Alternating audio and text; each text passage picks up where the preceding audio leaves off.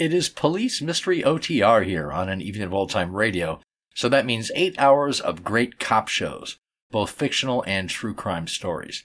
I'm Greg, so glad you're here. We got a big mix of shows tonight, from well-known to a few lesser-known ones, and some really old ones.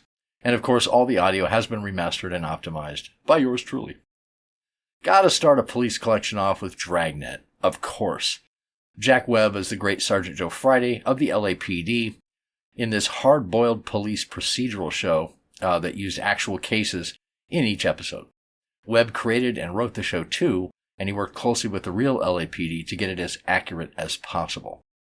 It was one of the most popular shows on radio, and it was extremely popular with real police officers due to its realism. Here is The Big September Man from September 27, 1951, about a secretary beaten to death with a pipe. And after that, a lesser-known and short-lived show called Inspector Thorne, which only ran for a few episodes in 1951. It was produced by the rather famous husband and wife team of Frank and Ann Hummert, who also produced shows like Mr. Keen, Tracer of Lost Persons, Mr. Chameleon, and many, many others. Carl Weber played the cop who acted dumb with criminals, but was actually quite far from it. I like this show, and it's a shame that there weren't more episodes broadcast. Here is The Defrosted Refrigerator Murder Clue from August 10th of 51. Enjoy. The story you're about to hear is true. The names have been changed to protect the innocent. Fatima Cigarettes, best of all king-size cigarettes, brings you Dragnet. You're a detective sergeant. You're assigned a homicide detail. An attractive blonde secretary is found beaten to death in a downtown office building. You've only one lead to start with, a length of steel pipe wrapped in heavy paper. There's no trace of the killer. Your job? Get him. Dragnet, the documented drama of an actual crime. For the next 30 minutes, in cooperation with the Los Angeles Police Department, you will travel step by step on the side of the law through an actual case transcribed from official police files. From beginning to end, from crime to punishment, Dragnet is the story of your police force in action.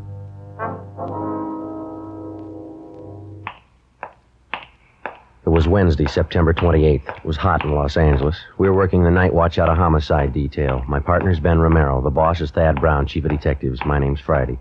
I was on the way back from the crime lab, and it was 11:48 p.m. when I got to room 42. Homicide. Romero? Ben?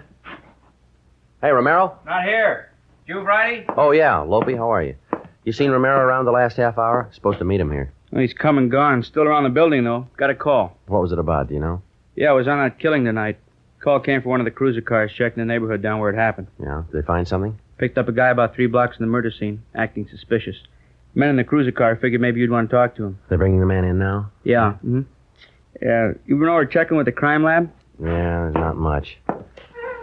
The murder weapon's about all we got so far. It's a piece of pipe with heavy manila paper wrapped around it. Uh-huh. Light and prints do any good? Yeah, they lifted a lot of fingerprints. They all belong to the victim. None of them are foreign. Mm-hmm. Hey, you got a toothpick, Joe? And corn on the cob from there. No, I haven't. Why don't you try the top drawer over there in Mike Pena's desk? He usually has Oh, some. yeah. Thanks. I understand there wasn't much to look at, the killing, I mean. It was a pretty vicious thing. The girl took a terrible beating. Oh.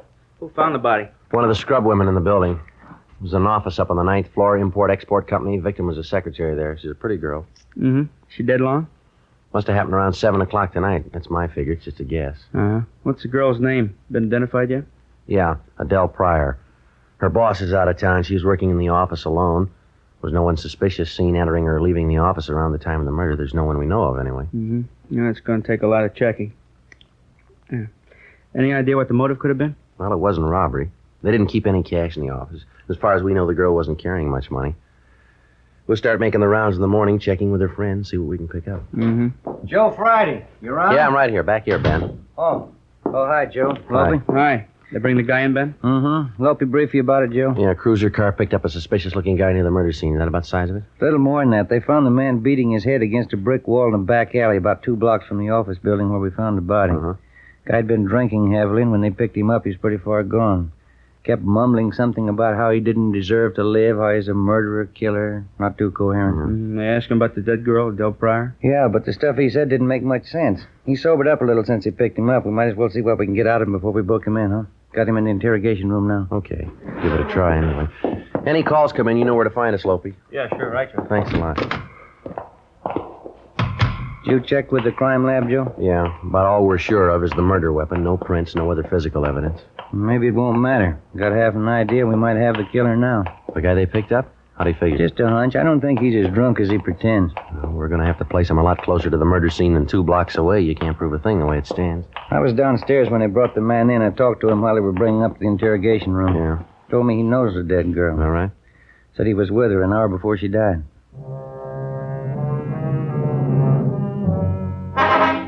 Shortly before 8 o'clock that night, a scrub woman in a downtown office building near the intersection of 8th and South Grand Avenue entered an office on the 9th floor of the building to do her usual cleaning chores. Lying face down behind a desk in the small office, she found the body of 28-year-old Secretary Adele Pryor, beaten to death. When we arrived at the scene, routine investigation began, but almost immediately we found ourselves down a blind alley. Repeated questioning of all persons in or about the office building failed to turn up anything in the way of leads. Thorough investigation of the murder scene by the crime lab crew met with the same kind of luck. They knew they had the murder weapon. That was all. The deputy coroner arrived and removed the body to the morgue for posting. At 10 o'clock that night, 3 hours after the approximate time of the Pryor girl's death, officers in a cruiser car patrolling the area found a drunken man butting his head against a cement wall and muttering incoherently about a murder. He was picked up and taken immediately to the interrogation room where Ben and I questioned him. We'd talked to him a full hour before he began to make sense. He gave his name as Robert French, age 34, an unemployed electrical engineer. While we questioned him, 2 men from Homicide were sent to check the hotel room where French told us he was staying. I don't know. I guess I had 3 or 4 drinks at Dusty's place, and I went down the street to the Blue Canary, had some more drinks there. I don't remember what happened after that. I wasn't feeling so good. You say you were drinking at Dusty's place around 7 p.m., is that right, Frank? Suppose so. I wasn't watching the clock. I guess it was around 7. Well, did you talk to anybody while you were in the bar? No, just the bartender. His name's Sarge. I don't know his last name. He'll tell you I was there. What time was it when you got to Dusty's place, French? I couldn't tell you for sure. About 6:30 maybe. Sarge could probably tell you, the bartender. When you were coming up in the elevator, you told us you knew Adele Pryor. Yeah, I knew her. Used to work for her husband. Her ex-husband, I mean. They've been divorced 7, 8 years now. Mm-hmm. You said you saw Adele Pryor in her office late this afternoon, French. What was the reason for the visit? I borrowed a couple of dollars from her. She was always pretty good that way. Nice kid. Don't know why anybody'd want to kill her like that. Well, how about the show that you were putting on out in the street tonight, French? Beating your head against that wall? What was that all about? Drunk. Really drunk. Felt so low I wanted to kill myself. Just lay down and die. Well, how's that? You remorseful? Felt sorry for something you'd done? I don't know.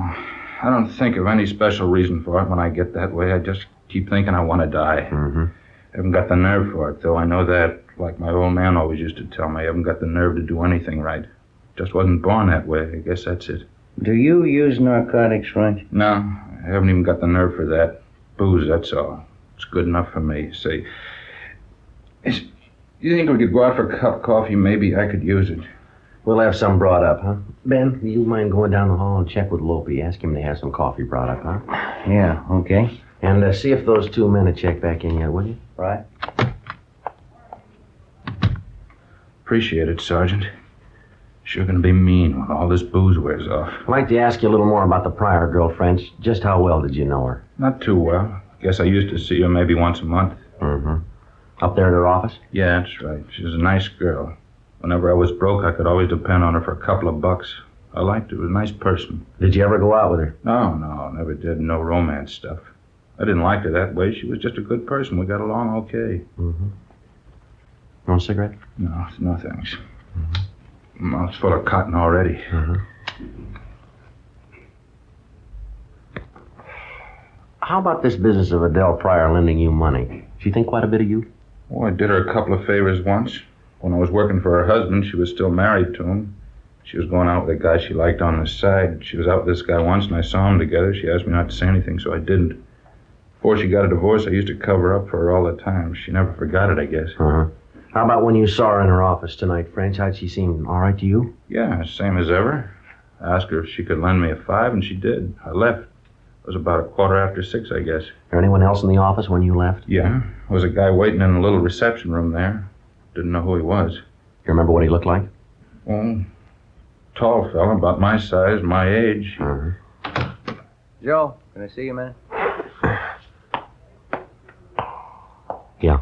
Dorothy and Brian have checked in and just got back from going over French's hotel room. They find anything? White shirt, a pair of brown shoes, pair of dark trousers. What about them? Bloodstains on all of them. The stained pieces of clothing found in the suspect's hotel room were delivered to Lieutenant Lee Jones at the crime lab for detailed examination. Coffee was brought in, and Ben and I continued to question French until about 4 a.m. He denied any knowledge or complicity in the killing of 28-year-old Adele Pryor. He told us the blood-stained clothing in his hotel room was the result of an accident he'd been in 2 weeks before when he'd been drinking heavily. He was checked through R&I while we talked to him, but he had no previous criminal record.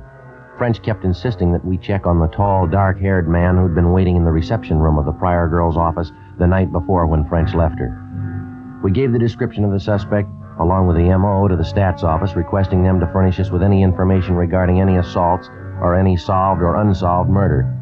At 4:15 a.m., we booked in Robert French at the main jail on suspicion of 187 PC, murder. The next morning at 10 a.m., the legwork began. Lopez and Doherty from Homicide started checking on the background and alibi of the suspect, Robert French. It didn't hold much water. None of the people at either of the bars where French said he'd been drinking at the time of the murder could definitely vouch for his presence, but they all volunteered the information that no matter how much he drank, French was never violent toward other people, only himself. Lopez and Doherty continued investigating the suspect while Ben and I checked on the background of the victim, Adele Pryor. At 8:25 p.m., we got back to the office. Hi. Been waiting for you two. Hello, Opie. You and Doherty do any good? Nothing to celebrate over. Long day, tired feet. What'd you find out, Lopey? Anything new at all? Oh, maybe French is our man. Can't prove it by me. Every place we checked, everybody we talked to, same answer. Yeah? He's a smart guy with a good education. He's on the bottle and he's out of work. Everybody seems to like him. He gets drunk, but he never bothers anybody. That's about the worst anybody can say about him. Drinks too much. Well, how about his being friends with the dead girl? Did you dig up anything there? Yeah, it only proves he was telling you the truth, though. As far as we could find out, there was nothing going between the two of them. Mm-hmm. Everything we got only verifies what he told you. He had no interest in the girl except a bar offer when he was broke. You got in touch with the girl's ex-husband, did you? Yeah, he couldn't add anything. All clear there. Mm-hmm. Hey, by the way, here, Lee Jones called from the crime lab just before you came in. What did he have, Lopey? Finished testing the bloodstains on those clothes they found in French's hotel room. None of the stains on them match the victim's blood type. It's another dead end. Yeah. It's sure hard to figure. You got anything else, Lopey? Oh, yeah. You got me stopped. A report for you from the stats office. Oh, thank you. He asked to make a run for you last night, didn't Yeah, I did. What's it look like? Just a minute. Yeah, well, it doesn't help much. Looks like more legwork. he? What's that, Joe? Well, French told us when he left Adele Pryor last night, there was a man in the reception room waiting to see her. He gave us the guy's description, and the stats office made a run on it for us. This is the best one they got. Yeah? The guy's name is William Tanner, WMA, 33 years old, 6'1", 195 pounds, dark hair, dark complexion. Fits the description French gave us of the guy. And the rest of it's a lot closer to home. How do you mean? William Tanner was a prominent suspect in the Donaldson murder last September. Testimony of friends and relatives subsequently cleared him. Donaldson's murder is still unsolved. Mm-hmm. Well, what's the point? Well, the same thing that killed Donaldson killed Adele Pryor. What do you mean? Piece of steel pipe wrapped in paper. To the working detective assigned to examine a criminal case, the element of coincidence when it occurs generally serves to complicate any investigation. Toward the solution of the crime, coincidence may mean a lot or it may mean nothing. In any event, it can't be dismissed. This time we had two examples of coincidence to deal with. A girl had been beaten to death in an office building. Within 2 blocks of the murder scene, we found a man fairly well acquainted with the victim who admitted seeing the girl within an hour of her death. Primary investigation uncovered some facts which tended to incriminate the man, some facts which tended to prove him innocent. Was his presence in the immediate neighborhood of the killing only coincidental, or was he there at the particular time for the purpose of murder? We didn't know. By the same token, a man by the name of William Tanner was suspected 1 year before of beating an elderly woman to death with an identical murder weapon, a length of steel pipe wrapped in paper. This same person, William Tanner, matched the description of a man reportedly seen entering Adele Pryor's office shortly before she was murdered. Tanner also had a criminal record of 1 conviction for assault. Maybe it was a lead, Maybe it was nothing. It had to be checked out. We showed Tanner's mugshot to our first murder suspect, Robert French, but he failed to identify it. We went to William Tanner's last known address, but he'd moved. We checked with his next of kin, his brother, Martin Tanner. He was with the city fire department. We found him on duty at the neighborhood fire station on Norwich Avenue. No, I'm afraid not, Sergeant. I haven't seen my brother Bill in 3 weeks now. If he's not at his apartment, I couldn't tell you where to find him. We tried the last address we had on him. He wasn't there. 8625 Norman Road? Oh, no. He moved out of there 6-7 months ago. I got his new address in my locker. I can give it to you if you want. We'd appreciate it, yeah. Okay, back this way and then upstairs. All right. What's it about, Sergeant? My brother in some kind of trouble again, I guess, huh? Oh, it's just a routine check. You sound like you almost expect your brother to be in trouble, Tanner. To tell you the truth, I guess I do. I don't know what... Excuse me a minute. No, it's not our call.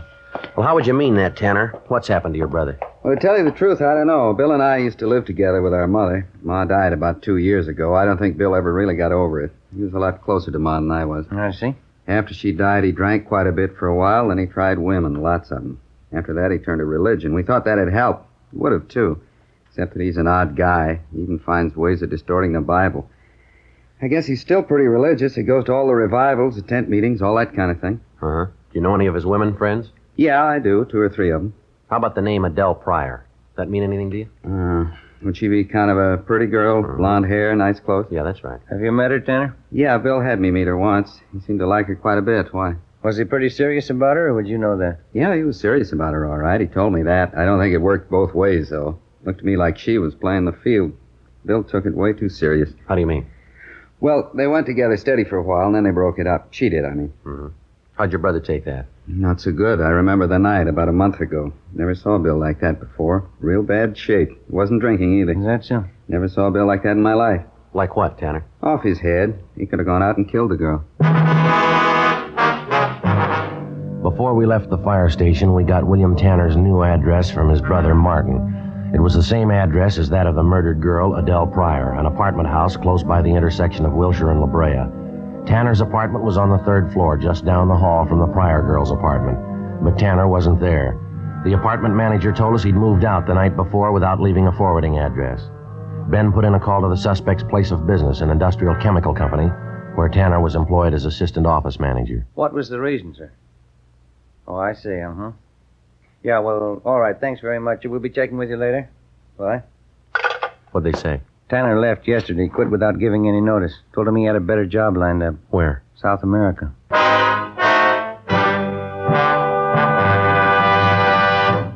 You are listening to Dragnet, authentic stories of your police force in action. Saturday, October 1st, 8 a.m. We got out a broadcast and an APB on murder suspect William Tanner. We checked with the local U.S. State Department office, but they had no record of granting a passport recently to a William Tanner to travel in a South American country. We talked to the various consulates in the city representing South American nations, but none of them had issued a visa to a William Tanner recently or anyone answering his description. Together with Brian and Lopez from Homicide, Ben and I continued the search for the missing suspect. The deeper we checked into his background, the more we became convinced that mentally, Tanner was far from normal. Most of the people who knew the suspect told us the same story his brother had given us. In recent months, Tanner had taken strongly to religion. He attended revival meetings and similar religious exercises every night in the week. He talked nothing but repentance. He quoted the scriptures constantly. He adopted the habit of carrying a Bible with him wherever he went, reading from it aloud every chance he got. He kept urging his friends to join him in being saved. On Monday, October 3rd, we began a check of the various revival halls. On Wednesday, October 5th, we found him. He was attending a gospel revival in a meeting hall in the south end of the city. He told us he had a room in a small hotel directly above the meeting hall, but he seemed reluctant to take us up there. While Lopez and Brian got a pass key from the manager and went up to check the room, Ben and I questioned Tanner downstairs in the lobby of the meeting hall. I'm sorry to hear about Adele. What happened to her? It's a terrible thing, isn't it? Yes, sir. We understand you knew Adele Pryor fairly well, Mr. Tanner. Is that correct? Yes, that's correct. I liked her quite a bit at one time. We used to see a lot of each other. I was engaged to her, you know. Well, how is it you never married, Tanner? Did she break off the engagement? No, I was lucky. I found out in time. I broke off with her. Well, how do you mean you found out in time? What'd you find out? I found the truth, Sergeant, the everlasting word. For know this and understand, that no unclean person or covetous one has any inheritance in the kingdom of Christ and God. For these have given themselves up in despair to sensuality, greedily practicing every kind of uncleanness. Do not then become partakers with them. That's the everlasting word, Sergeant, the Holy Book. Yes, sir. I'm not quite sure I follow you. Open your eyes and ears to the everlasting word, and you will know and understand all things. It's very simple, officer. I don't want to say anything uncharitable about her.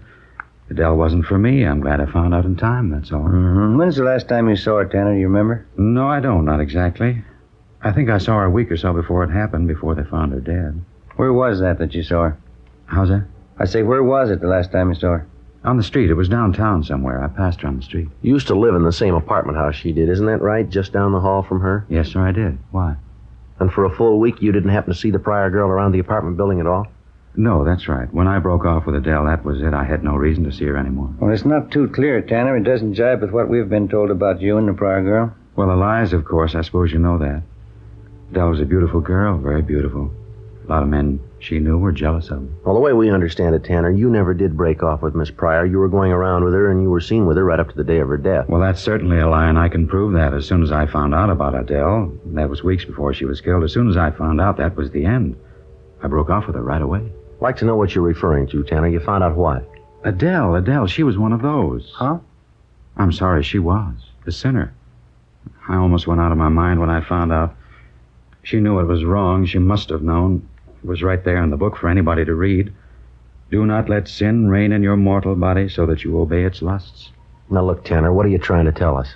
It was terrible. She sinned all the time. She committed terrible sins. Will you come into the side room over here? I can tell you all about her. I'd just as soon not talk about it here. Sure, go ahead. In here. All right. Mm-hmm. Just one question before you get started, Tanner. Yes? Did you ever visit Adele Pryor at her place of business downtown at her office? No, I never did. Why? Did you visit Adele Pryor at her office the day she was killed? The Lord is my witness, Sergeant. I have nothing to fear. Why should you ask me that question? We have a report that you were seen going into the office less than an hour before the Pryor girl was murdered. I'd like to have you clarify that for us, if you would. Certainly. It's a lie. You're sure you weren't in that office with her just before she died? Well, let me tell you about her sins. There was never anything as evil as this, Sergeant. Is that right? Yes, it was a terrible shock. I liked Adele. I think I loved her. We'd been going out for 2 months. Sometimes I'd take her here so that she could learn about the everlasting word, so that she could know about the terrible sins some people commit. Oh, drinking and parties and carryings on. Things no one should do, especially girls like Adele. Beautiful girl. How can you be sure she was doing anything wrong, Tanner? Do you have any real proof of that? Everything, Sergeant, I knew. Just knowing that she was sinning against the Lord. Did you know any of the other men she went out with? They were sinful, I knew that. They only liked Adele because she was beautiful. Did you know any of the men, Tanner? Did you know for a fact that there was anything wrong? I knew everything, Sergeant. She was a beautiful girl, and I thought she was a woman of the Lord, and I wanted her for my wife. But she gave in to sin. Now, I guess that's her business, Tanner, how she lived. We're trying to find out how she died. Well, just let me tell you about it. I'd lie there in the dark in my room upstairs, and I'd wait to hear her come in down the hall. It was always late, 2 and 3 o'clock in the morning I'd hear her come in. You still haven't told us, Tanner. What about the men she went out with, this Pryor girl? Slaves of the devil, every one of them. I thought I'd go out of my mind. All right, now, come on. You want to tell us, mister, how about it? Is that what made you do it? No, wait a minute. You don't want to wait to listen. You say made me do it. Made me do what? I think you know what we mean, Tanner. You want to tell us now? It's a terrible thing, all this sin around us. It's a grave thing, the whole world. There is not one just man. There is none who understands. There is none who seeks after God. There is none who does good. No, not even one. Their throat is an open sepulchre. With their tongues they have dealt deceitfully. The venom of asps is beneath their lips. Their mouth is full of cursing and bitterness. Destruction and misery are in their ways, and the path of peace they have not known. There's no fear of God before their eyes. No fear of God. Yes, sir. We'd still like an answer to our question. Maybe we could talk a little better downtown. The wisdom and the knowledge is here and now. I knew Adele and her terrible sins. They had to be paid for. Adele had to pay for every one of them. You want to get to the point, mister. Now, what is it? What are you trying to tell us? The grace of our Lord Jesus Christ and the charity of God and the fellowship of the Holy Spirit be with you all. Amen. So she sinned and so she died. Yeah. In the name of God and in the name of our Lord. Amen. I killed her. William Harold Tanner was brought downtown immediately, where he volunteered a complete statement admitting full guilt for the murder of Adele Pryor. Blood-stained clothing found in his room corroborated his story. It was obvious that the man was mentally unbalanced. He gave us the details of how he murdered Adele Pryor because she spurned his attentions. We began questioning him about the Donaldson murder, which had taken place more than a year before and which was still unsolved. The victim, 64-year-old Louise Donaldson, had met death in the same manner as Adele Pryor. No, I didn't know the old lady, but she had money. I'd been told that. I was broke and I needed the cash, so I thought it'd be a good thing. This was in September, a year ago, that you murdered her. Yes, sir, September, all right. She was all alone. She didn't have anybody. She was sick. I probably did her a favor. Your package here says that you figured in the investigation on the plot to blow up the Rexmore Hotel about 3 years ago, homemade bomb planted in the basement of the hotel? Yes, that was mine 3 years ago in September. You never could have traced it. Too bad the bomb didn't go off. I hated those hotel people. Is that right? What was the matter? I worked at that hotel once, you know. Worked hard, too. One Saturday, they held up my paycheck. I didn't get it till next Tuesday. Never forgot that. September. September. Now, what's that got to do with it? I don't know, really. September's always been the time, that's all. I work into some kind of trouble. Last 4 years, every September. I don't know what it is. Seems to be the best time to get rid of them. Yeah, September. It's always September. Mm-hmm. I didn't really want to kill Adele. There wasn't anything else I could do. She was a sinner. Yeah. Drinking, running around. She committed sins all the time. Worst kind of sins. Terrible. Let me tell you, maybe you better check the book, Tanner. You're way ahead of her. What do you mean? What kind of sin's worse than murder?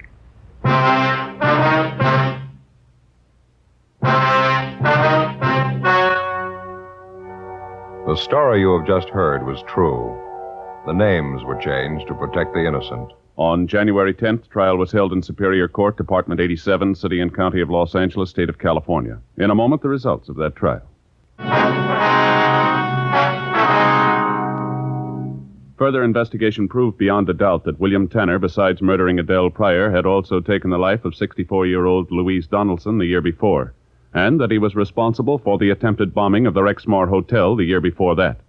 After examination by 3 psychiatrists appointed by the state, the suspect was found to be sane at the time of the murders.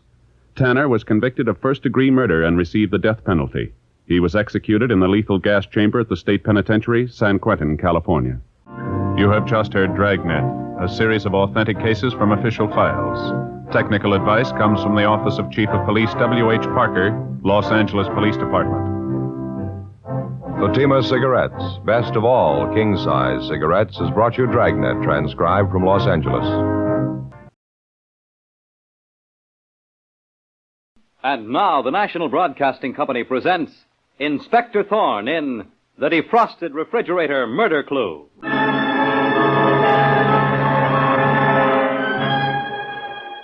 Tonight, the National Broadcasting Company presents the exploits of the spectacular young Inspector Thorne of the Homicide Bureau, whose investigations rank with many of the most celebrated ones in the annals of crime fiction. An investigator smart enough to claim he is dumb, and modest enough to believe it. Tonight, Inspector Thorne turns to The Defrosted Refrigerator Murder Clue. The scene is the kitchen of a large home, and standing before an electric refrigerator, we see a charming young woman, obviously quite out of her element in a kitchen, her costly frock protected only by a small apron. She is Marcia Winters, wife of the wealthy banker Arnold Winters. And as she opens the refrigerator door, we hear her say to herself, "Oh, another kitchen job that I hate. This refrigerator needs defrosting again." How my friends would laugh, seeing me, of all people, the glamorous young wife of old moneybags Arnold Winters, doing kitchen work. But I have my reasons. Marcia? Well, Emily, my own darling sister-in-law. I came here for a showdown with you, Marcia. A showdown, Emily? What about? I'm your husband's sister, and you are his wife. Oh, nothing for us to quarrel about there, Emily. Both are a matter of record. We're practically sisters. Sisters forget they're sisters when they're both infatuated with the same man. What do you mean by that? You know what I mean, Marcia. I warn you to let my fiancé, Eric Stevenson, alone. Or... All right, you asked for it. Eric Stevenson is not your man. He's mine. Mine, I tell you. And we have plans that don't take you into account. You're married to my brother. I'll tell him the whole thing. I can wrap him around my finger. He won't believe you. Listen, Marcia. You'll put Eric Stevenson out of your life, or I'll kill you. Emily, put down that knife. I'm going to kill you with this kitchen knife. Emily, stop. I promise anything you ask. Anything. All I want is for you to stay away from Eric Stevenson. I promise never to see Eric again. Now, give me that knife, Emily. You swear never to see Eric again? Yes, yes. All right. Here's the knife. Now, I have the knife. And you have a promise I don't intend to keep. Get out, Emily, or I'll call the police and accuse you of trying to murder me. Get out. I'll get out. But you haven't heard the last of this, Marcia. You'll never get Eric Stevenson.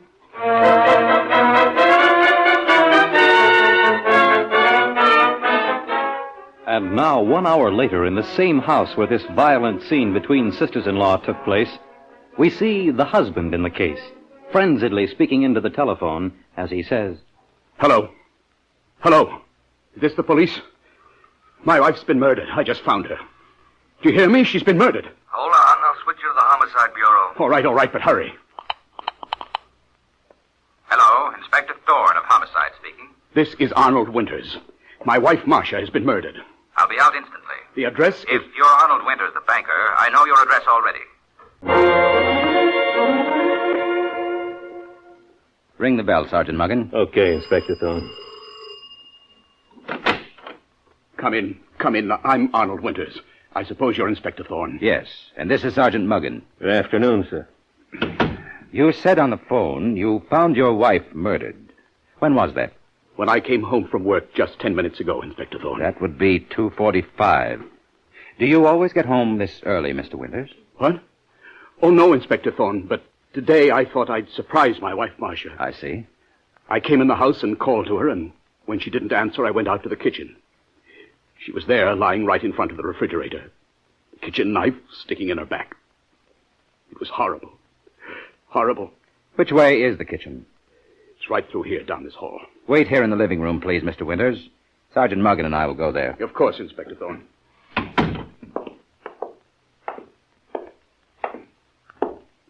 Here we are, Muggin. This is the kitchen. Boy, look at that kitchen knife in her. Send the knife to the lab for a fingerprint check immediately. Right. Say, look at this water by the refrigerator, Chief. That's interesting. The murdered woman must have been in the process of defrosting her refrigerator when she was stabbed. Muggin, does she look like the type of woman to enjoy working in the kitchen? Not by a long shot. That expensive dress she's wearing is certainly not meant for kitchen work. She was sure a lot younger than her husband, Arnold Winters. That's another interesting point, Muggin. I think I'll have a talk with Arnold Winters right now. Did you discover anything about my wife Marcia's murder, Inspector Thorne? Nothing yet, Mr. Winters. Did you and your wife have many quarrels? We never quarreled, Inspector Thorne. Marcia and I were ideally happy. Your wife was a great deal younger than you. Marcia was my second wife. I have a son, Bob, by my first marriage. He's 22 now. Oh, is this the servant's day off, Mr. Winters? We have no servants, Inspector Thorne. Marcia said she preferred taking care of her own home. Funny thing for the young wife of a rich banker to do. She was that kind, Inspector Thorne. That's one of the things that made our marriage so ideal. And you came home early to surprise your wife? Yes. Wouldn't a better word for surprise be trap? You came home because you were suspicious of your wife, didn't you, Mr. Winters? I trusted my wife implicitly, Thorne. Oh, Sergeant Muggin, go see who's at the door. Okay, Chief. Are you expecting any callers, Mr. Winters? I'm expecting my sister Emily. I telephoned her right after I called the police. This way, ma'am. Where is he? Where is my brother? Oh, Arnold. Poor Marcia. I can't believe she's dead. Murdered in the kitchen. Emily, this is Inspector Thorne and Sergeant Muggin. My sister, Emily Winters. How do you do, Miss Winters? Please sit down. Inspector Thorne, how could anyone do such a dreadful thing? Miss Emily, when did you last see your sister-in-law, Marcia? Not for days, poor thing. I see. Sergeant Muggin, did you send the kitchen knife down to the laboratory? Yeah, Chief. They're working it over for fingerprints right now. The kitchen knife? That was the murder weapon, Miss Emily. But there could be a great many fingerprints on that knife. I mean, probably all of us picked it up at some time or other. You don't have to worry, Miss Emily. Not if you haven't been here for days. Yes, of course, but... Well, you can't tell, Inspector Thorne. I'm a little slow on the uptake, Miss Emily, but I think you're lying to me. At what time today were you in this house? I wasn't here. I might as well tell you. In a murder case, that is the only policy to follow. Well, Inspector Thorne, I came here at 2 o'clock this afternoon. Marcia and I had a little chat, and then I left. And during the course of that little chat, you picked up the kitchen knife and threatened to kill her. Arnold, you said you wouldn't tell the police anything. What? Emily, Looks like you've been holding out something too, Mr. Winters. Just what did happen, Emily? I'd like your version of it. Marcia laughed at me. She said she wouldn't give up my fiancé, Eric. She said she and Eric had plans that didn't include me. When I picked up that kitchen knife, I only wanted to frighten her. I never would have used it to kill her. Marcia said she wouldn't give up your fiancé, Eric. That's what she said. Imagine her. My brother's wife saying that. It was just the way I told Arnold. Emily, you must... Why shouldn't I tell the police what you knew about Marcia and Eric? You told them about me. Your brother didn't, Miss Emily. You did. Looks like you're saving me a lot of trouble here. Don't like to use my brain any more than I have to. What? You and your brother's young wife were fighting it out over some man named Eric, and she was murdered. Now, just who is this Eric? Eric Stevenson. He's an investment broker. About the same age as your brother, I guess. Why, no. Eric is 25 years younger. But why bring Eric into it? Marcia promised me to put Eric out of her life entirely. Sergeant Muggan, check up on this man, Eric Stevenson. Maybe he didn't want to be put out of the murdered woman's life. Right, Chief. Now, Mr. Winters, what do you know of this man, Eric Stevenson? I've never met him or heard of him until today. Husbands are usually the last to know. I don't really think there was anything between Eric and Marcia. I'm just a jealous woman, I guess, Inspector Thorne, always imagining things. Imagining that Marcia told you she and Eric had plans. Imagining the kitchen knife with which you threatened her. Those won't be imaginary fingerprints that we find on the murder knife, Emily. Marcia was alive when I left this house, Inspector Thorne. If I were you, Inspector Thorne, I'd look into Eric Stevenson more closely. Mr. Winters, how long have you known about this relationship between your wife and Eric Stevenson? Only since this afternoon, since my sister Emily told me about them. I went to see Arnold as soon as I left Marcia. I told him the whole story. That's right. And I was with Emily from that time until I came home. So you see, Inspector Thorne, I couldn't have killed Marcia. How do you know at what time your wife was murdered, Mr. Winters? I don't. I just meant if Emily and I were together all the time after she left Marcia in the kitchen alive. Where does Eric Stevenson live, Emily?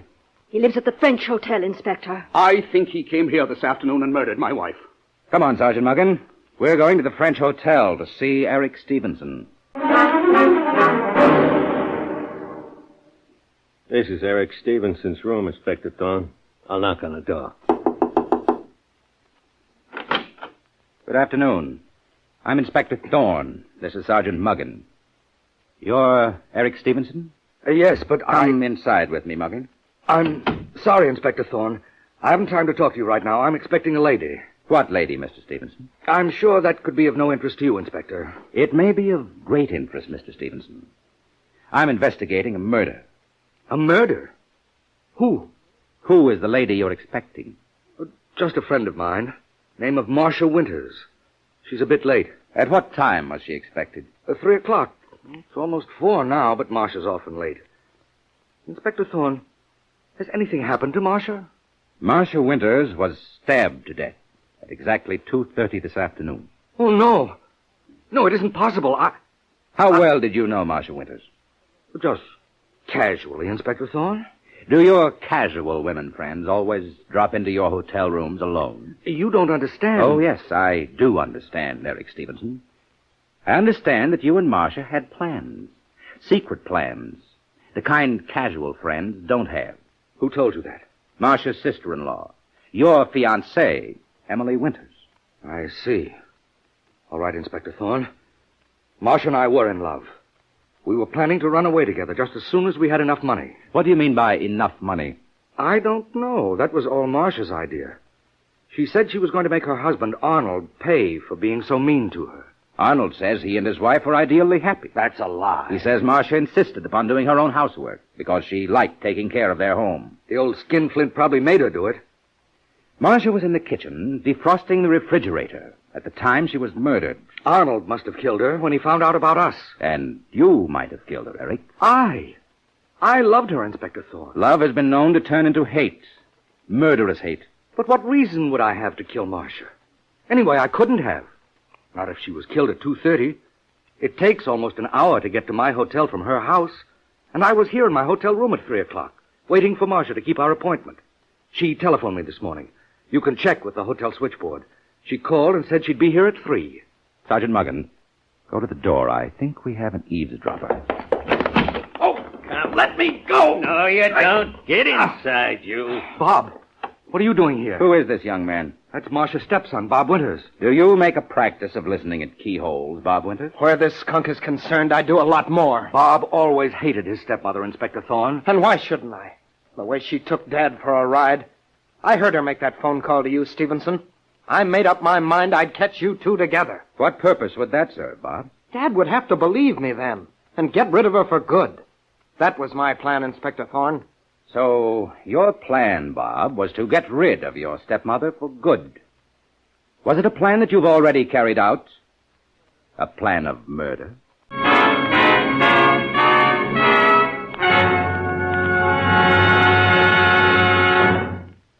Inspector Thorne in the Defrosted Refrigerator Murder Clue will return in just a moment.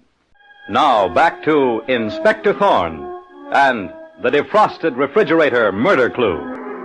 Investigating the murder of Marcia Winters, Inspector Thorne discovers that she was planning to leave her wealthy husband, Arnold, and run away with Eric Stevenson, her sister-in-law's fiancé. While Inspector Thorne and Sergeant Muggan are questioning Eric Stevenson at his hotel, they discover the murdered woman's stepson, Bob Winters, listening at the door. And now we hear Inspector Thorne saying, That was your plan, wasn't it, Bob? To murder your stepmother, Marcia, and then come here and put on this act to convince the police of your innocence. Marcia dead? I didn't know. That's what you'd like us to believe. Why did you kill her? Look, Inspector Thorne, I won't pretend that I'm sorry my stepmother is dead. I'm not. I hated her. Hated what she was doing to Dad. But I know nothing about her being murdered. I didn't even know she was murdered until you just told me. Where have you been all day? Why, just wandering around. Just wandering around, hmm? It may interest you, Bob, to know that you have the weakest alibi of any suspect. Eric Stevenson says he was right in this hotel room at the time of the murder. As for your Aunt Emily and your father, they say they were together. Aunt Emily and father? Eric Stevenson here says your father didn't treat your stepmother well. Eric's a liar. I'll tell you something, Inspector. My stepmother was doing her own housework. Why, Bob? Your father's a very rich man. Because she was paying me off. Paying me every cent she could get together. So I wouldn't tell Dad about her having an affair with Eric. So you go in for blackmail and murder. Why should I kill Marcia? I was getting plenty from her. Every cent she could get from Dad, including the money he gave her to hire servants to do the housework. Work she did herself. Sergeant Muggan. Yes, Chief. Telephone headquarters and see if the boys have uncovered that information I asked for. Right away, Chief. And then, Muggan, you and I are returning to the murder house to have a further talk with the murdered woman's husband, Arnold Winters, and his sister, Emily. And we're taking Eric Stevenson with us.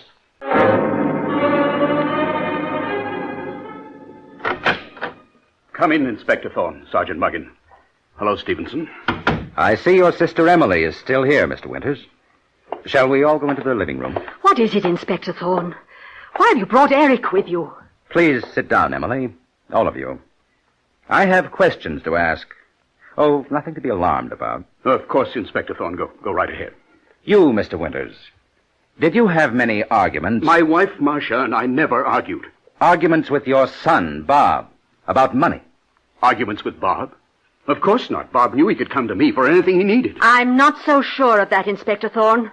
Only the other week, Bob borrowed some money from me, his aunt. Emily. How about Eric Stevenson, Miss Emily? How much money has he borrowed from you? Not a penny. That's absolutely right, Inspector Thorne. Eric never asked me for money. But you did go out together. Well, naturally, Inspector Thorne. The theater, the best nightclubs. Eric and I always had a wonderful time. Considering that Eric is practically penniless, that's very interesting. Eric's an investment broker. My men have checked that, Emily. Eric Stevenson is not a broker. In fact, he has no visible means of support and no bank account. What if I haven't? Is that a crime, Thorne? Men who are penniless don't usually take their fiancées to expensive nightclubs, Eric. All right, I paid the check. Because I wanted to. Eric and I loved each other. That was all that mattered. Is that right, Eric? Entirely, Inspector Thorne. How many women did you love, Eric? Your fiancée, Emily, Your fiancée's sister-in-law, Marcia. Was that the trouble? You loved too many women, and so you had to eliminate one from your life? I did love Emily, Inspector Thorne. Until I met Marcia. Then no one else counted. Eric! Sorry, Emily. There was something about Marcia that wove a spell about me. I couldn't think of anything else. And you even forgot about Emily Winter's money. Or did you decide that you could get more from Marcia through her husband, Arnold? Inspector Thorne, I think Arnold Winters knew about his wife Marcia and me being in love from the very beginning. Inspector Thorne, you must believe me. I had no idea, no inkling that there was anything between my wife Marcia and this man, Eric, until this afternoon. For a big banker, you seem to miss a lot that's going on around you, Arnold Winters. If you mean my wife's affair with this man, I didn't know anything about it. And you saw nothing strange in the fact that your wife did not use the money you gave her to hire servants, but did all the housework herself. And you did not know that your own son, Bob, was blackmailing your wife, his stepmother. What? You are a very innocent man, Mr. Winters. Suspiciously innocent. I'll take it, Inspector Thorne. Hello, Sergeant Muggan talking. What? When? Okay, I'll tell the chief. Inspector Thorne, can I see you outside a minute? Everybody wait in here, please. Come along, Sergeant Muggan. That was headquarters, Chief.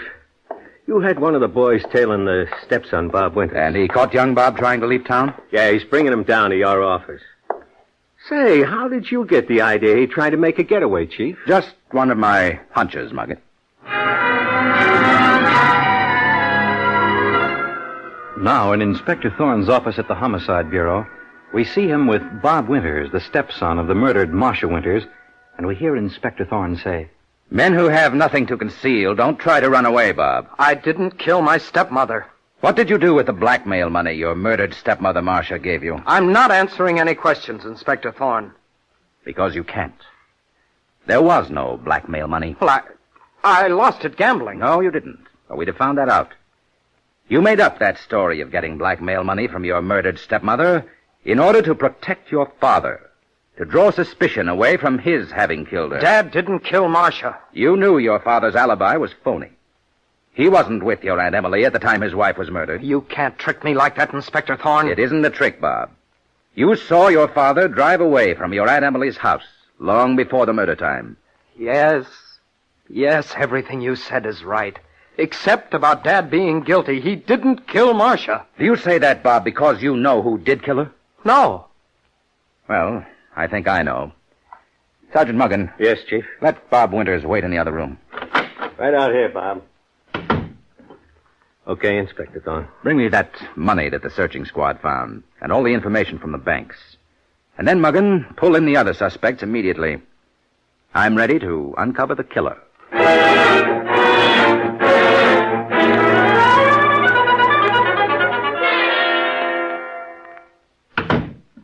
Got them outside, Inspector Thorne. Arnold Winters, the murdered woman's husband, his sister Emily, and her fiancé, Eric Stevenson. Who do you want in here first? Bring them all in, Sergeant Muggan. All of you, come in. I hope you have good reason for dragging us all down here this way, Inspector Thorne. Yes, Mr. Winters, I have. Have you ever seen this bank book before? Where did you get that? In your house, Mr. Winters. Among your murdered wife's belongings. It's a joint checking account you had with your wife, Marcia. An account which you closed over a month ago after you discovered that she had withdrawn $25,000 from it. What if I did? She had no right giving my money to Eric Stevenson. He's lying. Never mind that, Eric. I suppose, Arnold Winters, you realize what you have just admitted. You've admitted that you knew about your wife and Eric Stevenson over a month ago, at least. Marcia was a cheat. I've known about her and Eric all along. Marcia was worse than that, Inspector Thorne. Worse than that. My men discovered something that might interest you, Emily. There was no money among your sister-in-law Marcia's belongings, but we found money somewhere else. That was my money. Do you always keep $50,000 in cash in your house? My brother Arnold gave it to me this afternoon. My dearest sister was blackmailing me, Inspector Thorne. Emily said she'd tell you I'd known about Marcia and Eric all along. So you gave your sister Emily $50,000 to keep her quiet, but you wouldn't give your wife Marcia enough to hire servants to look after that big mansion of yours. I gave her money. She gave it to Eric Stevenson. That's why she did her own housework. Letting your sister blackmail you for $50,000 makes you look like our man, Winters. Dad didn't kill her, Inspector Thorne. Bob, you always jump quick to your father's defense, don't you? But, Inspector, you said... I was saying that your stepmother, Marcia, by being forced to work in the kitchen, has pointed out the murderer to me. Emily. Yes, Inspector Thorne? Would you choose to defrost the refrigerator, Emily, at a time when you were planning to leave the house? Of course I wouldn't, Inspector Thorne. Everything in it would be spoiled. Exactly. Yet one of you here said, as your alibi, that you were expecting the murdered Marcia Winters to visit you at 3 o'clock, a short time after Emily saw Marcia start to defrost the refrigerator in the kitchen. Marcia telephoned and made the appointment with me, Inspector Thorne. You can check the hotel switchboard. And Bob told you he heard her make the call. Yes. And that seems to let you out, Eric. Out? I was never in. I guess I was just plain dumb, suspecting you in the first place. Well, everybody makes mistakes, Inspector Thorne. I don't hold anything against you. Instead of thinking about you, I guess I should have turned my ideas to that defrosted refrigerator. Defrosted refrigerator? It strikes me as funny that a woman doing her own work like Marcia was would start to defrost her refrigerator if she were going out. That is odd. But I don't know much about defrosting refrigerators. No housewife would make such a mistake, especially in summer. A smart murderer would have turned the current back on and shut the refrigerator door. Yes. I'd say a man did the murder. If it weren't for another puzzling thing. What, Inspector Thorne? This lady's handkerchief I found, stuffed back in the freezing compartment of the refrigerator. Emily! Emily, you must have been crazy. That's your handkerchief. So you killed Marcia. I admit that handkerchief is mine, Inspector Thorne. I admit it's mine, but I swear I didn't murder Marcia. I don't know how it got there. I must have dropped it on the floor when I was quarreling with Marcia. Emily, do you think Inspector Thorne will believe that? In my slow-thinking way, I do believe her. Then you are stupid. This handkerchief was used to wipe the fingerprints from the murder knife. And you, Eric Stevenson, used it for that purpose after stabbing Marcia. What gives you that idea, you stupid fool? A woman wouldn't be any more likely to put her handkerchief in the freezing compartment of a refrigerator than she would to start defrosting it just before going out. Do you think you can send me to the chair on a stupid idea like that, Thorne? Your fingerprints are on the handkerchief, Stevenson. No. Oh, yes. They show on a fabric as well as on anything else. I never thought of that. And you didn't think we'd find out that you got a second telephone call at your hotel today.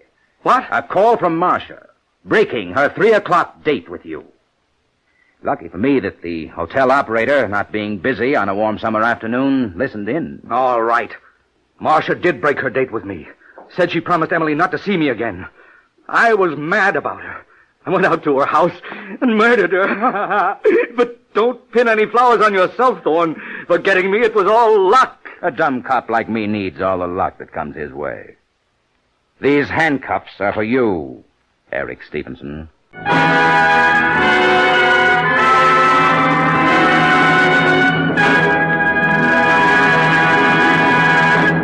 And so ends the Defrosted Refrigerator murder clue. The part of Inspector Thorne is played by Carl Weber, direction by Kenneth McGregor. The script was written by Geraldine Merkin and Edward Francis, based on the original radio play by Frank and Ann Hummert. This is Fred Collins inviting you to tune in again next Friday at the same time when the National Broadcasting Company will present Inspector Thorne in The High Style Murder Case. Stay tuned for Mr. Keene, Tracer of Lost Persons on NBC.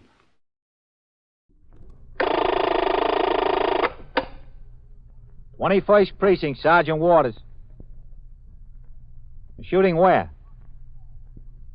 Talk into the phone, will you? Where's the shooting? Lexington and what? Yeah, well, who shot? Who? Yeah? You are in the muster room at the 21st Precinct, the nerve center. A call is coming through. You will follow the action taken pursuant to that call from this minute until the final report is written in the 124 room at the 21st Precinct. Okay. Go back there and wait. The officers will be right over there. Yeah, that's right. I'm sending them now. Right now. 21st Precinct, transcribed. It's just lines on a map of the city of New York. Most of the 173,000 people wedged into the 9/10 of a square mile between Fifth Avenue and the East River wouldn't know if you asked them that they lived or worked in the 21st.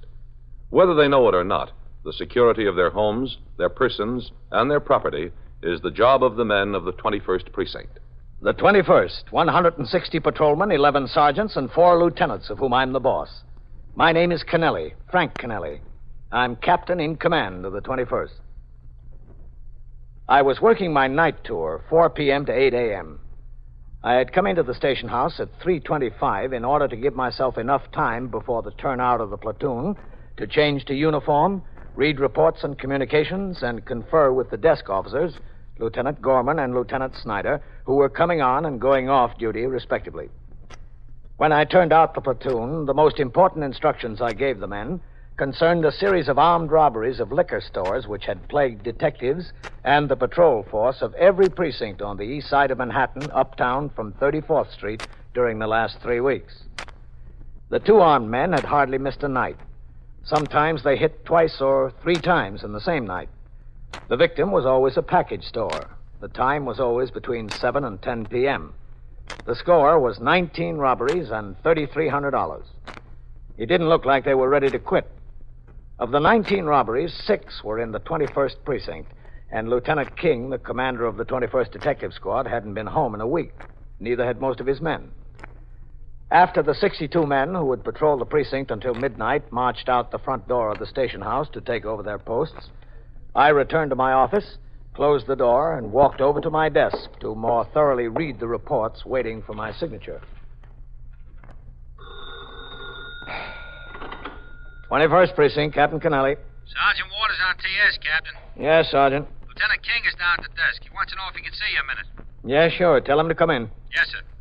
Okay, Lieutenant, go on in. Sergeant. Yes, sir. Have a car come by the house for me at 4:35. I want to go out on patrol. Yes, sir. Come in. No, come in, Matt. Hello, Captain. Saw the door closed. I thought you might have someone in here. Sit down, Matt. Yes, sir. No, I've been keeping it closed when I'm in here. Some psycho has been wandering into the station house and heading right for my office before anyone could stop him. He's got some story about the flying saucers being after him. Oh, him. We had him up in the squad, too. Well, how are you doing on those liquor store robberies, Matt? Get any line on them? Well, that's what I want to talk to you about, Captain. Yeah? The borough chief called all the squad commanders concerned to a meeting this afternoon. What do you have to say? Well, he had plenty to say for a half hour straight. 19 armed robberies, he said. Same 2 guys. Always in liquor stores, always between 7 and 10 p.m. Nobody's been able to get a line on them, he said. Nobody's been able to get to first base. Well, you can't say you haven't been working. No, sir, you can't say that. We've been running down every angle we get. We've been planting a few stores we thought they might hit. They've been doing the same thing in the other squads. What'd the chief say? 19 robberies and no shooting yet. He said to stretch it to the 20th would be going too far. Said if we don't get them right now, they're going to kill some victim. Yeah, well, I don't think he's far wrong about that. Well, sir, neither do I. I've been worrying about it all along. Well, what are you going to do? We're going to put almost 100% plant on package stores between 34th Street and 96th Street. Plant all of them? Well, there's a couple of hundred. Well, we're narrowing it down some. In the first place, these guys haven't hit a store where there's been more than 1 clerk. Always only 1 clerk on the job. Well, that takes it down a lot. Yes, sir. And out of the 19 jobs, only 2 of them were on cross streets. The rest were on avenues. Why do you figure that is? I don't know. Must be something in their mind, I guess. That takes it down some more, eliminating all the stores on the cross streets. Yeah? And they haven't yet hit a store that's been on a corner. Oh, haven't they? No, sir. Every one of the 19 has been in the middle of the block, or at least away from the corner. Well, I guess they figure there's more chance for someone to see inside the store if it's on a corner. Yes, sir, that might be it. So we've got it down to within reason. Well, are you going to plant 2 men in each? Yes, sir. There's been 2 stick-up men in every case, both of them armed. We'll need 2 to handle them. That'll take a lot of men. Well, everybody from the 5 squads is working. Yeah? The chief is putting half the men from the Manhattan East Homicide Squad and half the men from the Youth Squad on the job. And the chief of detectives is sending as many men as he can spare. 5 here, 6 there, 10 there. Yeah? The central office bureaus are giving us about 12 men. We've got a couple each from the safe and loft and narcotics squad. Mm-hmm. The chief got hold of every division commander in Manhattan East, and they're giving us about 20 plainclothesmen. And, we're asking the precincts concerned to furnish 4 or preferably 6 patrolmen to work in plain clothes. You caught me on a night when I'm kind of short, man. Well, I won't ask you for 6, Captain. How about 4? All right, I'll get you 4 men. Each of them will be assigned on a plant with an experienced detective. Yeah, that's the way it should be. When does this go into effect? Tonight. We've got the surveys made. We know the stores we're going to plant. It's all set for tonight. And how long do you expect it to continue? I don't know, Captain. Depends on when we get them. Immediately after conferring with Lieutenant King, I went out into the muster room and around behind the desk to apprise Lieutenant Gorman, the desk officer, of the situation. After considerable discussion, we determined the names of 4 patrolmen to be assigned to work with the detectives on this case. They were called in off their posts, told to change to civilian clothes, and report to Lieutenant King forthwith.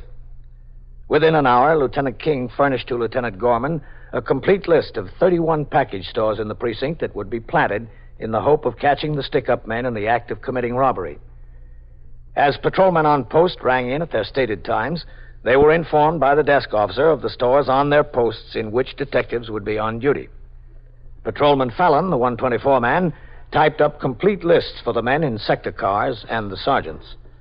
At 6:45 p.m., Detective William Novak of the 21st Squad and Patrolman Paul Vaccaro, who had been assigned to work with him in plain clothes, were on Lexington Avenue walking toward the Fairbridge liquor store, which they were under instructions to plant. Plant's the worst deal in the book. It's better than walking post. Yeah, well, you told me that 3 hours from now, and you're a liar.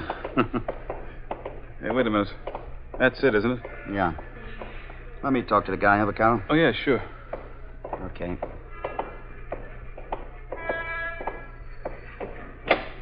Go ahead. What do you say? What did you have in mind? We've got a special in rum. We're detectives. Oh. My name's Novak.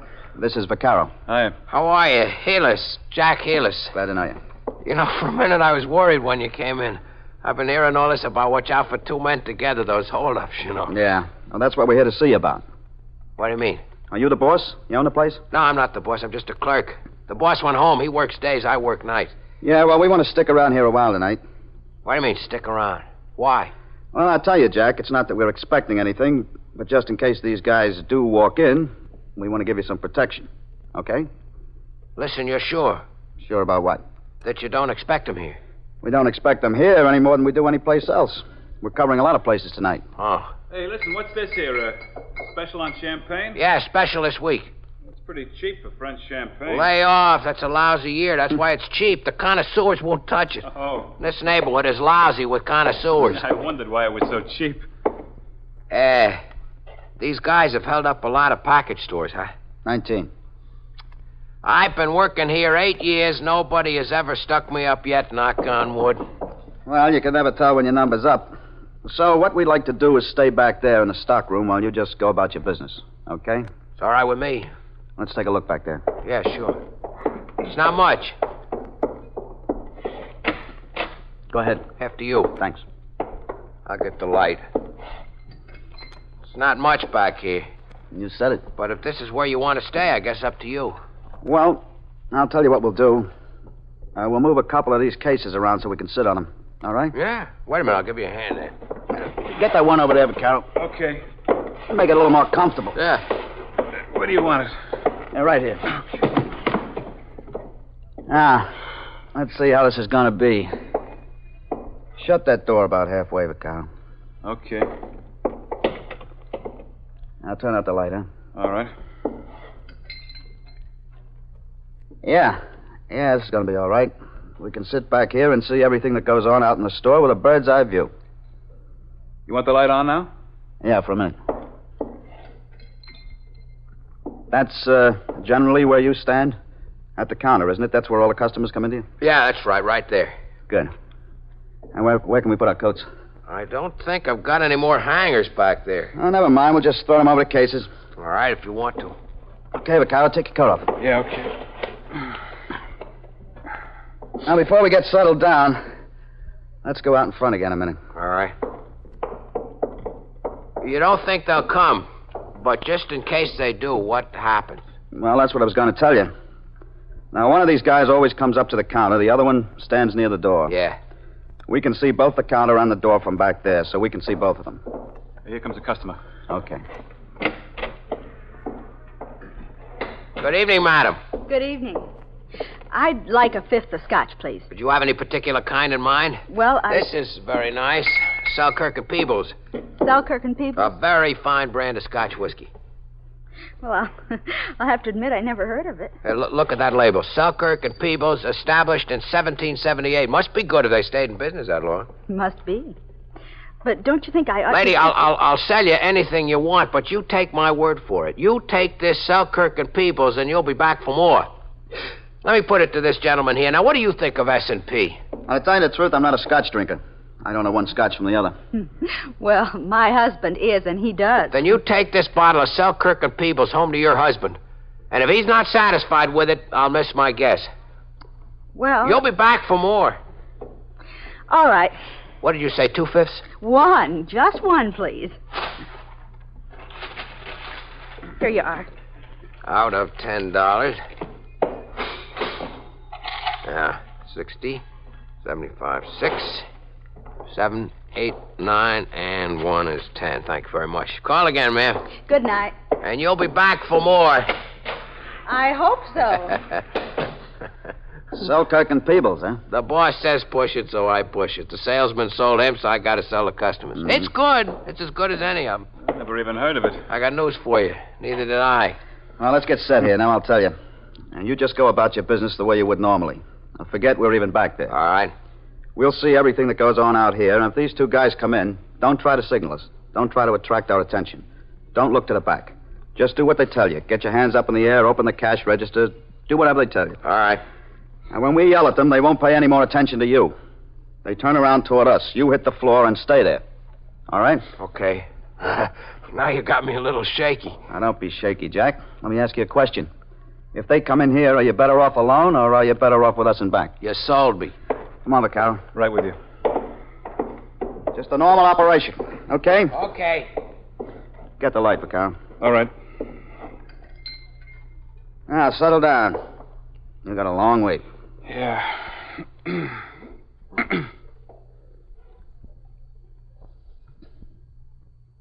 Think we ought to smoke back here? I don't see why not. Just keep it covered. Novak. All right, I see them. Sit tight. 2 of them. And they fit. Good evening, gentlemen. Good evening. What do you got in a bottle of rye? Yeah, here's a real nice one. Okay, I'll take it. Anything else? No, that'll be all. How much? That'll be $4.05. Easy. Yeah, sure. Thank you, gentlemen. Call again. Yeah. Good night. Bye. Oh, brother. Yeah. Jack, you're a real trooper. What do you mean I'm a real trooper? Those two guys looked right. You acted as natural as all get out. Well, why shouldn't I? They're from the shoe store around the corner. I've known them for years. All right, just keep up the good work. Hey, look, it's not going to be like that every time the door opens up, is it? I'll tell you. That depends who opens the door. You are listening to 21st Precinct, a factual account of the way police work in the world's largest city. Today's newspaper is just like yesterday's, you figure. Hardly seems worthwhile to buy one, since the authorities closed down all the newspaper plants except their own. Government decrees, new laws, work quotas. Makes pretty dull reading. And there's no sense in trying to figure out what's true and what isn't. You get their side of the news, or none at all. Can't compare it with others. There aren't any others. And people are so afraid to talk that you hardly get any news by word of mouth anymore. Well, that's the picture in some countries where the government owns or controls the press, but not in yours. You know why? It's because your government is absolutely forbidden from ever making a law to restrict freedom of speech or freedom of the press. Those freedoms were protected for you by a group of men who sat down 165 years ago and wrote out our Constitution and Bill of Rights. In the first article, they wrote, "Congress shall make no law abridging the freedom of speech or of the press." That's why you can buy a newspaper with an editorial page, where someone writes his views on a particular subject. If his views aren't in accord with yours, well, you can write in and tell him so, and like as not, they'll print your letter the next day. And you have a freedom of choice of which newspaper you want to read, too, or which book you want to buy, or movie you want to see. It's guaranteed for you by our Bill of Rights. It is one of our freedoms.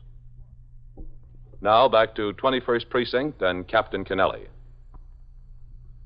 While Detective Novak and Patrolman Vaccaro waited on a plant in the stockroom of the liquor store on Lexington Avenue, officers were concealed in other package stores in the 15th, 19th, 21st, and 23rd precincts where the rash of armed robberies had broken out. Meanwhile, the entire patrol force in these districts, which together comprised the 6th Division, was on the alert for the stick-up men who had committed 19 robberies in 3 weeks. As part of this alert, I remained on patrol for a longer period than usual and was still out at 9:40 p.m., nearly 3 hours after Detective Novak and Patrolman Vaccaro first went on the plant. During that time, the front door to the shop had opened nearly 30 times. Each time, the officer tensed. Then they relaxed. Well, tell me, Vaccaro, what's better? Walking the post or sitting on a plant? Well, this sure isn't any pleasure. You said it isn't. Oh, Jack, Yeah, when's closing time? 10 o'clock. Good. What? I said good. Want another cigarette? No, no thanks. Hey, look, tell me something. You pull down this kind of a job often? I mean, sitting on a plant like this? No, not too often. Well, that's good. Stop complaining. You've only been here 3 hours. Wait till you've been on one for 16 hours straight. On your feet, out in the cold, waiting for some guy to show up who's never coming. Then you can complain. You fellas gonna be back tomorrow night? We don't know yet. Well, you made nice company. Thank you. Oh, my aching back. Stand up a while. I tried that. Nothing helps. Hold it. Customers. Evening, gentlemen. They don't fit. Quiet. What'll it be, gentlemen? What do you got in a rye? Rye whiskey? Well, we've got those over here. Never mind that. Just put those hands on the Take it easy. Yeah, all right. Hold it now, hold it. Now, just be a good boy. We both got the difference here, and you could get your head blown Now, off. take it easy. Come on, let's get the door. Easy. Hold it a second. Wait till I kick the door open. Yeah, sure. Come on, move out of the way. All right. Set. Yeah. Looks pretty good, eh? All right, now. Police officers! Traps! Get him! Get him up! Shoot! Duck! Watch it! Get him! Get away from there! You got him! Hold up there! Hold up! All right.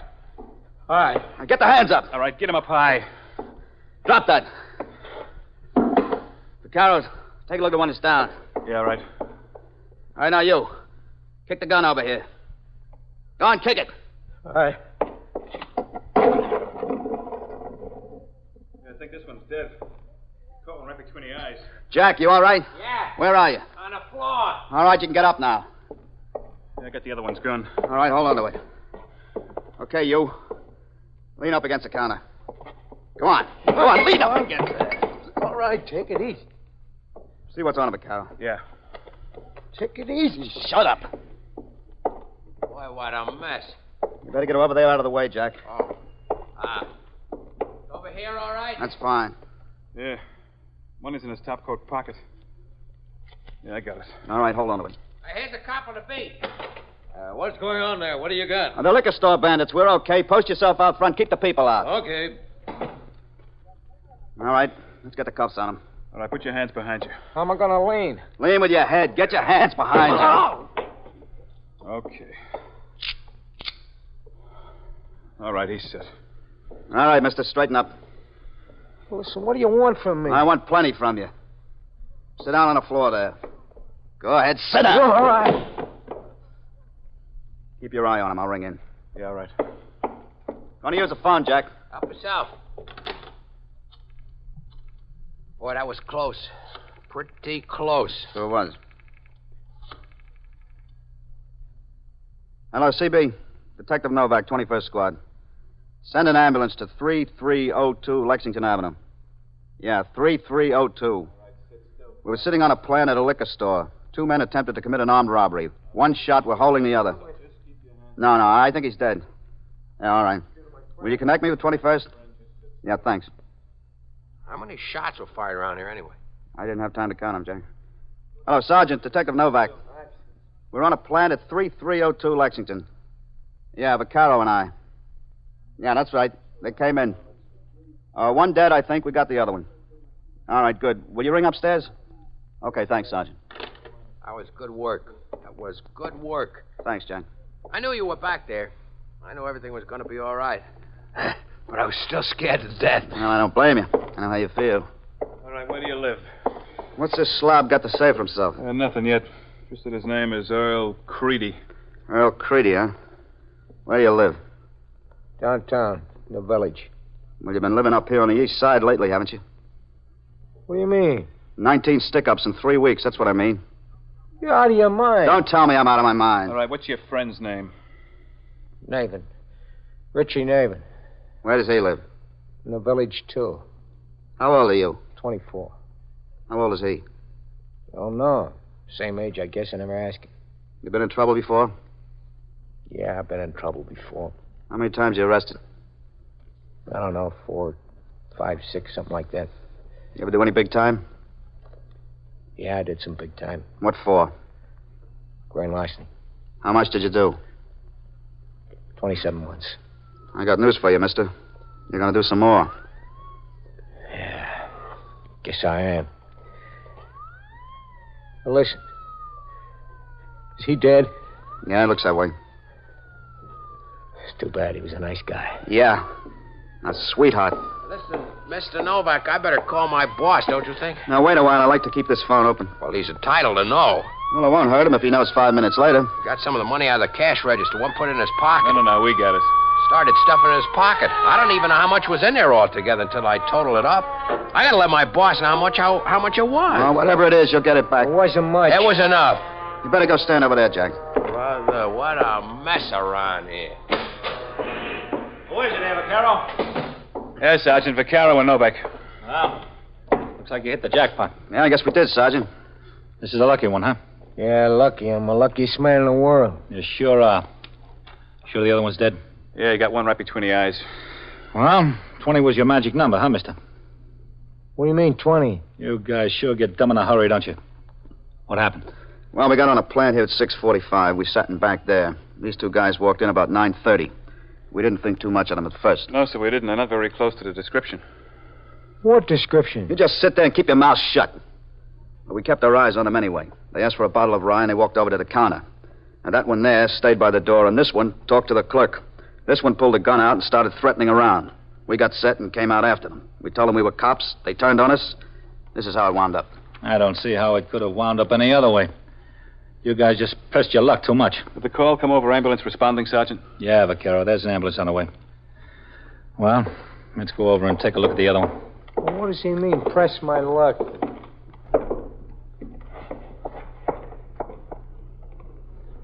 Yeah, I think he's had it. Who's a good marksman? You or Novak? Well, to tell you the truth, Sergeant, I don't know. I was shooting at both of them, first one and the other. How many shots you fire? Well, I think I got a 4. I don't know. Let me take a look. Never mind. Sit still. Yeah, 4. What's this one's name, you know? Well, the other one says this one is Richie Nathan. Poor Richie, huh? Yeah, poor Richie. Well, he looked for it.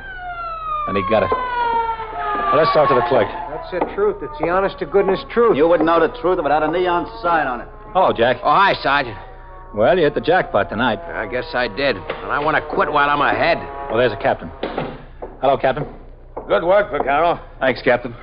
Well, this ends a lot of trouble for us. Yes, I know. They gave you a rough time, huh? Well, we weren't sure at first that it was them. They weren't too close to the descriptions we had. I know it was them. I was looking at their guns. Well, I want to see what that one has to say for himself. Don't forget you fellas have your topcoats in back there. Don't worry, we won't. Hello, Novak. Captain, this is the sorriest thief you ever met. He gets hooked hot on the job, his partner gets killed, and he's still got nerve enough to insist that this is the first deal he's been in on. What's your name? How many times do I have to say it? Now, look, mister, you better get straightened out and get straightened out fast. Now, tell the captain your name. It's Creedy. Earl Creedy. You and your partner been pretty busy boys, haven't you? Just met him today.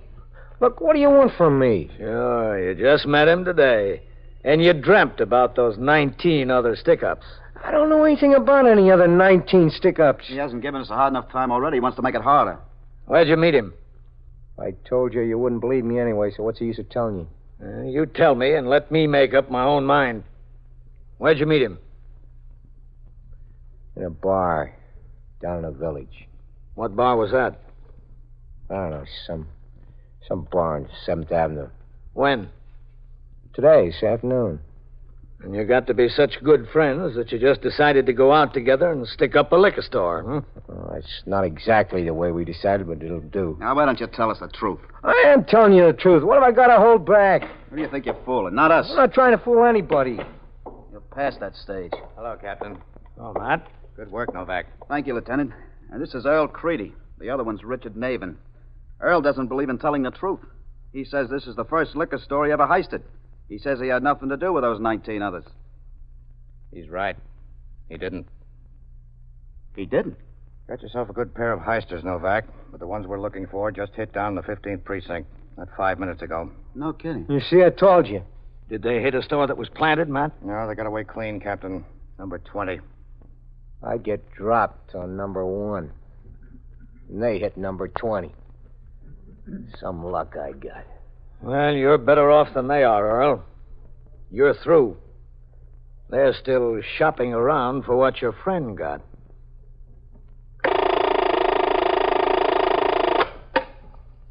"21st Precinct, Sergeant Waters." Yeah? How many women? Well, what is it, a bargain sale there? What do they want? Yeah. And so it Have goes. we opened the store? Around the clock, through the week, every day, every year. A police precinct in the city of New York is a flesh and blood merry-go-round. Anyone can catch the brass ring, or the brass ring can catch anyone. 21st Precinct transcribed, a factual account of the way the police work in the world's largest city, is presented with the official cooperation of the Patrolmen's Benevolent Association, an organization of more than 20,000 members of the Police Department, City of New York. Everett Sloan in the role of Captain Kennelly, Ken Lynch as Lieutenant King, Harold Stone as Sergeant Waters. Featured in tonight's cast were Martha Greenhouse, John Sylvester, Frank Marth, Mason Adams, and Lawson Zerby. Written and directed by Stanley Niss. Produced for CBS Radio by John Ives. George Bryan speaking. This is the United States Armed Forces Radio and Television Service. And we're back. That last one was from 21st Precinct, another true crime police procedural drama starring Everett Sloan as Captain Frank Kennelly of the New York Police Department, and sponsored by the Patrolmen's Benevolent Association. The next show is one of my favorite OTR shows, The Man from Homicide. Dan Duryea starred as Homicide Inspector Lou Dana, who famously did not like killers all that much. It's kind of a mix between police procedural show and hard-boiled detective show, and it is really well done. It's a shame it only ran for 1 year from 50 to 51. Here is the Eddie Kent case from July 23rd of 51, the next to last episode ever broadcast. Then we have another police procedural drama show, The Lineup, which was a bit similar to Dragnet. Hard-boiled, gritty, showing cops doing their jobs, but unlike Dragnet, it used fictional stories instead of true crime cases. And it wasn't set in any particular city either. Bill Johnstone starred as Lieutenant Ben Guthrie with Joseph Kearns as Sergeant Mac Greb, later Wally Mayer. Here is The Lapinish Lighter Upper Case from March 27th, 1951. The Man from Homicide. According to Webster's dictionary, homicide is the killing of one human being by another. According to Lieutenant Lou Dana, it's the beginning of a dirty, dangerous job that doesn't end until the killer is found. I don't like killers.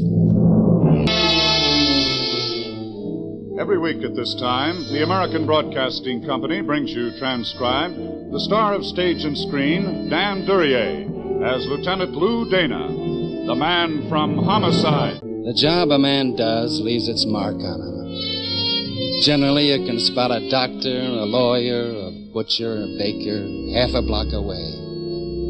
But What kind of a mark is left on the men who work out of Homicide? Dave carried his 300 pounds into my office at headquarters. It had been a long time since he'd pounded a beat. Lou? Yes, Pappy? Martha Kent has come home. Martha Kent? Yeah, she was spotted coming in the Cleveland train, picked up, and... Where is she now? Her apartment.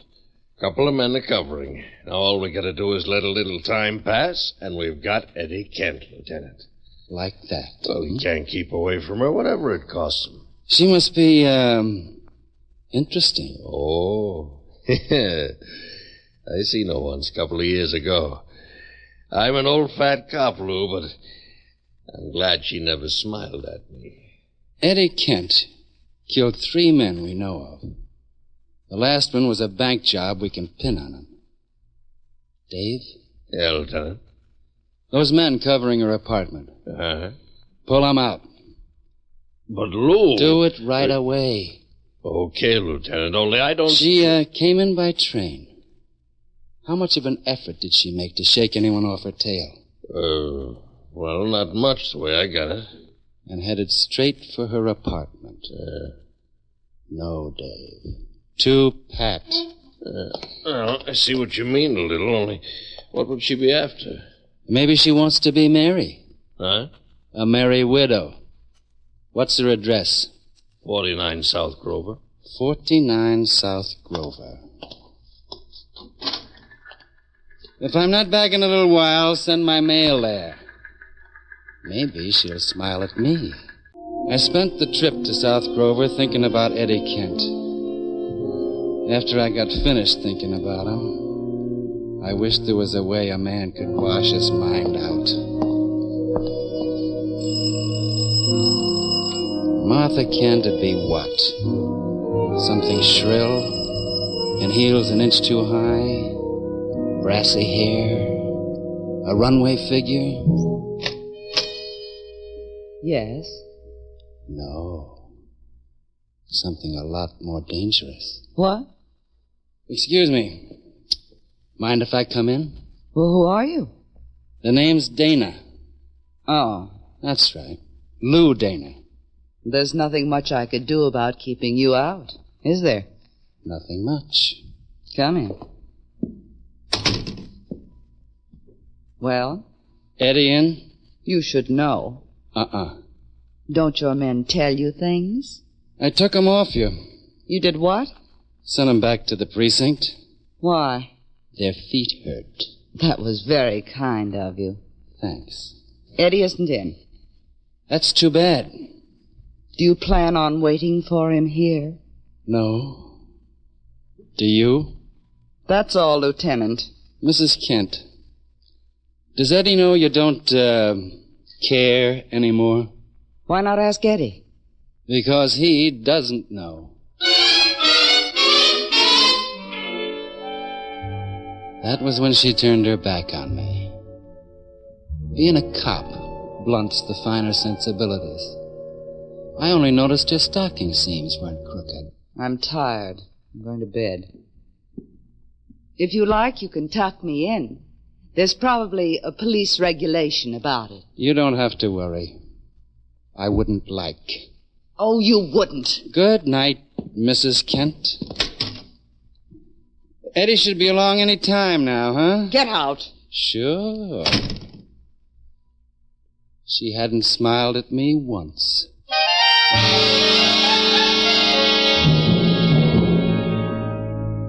Cops in hallways are a natural. I didn't enjoy it. I stayed with it an hour and then moved out. There'd be 2 of them, one for the front, one for the back. I took the back. He'd be the easier of the 2. There was an alley, garbage cans, and... Hey, cut it out. Don't reach for it. Oh, it's a big idea. Not very big. Out in the light, huh? Now, look, mister, if you think you're tough, you... Oh. Hello, Boiler. Dana. I think I'm tough. Well, I I didn't know it was you, Lieutenant. What's special about that alley? Oh, I just happened to be passing by. Nobody passed any law about passing by. Boiler. Well, it's like this. I had a date to see a fellow, and he says, meet me there. You know, in that alley. Let's go down to the precinct. No, you ain't got nothing on me. Would you like to try resisting arrest? You throw me in the can, I'll get a mouthpiece. He'll spring me so fast, you 24 hours before I have to book you, Boiler. Nothing to eat. Nothing to drink. Not even tea. Oh, I'm off this stuff, Lieutenant. I ain't touched the stick and... I'm not narcotics, Boiler. Yeah, I know. Somebody like you, narcotics would be better. They make arrangements. They don't like their arrests to be screaming, scraping cement with bleeding fingernails. Lay off, will you? In homicide, we can't accommodate you properly. In homicide, we don't especially care. Guys like you ain't human, Dana. You guessed. Well, Boiler? It's a dame. Dame up in that house. Eddie Kent's wife. She's kind of worried he might show. She doesn't love him? I wouldn't know. Orders was you don't get to her. What does he get? I'd say 8 hours before you break. No, look, Lieutenant, it was only a job. They don't tell me anything. They give me orders. And Who gave you orders? I can't, Dana. The precinct. Come on. Hey, look, Lieutenant, I start spilling to cops. What would my life be worth? What's it worth now? Okay. It's McGrath. McGrath, huh? Yeah. Good night, Boiler. You won't tell him that I... Oh, what's the use? He'll know. You don't care what happens to a guy, do you, Dana? Not if he carries a gun. That's only in case Eddie was to get A man with a gun, all he's got to do is crook a finger and he's a killer. I don't like killers. Good night, Boiler.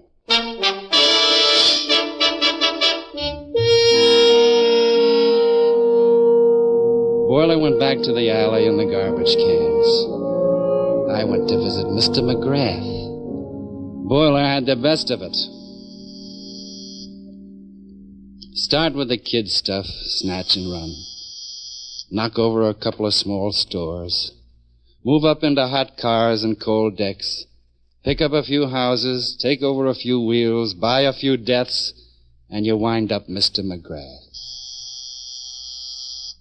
But you wear tailored suits by then, and handmade shoes. And you got a hood for a doorman. Hey, what's the idea of this, Copper? Copper? No, you don't. You got a paper, Copper? Turn around and go away. No warrant. You keep coming. I got a legal right to blast you. Sure. But have you got the guts? Okay. Come on, we'll find out. I'm coming. Max! Yeah, Mr. McGrath? What's the trouble? I'm having words with a cop. He wants in. He ain't got no paper. Put your gun away and let the fool in. Okay. Be a pleasure to have him thrown off the force. Hello, McGrath. Lieutenant Dana. Max, you've been rude. Huh? Lieutenant Dana isn't an ordinary policeman. He's a personality. My door's always open to him. Apologize to the lieutenant, Max. He's a cop. I said Forget it, McGrath. Very well. You may leave us, Max. Okay. Max is a trifle crude, I'm afraid. Have a drink, Lieutenant? No. Never drink on duty, huh? I wouldn't like your brand. Not raw enough, I suppose. I got work to do. Haven't we all? What's half of $80,000, McGrath? $40,000? That kind of money worth a death? I haven't seen the latest quotations. Eddie Kent knocked over a bank 2 months ago.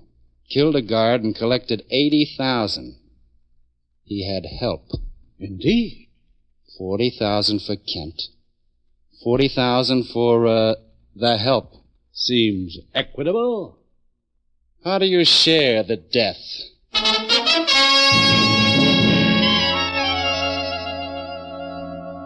He needed a little time to think for an answer. I looked around. It was a charming room. Mostly Chippendale pieces. Oak paneling on the walls. A small Renoir hung where the sunlight would hit it in the mornings. A girl brushing her hair before a mirror. She looked like someone I'd seen, and for a minute I couldn't remember where. Then I remembered, but the girl in the painting was smiling. You've evidently decided to be nasty, Lieutenant. Why? Martha Kent. I beg your pardon? Martha Kent. A lovely girl, as I recall. Pity she's not in town anymore. She's in town. A pleasant thought. Eddie Kent alive gets $40,000. Eddie Kent dead gets a mouthful of dust in Potter's Field. You're picturesque. How do we kill Eddie Kent, McGrath? It's not exactly my problem. How do we kill him safely? Got it. We bait a trap. The lure? Martha Kent. Fine. Eddie goes for her. How does that kill him, though? I couldn't say. We make sure the cops know where Martha Kent is. We fake it a little, so the cops think it's their own idea. They stake out. Eddie makes a beeline for her lovely arms. Runs into a couple of cops. So? You picked us to kill him for you. No. Be careful. I'm very careful. That was from me, personally. You'll be sorry for this. The department will mail you a written apology.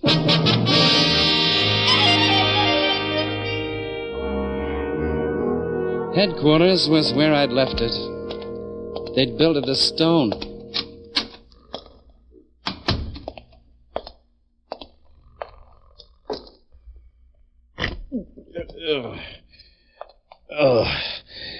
Hi, Lieutenant. You got out of that one fast. Who was asleep? I was. Go on back. It's cold out here. Yeah. How's it set up, Lou? Oh, stalemate, I guess. McGrath's got a couple of men covering for Mrs. Kent. They'll keep Eddie off. McGrath, huh? No good, Lou. He was in on the bank job with Kent. You got proof? No, but it has to be that way. He was the one set up Mrs. Kent as a decoy. When I pulled the cops out, his men moved in. Don't want to split with Eddie, huh? 40,000 reasons against it. Yeah. Lou, you look beat. Occupational disease, Dave. Yeah. Martha Kent do any smiling? Not in my direction. I'll be in my office for a while. Doing what? Waiting. I wouldn't know for what. Don't ask me, huh?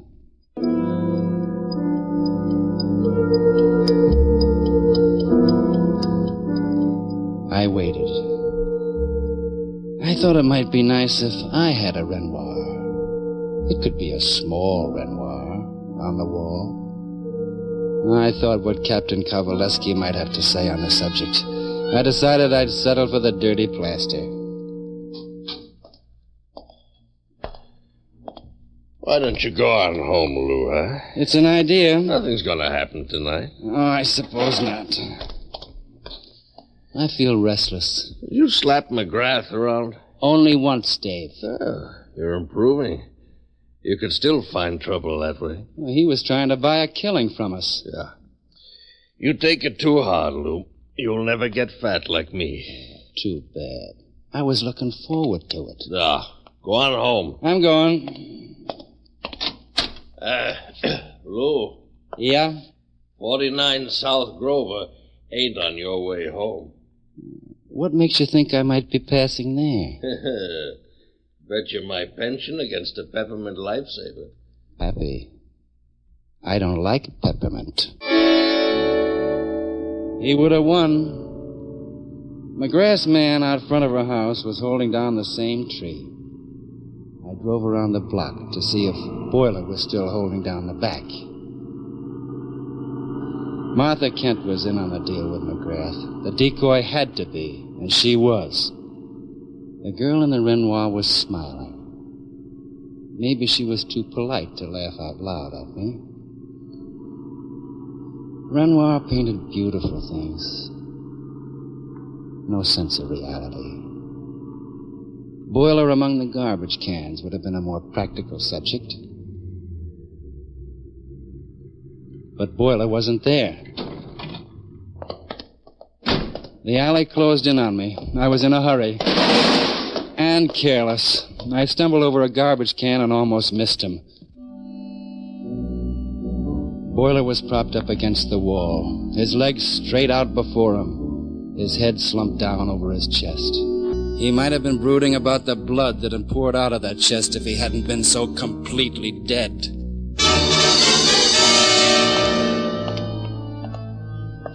I left him there. I wasn't in a hurry anymore. He'd been dead some little while.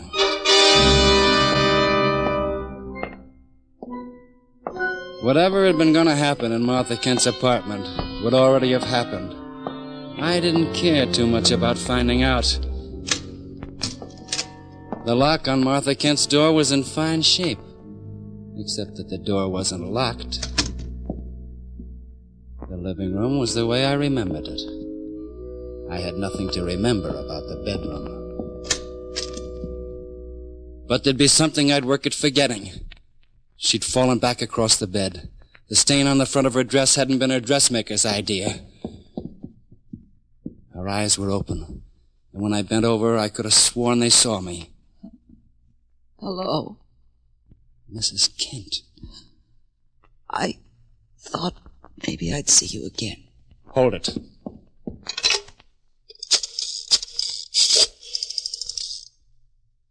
Operator, police emergency. Lieutenant Dana. Get a doctor to 49 South Grover, apartment 3C immediately. Got it? Yeah. Lieutenant. Better not talk. There'll be a doctor here in a couple of minutes. You've seen people like this before. I should be dead. Will you stop? No. What do you want me to do? Think about what my life has been. And what's happening? Do it now. There might be a chance. Are you trying to make me laugh? Lieutenant, you look funny. It's a habit my face has. You know who? Yeah. I'm tired. I want to go to sleep. You can tuck me in if you like. That's what I said when I was still alive. You said you wouldn't like. You lied. Didn't you, Lieutenant? I lied. I do. Please. It's all going so fast now. Please. All right. I'll tuck you in.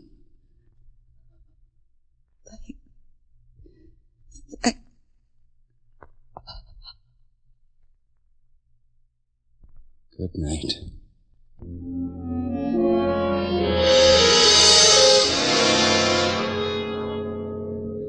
The doctor was a little late. The homicide squad arrived and made noises and was very busy. There was a guy named Shakespeare wrote a play. And when his character died, he said, "The rest is silence." In my line, the rest is routine.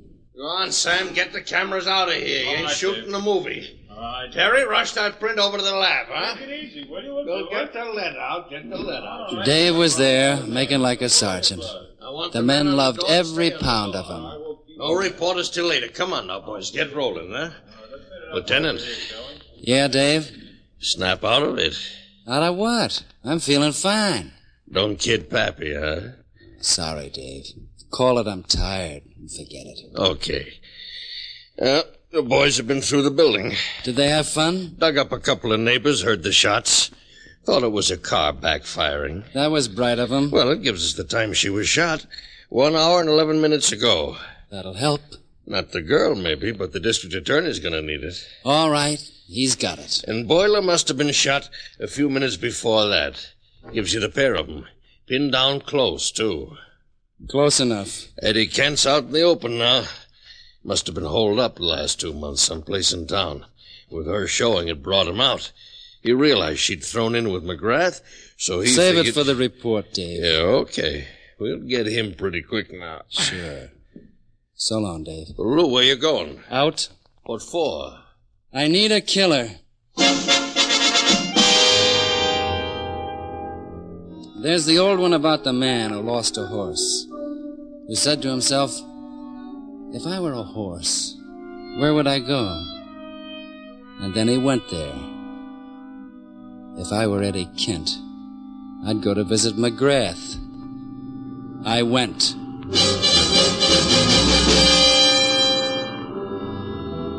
It was a nice night. The only thing wrong with it was people.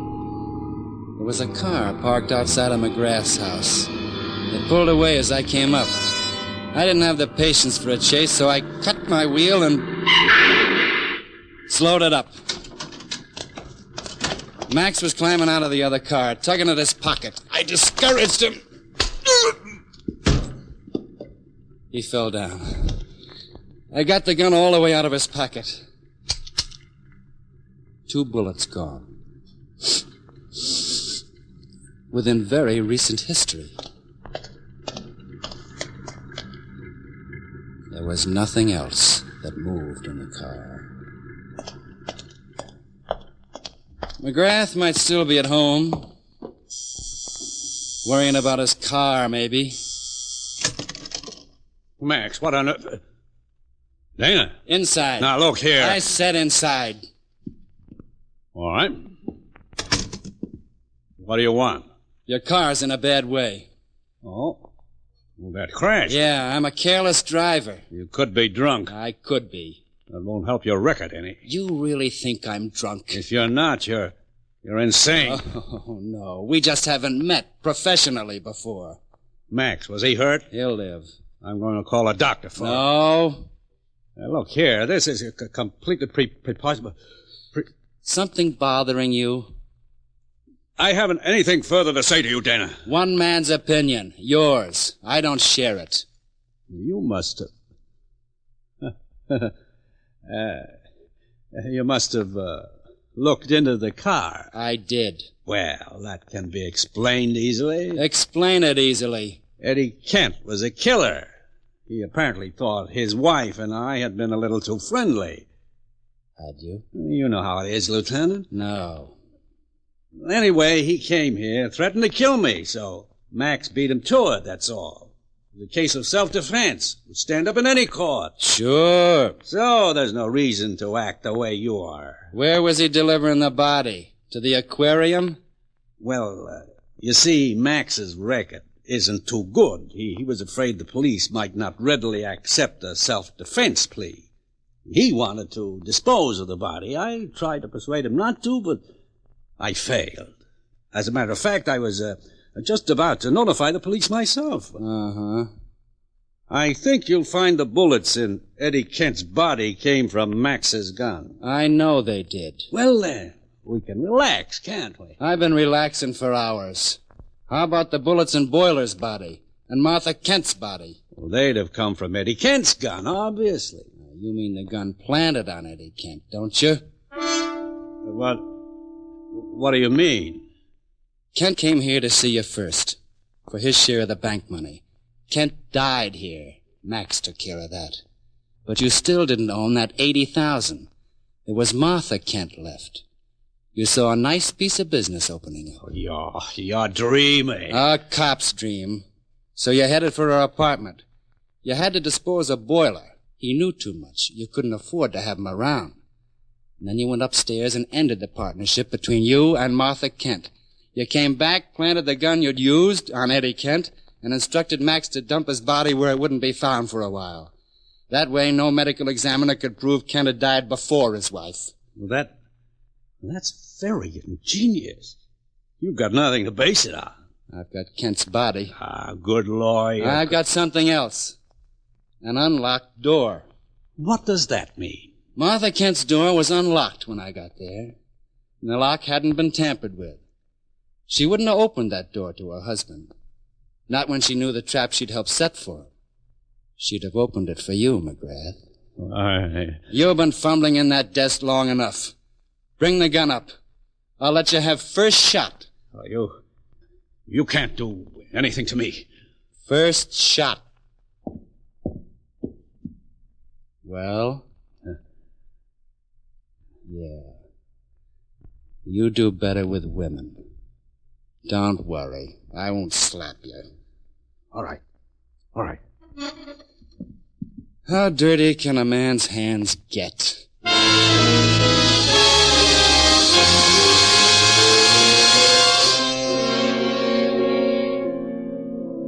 They train you to make out a report when you're a cop. You learn how to put all the facts down in proper order. The names and the times and the places. You do it, and you sign your name, and it's a job that's done. Except where would you mention the fact that a dying girl's last action had been to smile at you? I don't like killers.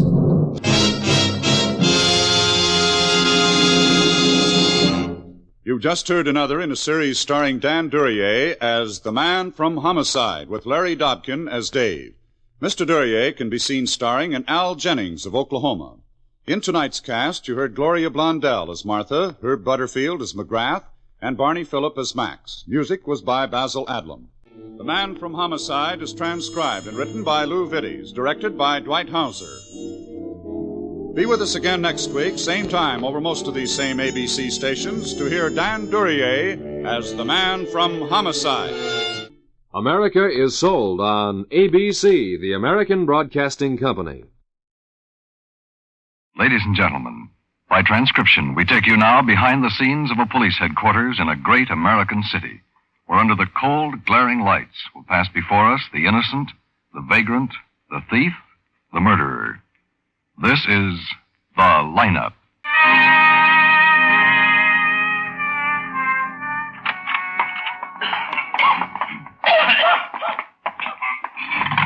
Gee, Lieutenant, I didn't figure I was getting into all this. I thought all I had to do was to tell you what I saw in Whitegate Park last night. That is all you have to do, Sidney. Here, sit down. It'll only take a few minutes. We want to see if you can identify the man in the park who walked past the bench where you and your girl were, that's all. We picked up someone who fits the description you gave us. Oh, yeah, sure. Well, like I said, Lieutenant, Gloria, my girl that is, was repairing her lipstick when this guy sauntered by. Boy, imagine me putting a finger on a murder. Now, hold it, Sidney. Just look and listen, huh? You people out there on the other side of the wire in the audience room, may I have your attention, please? Thank you. My name is Greb, Sergeant Matt Greb. I'll explain the lineup to you. Each of the suspects you will see will be numbered. I'll call off a number, their name and charge. If you have any questions or identifications, please remember the number assigned to the prisoner as I call his name. If you're sure or not too sure of the suspect, have him held. The officers who took your name will assist you. They're seated among you. Oh, wait till I tell the guys in the block about this, huh, Lieutenant? Your identification. When the prisoners leave here, they are sent to the bathroom and dressed back into their jail clothes. It makes it quite difficult to bring them back after they leave here. The questions I ask these suspects are merely to get a natural tone of voice, so do not pay too much attention to their answers as they often lie. Bring on the line. All right, boys, all right, let's move. This way, over to the end of the stage. That's it. Now turn and face the front. Hands to your sides, look straight ahead. Number 1, Charles Heltzer, assault. Why were you fighting, Charles? Self-defense, he said he wished I was dead. Talk up, Charles. It was self-defense, he said he wished I was dead. Witnesses say you started it, Charles. They ain't witnesses, they're downright liars. His money. Number 2, Maurice Calder, drunk and disorderly on private property. Where do you live, Maurice? It all depends on the weather. Why did you start a disturbance in the theater lobby? I was drunk, I guess. Anyhow, when I got inside, I found out I'd already seen the picture and they wouldn't give me my 40 cents back. Number 3, Jimmy Vedder, vagrancy. How long have you been in town, Vedder? 61 years, Sergeant. I don't know if I was born here. There, Lieutenant. That one. Like I got told a you, job? bald and with a nose that's flat as a pancake. Sergeant Graham. Yes, Lieutenant. Number 3, hold for interrogation.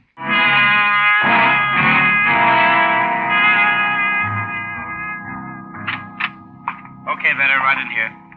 I'll be back in a few minutes, Ben. Okay, Matt. Come in, Vetter. Sit down over there. Yes, sir. We want a few facts, Vetter. Early this morning, an unidentified woman of about 60 was found choked to death in the park. A nice-looking unidentified woman of about 60, Vetter. Nice-looking until she was strangled. So? So the coroner says she was murdered sometime between 9 and 11 last night. I don't get it, Lieutenant. This morning I'm picked up in an alley sleeping off a snoot food. Now this, where's the connection? A kid who was necking in the park last night, not 50 feet away from the dead woman. That's the connection, Vetter. A kid who read about the killing in this morning's paper and came in and gave us a description of the man he saw in the park at a little after 11. I still don't get it. Well, then try this. The description the kid gave us was a bald man with a nose flat as a pancake who keeps sniffing all the time.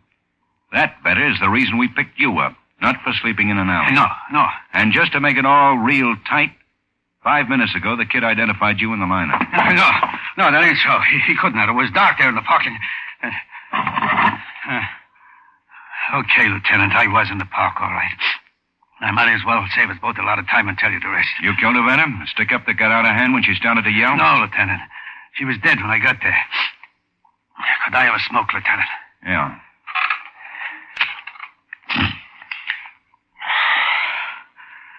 I was walking through the park, Lieutenant, looking for a good spot to flop for the night when I saw something shiny off in the bushes away. This here house key. When I bent down to pick it up, I saw the body. She was dead like a doornail. And there was no one around? You sure of that? Positive. I looked good. Anyhow, I was flat broke, so I went through her pockets. She didn't have no pocketbook. Just $1.50 and change in her coat. That's all I took, and I beat it. I walked slow past those kids on the bench so they wouldn't be suspicious. That's all, Lieutenant. The truth, so help me. The lineup's finished, Ben. Is there anything I can do? Yeah. Turn Vetter here over to Sergeant Quine, will you, Matt? Gonna hold him on suspicion of murder. Lieutenant, I already told you. Let's go, Vetter. Be right back, Ben. Right. Hi, Becker. Hi, man. Morning, Lieutenant. Here's the first report on that body in Whitegate Park. Not much. No identification yet, Becker. And it may be a while. Most of the stuff she was wearing was homemade and home washed, so no labels and no laundry marks. Also, there's no record of her prints here or in Washington. Coroner's office is checking on her dental work now. Call you as soon as we get something, Lieutenant. Right. See you, Matt. Yeah. Well, Ben, what did Becker have? Does it look like Jimmy Vetter? Maybe, I don't know. He says he was walking through the park, spotted this key and then the body. Admits robbing it, no more. Well, where do we go from here, Ben? Well, until we get something on the body. This key, I guess. Come on, let's check with Harrison on the robbery detail. Get a listing of locksmiths.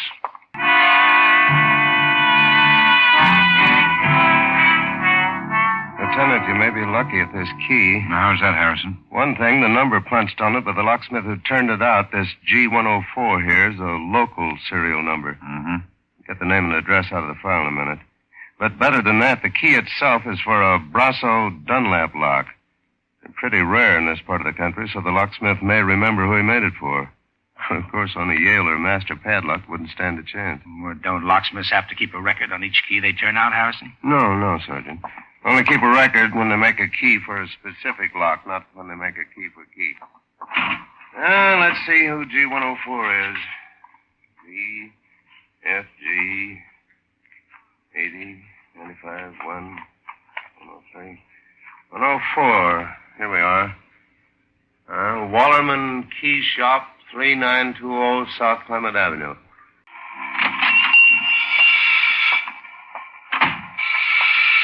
You right ready, gents? Fine. Well, cross your fingers, Matt, and hope he's part elephant. Yeah. Okay. Now, gents, what can I do for you? We're from the police department, Mr. Wallerman. I'm Lieutenant Guthrie. This is Sergeant Greb. We'd like to ask you about a key. Oh, key I made? Yeah.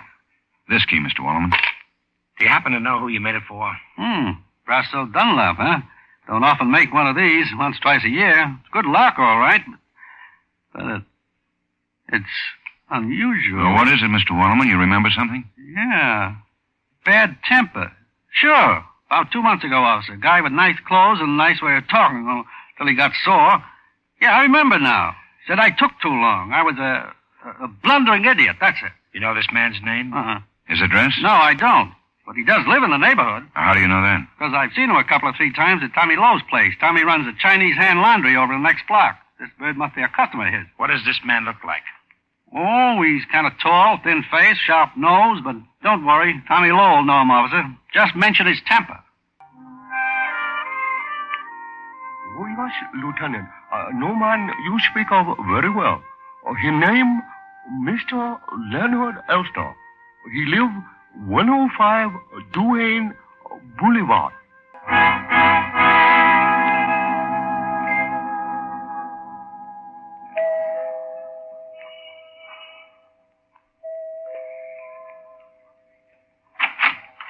Yes? Mrs. Elsner? That's right. We're from the police department, Mrs. Elsner. I'm Lieutenant Guthrie. This is Sergeant Graham. How do you do? Mrs. Elsner? Mrs. Elsner, is your husband at home? We'd like to talk to him. Yes, he's inside listening to the radio. Just a moment and I'll call him. Excuse me. Sure. Leonard? Leonard, there's See if that key fits, will you, man? Yeah. Yeah, it works all right, Ben. Uh-huh. Here's Elsner. Now, Mr. Elsner, I'm Lieutenant Guthrie. This is Sergeant Graham. We'd like a few words with you, please. Very well. Living room is this way, gentlemen. Thank you. Oh, Mrs. Elsner, if you don't mind, we'd like to talk to your husband alone. Of course. All right, dear. Sit down, gentlemen. Frankly, I'm curious to know what this is about. Do you mind telling me? Well, it's about a woman, Mr. Elsner. An elderly, unidentified woman who was found choked to death in the park last night. What? Woman choked to death? I don't understand. You want to talk to me about that? That's right. Tell me, Mr. Elsner, did you read about this in the newspapers? No, I haven't seen the paper today. Do you mind telling us what you did last night? I stayed home. All evening, Mr. Elsner? Yes, all evening.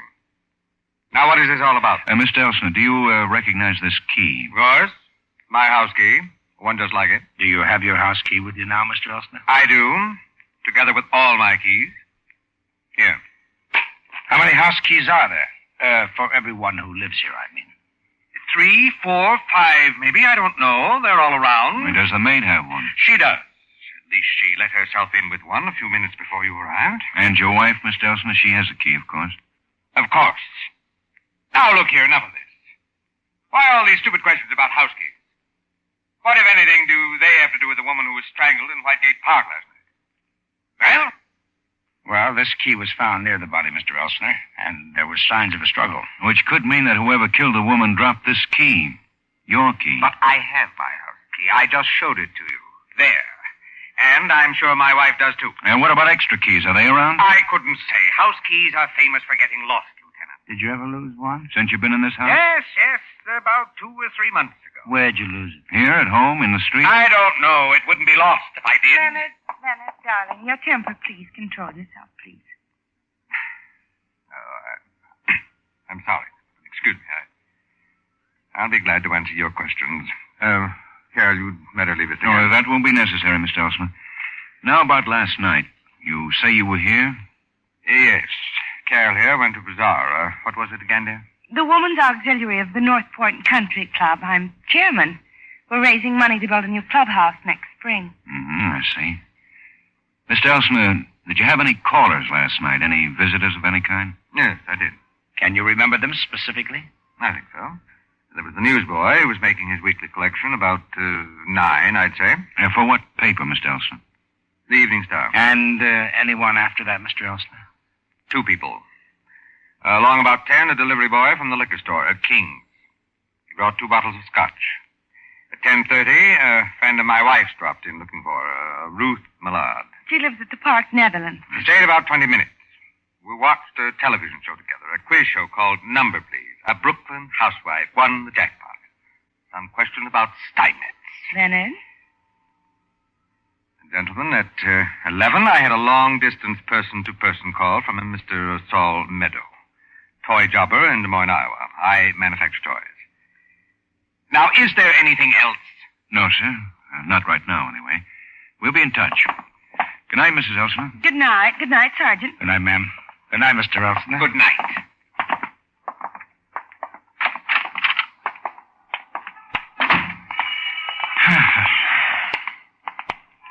You know, Matt, Mr. Elsner said he didn't read about the killing in the paper. So? So I'd like to know how he knew it happened in Whitegate Park. We never mentioned the park by name.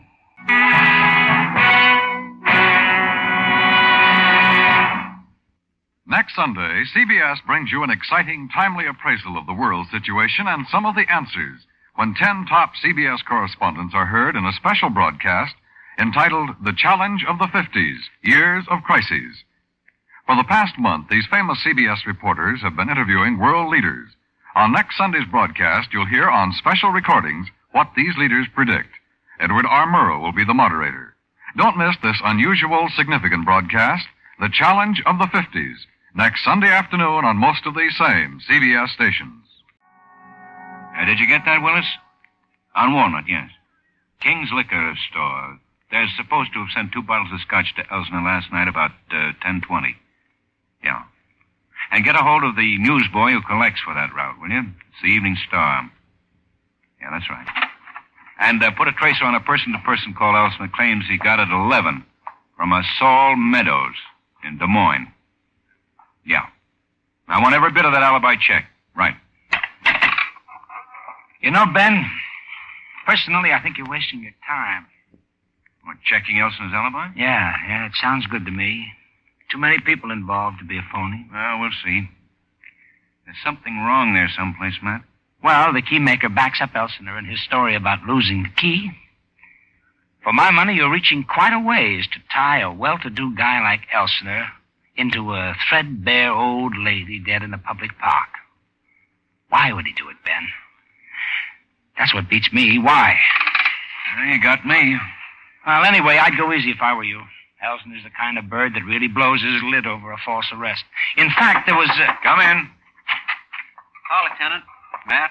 Hi, Becca. Well, we got an identification on the old lady in Whitegate Park. Good. We traced the shoes. They'd been half sold lately, and we finally located the shoemaker.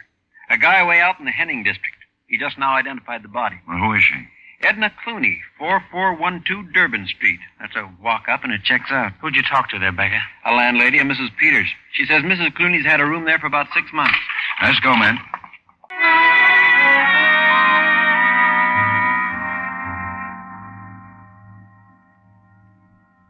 I just can't believe it. She was such a sweet little old thing. Why, terrible, that's what it is. Down this way, gentlemen. Thank you. When did you say it happened? Last night, Mrs. Peters, sometime between 9 and 11. Didn't you notice she was gone today, ma'am? No, I didn't, Sergeant. Sometimes I go a week or more without seeing all my tenants, especially the quiet ones. This is her door here. Ooh, right. Stuffy in here. I'd better open the window. No, I wouldn't bother. We won't be here long. Yeah, we just want to look around. Maybe she kept a date book or a diary or something. If she did, it'd be over there in that table with the drawer. Oh, here, huh? Well, she was sure a tidy housekeeper. She was a nice, sweet woman, Sergeant. One of the best tenants I ever had. Oh, it's just terrible. I can't Now, this imagine. picture, Mrs. Peters, who is it, do you know? Why, yes, that's her. Oh, my goodness. Now, what's the matter? That's Jim, her son. Why, that boy doesn't even know yet that his mother is dead. Is he here in town? Well, as far as I know, he lives over on the south side someplace, works in a mill over there, a stamping mill, I think. You wouldn't know the name then, huh? Could it be McLennan and Lamb? She's got a metal ashtray here and a letter opener, both stamped with the compliments of McLennan and Lamb, 1024 South Market. Now, let's try it. Now, Mrs. Peters, leave everything just as it is and keep this room locked, will you? We may be back.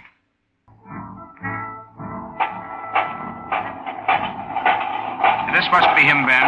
You the fellas who wanted to see me? I'm Jim Clooney. Yeah, and let's go inside here, Jim. Out of this noise where we can talk. Go ahead, Jim. I'm Lieutenant Ben Guthrie. This is Sergeant Greb. I'm from the police department, Jim. Police? What do you want with me? No, wait. I'm afraid we've got some bad news for you. It's your mother. Mom? What's happened to her? She hurt? It's worse than that, fella. She's dead, Jim. Dead? It happened last Sunday night. Her body was found in Whitegate Park. Park? But how? She was murdered, Jim. Mom? Murder? Who did it? We don't know. But maybe you can help us. Just answer some questions. Sure. Go ahead.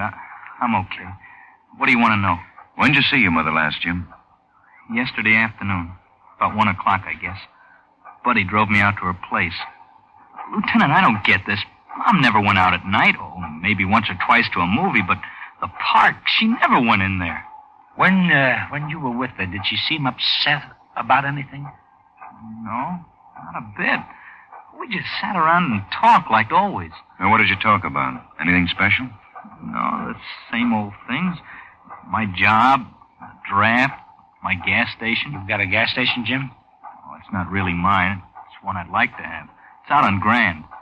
The guy's going to sell out and retire. We used to talk about me buying it and going into business for myself. I'll never have that kind of money. Yesterday, Mom was kidding around that she was going to borrow the down payment for me. She ran into a wealthy old friend, she said. Well, who was that, Jim?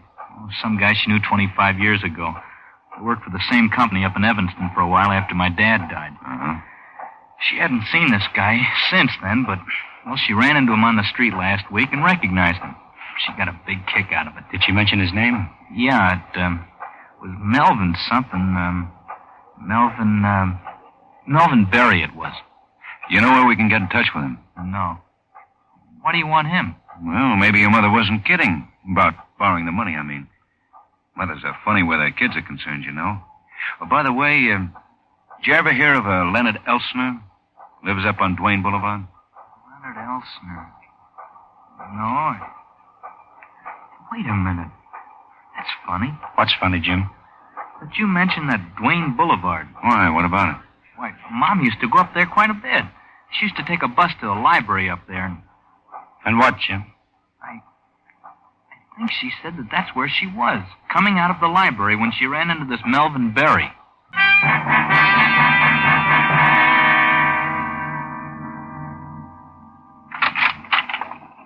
Say, Becker, you seen Lieutenant Guthrie? Yeah, about 30 minutes ago, Matt. He was on his way down to the file. Oh, okay, thanks.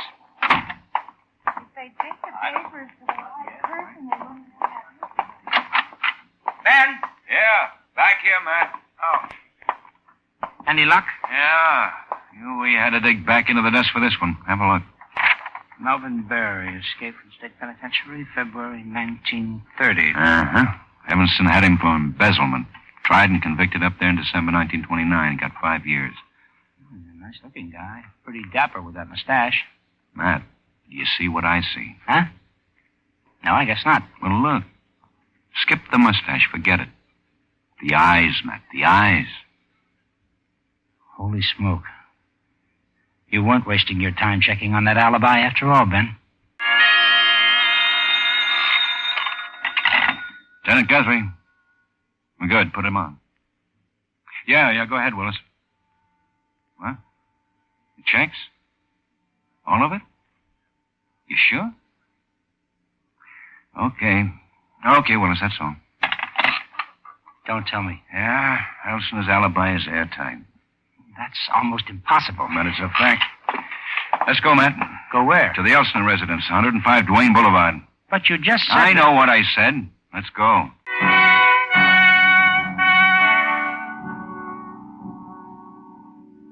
Now, look, Lieutenant Guthrie, when you fellows were here before, I tried my best to cooperate. I know. But we found out a few things since then. We want to find out a few more. Like what? Well, for one thing, there are 4 parks in this city. That's an interesting bit of information. So how did you know the murder took place at Whitegate? You said you hadn't read about it? Neither of us mentioned Whitegate. Why, perfectly natural assumption. That's the largest park in town. I simply assumed... For another thing, we had a long talk with Jim Clooney today. He's the dead woman's son. He told us how his mother ran into an old friend right out here on Duane Boulevard. She hadn't seen the man in 25 years. So what? If you've got a point, get to it or get out of here. Leonard, please. I'll get to it, Mr. Elsner. The man's name was Melvin Berry. Leonard? Be quiet, girl. Go on, Guthrie. We checked on him. He was convicted of embezzlement up in Evanston back in 1929. Escaped from prison in 1930. He was never caught. Of course, we have his picture and prints. It won't be any trouble. I don't know what you're talking about. If this is some crazy way of accusing me of murder, then arrest me. Go on. Nobody's accusing you of murder, Elsner. We know you didn't do it. Huh? What you... Of course not. You were home here. Your alibi checked all the way. That's right. But there are all the circumstances. We can't ignore them in spite of a perfect alibi. You know, Mrs. Elsner, a life like that Melvin Berry lives must be pretty miserable. Constantly afraid that the next time he turns around, somebody will recognize him. Always under a shadow of fear. No matter how successful he is, there's always the dread that sometime, someplace, someone will know him. Don't you think so, Mrs. Elsner? Must be even worse for a woman who loves a guy like that. Wouldn't you say, Mrs. Elsner? She could never escape it, could she? The more she stood to lose, like wealth and social position, the worse it got until finally... Finally, Edna Clooney was murdered. Edna Clooney ran up against a person like that just because she recognized an old friend who had a secret. She didn't know about the secret, but she did want to borrow money. That's all it took, wasn't it? The killer could only figure one way. Blackmail. Everything was ruined. Suddenly, all the fears and all the suspicions that had been piling up for years broke loose, didn't they? Didn't they? Yes. Carol, don't. Yes. Yes, Lieutenant. I can't take any more. I had to do it. I had to kill her. I knew it from the instant Leonard told me she'd recognized him as Melvin Berry. No other way out, no other way. I left the bazaar, arranged to meet her in the park. When she said she wanted money, I grabbed her, choked her. Leonard didn't know anything about it till you came in with my keys. Okay. Give her some help, Elsa, until she gets hold of herself. And we'll all go downtown and put it on paper.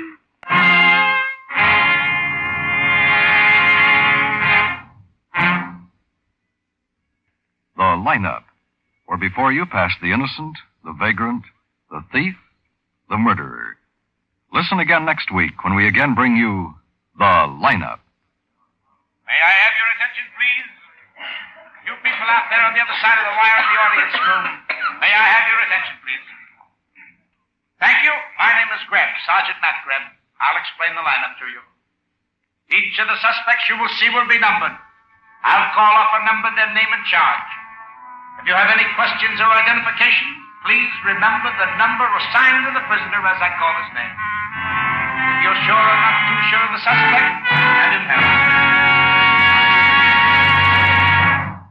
The lineup, starring Bill Johnstone as Lieutenant Ben Guthrie and Wally Mayer as Sergeant Matt Greb, is written by Gene Levitt and Bob Mitchell, with music by Eddie Dunstetter.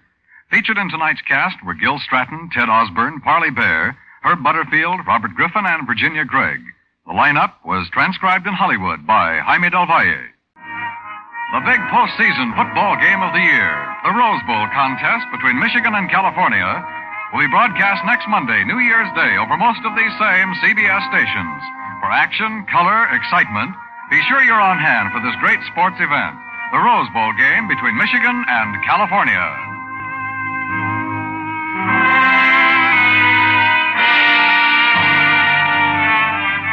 Dan Coverly speaking. This is CBS, where you find songs for sale every Friday night, the Columbia Broadcasting System.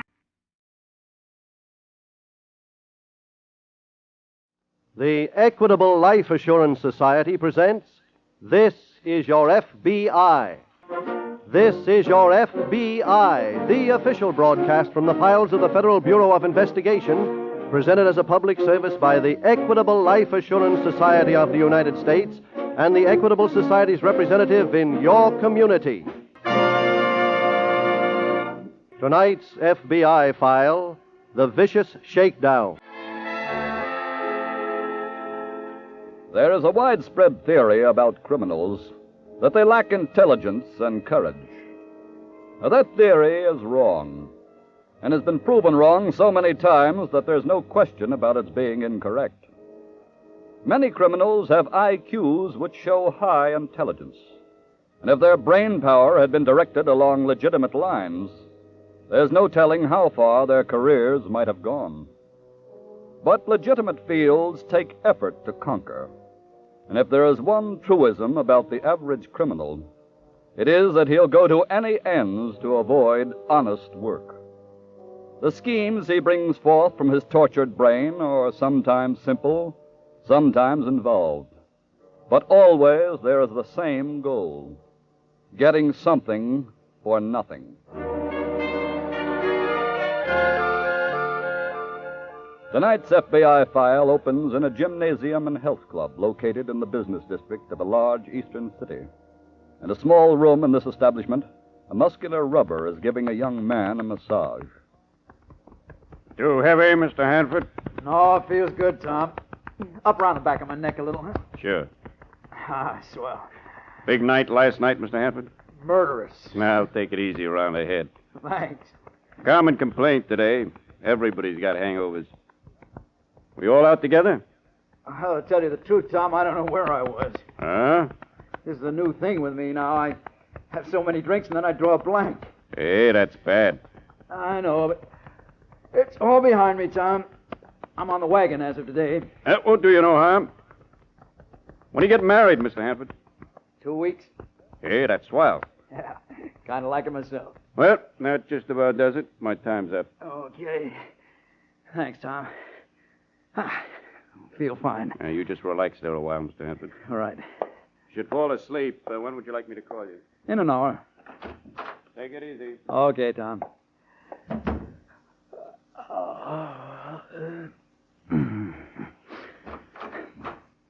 Who's that?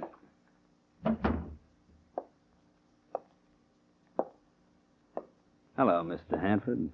Hmm? Who are you? My name is Bell. Frankie Bell. What do you want? Like to talk to you. What about? Personal matter. Mind if I sit down? Oh, look, I'm trying to get a little sleep. That can wait. Huh? Say, what's this all about? I'm a friend of Marie's. Who's Marie? Are you kidding? Look, I'm asking you a question.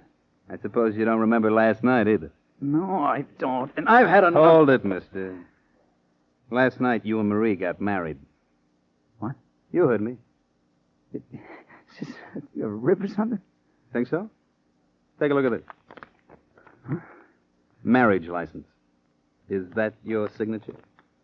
What? Oh, yeah. Mm-hmm. You'll also find your name on the register of the Central Hotel. You and Marie spent your honeymoon there. Oh, no. No, none of this could have happened. Well, I don't know anybody named Marie. You just met her last night. It was a real quick romance. But look, I'm already engaged. I'm getting married in 2 weeks. Mister, you're already married. I don't believe you. Okay. Suppose you check up on this marriage license. Take it. It's a photostat copy. Marie has the original. You can also check the register of the Central Hotel. Then you'll hear from me later.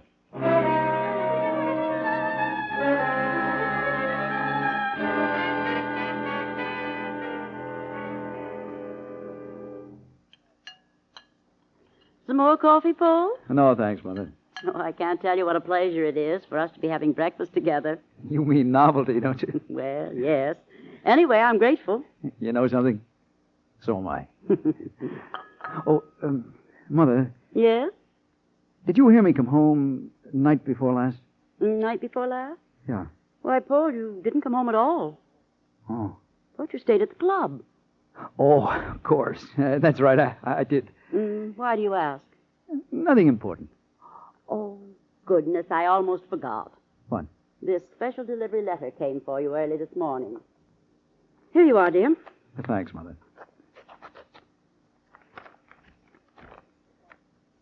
I didn't know if it were important enough to wake Oh, quiet, you. please. Oh, I'm sorry, Paul.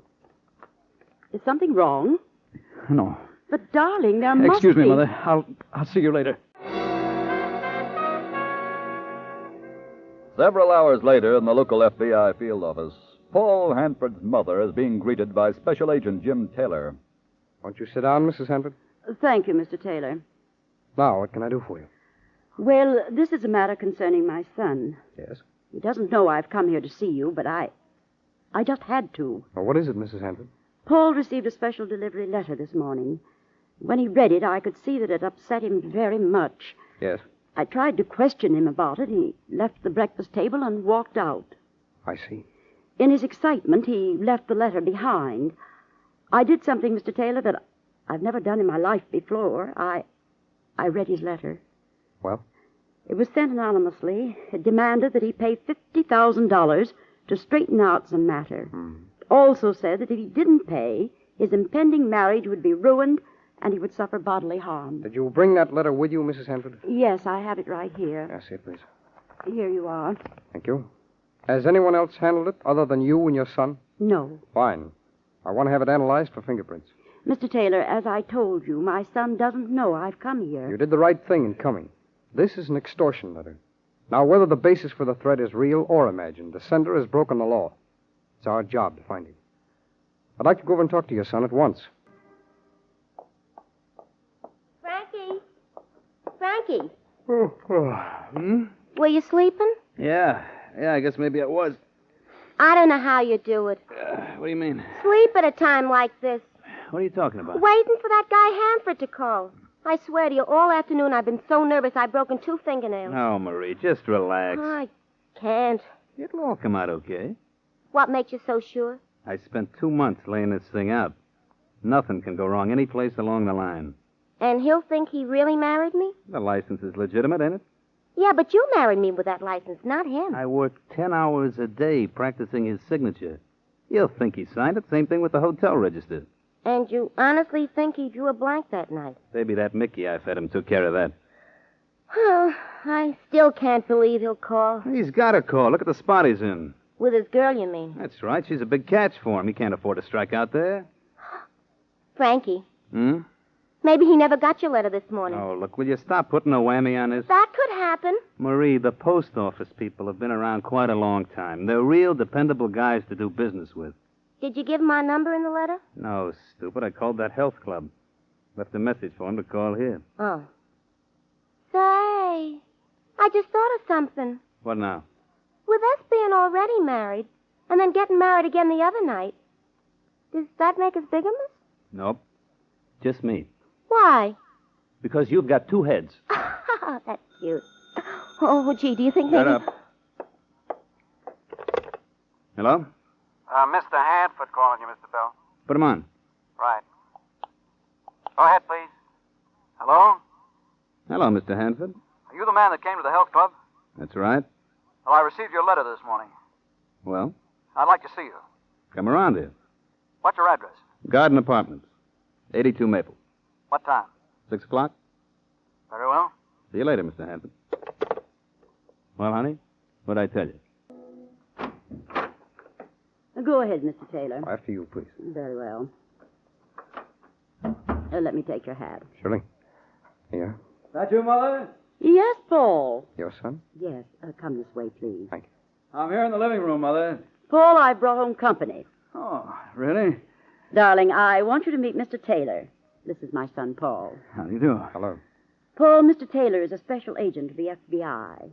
Oh? I asked him to come here because I read that letter you received this morning. Oh, I had to, Paul. I saw how it upset you. Mother, you don't have to make a Supreme Court case out of it. There's nothing too terrible about reading a letter. Mr. Hanford, have you any idea who sent it to you? Yes, I have. Really, Paul? It was that clown, Chuck Davis. You know that boy I play squash with? But why should he? Mother, the whole thing was a practical joke. What? How do you know? Well, Chuck's a practical joker. I suspected him immediately. I confronted him with the letter today, and he confessed all. Oh, thank heaven. So, I'm afraid, Mr. Taylor, you're on a wild goose chase. Oh, goodness, that's so. I do apologize, Mr. Taylor. Oh, that isn't necessary. I'm delighted that it turned out the way it has. Most extortion cases haven't this happy an ending. You handle many of them, do you? Well, enough to have worked up a very strong loathing for all those who send threatening letters. How many do you catch? Well, I don't want to sound immodest, but we bat pretty close to 1,000. I see. Well, I guess I'd better be running along.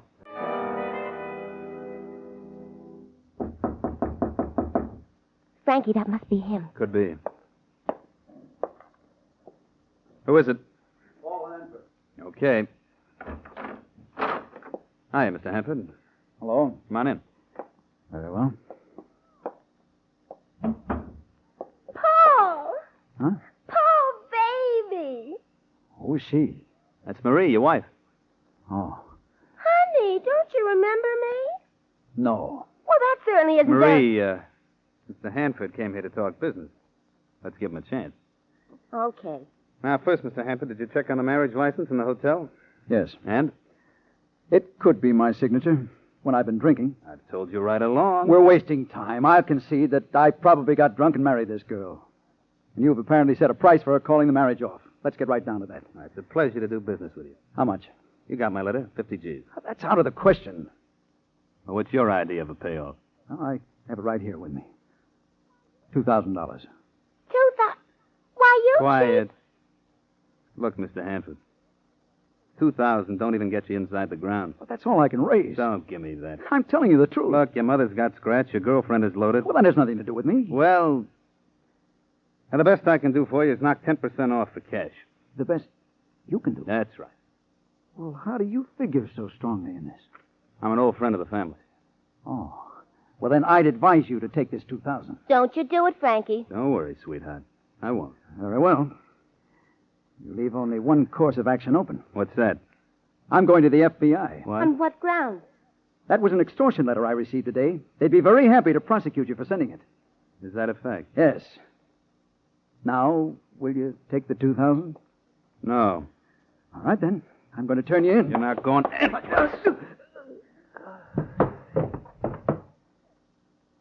Frankie, I'm glad you hit him. What a piker.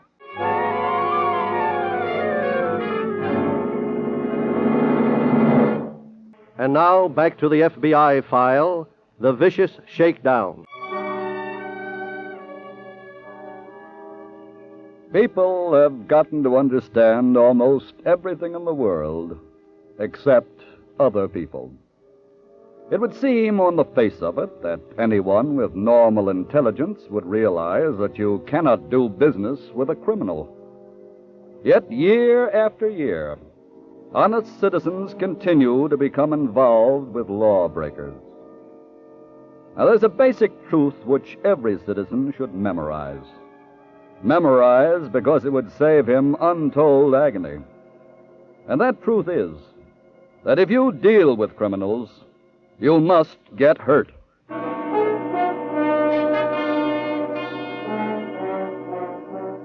Tonight's file continues in Special Agent Jim Taylor's apartment. It is after midnight. He's just preparing for bed as... Hello. Hello, Mr. Taylor. Yes. This is Mrs. Hanford. Oh, yes, Mrs. Hanford. I'm terribly sorry to disturb you. That's all right. I called her office and they gave me your home number. What's on your mind? I'm calling about Paul. Yes? Terribly worried about him. He left here right after you did this afternoon. He was presumably going to drop off at the health club for a minute. Then he had a dinner date with Christine, his fiancée. Yes, go on. After that, he was taking us both to a concert. He hasn't kept any of these appointments. And you haven't heard from him? Not directly, but I called our lawyer. I learned that Paul had gone to see him this afternoon right after he left the house. He asked for $2,000. Said he needed it desperately. I see. Did he get the money? Yes. Well, Mrs. Hanford, I'll come right over to your house.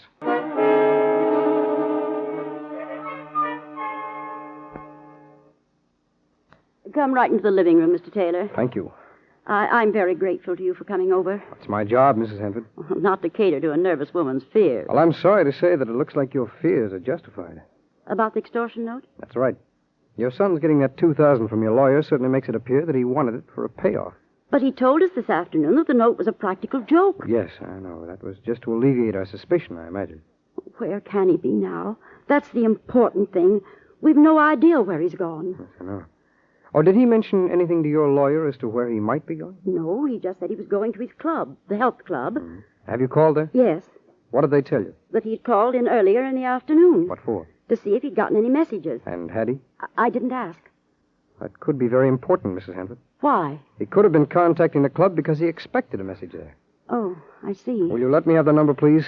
I'll phone them at once.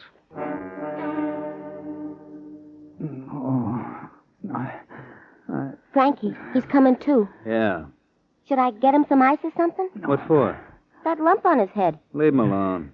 He may grow a few more before we're done. Oh, my head. It hurts, huh? Yeah. It feels as if... Oh, it's you. That's right. I'm still here. Mm-hmm. Yeah, let me get up. Should you, Frankie? Yeah, he can sit in that chair. But look, mister, don't try anything because something new has been added since you left us. This gun. I see it. Well, you think you're ready to talk business again now? There's nothing to discuss. Oh, yes, there is. We had a board of directors meeting. We decided to cut the price. To 2,000? No, 25,000. Not interested. We decided something else in that meeting. Really? Mm-hmm. Strategy. How to make you pay the 25 G's. That's not possible. Not even if we called the newspapers? Gave them the story on your marriage to Marie? They wouldn't listen to a cheap hoodlum like you. Now, you're forgetting I got proof. But that would take too much time. I got an even better way. That's to call your girlfriend, Christine. I'm not listening to any of these shakedowns. You know something, Frankie? I bet he don't think you'd have nerve enough to call her. You think I should show him? Yeah. Give me that address book. Sure. Here. Hey, that's my address book. Yeah, I know. I borrowed it when you passed out. Let's see. Yeah. Here it is. The number is Main 72932. 2932. That's right. Get her on the phone. Okay. Wait. Huh? Never mind. Call her, baby. Hello? Oh, there's never anybody on that switchboard. Yes? Hello, this is Mrs. Bell. Marie. Oh. Yes, Mrs. Bell. Mrs. Bell. Do you still think you should make that call? Hang up, stupid. Frankie, Shut I up. didn't... Start packing. Leaving town, folks? Yes, on your 2 G's. But before we go, I'm making sure you keep quiet.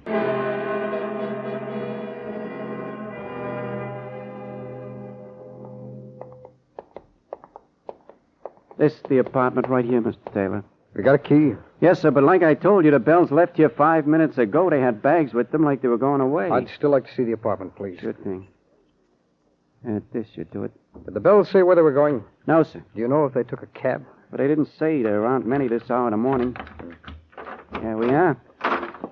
Go ahead, sir. Thanks. This furniture belongs to the house. They rented the place this way. I see. Hey, what's that? I don't know. Sounds like it's coming from behind that door. It's a closet. Someone in there. It's locked in. Yeah, I got a key that should fit that. Good. This guy in here could be the one you're looking for. Mr. Hanford. There.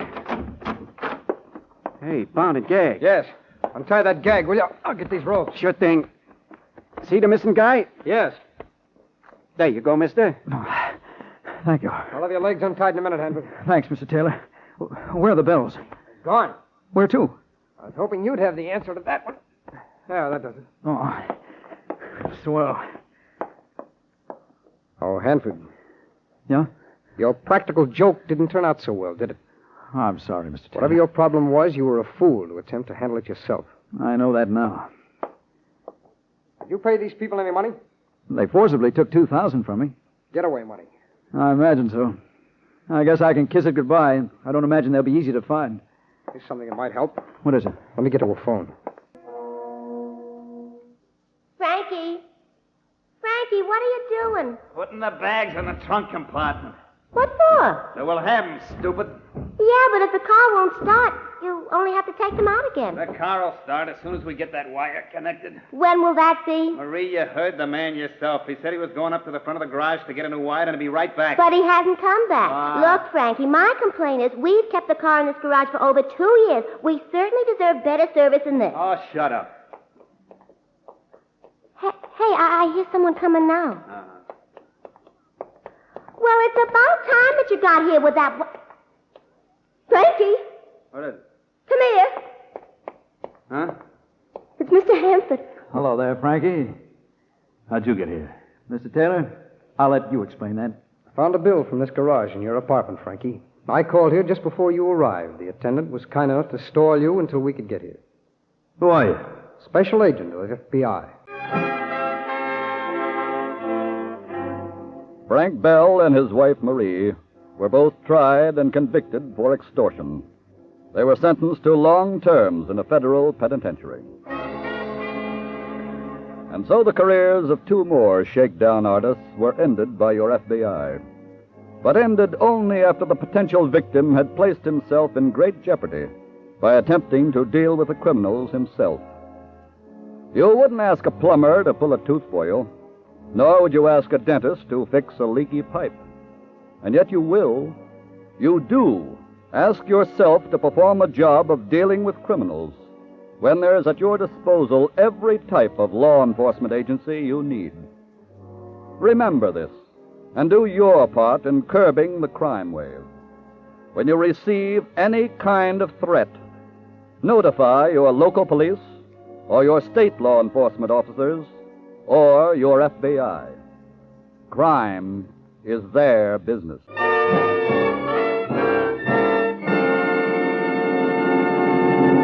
Next week, we will bring you another colorful story from the files of the Federal Bureau of Investigation, The Henpecked Thief. The incidents used in tonight's Equitable Life Assurance Society's broadcast are adapted from the files of the Federal Bureau of Investigation. However, all names used are fictitious, and any similarity thereof to the names of persons living or dead is accidental. Tonight, the music was composed and conducted by Frederick Steiner. Your narrator was Dean Carlton. This is Your FBI is a Jerry Devine production. This is Milton Cross speaking for the Equitable Life Assurance Society of the United States and the Equitable Society's representative in your community, and inviting you to tune in again next week at this same time when the Equitable Life Assurance Society will bring you another thrilling story from the files of the Federal Bureau of Investigation, The Henpecked Thief, on This is Your FBI. This is ABC, the American Broadcasting Company. That last one was from one of the two big FBI shows on radio at the time, This Is Your FBI, The Vicious Shakedown. It ran from 45 to 53 for 409 episodes, featuring true crime cases from the actual FBI and endorsed by J. Edgar Hoover himself. Next up, we have one from In the Name of the Law, which you may not have heard before. It aired in 1936, 90 years ago, and was, again, based on true police cases from all around the country, being one of the earliest police dramas on radio. Here is I Dreamed Mother Was Poisoned from June 14th of 1936. After that, another show produced by Frank and Ann Hummert, who did Inspector Thorne, which you heard earlier, Hearthstone of the Death Squad. The character first appeared on CBS in 1949 on Mystery Theater, and then that show changed its name to Hearthstone of the Death Squad by 1951. Alfred Shirley played Hearthstone, who's really not all that different in style from Sherlock Holmes or Hercule Poirot. The implacable manhunter from the Metropolitan Police, Hearthstone always got the killer, and he always sent him to the chair. This one is The Unheeded Warning Murder Case from August 30th of 51. Enjoy.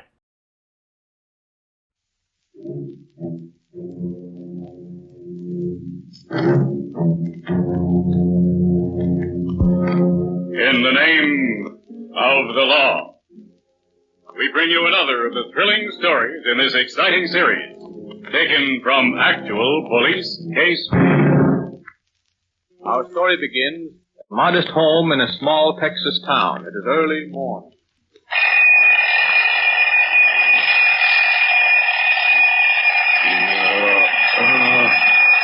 Oh, darn that clock. Get up, Sue. Past 7 almost. Sue. Oh, Sue. What in tarnation's the matter with you? You're dead or... Sue! Oh. Alarm went off. Come on, get up. Oh. It's so dark. Oh. Yeah. Looks like rain. In April showers, I guess. Oh, it's terrible. Terrible. What's terrible? Say, what are you moping about? Well, Sue, what's the matter? Don't you feel well? Tell me, what's the trouble? Oh, Jim, I had such an awful dream. Awful dream? Oh, don't be silly. I'd be pretty scared for a minute. A dream. Huh. This is so terrible. It seems so real. Well, what'd you dream about? Mother. I dreamed she was poisoned. Oh, stop crying like a baby. Now stop it. Just because you had a crazy dream is no reason for you to be crying all over the place. Jim, What? I'd like to visit Mother today. What? Travel over 100 miles just because you ate something that didn't agree with you and you had a bad dream? But it was so real, so vivid. I can see Mother now. And ask her how she's feeling. Oh, Jim, don't be sarcastic. It's what you'd call a hunch, I tell you. I have to see Mother. Please, let's go today. Well, that's the most ridiculous thing I ever heard. Please, Jim, let's go. No. Please, I've never asked that of you before. Sue, What is it, Jim? you're serious about that, aren't you? About wanting to visit your mother. I was never more serious in my life, Jim. Please, will you come? Yes. Oh, On one condition. what is it? That you forget about that dream and don't give it another thought. I'll try, Jim. Well, we leave right after breakfast.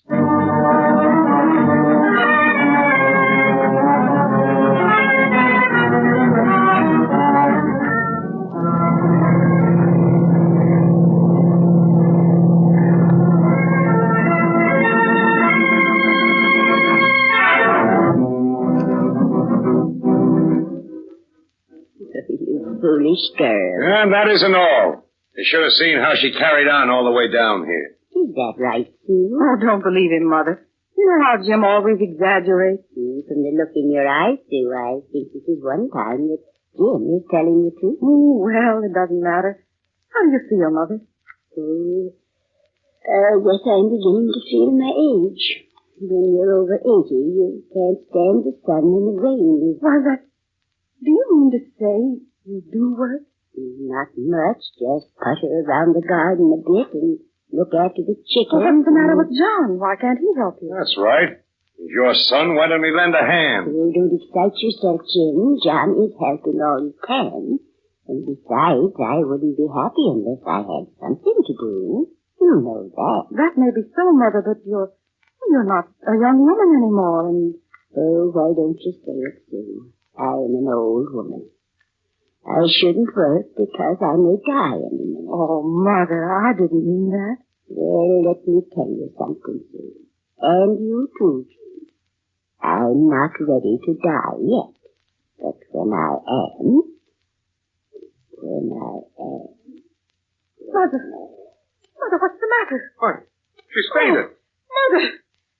Get a doctor, Jim. Get a doctor!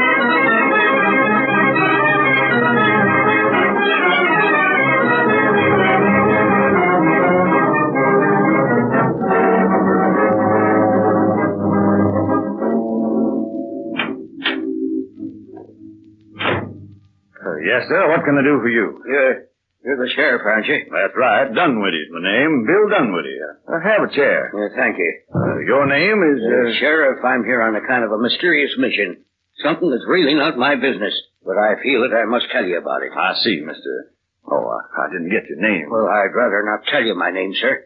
You can just call me Jones. That's as good as any, I guess. What's on your mind? Well, I have an idea there's been some foul play. Murder, to be exact. Who? When did it happen? How? I'll tell you everything I know, but it isn't very much. Go on, sir. I'm all ears. You heard that Mrs. Viola King died, didn't you? Yes, I did. Died yesterday. Well, she was an old lady. Over 80, I hear.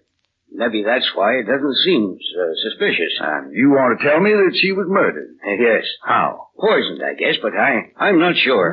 How do you know this, Jones? Well, that's something I'd rather not discuss. I must be left out of this entirely. Are you related to Mrs. King? No, sir. Do you know who administered this poison? No, sir, I don't. Do you know anything else that can help us? No. Nothing else, eh? Nothing. I've told you all I know. Do you live in town? Yes, and I'll keep in touch with you if you want me to. Yes, I certainly do, Mr. Jones. Well, that's all then, I guess.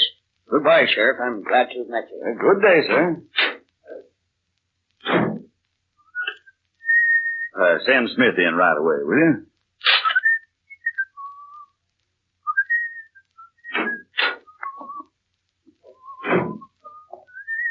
Send for me, Sheriff? Yeah, sit down, Smith. I want to talk to you. Shoot. What is it? Someone just told me that Mrs. King was murdered. Poisoned. What?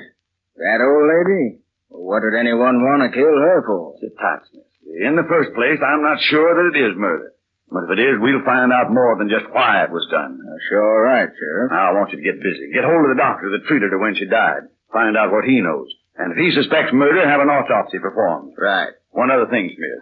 Not a word of this to anybody. If it is murder, we don't know who's involved yet. I get you, Sheriff. Don't worry. All right.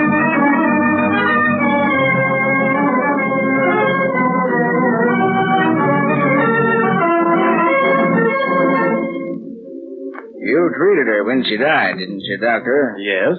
Now, tell me, did you think her death was natural? What do you mean? Well, was there anything suspicious about Mrs. King's death? Offhand, I'd say there was. What do you think was the cause of death? I believe Mrs. King was poisoned. You do, huh? Yes. She showed all the symptoms of strychnine poisoning. You mind telling me what those symptoms are? Well, there were convulsions and shrinking of the iris of the eye. That indicated poison. Yes. But I performed a more certain test on Mrs. King. I stepped behind the head of her bed and clapped my hands, like this. What happened then? It sent her into another convulsion. A little later, I repeated the test, and the same thing happened. Now, we get that result in two kinds of cases, strychnine poisoning and tetanus. So I examined Mrs. King for some wound, which might have been caused by a rusty nail. And I found nothing, not a scratch. That eliminated tetanus. So you think she died from strychnine poisoning? That it, Doctor? I'm inclined toward the strychnine theory, yes, but suggest that a careful examination be made. We'll take care of that, Doctor. Tell me, Doctor, if you suspected poison, why didn't you notify us? There, on my desk, there's a letter I'm writing the sheriff. Oh. Don't forget, Doctor, not a word to anyone, you understand? Perfectly.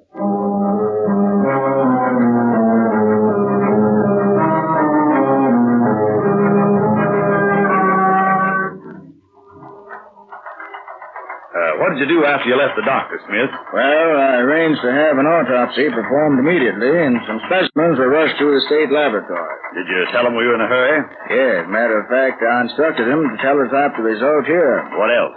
Checked on who was around Mrs. King the last few days. I found something very interesting, incidentally. What? Mrs. King's daughter and son-in-law visited her a little while before she died.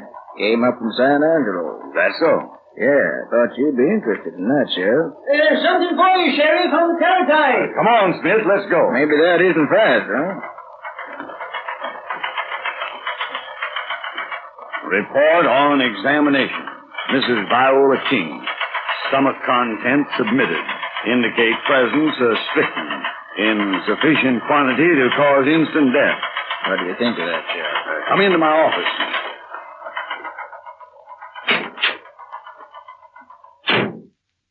One thing is certain, Smith. We've got a murder on our hands. I'm sure certain of another thing, Sheriff. What? That we're going to solve this case. You can bet your bottom dollar on that. Now listen to me. I want you to visit every drugstore in town. Find out if anyone bought strychnine during the last week. Yeah. That's all for you now. And while you're out, I have a few little ideas of my own. Now get going, Smith. We can't lose any time. Right. And get back here as soon as you can. There's plenty to do yet. Right.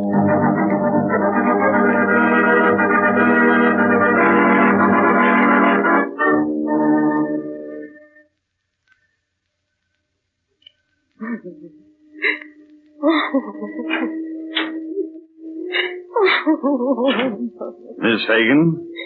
Yes? My name's Dunwoody. I stepped in to tell you how sorry I was to hear about your loss. Thank you. This is my husband. Jim, this is Mr. Dunwoody. Your mother. What do you do? You're a friend of Mrs. King? Well, yes, I knew her. Grand old lady, all right. Yeah, she certainly was. Well, John, this is Mr. Dunwoody. This is my brother-in-law, Mr. King. How do? Dunwoody was one of your mother's friends, John. Just stepped in to... Don't make me laugh. One of my mother's friends. What do you mean? Wasn't he? I knew your mother, Mr. King. Met her a few times. That's not so. You didn't come here to tell us how sorry you are or to pay your respects. John, please don't talk that way to a friend of Don't mine. tell me what to do. This guy's the sheriff, see? He's here snooping, that's what. Sheriff? Now, just a moment, folks. Don't lose your heads. I'll explain everything. This is a pretty poor time. Please, just a minute. You folks are all upset, and I don't want to... Are you the sheriff? Yes. Well, what do you want? Mr. Fagan, if you ask that way, I'll answer you the same way. I'm here on official business. Official business? What is it? I'm here to investigate the death of Mrs. Viola King. Investigate? Why? What the... Is anything wrong? Mrs. Fagan, your mother was poisoned. Oh. What? I didn't want to be so blunt, but you gave me no alternative. Your mother was murdered. I'm here because I want to find out who killed her. Now, keep your chin up, Sue. What the sheriff says is so, I should be anxious. What I said is so, all right, Mr. Fagan. I received the report from the state chemist this morning. There's absolutely no doubt that Mrs. King died from strychnine poisoning. I'd never dreamed that anyone could... What's the matter, Mr. Fagan? Why'd you stop? You're Mrs. King's daughter, aren't you? Yes. I recognize the resemblance immediately. You knew Mrs. King? Indeed, I did. She was the dearest lady. Oh, this is terrible. She wanted so much to live, and I just want to tell you how sorry I am, Mrs. Fagan. That's your name, isn't it? I've heard your mother talk about you so many times. Yes. Thank you, Mrs. Dancy. I live in that little white house up the road. Thank you so much for coming in, Mrs. Dancy. How are you, John? How do you think I am? John. Oh, now don't worry. I understand. He's so upset. So are we all, but there's no reason to be impolite. Fagan, when I ask you how to act or what to say, you can tell me. John, please don't lose your temper. Well, I'll be leaving now. Goodbye, Mrs. Fagan. Goodbye, Mrs. Dancy. Just a meddling old fool. Always minding everybody else's business. Gives me a pain. Sorry I had to hear all this nonsense, Sheriff. Don't worry about me, Mr. Fagan. I'm a pretty understanding guy. You've got to be around here, I guess. Mr. Fagan, before Mrs. Dansby, that was her name, wasn't it? Yes, that's right. Just before she entered, you said something that intrigued me. I said something that... I'm afraid I don't know what you mean, Sheriff. Well, you started to say something and then stopped suddenly. I asked you what happened, and just then the door opened. Funny. I don't recall it at all. I wish you would. You started to say something about never being able to dream that anyone could do something or other. Poison Mrs. King, I guess, is what you meant to say. But you stopped. Now, what's it all about? I don't remember what I was going to say, Sheriff. Fagan, I don't believe you. You don't believe... Say, I don't like that tone of voice one bit, Sheriff. And I don't like your line either. You're concealing something, Fagan, and I want to know what it is. I'm concealing nothing. Don't try to be so darn cagey, Sheriff. Who do you think you are, anyhow?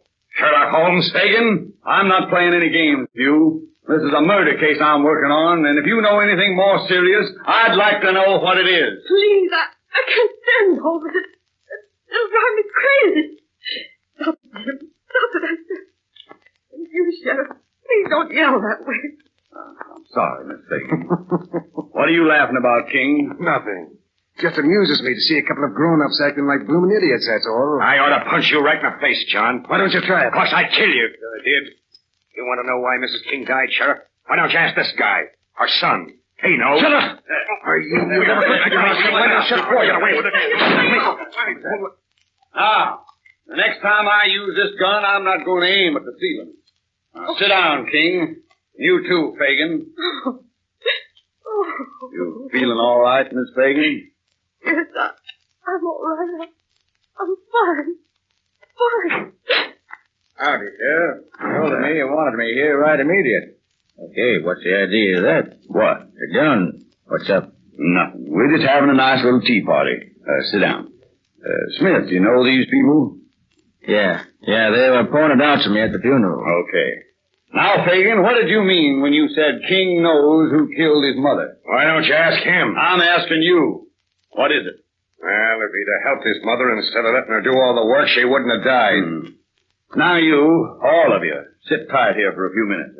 Smith. Yeah? Come here, I want to talk to you. Right. Jim, why don't you control yourself? And you too, John.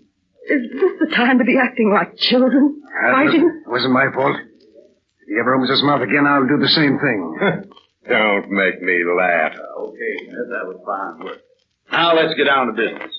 Fagan. What? Do you know who killed Mrs. King? No. How about you, King? I don't know, if that's what you're asking. And you, Mrs. Fagan. Do you know anything about your mother's, death? No, sir, I don't. Tell me, Mrs. Fagan, you do a great deal of traveling. A great deal? No, I don't think so. Well, you have left San Angelo from time to time. Oh, yes. During the last 2 weeks? Yes, that's right. King. What is it? You had an argument with your mother recently, didn't you? Yes. What about? Well, my mother was an old lady, kind of an eccentric. I didn't like the way she handled her finances and all that. What do you mean by that? Well, she didn't have much money, but she had a habit of giving it to anyone who gave her sobs to her. Who, for example? That's why I had a scrap with her. She wouldn't tell me. How much money did she give away? I don't know. A few hundred, I guess. Smith? Yes, sir. You were down at the bank, weren't you? Yeah. What'd they tell you? Mrs. King's statement was returned to her with all the vouchers. Hear that, King? What about it? The canceled checks were returned to your mother. You know who got the money. I don't, I tell you. And I don't believe you, King. Now, out with it. Where is the money? If you think I took my mother's money, you're crazy, Sheriff. I know a couple of guys in the death house who said that about me. Why, Sheriff, you don't really think that John was... Mrs. Fagan, it doesn't make any difference what I think. I'm only interested in solving this murder. If I have to step on some toes as I close in on the killer, well, it's just too bad. Can't be helped. Yes, of course. Now, I want to ask you a few questions again, Miss Fagan. Before Mrs. Dansby entered this room, your husband started to say something and stopped suddenly. He stopped because you looked at him, stared at him. You don't think I noticed it, but I did. Now spill it. What are you keeping from me? I haven't the slightest idea what you're talking about. Haven't you? You about it. Go on, Smith. Mrs. Fagan, when you visited your mother the other day, you told her you had a dream about her the night before. Is that right? Why, yes, that's right. Well, what did you dream? Why, I don't recall exactly. Yes, you do. Just think about it. I'll tell you, Sheriff. She dreamed that her mother was poisoned. I started to say something before and used the word dream. That's why I stopped so suddenly. My wife didn't want you to know about that. Because it sounds so unbelievable, I guess. I knew exactly why you stopped. Now, Mrs. Fagan, I'm going to talk to you straight from the shoulder. You claim you had a dream that your mother was poisoned. Is that right? Yes. You were so upset that you decided to visit your mother. When you arrived, she was hale and hearty. A little while later, she died. No one... Oh, yes. I'm sorry. Sit down, Miss Dansby. I'll be through soon. Thank you. Miss Fagan, a little while later, your mother died. No one but you and your husband were present when she was poisoned. Now, which one of you murdered her? You mean I killed my mother? Sheriff, maybe it does look bad for us. Maybe. Past the maybe stage, Fagan. I tell you, the murder of Mrs. Viola King is in this room. Where you going, King? No place. Just looking for a chair. Out for some air. This room isn't big enough for all of us. Stay where you are. Mrs. Fagan, you visited the town of Anson recently, didn't you? Yes. Well, Detective Smith has located a druggist that sold some strychnine to a woman last week. What have you got to say about that? Oh, for heaven's sake, arrest me. Kill me. Do anything you want. I don't care. Maybe I did murder my mother. I don't know. Maybe it wasn't a dream. Maybe it was real. Real. Oh. She's fainted. Come on, get some water. Somebody quick. I'll will you? get the water right away. There we are. All right. You'll be all right. Take it easy. Get the water. Oh. Maybe it wasn't a dream. It was all so strange. When I came here, the auto... Well, what about the auto? After the dream, later, when we came here, the auto, the wheel... Miss Fagan, look at me. Look. Now tell me about that dream and about the auto. Tell me everything. I dreamed my mother, dearest mother, What are you knitting, Mother? A sweater, if I ever finish it. Mother? What is it, Sue? What's wrong? She looks so sad, rocking and sighing. Please tell me, what's the trouble? Nothing. Nothing is wrong. You're not telling the truth. You're worried. Oh, I guess I am, Sue. Why? See this sweater, Sue? I'm knitting it for myself for the cold weather. But I have a feeling. A feeling. About what? Please tell me, please. Sue, I have a feeling I'll never finish it. Never. Why? Because I'm not feeling so well. My heart, it feels like someone poisoned me. It burns. It burns. Everything burns. And I'm sweating cold. Mother! Victory! Victory! Mother! Sue! What in tarnation is the matter with you? Sue! Oh, Jim, it was terrible. What was terrible? I had an awful dream, and it seemed so... That was your dream, Mrs. Fagan? That's exactly how she described it to me, Sheriff. Now, Mrs. Fagan, you said something about an auto. What about it? After the dream, after Jim promised to take me to my mother, we drove here in his auto. Go on, Miss Fagan. You drove here in your husband's auto. What happened then? The wheels. All they were saying was, it's too late. It's too late. It's too late.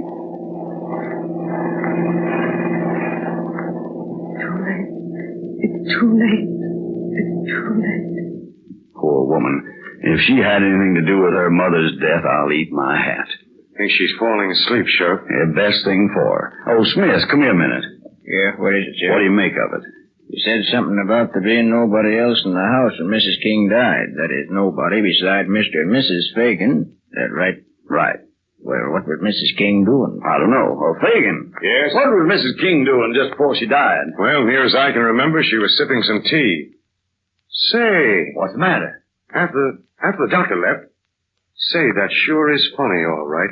What are you talking about, Fagan? After the doctor left, the cup. It was gone.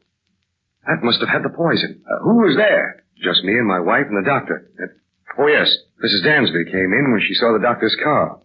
Where are you going, Mrs. Dansby? Why, I have to leave. All this excitement. Stay where you are. Miss Dansby, what do you know about this? I don't know anything about it. It's all so upsetting. What are you shaking about? I'll tell you why she's shaking. She poisoned my mother, that's why. She took her money and killed her. That's what she did. Is that right? Oh, no, I didn't. Smith, get that Anson druggist over here. I want him to identify her. Right. No, I bought this treatment. I bought it. Why? For the dogs. They were after my chickens. What chickens? You haven't got any chickens. Mrs. Dansby, you murdered that old lady. Yes, I did. She had more money than she could use. And I needed it more than she did anyhow. I decided... You took some of it from her, didn't you? I wanted more. I wanted all she had. What did you do? I gave her half a lemon. Before I did, I smeared some poison on it. She didn't see it. Then you removed the cup and destroyed the lemon. When the doctor arrived, I knew it was over. I walked in, washed the cup on saucer, and threw the lemon away. Why are you telling this story to us? Why? Because you'd find out anyway. I know it. I feel sure you would. She would dream about it. I was afraid. I couldn't bear it. I'm afraid of dreams. Take her away, Smith. The charge is murder.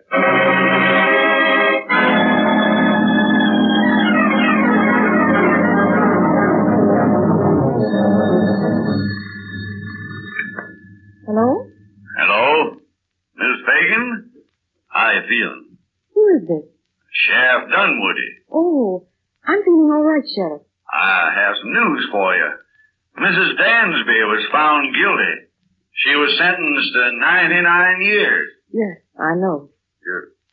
You didn't dream about it, did you? No, my husband just phoned me.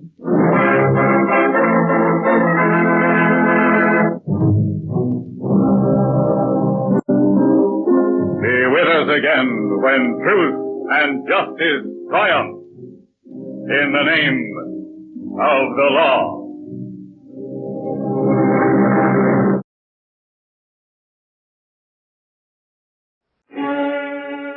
Tonight, CBS Radio again presents the famous Hearthstone of the Death Squad, implacable manhunter of the Metropolitan Police, in one of his greatest investigations, entitled The Unheeded Warning Murder Case, with Ronald Long as Elliot Lindsay and Florence Williams as Della Parker. Now, for Inspector Hearthstone of the Death Squad in the Unheeded Warning Murder Case. The scene opens in the front office of the Lindsay Messenger Service, whose business is the delivery of messages and small parcels. A pretty girl is seated at a desk. She looks up, surprised, as the door opens, and a young man, obviously excited, enters. The girl is Della Parker. The young man is Phil Richards, a newspaper reporter, Della's fiancé. And we hear Della say the words that lead to violence and murder. Oh, Phil, this is a surprise. What are you doing here? Della, quick. Put on your hat. You've got to get out of this place. Oh, you sound as dramatic as one of your stories in the paper, Phil. I've come to warn you, Della. Well, all right, I'm warned, but what about? Hurry, Della. I'll tell you on the way out. Oh, you sound awfully silly, Phil, but I love you anyway. Della, please be serious. You're in real danger here. What on earth are you talking about? This place. The Lindsay Messenger Service isn't what you think it is. Oh, are you trying to kid me, Phil? Certainly I'm not. This place isn't a messenger service at all. It's the front for one of the worst criminal operations in New York. Oh, don't be silly. My city editor, Martin Bayer, just gave me the lowdown on what goes on in this place. What goes on here? He's ready to blow the whole dirty business wide open, and when he does, one of the biggest stories of crime and murder the paper has ever printed will flash across the front page and rock the town. Oh, Phil, you talk like a scene from a 10, 20, 30 melodrama. All right, don't listen to me, Della. Treat me like an idiot, but whatever you do, come with me now. Quit this job. Get away from this place before something happens to you. If you think I'm going to give up a job paying $100 a week because of some wild idea born in a newspaper office, well, I won't do it. It's stupid. If you want to know, I'm going to keep this job until long after we're married. It's no wild idea, and Martin Bayard is not the kind of city editor who chases rainbows. I order you, Della, to leave here now. You order me, do you? Well, you can't order me to do anything. I didn't know I was marrying a fool. But don't say I didn't warn you. What a stubborn imbecile you are. Goodbye. Trouble is, you've been reading too many detective stories. Oh, guess he didn't hear that. Anyway, nothing's happened that a kiss won't cure tonight. Hi, beautiful. Where's your boss? If you mean Mr. Lindsay, he's in his office. And don't call me beautiful. Who shall I tell Mr. Lindsay wants to see him? You're telling him nothing, baby. I'm going in there. That's his door, ain't it? But you can't see Mr. Lindsay without being announced. No, get out of my way. I'm going in. You horrible... You stay right here, kid. Well, Lindsay. Who are you? And what's your business? So you don't know Bash Kegel, eh? Try something new, Lindsay. I repeat, I don't know you. Well, we're going to get acquainted fast, Lindsay. I'm the Bash Kegel you're trying to throw to the cops. And I just dropped by to tell you. One more chirp and I'll kill you. I've got my foot on an alarm bell that'll bring everybody in the office here. Now get this. Bash Kegel, if that's your name. I don't know you. I've never seen you. You've got the wrong idea somewhere. Any more of that, Lindsay, and I'll kill you right now. When I mentioned the alarm bell to you, I didn't mention this gun in my hand. Now leave. Get out! So that's it, huh? Okay, I'll leave. But on my way out, I'll conk that dame on the dome. The one who tried to keep me out of here. No, you won't leave by that door. You'll leave through this back door, right here. Now move.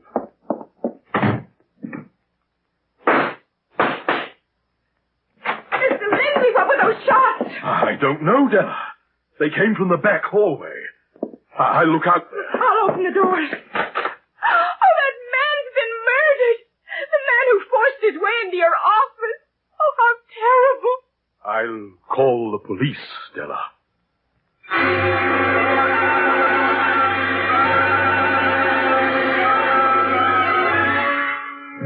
So once again, the steely, cold Hearthstone of the Death Squad and his assistant detective Sam Cooke find themselves on the scene of a strange and puzzling murder. And we hear Inspector Hearthstone with Della Parker and her employer, Mr. Lindsay, as he says, So, your story, Mr. Lindsay, is that a man you had never seen before forced his way into your office, threatened to kill you, left by the back door which you had closed upon him, and was shot down in this hallway about 10 feet from the door of this office. I'm sure he was insane, Inspector Hearthstone. He forced his way into my office. That's just what happened, Inspector. I'm Della Parker, Mr. Lindsay's confidential secretary. The man rushed in with a mad look in his eyes, wouldn't let me announce him, pushed me aside, and forced his way into Mr. Lindsay's office and slammed the door. So you were not in Mr. Lindsay's office while this man was talking to him? No, Della was outside in the reception room. But you see, Inspector Hearthstone, she confirms my story exactly. So I should expect from your secretary, Mr. Lindsay. Confirming employer's story is part of a secretary's job. But I wonder, will she confirm whatever explanation you make of that .45 caliber gun on your desk? A gun? Oh, Mr. Lindsay usually keeps that in his safe. I have no idea how it got there, Inspector. I used it to frighten the man away, Inspector. Remember, he was threatening to kill me. Why? I don't know. Detective Cook. Sam, hand me that gun, please. Sure, Inspector. I see it hasn't been fired. Not much evidence, is there, Inspector Hearthstone? A gun that hasn't been fired, and the body of a man out there I've never set eyes on before. I wonder who he was. I can tell you, Mr. Lindsay. His name is Bash Cagle, and his business is that of a dope peddler. What? And your business is that of a messenger and parcel delivery service. Oh, how dreadful. What's dreadful, Della? Well, she may be formulating the idea, Mr. Lindsay, that a parcel delivery service would be an excellent way to distribute dope. But we'll drop that for the moment. Inspector Hearthstone, this excited girl is putting ideas into your mind. She hasn't the haziest idea of what this business is. Perhaps you should find a less excitable secretary, Mr. Lindsay. Probably safer. Della. Oh, Della, I was afraid it was you. Phil, darling, I'm so frightened. What's this? Phil Richards from the Evening Star, Inspector Hearthstone. Oh, now I recall him, Detective Cook. Hello, Phil. What brings you here? I came to cover the story and to get Della out of here, Inspector Hearthstone. Phil and I are to be married, Inspector. Oh, Phil, I should have listened to you this morning. This morning? Were you here before this murder occurred, Phil? Yes, about an hour before, Inspector Hearthstone. Looks like this guy gets in early, Inspector. Covers a murder story before the murder comes off. Fast work, Phil. That's a point, Sam. Why were you here this morning, Phil? He came to warn me, Inspector Hearthstone. That's it, Inspector. I had a tip from my city editor, Martin Bayard, that he was ready to blow this Lindsay Messenger Service outfit to the sky. Said he just about had the goods, that it was the cover for a big crime ring. What kind of ring, Phil? Well, Bayard didn't tell me. He's a pretty secretive sort of a guy until he gets a story all lined up and tied together. But believe me, he's got one, or he wouldn't be saying anything. Phil came here terribly upset, Inspector Hearthstone, to have me leave my job, and I was silly enough to laugh at him. I called it melodrama. Phil, get your city editor, Martin Bayard, to the phone for me. Okay, Inspector. Parker 08-9970, and be quick. Hello, Star Office. This is Phil Richards. Put me on to Bayard at the city desk. What? Oh, that's impossible. When? Wait. Let me tell this to Inspector Hearthstone. Listen, Inspector. Martin Bayard was shot down by a machine gun fire. What? They got him just as he was stepping into a lunchroom behind the newspaper office, less than 5 minutes ago. So Bayard's story on the Lindsay Messenger Service was stopped by the hand of death. And I think I've got the answer, Inspector Hearthstone. This man Lindsay here undoubtedly overheard me warning Della this morning and tipped his mob to bump off Bayard. It could be, Phil. Now, Lindsay. I didn't overhear anything, Inspector Hearthstone. I didn't even know this reporter was in here talking to Della. It's ridiculous. And why, in the name of heaven, should I want the city editor of the Evening Star murdered? As the evidence in this case unfolds itself, the answer to that question may be revealed, Lindsay. In the meanwhile, let's go back to the murdered dope peddler in the hall, Bash Cagle. His body, at least, is on these premises. May I point out to you, Inspector Hearthstone, that there is only a single set of footprints on the floor, leading from this office to his body, his footsteps and no others? No, you needn't, Lindsay. I noted that interesting fact myself. That's why I didn't approach the body. Well, that makes it pretty clear, doesn't it, that I didn't follow him down the hallway and kill him? Unless there's some very clever trick that I haven't caught on to as yet. Well, nobody ever goes down that hall. That is, except very seldom. The floor was waxed this morning. The only person walking over it was the murdered man. So it seems. Now, tell me, Mr. Lindsay, did you use the phone after the murder? Only to call the police, Inspector Hearthstone. Isn't that true, Della? Oh, I don't know, Mr. Lindsay. That is what, Della? Well, I'm sure, Inspector Hearthstone, that Mr. Lindsay did not use the phone. Detective Cook, Sam, what did you find out from the elevator man? He says he brought two tough-looking characters up here, Inspector, but they never came down with him. This is only the third floor. It'd be a cinch to get a way down the stairs. Very well. And Sam, there's a man looking out of the back office near Bash Kegel's body.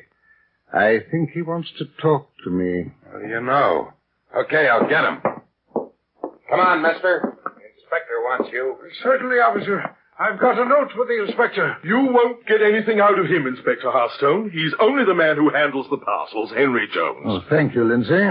But I'll find out for myself. Here you are, Inspector Hearthstone. Your name is Henry Jones? What's your story? No story at all, Inspector Hearthstone. I just wanted to give you this note that I found. Oh, thanks, Mr. Jones. I'll look at it. What's in that note, Jones? Nothing of immediate interest to you, Lindsay. I think I take the point, Mr. Jones. We'll arrange it just as this note suggests. Now, read this note. I think it's a trick, Inspector Hearthstone. I'm not so sure, Sam. Come on, let's go back to headquarters. Back to headquarters, Inspector, with everything hanging in the air? I don't get you on. Come on, Sam.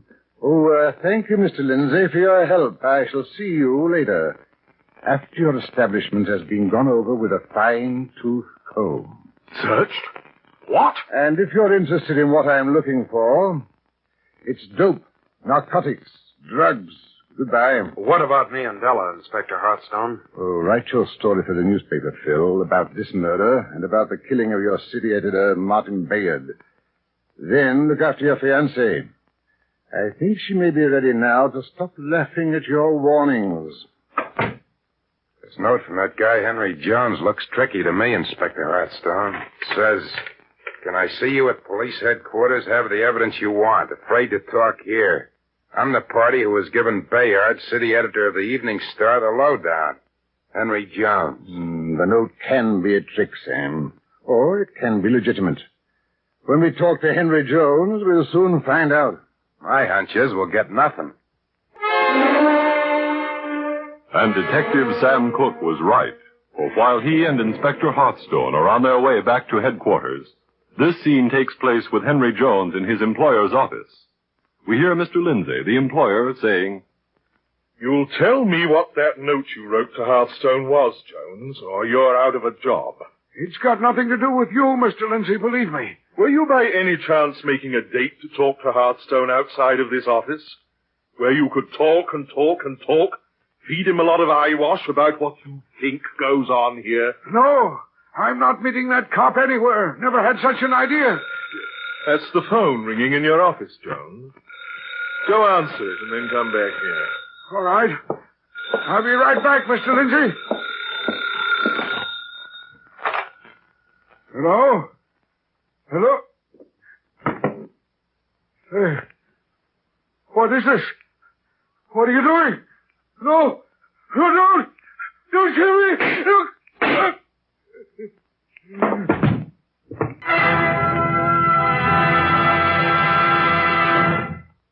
Another mystery high spot on your CBS radio roster, formerly at this time, is The Lineup.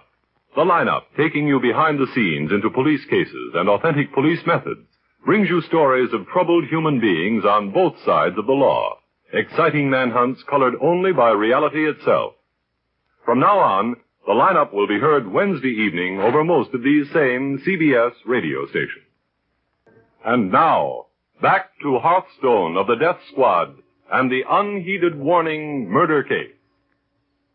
When sudden murder strikes in the offices of the Elliot Lindsay Messenger Service, Inspector Hearthstone recognizes the victim as Bash Kegel, a notorious dope peddler. And he looks with suspicion upon Elliot Lindsay, especially when Phil Richards, a newspaper reporter, in love with Lindsay's beautiful secretary, Della Parker, tells Inspector Hearthstone that his city editor, Martin Bayard, has information that the Lindsay Messenger Service is being used to distribute dope. Then Martin Bayard is murdered, and a note is delivered to Hearthstone from Henry Jones, a clerk in Elliot Lindsay's office, saying he has the evidence that will point out the murderer. Now it is a short time later. The scene is police headquarters, and we hear Inspector Hearthstone saying to Detective Sam Cook, Well, Henry Jones should be here any minute now, Sam. I still say the guy's a phony. Inspector Hearthstone speaking. Inspector Hearthstone, this is Elliot Lindsay. Another murder's been committed here in my office. The man, Henry Jones, who gave you that note, has been shot, stone dead. A couple of policemen are here already, but I thought I'd better phone you myself. Put one of those policemen on the line, Lindsay. Officer, Inspector Hearthstone wants to speak to you. This is Officer Kenny, Inspector. Take Elliot Lindsay, head of Lindsay Messenger Service, in custody, officer. Bring him in handcuffed. Have the offices surrounded so nobody can get in or out, and act at once. Goodbye. That's the third guy to go, Inspector. Yes, and if we're not careful, Sam, it won't be the last. Well, Sam, see if you can reach Phil Richards at his newspaper. Tell him I want to see him. Tell him to hurry over here. Well, that's a coincidence. I had a flash you'd want me, Inspector Hearthstone, so here I am. Oh, splendid, Phil. I see you brought Della with you. Oh, it was dreadful, Inspector. Phil and I hadn't even left the Lindsay offices when that poor, harmless old man, Henry Jones, was killed. He was in Lindsay's office, Inspector. Murdered in Lindsay's office? No, not killed there, but I heard them quarreling to Inspector Hearthstone in Mr. Lindsay's offices. And then Henry Jones went to answer his phone, and he was shot in his own little cubbyhole. It's a cinch Lindsay did it, Inspector. Now, Della, tell Inspector Hearthstone what you told me about Lindsay's phone call before my city editor was killed. Well, don't hold back. There's nothing to be afraid of, Della. Well, I heard Mr. Lindsay on the phone calling somebody this morning after the first murder. And he said Phil's city editor, Martin Bayard, usually ran out for a sandwich at a lunch counter behind the newspaper office at about 2:00 every day. So there you are, Inspector. There's your case. It seems that way, Phil. But every indication is that Lindsay was not working alone. The dope racket embraces many men, many killers. I want them all. That's what my murdered city editor told me, Inspector. And by the way, I went through his private file and found one very peculiar thing. Phil, isn't it enough that 3 people have been killed already for talking without your taking a chance? Oh, Phil, please get out of this case. I'm frightened, terribly frightened for you. Well, I'm a newspaper reporter, Della. I write what I see and I tell the police what I know. Please, Phil, I'm so frightened. You must take care of me. Why, with all those people being killed from that horrible Lindsay Messenger Service office, I'm afraid to go home. I know somebody will kill me. I'll sit up all night. I won't go to bed. Oh, easy, sweetheart. I've thought of that myself. So I've told my mother you'll stay with her until this is over. Oh, Phil, that's just what I hoped you'd say. Your mother's a darling. Let me ask you, Phil. Did you bring those notes you took from your murdered city editor's private file with you? No, but I can get them, Inspector Hearthstone. Mm-hmm. After I've taken Della to my mother's, I'll go back to the newspaper and pick them up. I'll bring them to you then. Is that all right? Phil, wouldn't it be quicker if we passed by the newspaper office on our way to your mother's? If we get those papers then, and as soon as you've left me at mother's, then take a taxi and be back here in a few minutes? Oh, that's an idea, Della. I'll be back, Inspector Hearthstone, that way before 10. Excellent, Phil. You and Della had better run along now. Go through the door at the left. Come on, Della. See you about 10, Inspector Hearthstone. Bye. Bye.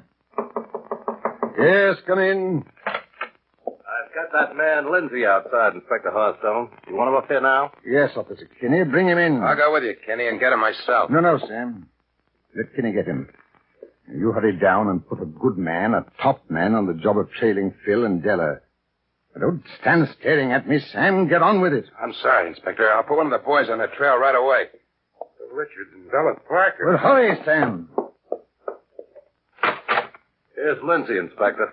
Inspector Hearthstone, if you're arresting me for murder, you're on the wrong street. Why, Lindsay? Because I didn't kill anybody.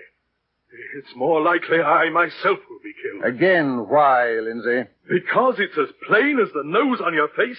That young newspaper reporter, Phil Richards, and his girlfriend, Della Parker, are committing these murders. Oh, really? Well, thanks for the information. But tell me, what evidence have you to support that story, Lindsay?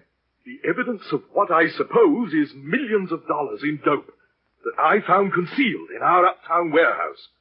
The only people who could have concealed it there are my secretary, Della Parker, and her fiancé, that newspaper reporter. They're the only ones. It's a beautiful story if true, Lindsay. Especially from a man who's been on the scene in suspicious circumstances of 2 murders. I don't care where I was. I'm telling you the truth, Inspector Hearthstone. All right, Lindsay. I'm going to do a funny thing. Detective Cook. Sam. Yeah, Inspector. Take the handcuffs off Lindsay. Release him. No charge. What? Release him? That's what I said, Sam. Release him. You may go, Lindsay. But remember, you may be watched. You're letting me go? I have my reasons. Show Mr. Lindsay out, Sam.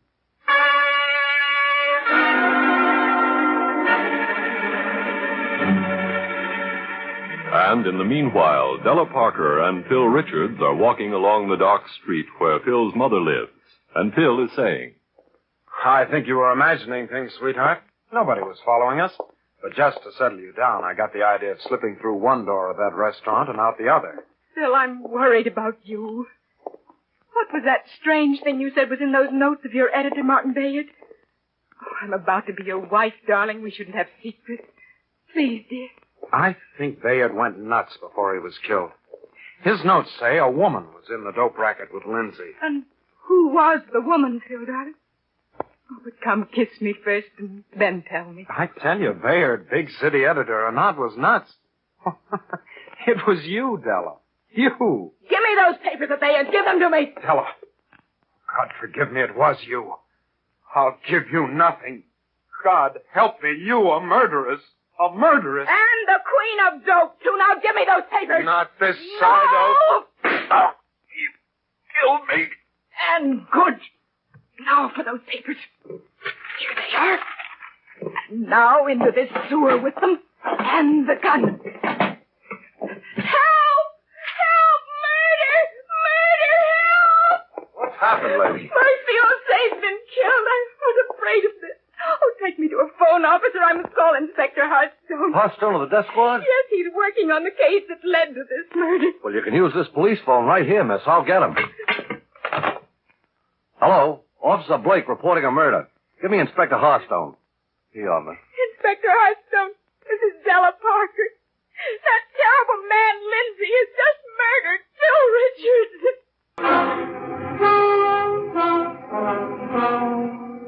And a few minutes later, we find an hysterical girl, Della Parker, confronting Inspector Hearthstone. And I keep on saying, Inspector Hearthstone, you're responsible for Phil's murder. You knew a desperate gang of dope peddlers was after him, and you failed to protect him. I'll never live long enough to forgive myself, Della. You should have done something. Recriminations won't get us anywhere, Della. All we can do is help each other. And when I bring Phil's killer to justice, I hope you'll find it in your heart to forgive me. Oh. Steady, my dear. First thing is, did you actually see your employer, Lindsay, shoot down Phil? It was dark, but I'm sure it was Mr. Lindsay. I'll swear it on the witness stand. And I'll swear, too, that you were the cause. Please, my dear child, forget your feelings toward me for a minute. I only ask you to help me. Do that first, then hate me all you like. I'll understand and forgive. How can I help you, Inspector Hearthstone? Detective Cook, bring Lindsay in. Come in, Lindsay. Don't try any tricks. I wasn't near that reporter, Phil Richards, when he was killed. Detective Cook is mad. Here are some reports from our narcotics squad, Lindsay. Read these letters. There are tips written into narcotics putting 3 known dope czars on the spot. And you are one of them. I don't know anything about them. They're typewritten. They were written on the typewriter in your office. And here is a confidential report to narcotics from the murdered city editor, Martin Bayard, the man Phil Richards worked for. What does it say? It says a woman is the head of your dope ring.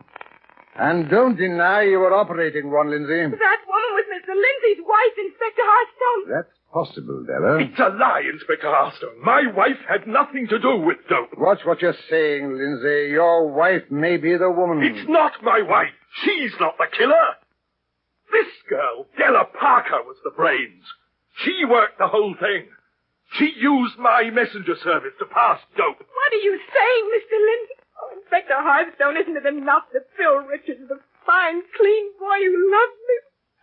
Oh, Phil, why should you have been murdered? Because Phil found out who the leader of the dope ring was, who the wholesale murderer was. I begged Phil to stay out of this. And he undoubtedly knew who the woman was who operated the dope ring.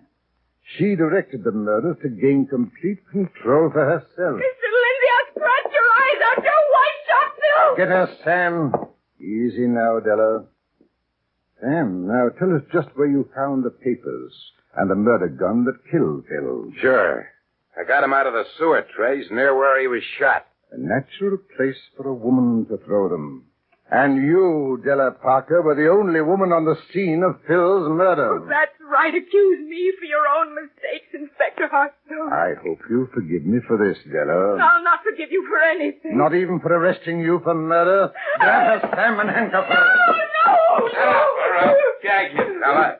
Your mistake, Della, was in being a little too clever, too cooperative, too sweet with the unfortunate boy you murdered. Probably the only person who ever loved you. You can't prove that I murdered him, Hearthstone. You'll find I can prove everything, Della, when I present the evidence I have at your trial. You'll prove nothing. And you'll remember this when the dark and eternal door of the execution chamber closes on you. No! That's all, Sam. Charge her with murder.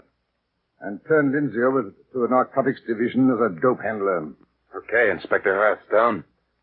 Well, my only regret is that the man we put to trail this woman and Phil Richards on his murder journey lost them. I was trying to protect Phil from this very thing.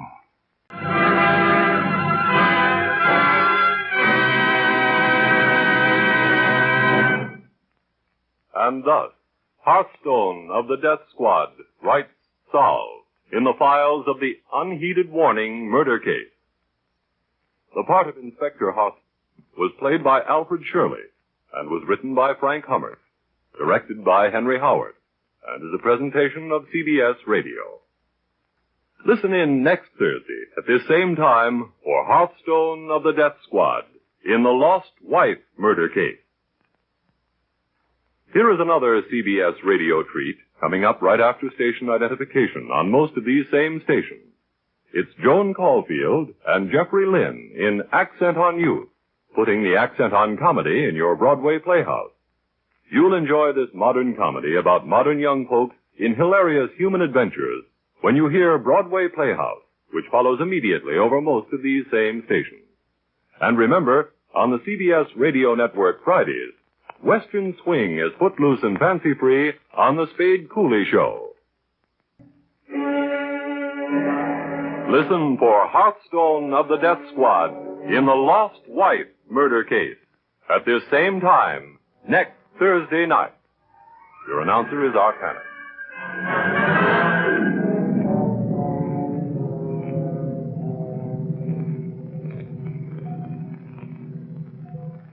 This is the CBS Radio Network.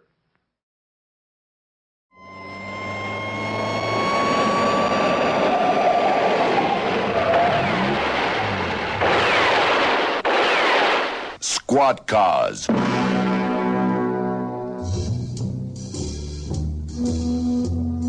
General Motors and their dealer organization throughout Southern Africa proudly bring you the drama, the danger, the thrills, and the facts when the long arm of the law travels in Squad Cars. The story you're about to hear is true. Details are supplied from the official case files by the South African police. Only names and places have been changed to protect innocent people involved. Johannesburg, May the 14th, 6:35 a.m. A new shift has just taken over the radio control room in the shadow of the Herzog Tower. The battery of phones linking police and public is comparatively quiet. One of the phones rings and is answered by a constable on duty. Police. Constable Mainhardt speaking. Hello, I'm wanting the police. Yes, this is the police. Oh, madam, she's dead. What number are you phoning from? 420013. Where's that? Parkhurst. What's the address? Number 10, 23rd Street. What's your madam's name? Killian, Mrs. Killian. And you say she's dead? Yes, sir. Who killed her? I do not know. I'm finding her just now. All right. We'll send somebody over. Hey, hang on a second. What's your name? Phineas. You just stay where you are. Don't go telling your friends and filling the house with people. No, sir. The police will be there in a car in a couple of minutes. Okay, sir. Non-European domestic's name, Phineas.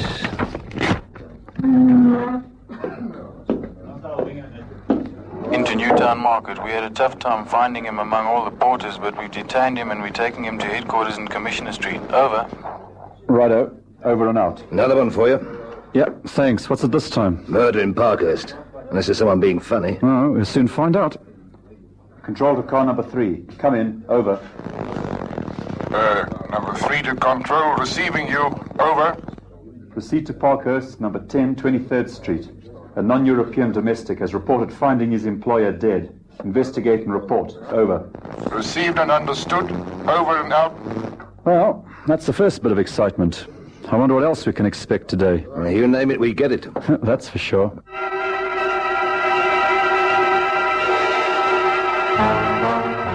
"6:41 a.m.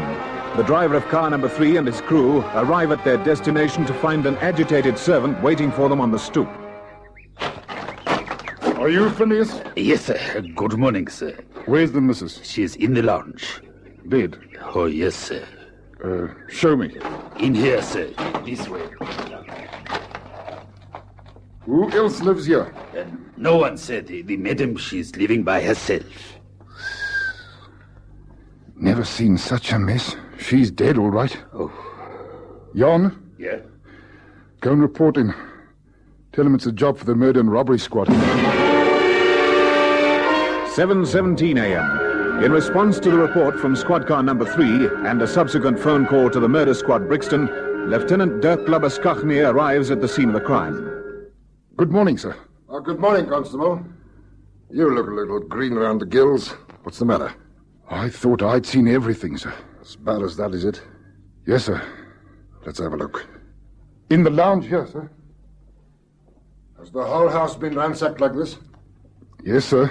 All the drawers and things have been turned out in the bedroom. Poor woman. What do you suppose he hit her with, sir? To make her look like that? Well, judging from the wounds, I'd say he used a hammer. He must have gone berserk. Yes. He must have expended a lot of energy doing this. It's horrible. Yes, that describes it very well. Horrible. Who else lives here? No one, sir. Lived alone, did she? Yes, sir. Then who found her? The houseboy, sir. And where is he? He's in his room crying, sir. Crying? What's he crying about? He worked here a long time, sir. Oh, I see. Well, if he's in a fit state to talk, bring him through. If he's not, then leave him for a while. Very good, sir. Work of a madman. There's blood everywhere. On the walls. The ceiling. Whoever did it must have been splashed with blood himself. The lieutenant wants to talk to you. Yes, sir. Good morning, sir. Oh, good morning. What's your name? Phineas, sir. Have you had a look at his papers, Constable? Yes, sir. Everything's in order. Now, Phineas, I understand you work for the missus for a long time. Yes, sir. For 14 years. Did she live alone for all that time? No, sir. The boss, he passed away 8 years ago. So, she was a widow. Any relatives? Not here, sir. I believe she herself was born in Port Elizabeth. Did she work? No, sir. Then where did the money come from to keep all this going? I do not know, sir. What about friends? Did you have many visitors? No, sir. Did you keep money around the place? Not too much, sir. No. How much? I am not certain of this, sir. Oh, come on now, man. You've worked for the missus all these years, and you expect me to believe you don't know where she kept the money and how much there was? I did not say I did not know where it was, sir. All right. Where was it? She was accustomed to keeping it under her mattress. How do you know? When I'm cleaning, I'm seeing it. I cannot help seeing it. How much was it? I have not counted it, sir. It was a roll of money with a rubber band around it.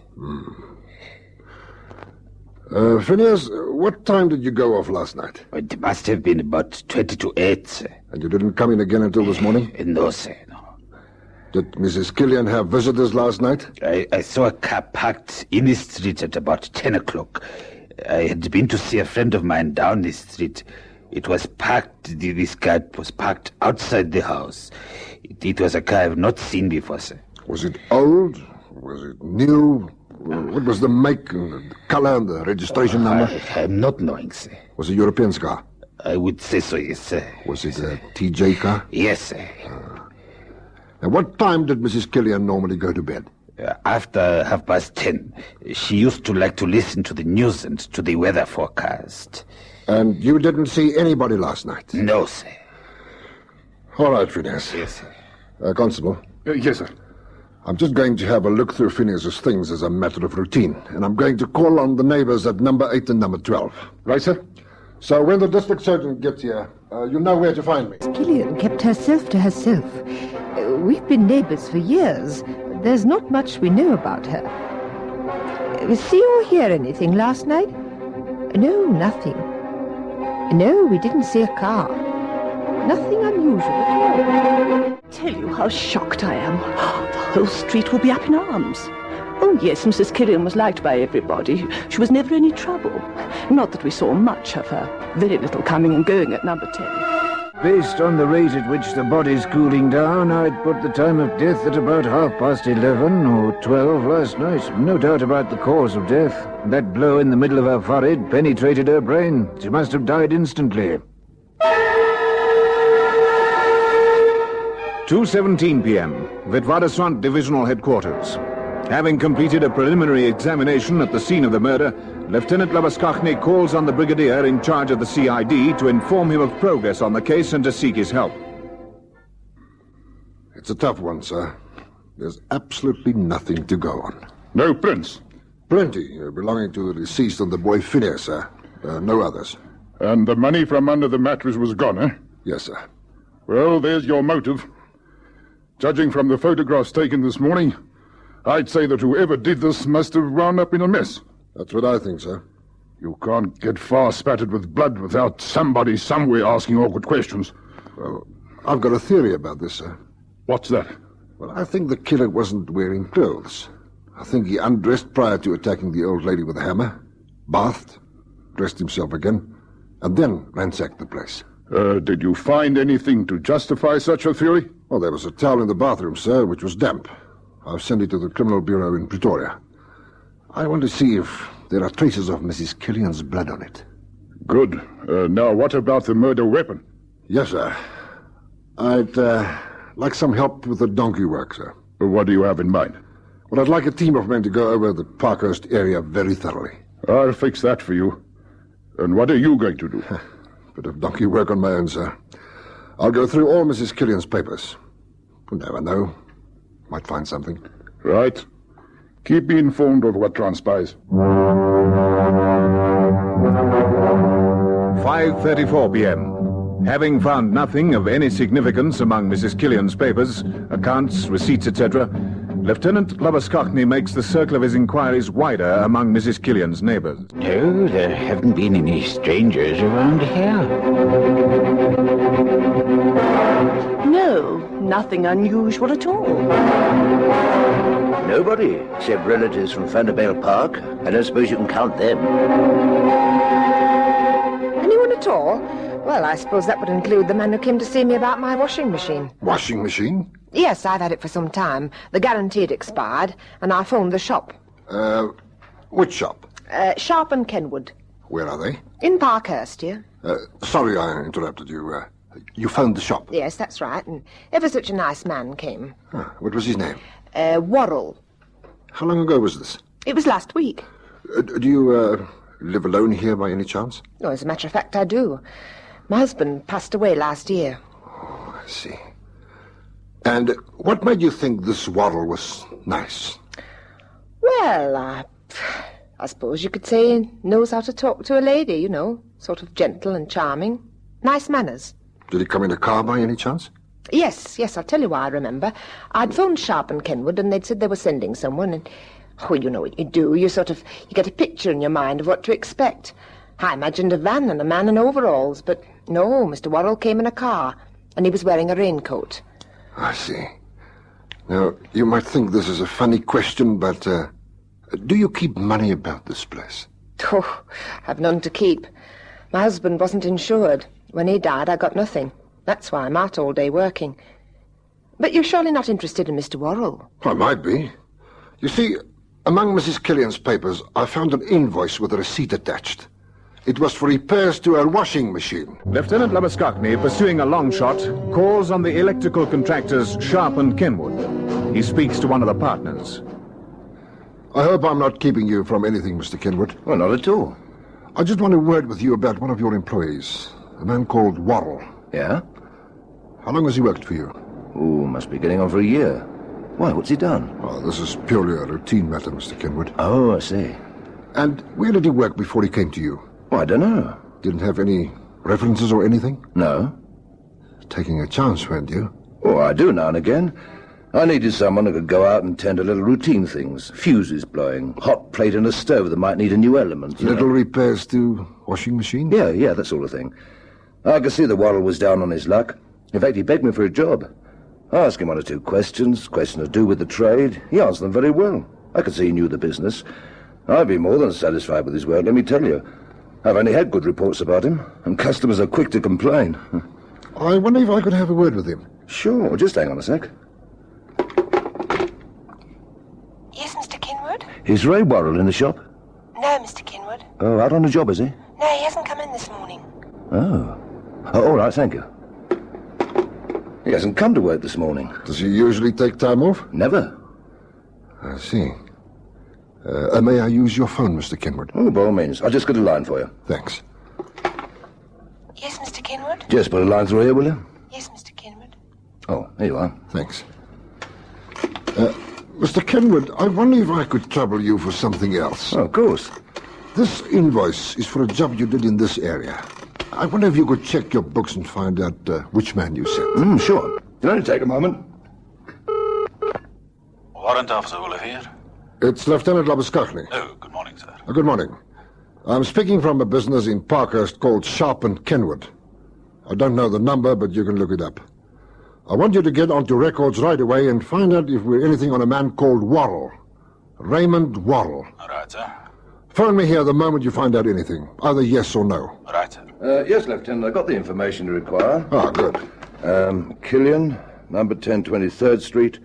Fault minor in washing machine.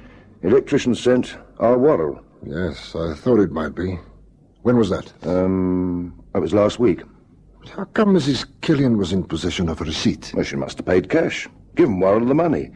He paid it into the office, and the girl sent Mrs. Killian a receipt. I see. Where does Ray Worrell live?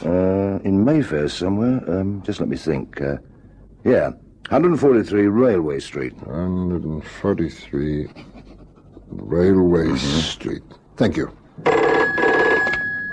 Yeah? A call for Lieutenant Labuschagne. Right, put it through. It's for you. Oh, thank you. It's Lieutenant Labuschagne. Warrant Officer Wolf here, sir. Yes? That information you wanted on Worrell, sir, he's done time. What for?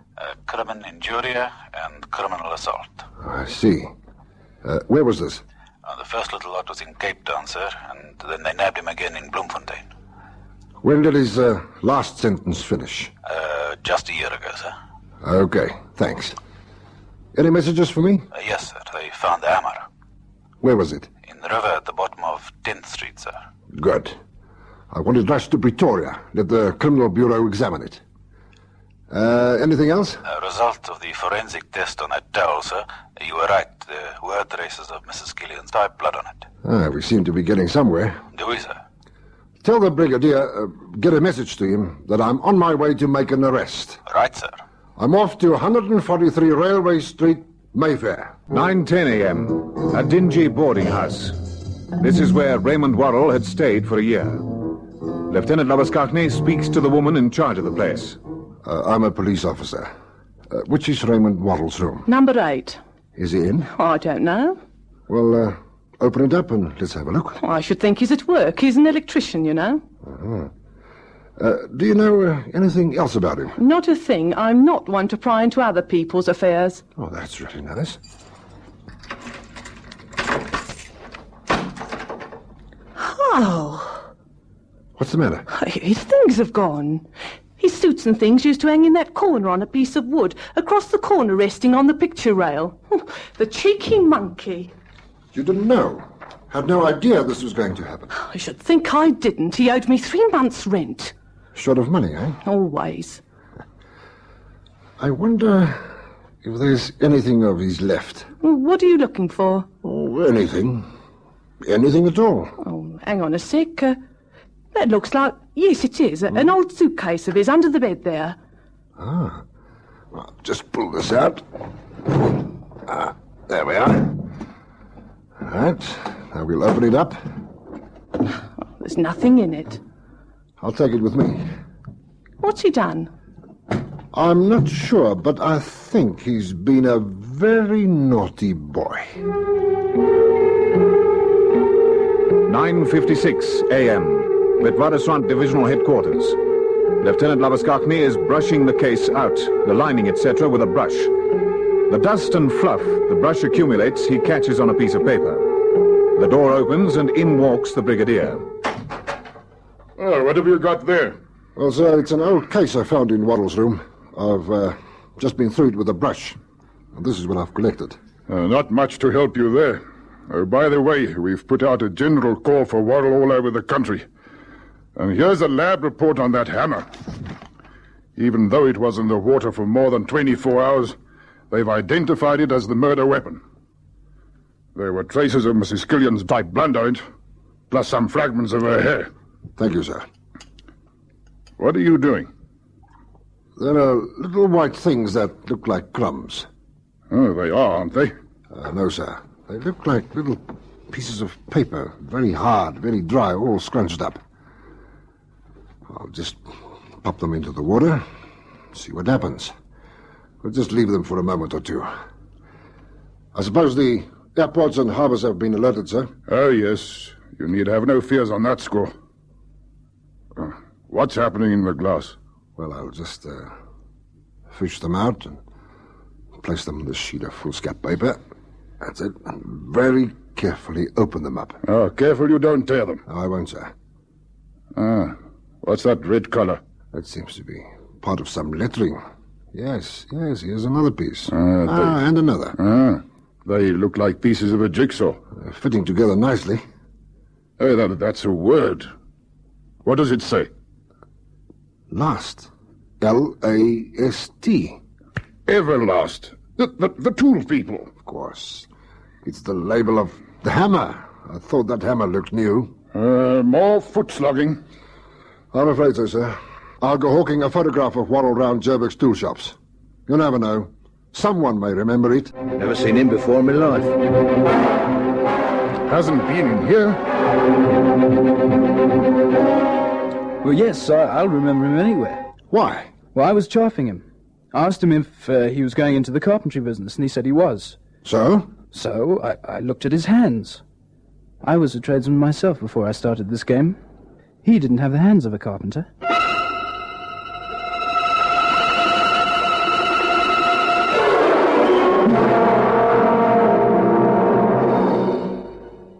Only certain shops keep Everlast tools, you say? Yes, sir. The murder weapon was an Everlast, and the man who sold it to Waddle would remember him anywhere.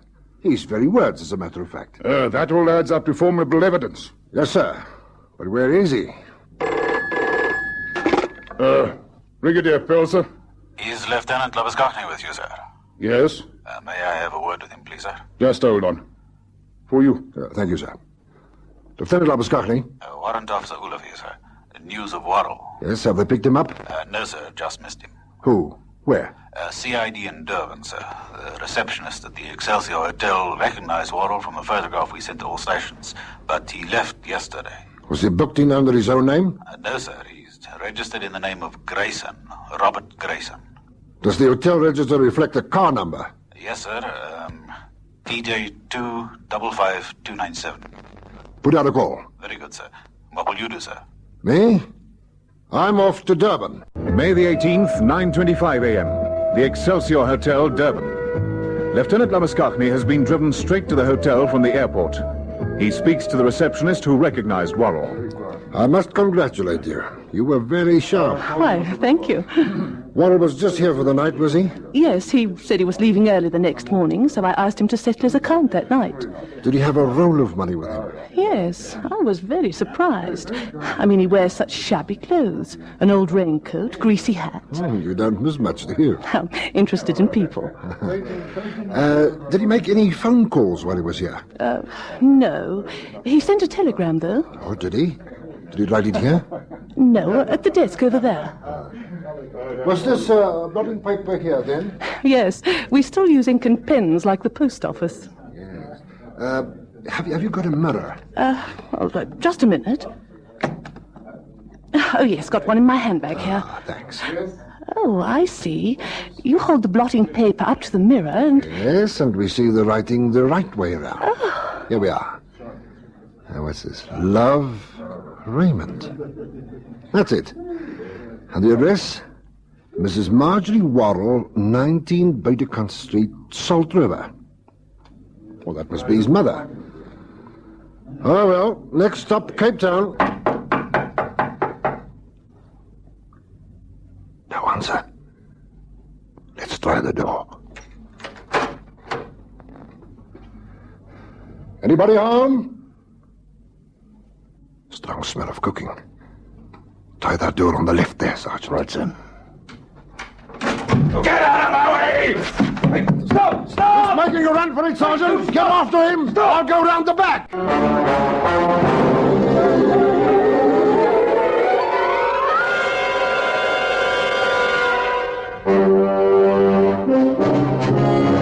Between them, the two police officers caught and subdued Raymond Worrell, who kicked, screamed, and bit to try and evade his pursuers. He denied all knowledge of Mrs. Killian. He knew nothing about a hammer. He'd won his money at the races, he said. When he was asked to explain a spot of blood on his raincoat, he told Lieutenant Labaskarny that he'd had meat in his pocket, that the parcel had leaked. Subsequent laboratory tests proved that the blood type was Mrs. Killian's. Another spot of evidence which eventually led to Worrell's death on the gallows. They prowl the empty streets at night, waiting, in fast cars, on foot, living with crime and violence. These men are on duty 24 hours out of every 24. They face dangers at every turn, expecting nothing less. They protect the people of South Africa. These are the men of Squad Cars. I love the last show, Squad Cars, that you just heard. That one aired on Springbok Radio from South Africa, and it just had excellent writing and production and acting. That was Telltale Suitcase from 1968. Next up, we bring you a super popular show at the time, Gangbusters, which was famous for its loud and sound effect-laden introduction. It was one of the longest shows on radio from 1936 to 1957, and it used actual police cases and had and NYPD Police Commissioner Louis Valentine open each episode after 1945. Here is The Case of the Temperate Thief from September 30th of 50. Following that, one from the streets of New York City, another fantastic show, Broadway is My Beat. If you caught my show on February 6th, The Lonesomest Mile, then you'll know all about this one. Detective Danny Clover patrols the Great White Way in New York, played by Anthony Ross and then later Larry Thor, almost always dealing with murder cases. One of the very, very best radio shows of any genre on radio, in my humble opinion. Here is the Elaine Hill murder case from April 21st of 50, where a perfume demonstrator is found dead in an out-of-town salesman's room. I'll see you in a bit. And now, Gangbusters! We can run away from cops in a 20-ton truck. I'll never know. We're not going to run away from them. They're pulling up alongside. Okay, grab a hold. I'm going to force them off the road. Hey, watch your turn. I see it. Hey, I can't hold it. Watch out.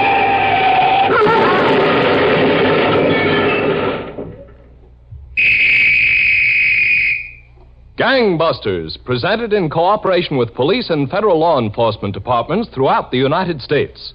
The only national program that brings you authentic police case histories. Gangbusters has asked Mr. Louis J. Whiteman, former Special Assistant to the Attorney General, Criminal Division, United States Department of Justice, to narrate tonight's case. Mr. Whiteman.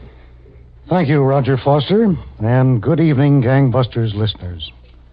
Suppose we begin tonight's case in the city of New York on a Saturday night just a few months ago. In a tiny neighborhood cleaning and pressing shop in the Yorkville district, an attractive but overdressed blonde sat at the counter, thumbing through the pages of a magazine. A few steps away, the proprietor of the store labored at a pressing machine, trying to finish up his day's work. George. George. What? Finished yet? Not yet. Soon. George. For crying out loud, Stella, will you let me get finished up? Well, get finished up. Who's stopping you? You don't seem to realize you got a wife that once in a while wants to go out and enjoy herself a little. Go out, enjoy yourself. Who cares? Just let me get finished up here, that's all. George, give it up, will you? There's at least 5 or 6 moms crying for a guy with your talent. Now, let's not start that again, Stella. You could step right into any one of them and take over. In one deal, you'd make more than you make pressing pants in 2 years. Can't you get it through your head? There's no such thing as one deal. One deal leads to another and to another. Until I wake up one day and find myself hooked again. So let me live a little bit. Huh? Live? You call this living? How long can you exist taking in $20 or $30 a day? Especially when you got to support your mother out of it and everything. Look, let's not start the arguments about my mother. Who's starting any arguments? You just said I got to support her, didn't you? Is that starting an argument? It brings up the subject. Well, as long as it brings up the subject, why don't Sonny contribute a little bit to her support, too? Don't ask me what Sonny does or what Sonny don't. I only know what I do. She's his mother, too, isn't she? All right. If it was the other way around and things were tough for him and you were having it okay, then I'd say, fine, forget it. But with him, the dough is rolling in, and he's throwing it around like water, and you're just struggling along. You don't make an effort, and you're standing all the expenses. Look, Stella, all right. You think she appreciates it? You go there, every other word out of her mouth is Sonny, Sonny, Sonny. You'll give her everything you got. He never even shows his face, and all the time it's Sonny, Sonny, Sonny. Think from her he was an angel or something instead of a rotten, slimy thief. Okay, I'm all finished. Let's lock up and go home. George, do me a favor. Get this silly idea of trying to make a go of the store out of your head. You got a reputation in the rackets. Talk to Sonny. He's always got some deal cooking. Stella, make it easy for me, will you? I'm trying to make it easy for you. Do you think I like this? Do you think I enjoy struggling along, pressing suits for every Tom and Dick in the neighborhood? You think that's easy for me to do when I know I can go out and get in some deal where my end of the score might be 5, 10, 20 grand for a few minutes' time and effort? I'm tearing my heart out to stick with the store. Help me instead of convincing me what I know already.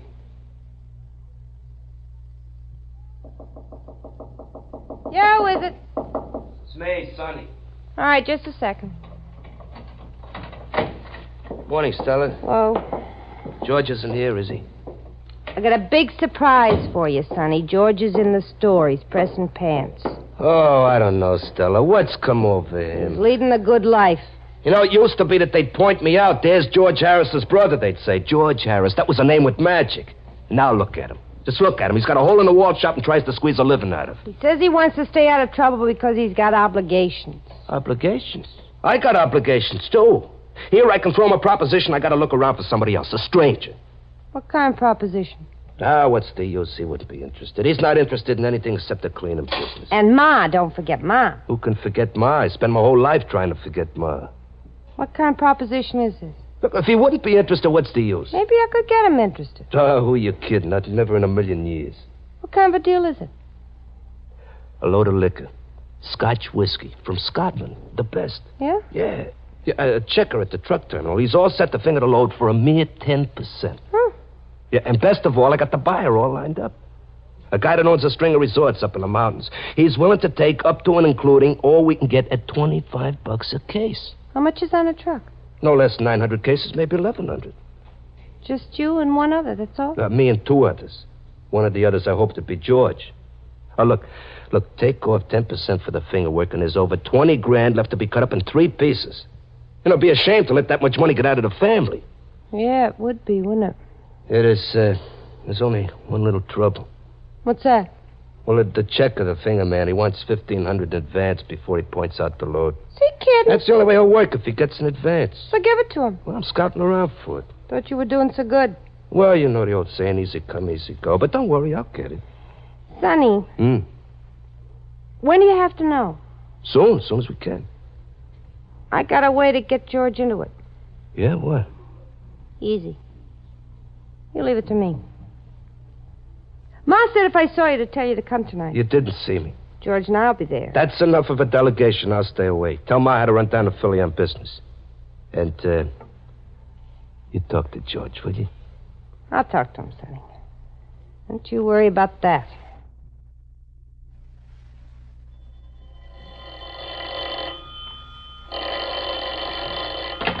'21st Squad, Lieutenant Noonan. Hello, Lieutenant. Special Agent Thompson, FBI. Oh, how are you, Tommy? Okay, considering. Considering what? Considering that they shoved me a couple of tough hijacking cases. Oh? I know you used to handle this kind of stuff when you were downtown. I thought maybe you'd give me a little information on some of the boys who could be right for hijacking trucks. I'll try, Tommy. Where can I meet you? Oh, your office is all right, Lieutenant. I'll be right there. The pie's pretty good, Ma. Delicious. Isn't it, Stella? Yeah, wonderful. It should be good. Took a half pound of butter nearly. Is that so? Yeah, if I could afford more butter, I'd bake at least once a week. It's a shame to have a nice stove and not be able to bake in it more than once in a while. Yes, me, you can get just as good cakes and pies at the bakery. It's not like homemade, Stella. It sure isn't, Ma. Can I have another piece, Ma? Oh, we ought to save some for Sonny, don't you think? I told you I saw Sonny this afternoon. He said he couldn't come. He had to go to Philadelphia on business. Are you sure you saw him? Of course she saw him, Ma. Oh, maybe he didn't go. He went. Maybe he didn't. Did you see him go? All right. Maybe he didn't. You two sit. Have another cup of coffee. I'll wash the dishes. No, Ma. You stay still. Let Stella do it. Oh, Stella is a guest. Guests don't wash the dishes. Stella. I'll wash them. I don't mind. I knew I was going to do them anyway. You clear the rest of them, George. Okay. Oh, be careful, Stella. Those are my wedding dishes. Yeah, I know. You told me before. A dozen times. It was a good dinner, Ma. Good. A roast would have been good. But if all I can afford is cutlets, well, we have cutlets. The cutlets were good. They were fine. Excuse me, Ma. Oh, George. Yeah, Ma. I need some more cream for my coffee. Okay, I'll bring it. Here you are, Stella. Not in the sink. Put them on the side. They got to be scraped first. Oh. Fine thing. She don't even offer to help with the dishes. Now, Stella. The family I married She's into. an old lady. Old, I'll grant you. She's not too old to mooch you for every last nickel you got. The worst of it, nothing's for you. Everything's for Sonny. How'd you like that with the piece of pie? What do you want me to do? I want you to get in that deal with Sonny. Make a few dollars for yourself. I told you no. I don't want you to start with it again. George! Oh, what does she want now? She wants cream for a coffee. All right, Ma, in a second. All she gets is the cream. All right, that's enough. I'll get some of the cream, too. Because you're going into that deal with Sonny. I told you I'm not, so forget about it. You're going into it because you can't stay out of it. George! All right, Ma, just a minute. What do you mean I can't stay out of it? You can't stay out of it because I took the $1,500 you had stuck away and I gave it to Sonny. You what? I gave it to Sonny to pay off the finger man. Why, you? Now, you got to go into it to protect your money. You got to see that it comes off right, don't you? Got to hit up the deal, huh? Yes, Stella. I got to do it. See, George, all you need's a little encouragement. And I got plenty, didn't I? All right, I'll go through with it, Stella. You win.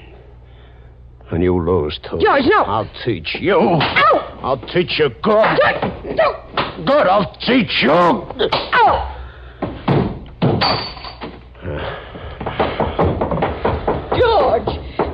George, what happened? What happened to her? She slipped, Ma.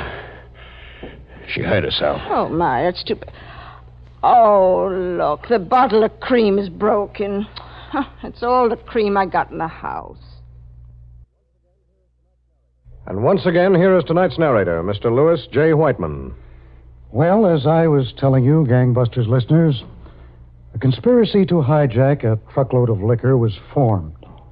And a few nights later, George Harris and the Confederate, a man named Monk, were standing in the doorway of a waterfront warehouse out of the range of the nearest streetlight.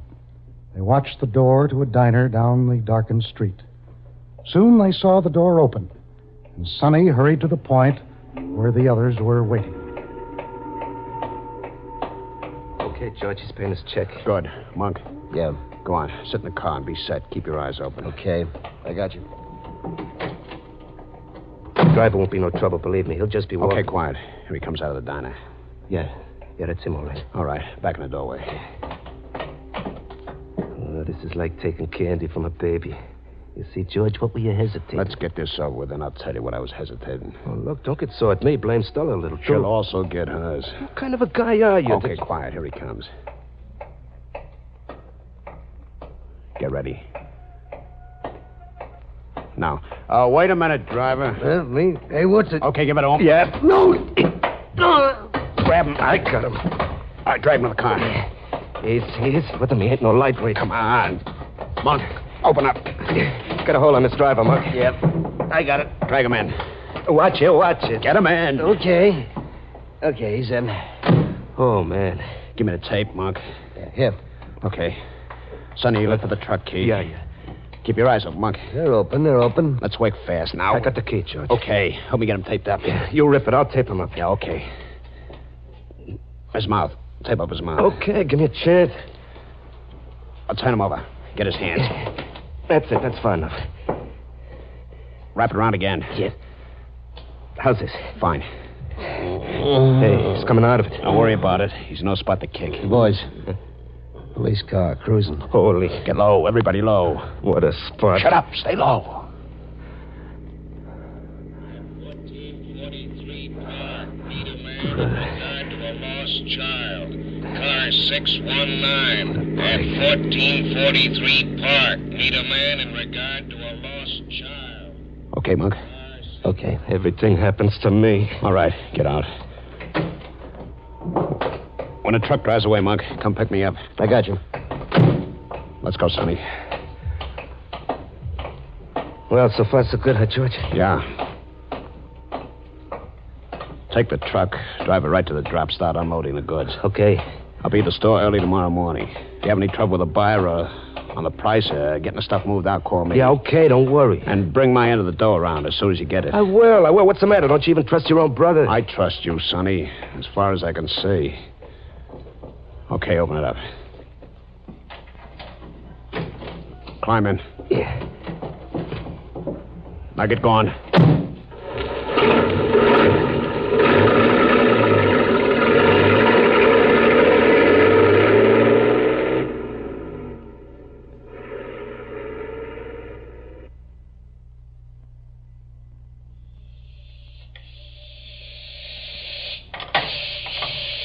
George, What? where's Sonny? What happened to him? Why haven't we heard from him? What'd you say? Oh, honest to goodness, do you have to be pressing pants when bigger things are going on in the world? Look, Stella, don't annoy me anymore. I still got a score to settle with you. Honey, you'll be glad. You'll be tickled to death when Sonny walks in here and lays over 10 grand on that counter and says, "Go on, George, pick it up. It's yours." Won't you be glad? What happened? What's holding up Sonny? You think the buyer showed up at the drop okay? Take it easy, Stella. These things never come off to the minute. Well, we should have heard. We should have had Shut some... up. It's a customer.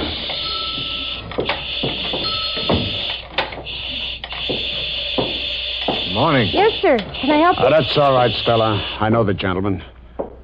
How are you, Sergeant? It's Lieutenant now, George. Lieutenant? Why, do you see how behind I am on the news? Yeah. We haven't had much business with you lately, George. And you're not going to have either, Lieutenant. It's good to know. Stella, honey, this is Lieutenant Noonan, an old friend of mine. It's my wife, Stella. Very old friends. Pleased to know you. What can I do for you, Lieutenant? I got a little news for you, George. Yeah?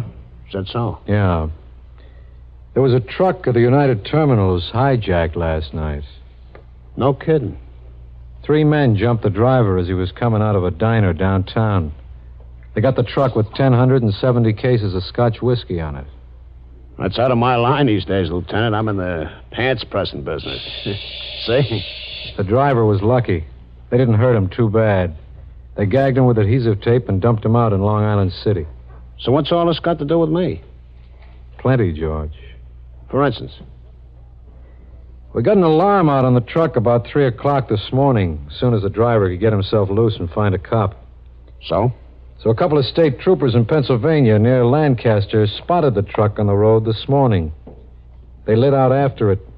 The driver of the truck tried to run the troopers off the road.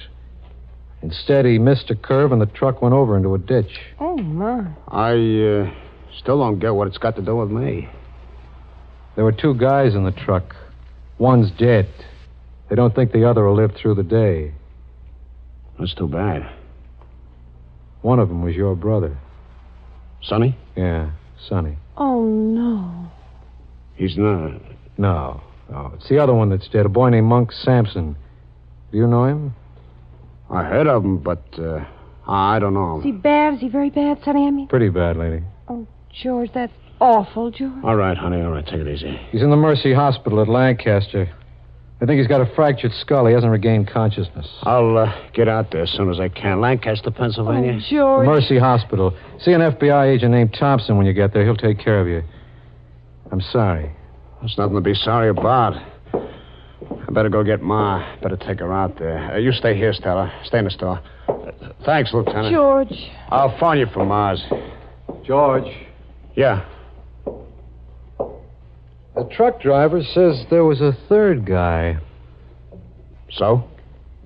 We were wondering if you had any idea who it might be. How should I know? There was some speculation that being your brother was involved. The third guy might be you. Is that so? But we threw that theory out the window, temporarily. You'd better get to your mother's. From the way that wire from Lancaster read, you don't have too much time. Ma! Ma! All right, I'm coming. Ma! You have to break down the door, George. Ma, sit down. What's the matter? Sit down, Ma.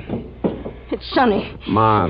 Something's happened to Sonny. What happened to Sonny? He's been in an accident. An accident? Oh, my Lord. Please, Ma. Oh, my Lord. He's dead, isn't he? He's dead. My Sonny. My Sonny. He's not dead, Ma. He's hurt bad, but he's not dead. He's not? No, Ma, he's not. Oh, my boy. My Sonny. He's in a hospital in Pennsylvania, in Lancaster. Pennsylvania? What was he doing in Pennsylvania? Take me to him, George. Take me to him. Yeah, Ma, sure, right away. Let's go. What was he doing in Pennsylvania? How did it happen? He was in a truck. It turned over. The police... Police? What have the police got to do with Sonny? Ma, you'll find out sooner or later anyway. He was driving a load of stolen liquor. No, he wasn't. He was, Not Ma. Sonny. Yes, Sonny. Not my Sonny. What do you think he is? You think he's an angel? He's a bum, a no-good bum. Bum. You're the bum. You're the jailbird. You're the one. Ma. Sonny's a good boy. He's a good boy. You're the one. You're the bum. Everything Sonny did bad, you made him. You're the one who made him. No, Ma. You, since the minute you were born. Since the minute you were born, you've been nothing but trouble for me. You were an ugly and hateful boy. Ma. I hate you. Don't do that to me, Ma. Don't slap me. Bad boys get slapped. Goodbye, Ma. George! I gotta go, Ma. Take me to Sonny. I gotta go, Ma. I don't feel right. I gotta... George!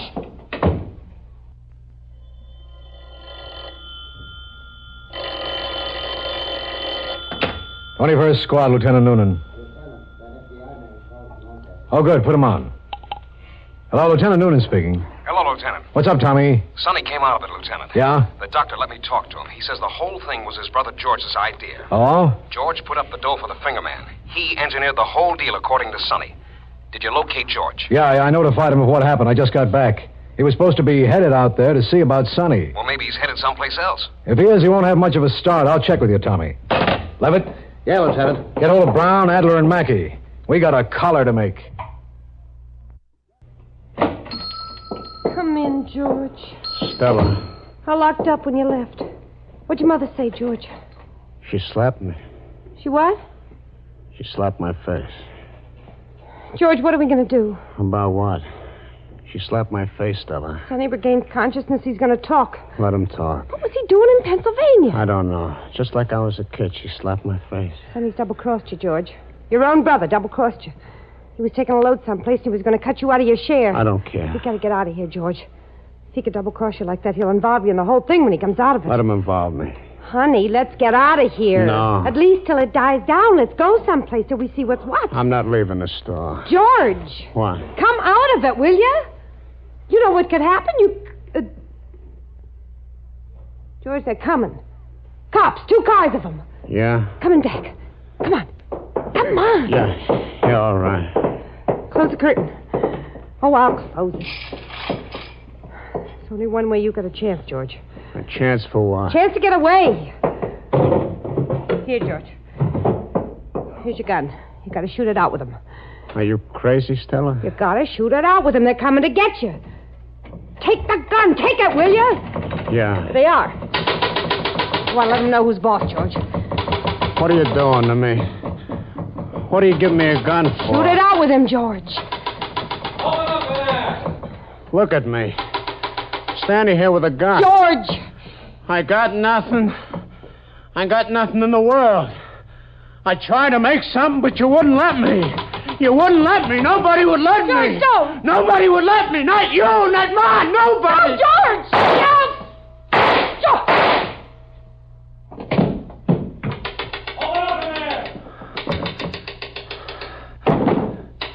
All right.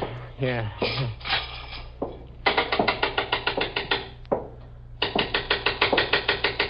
Open up! Come here. What's going on, George? I just killed a woman. Well, Gangbusters listeners, George Harris came to trial and was convicted of first-degree murder with a recommendation of mercy. He is now serving life imprisonment. His brother Sonny died of his injuries shortly after his arrest. That's how this case was concluded. Thank you, Mr. Louis J. Whiteman, former Special Assistant to the Attorney General, Criminal Division, Department of Justice, for this most interesting and unusual case history. Tonight's Gangbusters case was dramatized by Stanley Niss and directed by Leonard L. Bass, with Ralph Bell, Elspeth Eric, and Bryna Rayburn in leading roles. Roger Foster speaking.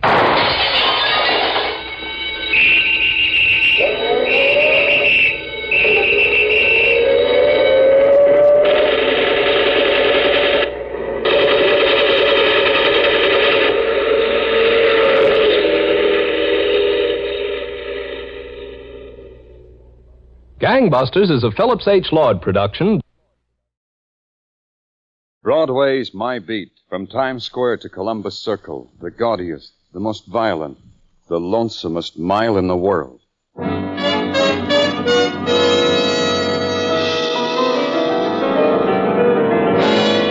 Broadway's My Beat, with Larry Thor as Detective Danny Clover. Broadway, it's a marketplace of the wanderers, the displaced, a glittering bazaar where the stalls are lighted in neon, and you can buy. You buy an identity or a reason or a memory that was stolen from you. You think it belongs to you, but you're wrong. The hawkers of the night sold it, but only for the minutes of the night. More you must buy all over again. It's Broadway, My Beat.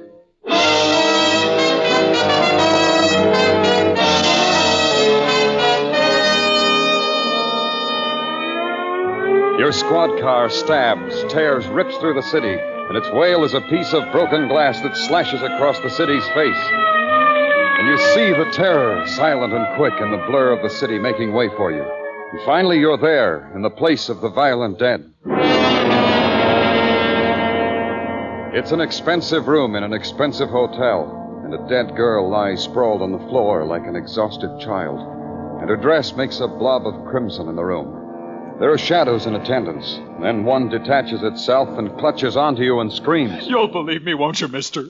I don't know who you are, but you'll believe me. Someone's got to. That Take girl... your hands off the man, Mr. Jeffries. Don't pay any attention to him, mister. He's greedy. He just wants it all cut and dried. The girl murdered, and he says I said take your hands off the man. All right. I'll sit down. See, I'm cooperative. You sit down and shut up, Mr. Jeffries. That's right. That's a good boy. You must be Clover. I've seen your face, heard your name. Oh, and you? Joe Graham, house detective. Don't get me wrong, Clover. I'm usually gentle as a kitten without paying guests. But Mr. Jeffries... Are you from the police, Mr. Clover? I'm glad. I'll tell you exactly how it happened. I'll tell you everything. Get back in your chair, Mr. Jeffries. I'll tell a detective. I'd rather hear it from Mr. Jeffries. Oh? To each his own. Go ahead, Mr. Jeffries. Tell the man the way you told it to me. I was taking a shower, Mr. Clover. That's all I was doing. I was getting ready to go out to dinner. I'm a salesman, Peerless Leather Goods Company. And I've been with the company for 10 years. Badge of merit for my enterprise. Stick-to-itiveness. You were taking a shower, Mr. Jeffries. Oh, yes. Well, I dressed. I come out of the shower, and there she was, just like that, lying on the floor. Well, I was shocked.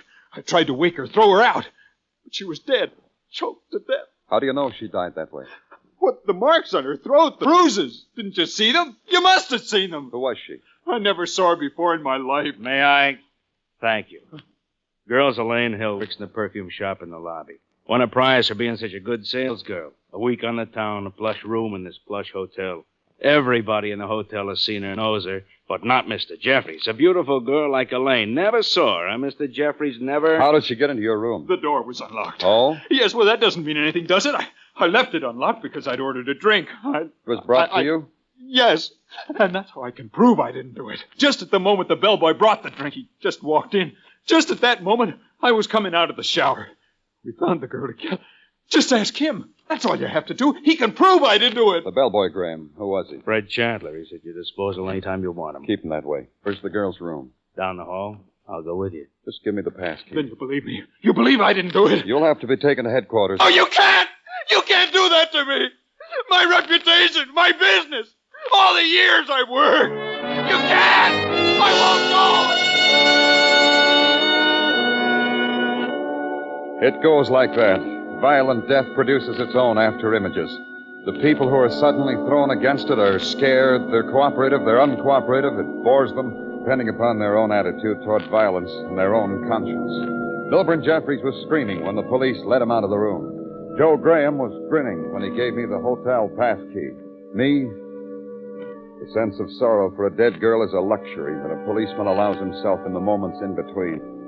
It took a moment to walk down the corridor to Elaine Hill's room. She ain't here anymore, mister. Yeah, I know. So bye-bye. On your feet, friend. What are you doing here? Gaze at me and you shall know. I'm sitting here smoking a cigarette. You gaze, now on your way. Police. Oh, a magic word. You see, I get up, I stand at attention. Have a whim. Go ahead, have one, I'll make it come true. Bellhops get paid for making whims come true. They stick you in this uniform and... Yeah, enchant me with your name. Fred Chandler, bellhop. Who is it, Fred? Fred? Who are you talking to? Oh. Police. My name's Danny Clover, Miss... Lee. I'm Anna Lee. I work here, you see? You're a maid? Oh, no. The cigar counter's where I really work. Downstairs in the lobby. I'm on my supper hour. A supper hour. She's my girl, so she likes to be with me, so she's helping me. Yes, I'm helping Fred. Helping him do what? Oh, I get it. You're collecting information to help you solve a mysterious crime. I'll unfold it for you. Helping me do what, you say? Helping me pack Miss Hill's clothes. Who told you to do that? Elaine Hill. She was checking out. She said, see that my clothes are packed. She give me $1, puts me under obligation, personal obligation. Now that she's dead, my work still goes on. Leave her clothes alone. Officer Florio will take care of them. One more thing, Fred. Quiz me? Were you in the room when Mr. Jeffries discovered the girl, the dead girl? Jeffries said that? He said that, huh? He fibbed. He told a big, big fib. I brought in his drink, and there he was, standing over Miss Hill. Yes. Yes, that's the way it was, Mr. Clover. That's just the way Fred told me it was. Fred's telling the truth. He's not in trouble, is he? Fred's not in trouble, Mr. Clover. Don't worry, Miss Lee. Fred's not in trouble. But keep an eye on him. Keep an eye on each other, huh? The girl's hand touched Fred's sleeve, and he flicked it away. Then he crossed the room ahead of me, opened the door, and bowed me out.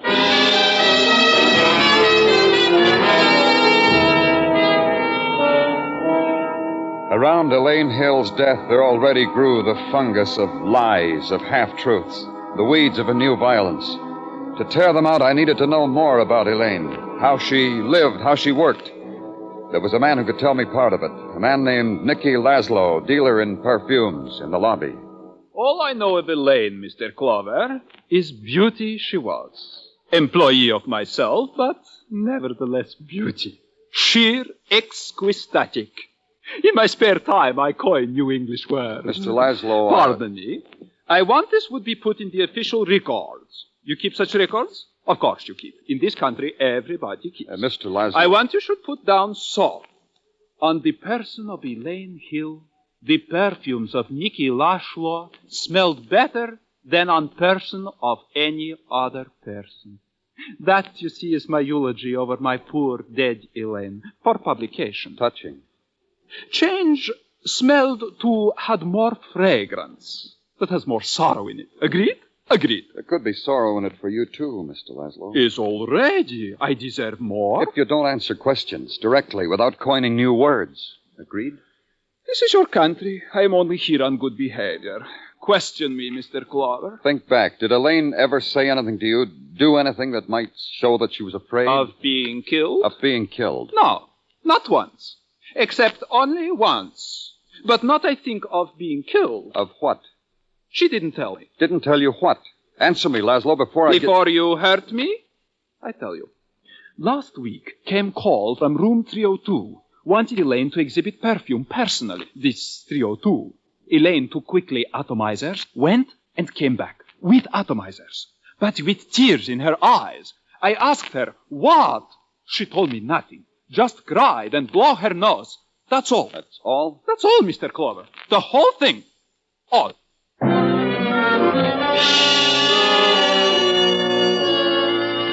And it goes on. Elaine Hill had been called to room 302 to sell perfume, and she returned with a tear. I went back upstairs to the lobby and spotted Joe Graham. I told him to find out who occupied room 302 last Thursday. It would take some doing, Joe Graham said, because the books were snugged away for the night. But he was just the boy who could find out anyhow, he assured me, because he had influence around here. I assured him that was dandy to let me know. He winked, and I went back to headquarters. I got as far as sitting at my desk. I shouted you into your office, Danny. I see you did, Tartaglia. Why did you? To offer you the hand that helps. All right. Help me, Tartaglia. Who killed Elaine Hill? Huh? Who killed Elaine Hill? Danny, you're fighting me. You know, I have a new approach in the solution of, as it were, crimes. You want to hear? Tell me. Give out word to the newspapers that you will arrest the criminal at any moment. Only don't say what moment. This makes an emotional person like a criminal emotional, nervous. And seeing that the die is cast and the vice is turning, he will give himself up. Pardon me, Tartaglia. Or hang himself. Now, what do you think of it? Danny Clover speaking. Joe Graham. Here's what, Danny. Nobody registered in room 302 last Thursday. The room was empty. You're sure? He asked me to find out, and I found out. Sure, I'm sure. Don't look the way you're looking, Danny. I got juicy news. Like what? Tell you what. Have a shave with me, and I'll tell you. A shave? What are you talking about, Joe? In the barber shop in the hotel. But it's after midnight. The shop's closed. Sure, but I got influence like I told you. Look, Danny, I'm going off duty. I got a date. I gotta shave myself. Join me, huh? For the juicy news, huh? For the juicy news, huh? He said, and he hung up. It took 10 minutes for the squad car to get me to the hotel. In the early hours, the building stood like a sullen pile against the night. The nighttime was beginning to die in the lobby. The dimness had started, the talk more hushed, and there was no laughter. Downstairs, the light bled through the lowered blinds of the barber shop onto the tiled floor. And somewhere far away in the world of the bar, a band had settled down to a waltz tempo. I walked to the door of the shop, opened it. Joe Graham was standing there, back toward me, propped against a corner, a hand resting on a tray of tonics and towels and brushes. Joe? What's the matter with you? Joe?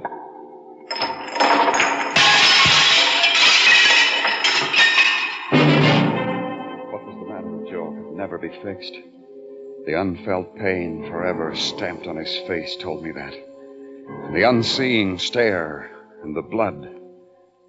Joe Graham was dead.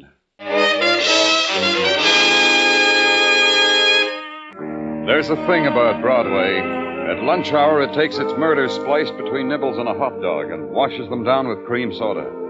The deaths of Elaine Hill and Joe Graham were spectacularly headlined, so Broadway nodded approval and reached for the onions. It's these usual things that gives Broadway assurance all's right with the world. The only thing Broadway has to worry about is the hours between now and quitting time. In my office at headquarters, Sergeant Tartaglia stood in the center of the room, shifted his position a few times, cleared his throat, then asked me a pointed question. What time is it, Danny? Why? Well, no particular reason. This question was just an opening gambit for the conversation which is about to ensue. You tricked me, huh, Tartaglia? But, Danny, I've been standing right here before you trying to catch your attention for 10 minutes as the crow flies. Okay, what is it? Reports gathered from hither and yon into the here. Mm-hmm. To wit, the boys from Technical are even now examining the clothes of Elaine Hill for possible clues as to the reason for her decease. Go on. In the matter of Milburn Jeffrey, the leather goods salesman apprehended at the scene of the crime, also to wit, he is now under the excellent care of Dr. Sinsky. Oh, what's the matter with Milburn Jeffries? The occupational disease of all those who are arrested as suspects for murders. He's screaming to let him out of jail. He's screaming he ain't guilty. He's screaming he's a victim of cruel fate. So? The other tenants are complaining about all this screaming. So, between Jeffrey's screaming and the others complaining, our pokey is indeed a veritable mishmash. Uh-huh. Now, tell me what's news about Fred Chandler. Of Fred Chandler, the bellhop, I have the following report. Fred Chandler has been employed at his current place of business for nigh on to 6 years. No complaints. As far as can be determined, his story checks. And his girlfriend from the cigar counter, Anna Lee? To wit, Anna Lee is his girlfriend, has enjoyed this status quo for nigh on to 2 years. One more item, Tartaglia. What about the owner of the perfume shop? His name is Nicky Laszlo. Tartaglia? Laszlo spent his time amongst the perfume at the time of the crime. Check. But I know something maybe you don't know, Danny. Like what? Elaine Hill shared an apartment with a lady who ran the photography salon at the hotel. A lady named Millie Starr. Did you know that, Danny? Goodbye, Tartaglia.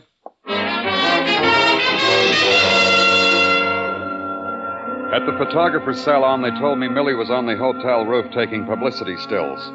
On the hotel roof, Millie was doing just that. A small camera dangled from her throat, and her mouth was full of pins.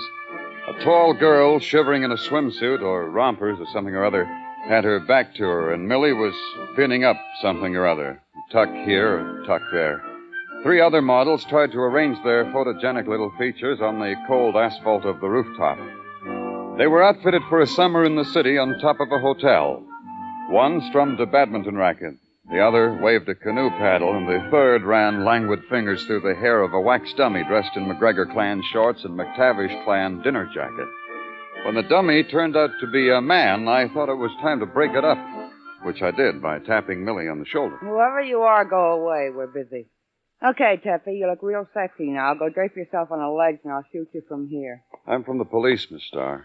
Take the pins out of my mouth if you want to talk to me. Huh? Oh, yeah. Pardon me. Thanks. That's good, Taffy. Little more, dreamy. That's it. That's it. Now keep it. You, take this reflector and hold it just like this. Huh? The reflector. The reflector, like this. Oh, like this? Peachy keen, you were born to it. Taffy, take a deep breath. Hold your stomach in. Good. Now relish it. Got it. Now dream somebody else. Maybe you didn't hear me, Millie. I said I was from the police. I heard you. Get into your uniform and I'll take your picture. You can put the reflector down now. Thanks. Elaine Hill, Millie. They tell me you shared an apartment with her. Oh, Elaine. Take a break, slaves. You may smoke. That's right. It's just what you think. The law wants me for murder. You want me for murder, Mr. Policeman? Maybe. But first, let's just talk. About Elaine? Been trying not to do that. I've been trying not even to think about her. Why, Millie? Tell me why. Because you're a policeman, you think you understand? I can try. Try hard, Mr. Policeman. How do I tell you what Elaine was to me? A child, like a daughter? Sometimes... You know, there's nothing written down anywhere that gives you the right to probe into me like this. We want Elaine's murderer. You want that too, don't you? That'll bring her back? You making me an offer? Catch the murderer and that'll bring Elaine back? How long did you know her? Not long enough. She came to me about 6 months ago, wanted to be a model. I wanted to help her. She liked my apartment, and I invited her to stay with me. When she got tired of modeling, wanted to work steady, she said. So I got her the job in Laszlo's perfume shop. Maybe I shouldn't have done that. Why do you say that? She hadn't worked there a week when she started getting letters. That's unusual. Not for a beautiful girl like Elaine. You know the kind of letters. Anonymous. Words written in basic English. In some circles, I hear they call them love letters. You saw them? No. Elaine always burned them, then washed her hands. You didn't try to trace them? Didn't report them? No. That was my fault. I told Elaine it wasn't important. Told her it was a kind of flattery. She was so lovely. So... The postmark, you must have seen that. Where were they from? Why, from this hotel. And hotel stationery. You think... Call your slaves back, Millie, or you'll run out of daylight.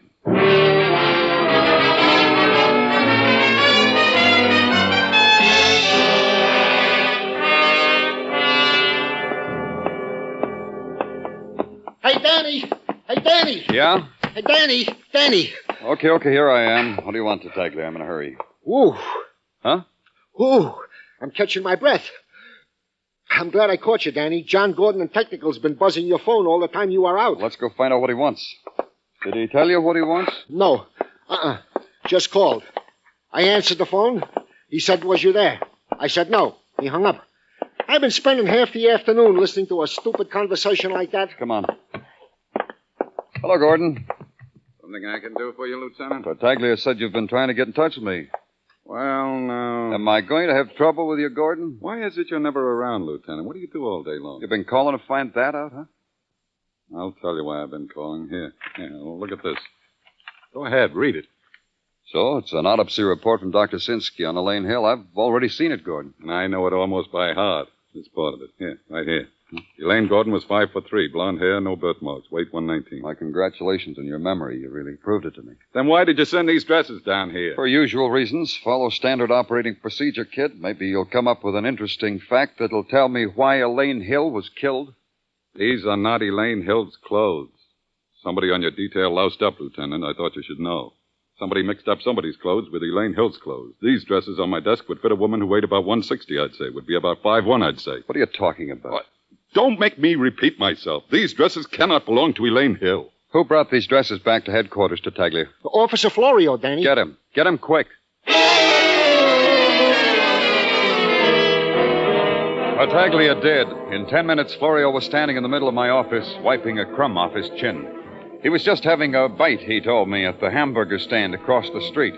Yes, he'd packed Elaine's clothes all himself, neatly. No, he hadn't stopped anywhere for a bite or for anything. He brought the suitcase with the clothes right to headquarters, right to technical as I ordered. I thanked him, sent him back to finish his bite. Got on the phone. Someone else had handled Elaine's clothes. I needed to talk to him. At the hotel, they told me he wasn't in. Try his rooming house. I did. At his rooming house, they told me he wasn't in. Try Anna Lee's rooming house. I did. On the 4th floor landing, I heard the sobs that came from Anna's room. I knocked. No one answered, so I walked in. You knocked, Clover. That was nice of you. But walking in? How do you know what can happen to you if you just walk in? What's the matter, Anna? Why are you crying? Because I'll Fred... tell you because, Clover. Because I come to take her out, dinner, a movie, dancing. Anything a little heart desires, that's why she's crying. My little Anna's overcome with it all. Not that, Fred. You know it isn't that. I want you to look good, honey. I want to be proud of you. When we walk into a restaurant, I want to be proud. Too much to ask. Get away from her, Fred. She's my girl, Clover. Makes you jealous I'm so close to her? Get away from her. A pleasure. Tell me why you're crying, Anna. Says he wants me to look good. You know how, Mr. Clover? He brought over a girl's clothes. He wants me to put them on. He won't go out with me unless I put them on. He won't kiss me unless I put them on. Don't come near her, Fred. The clothes, where are they, Anna? Over there. On the bed. Wrapped in the newspapers. Elaine Hill's clothes, Fred? A dead girl's clothes. And you wanted me to put them on. Oh, Fred! Fred! What's the matter with you? What? Elaine's clothes, Fred? I bought them in a hock shop for my girl Anna because Anna's my girl. I want it to look nice, to look classy. Like a dream. Like Elaine? You couldn't get near Elaine, so you killed her. You wrote her letters, and she never answered, so you killed her. And Joe Graham, because he found out it was you who called Elaine to room 302. Was it like that, Fred? You're frauding at the brain, Clover. That makes you a mad dog. And the clothes, you stole them after you killed her, because that was all of Elaine you could own.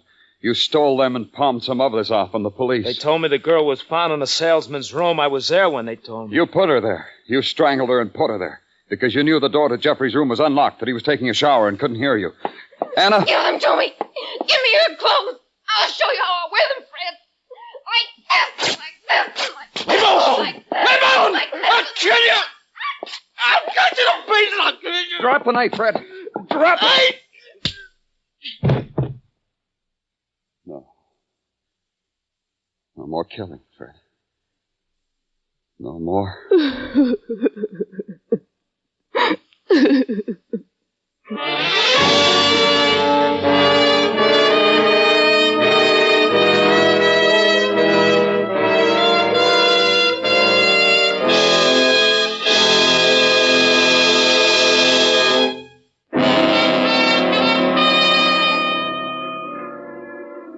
You need me any more tonight, Danny? Go home, Tartaglia. Come have dinner with us, Danny. With Mrs. Tartaglia, there's always plenty. Go home, Tartaglia. Yeah, Danny.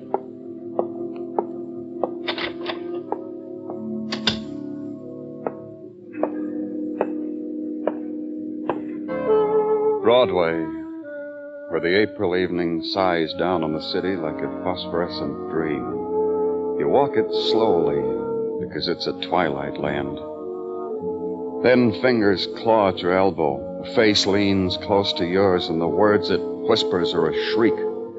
It's suddenly night, and the world's exploded. It's Broadway, the gaudiest, most violent, the lonesomest mile in the world. Broadway, my beat.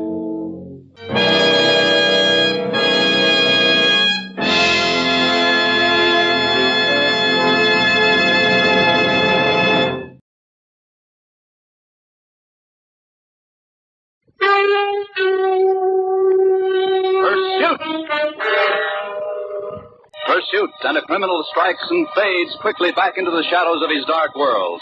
And then the man from Scotland Yard, the relentless, dangerous pursuit, when man hunts man. Tonight's story, The Tall Man. A brief message from the Ford dealers of America. Clark Daniel, a construction engineer and builder, is one of more than 110,000 owners of new 1950 Fords. He says, "When I build, I like to start with a solid foundation. So when I first looked at the 50 Ford, I got right down under and examined its frame. One look told me that this wasn't the frame you usually see under a low-priced car. It was quality. Sturdy steel worthy of America's finest cars. And the heavy-gauge steel of the Lifeguard body told me the same quality story. But it was driving the 50 Ford that convinced me that I ought to be owning one. It's a fine car feel that sure makes me glad I picked a Ford." yes, we Ford dealers of America don't want you to take anyone's word for this new 1950 Ford. You can't know how good it is until you test drive it yourself. Any Ford dealer will be delighted to let you test drive the 50 Ford. If you don't know his name, just look it up in the classified section of the phone book. Test drive it for power, for safety, for the quietness, which is its mark of quality. Yes, before you buy any car at any price, test drive the 50 Ford. It will open your eyes to how good a low-priced car can be. Now, with Ted DeCorsia starred as the famous Inspector Peter Black of Scotland Yard, we bring you tonight's story of violence and murder. Pursuits of the Tall Man. Hello, Moffat. Oh, good evening, Inspector. Filthy weather, eh? Yes, sir. I do hope your wife is keeping our supper warm. I hope so, sir. At the back of the shop. Oh, thank you, Mark. Burglar detail here yet? No, sir. All right, let's go in.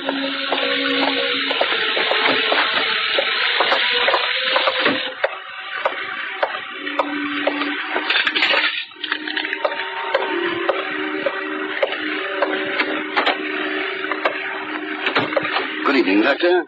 Oh, Inspector Black. I didn't realize the importance of the case. It's nice to see you. Any chance? The bullet penetrated the left side of the body.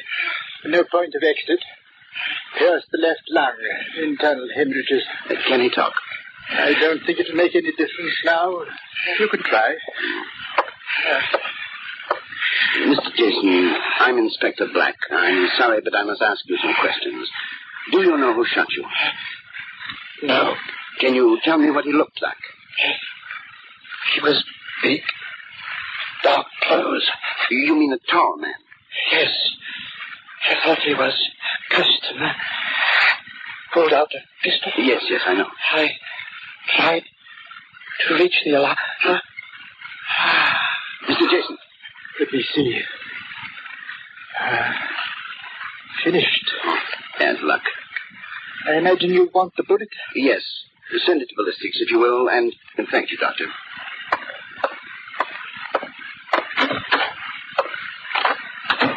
Burglary details here, sir. Sergeant Fisher. Evening, Inspector. Oh, hello, Fisher. You're relieved, Moffat. Go home and enjoy your supper. Oh, thank you, sir. Come up with anything yet, Fisher? Not much, sir. At least we shan't have to look far for a motive. These broken jewelry cases, sir. You know, sir, this all fits into a definite pattern. Oh? 2 nights ago, a jewelry firm, Macintosh Limited, was held up and robbed. And yesterday in Greenwich at Huxton House, also a jewelry firm, it happened again. Was there a description of the man? Well, both Mr. Macintosh and Mr. Huxton described the man as tall and wearing dark clothes, sir. Then it appears that we're looking for the same man in all 3 instances. I suppose there were no prints. No, sir. No more than here. Well, I don't think there's anything more we can do here on the premises. No, sir. I posted a constable outside for the night. Oh, good. Send in your report as soon as you can, will you? Right, sir.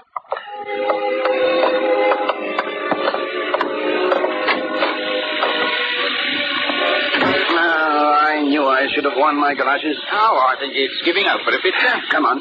Mind the paddle, thank you. The yard, please. Yes, sir. We knew we were looking for a tall man in dark clothes. Our witnesses had agreed to that. Now we wanted a comprehensive record of every criminal who specialized in jewel theft. In particular, those who stood over 72 inches in height. We wanted the name, history, and picture of every man in our files who answered to those qualifications. From that point, the pursuit of the tall man would progress accordingly.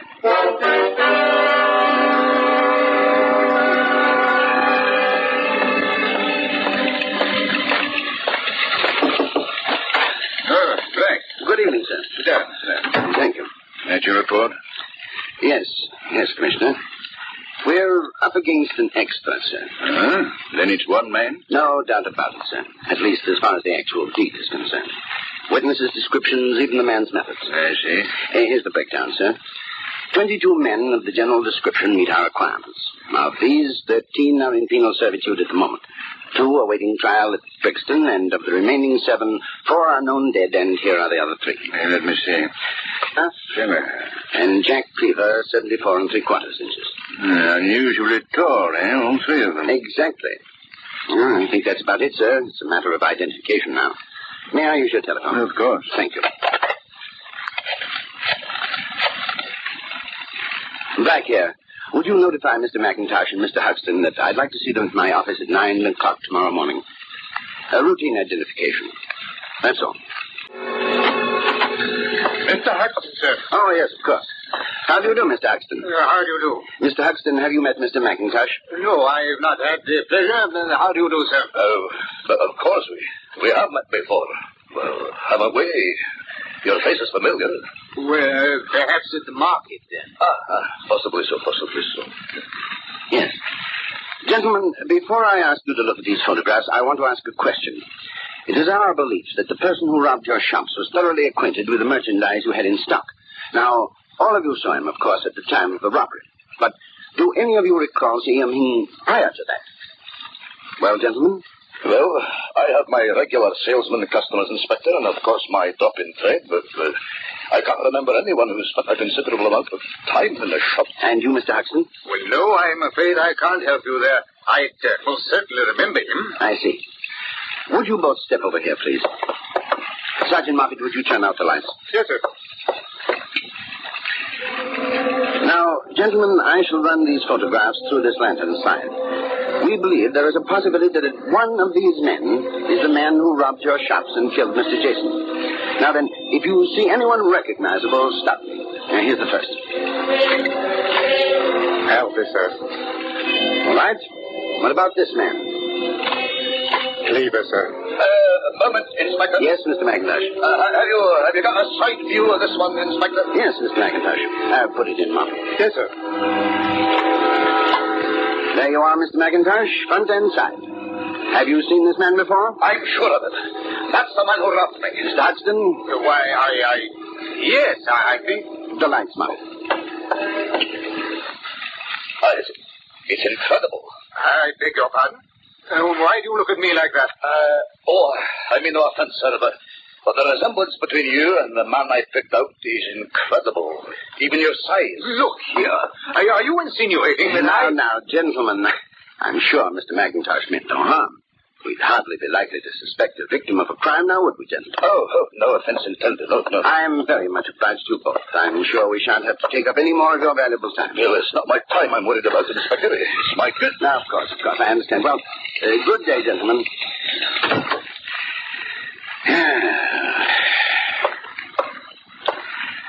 Well, now, Moffat, I think we're getting somewhere. You mean Mr. Huxton, sir?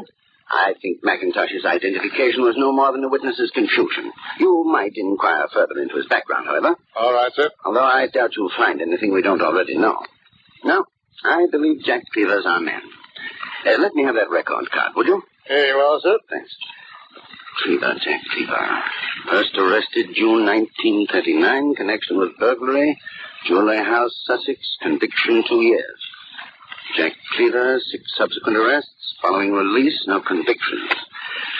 Jack Cleaver, jewelry, robbery, swindle, 1947, released insufficient evidence. Great many questions and a very few answers, Moffat? That had occurred to me, sir. Yes. But I think we've got it, Moffat. I think we know our man. Now to find him, eh? Get me a car, would you, Moffat? Yes, sir. Pursuits. With Ted DeCorsia starred as Inspector Peter Black of Scotland Yard, continues in just a moment. But first, a brief message from the Ford Dealers of America. More than 110,000 happy owners of the new 1950 Ford will tell you that it's just common sense to test drive the 50 Ford before you buy any car. 10 minutes will convince you that the 50 Ford tops them all.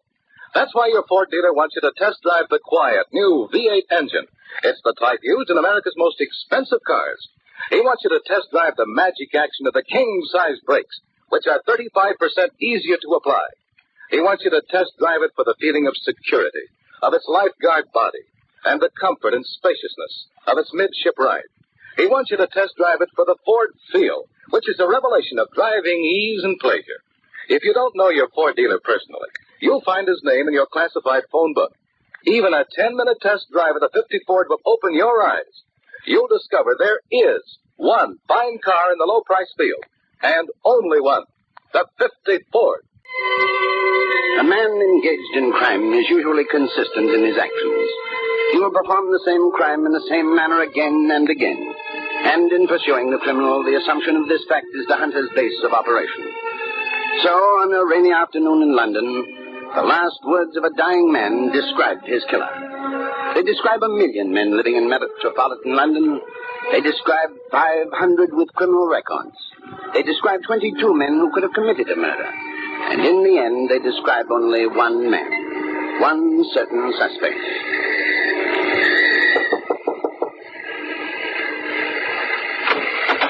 Good morning, dearie.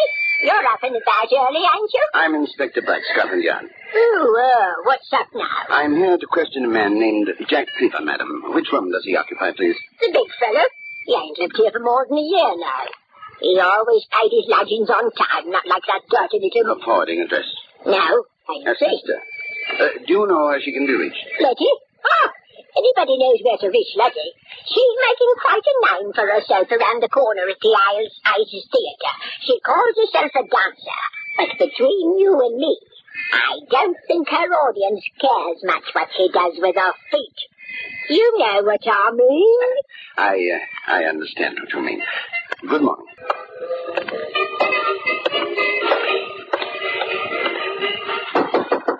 Wait a sec, I'm not changed yet.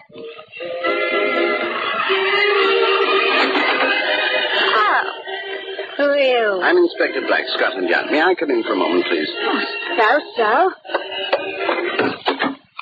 You are Letty Cleaver, What of it? sister to Jack Cleaver. And what of that? We wish to question your brother in connection with a series of robberies. It's no good you asking me about Jack. It will be easier for him if you tell us where we can find him. Why should I tell you anything? When all you've ever done is hound him until he had to leave the country. You want to know where he is?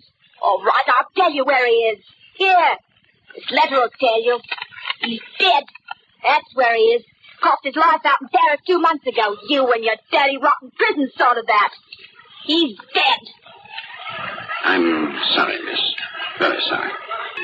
And a cable was sent to Paris, and the French officials of the Sûreté confirmed the information. Jack Cleaver was dead. So, somewhere in our pursuit, there had been a side turning that we had missed.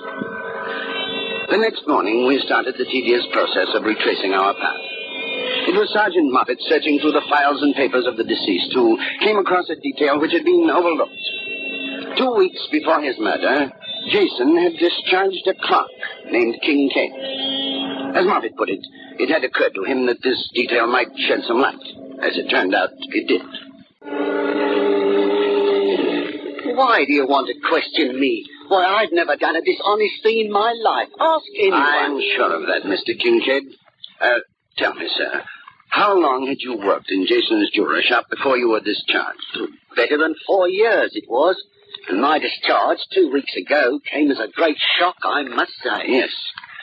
During the last few months, did you notice any persons other than regular customers who frequented the shop? Why, no, sir. That is, excepting his wife, and I suppose she had good reason. What do you mean by that? Well, I hesitate to mention it, but poor Mrs. Jason, she had good reason to keep an eye on him.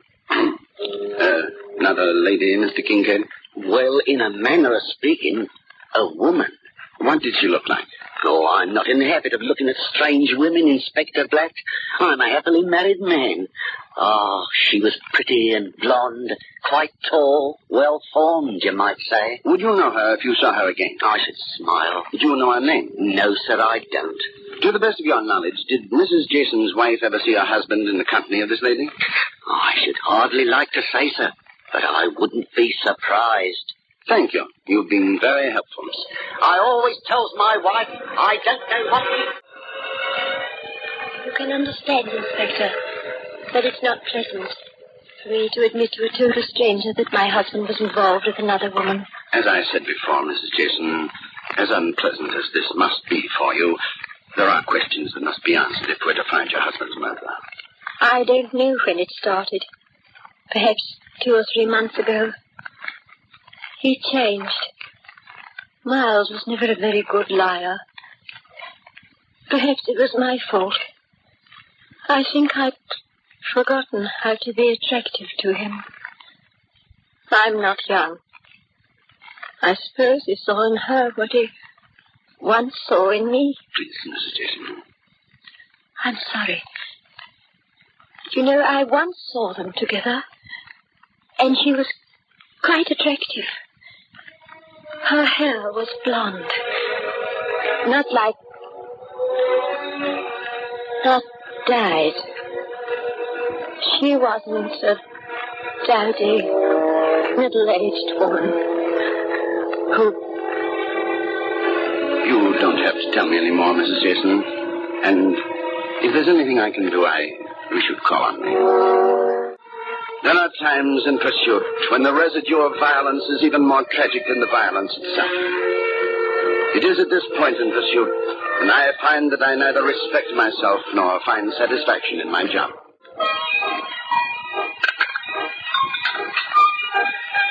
I am aware, Inspector, that you did not ask me here to speak of frivolities. As a matter of fact, sir, in a way I did. Had you, in the weeks previous to the robbery, met a blonde woman, rather tall, and I gather quite striking? Look here, now. Then you did. I consider that an extremely impertinent question. Can you give me her name, Mr. McIntosh? Well, I see no reason to... This is official, sir. I must insist. Very well. Sylvia Pemberton. She'd come into my shop at tea time or at supper. It meant nothing. I stopped seeing her when I saw her with him. With whom, sir? The fellow me lad in your office. Paxton? Aye, that's the one. I said to myself when I saw she had another on the string, well, there's no hope for an old bloater like myself. So that was the last I saw of her. Do you still have her address? I never did. Oh. Well, possibly Mr. Huxton had better for it. Just caught me in time, Inspector. I was about to close up. I shall be very brief, sir. Do you know a lady who calls herself Sylvia Pemberton? I'm afraid not. Should I? Blonde, rather tall, attractive. Oh, my dear fellow, such a description could fit any number of my customers. She would not be a customer, Mr. Huxton. What are you driving at? I'm a married man. I am aware of that, sir. Well, I haven't the remotest idea of what you're talking about. I must remind you that in view of Mr. McIntosh's statement in my office... you mean resemblance between... I see you follow me. I could ask you to come along with me. There is a girl. Rita Wentworth. I met her some 3 months ago. She is as you pictured her, but Rita couldn't be implicated. That is what Mr. McIntosh thought about Sylvia Pemberton or Rita Wentworth. Oh, I can't believe this. You mean that she is the man's accomplice? Possibly, Mr. Huxton, quite possibly. And now, perhaps you'll be good enough to tell me where I can find your Miss Wentworth. She's a dancer. Little theater, the Isis. Oh, yes, I know where it is. May I use your telephone? Yes, of course. Please do. Thank you.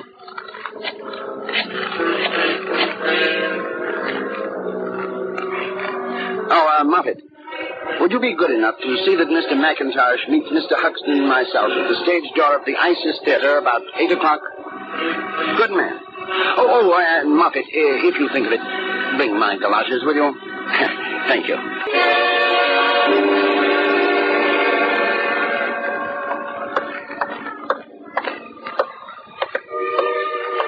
She's on now, sir. Oh, thank you, Moffat. This way, gentlemen.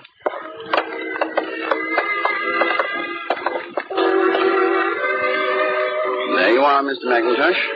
Can you identify her? That's her, all right. That's Sylvia. Mr. Huxton, you know her as Rita Wentworth?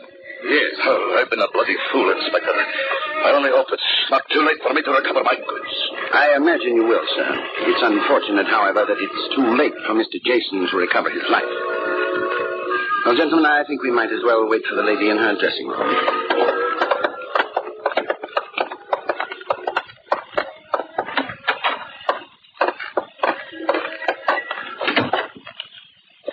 Sit down. It may be a few moments. Mr. Huxton? I'd rather stand. As you like. Moffat, have a look around, will you? Yes, sir.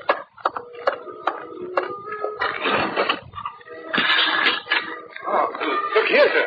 Find something, Moffat? I think so, sir. Good show, Moffat. See what else we can dig up. Mr. McIntosh, have you ever seen these before? I'm not sure. The overcoat seems to be the right length. He was very tall. And the hat? It was black.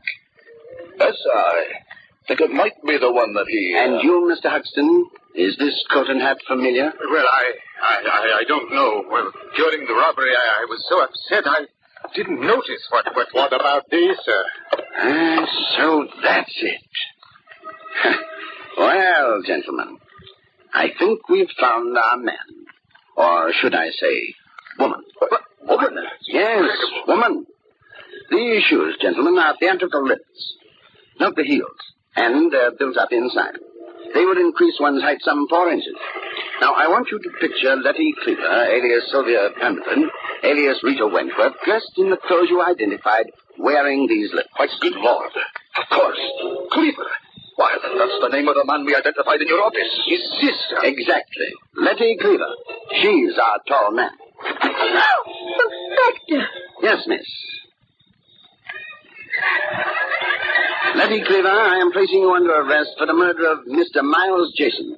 And I must warn you that anything you may say will be taken down and given in evidence. The criminal is like the animal. His reaction to capture may be fury or sickness or docility. Miss Letty Cleaver was docile. Pursuit. And the pursuit is ended.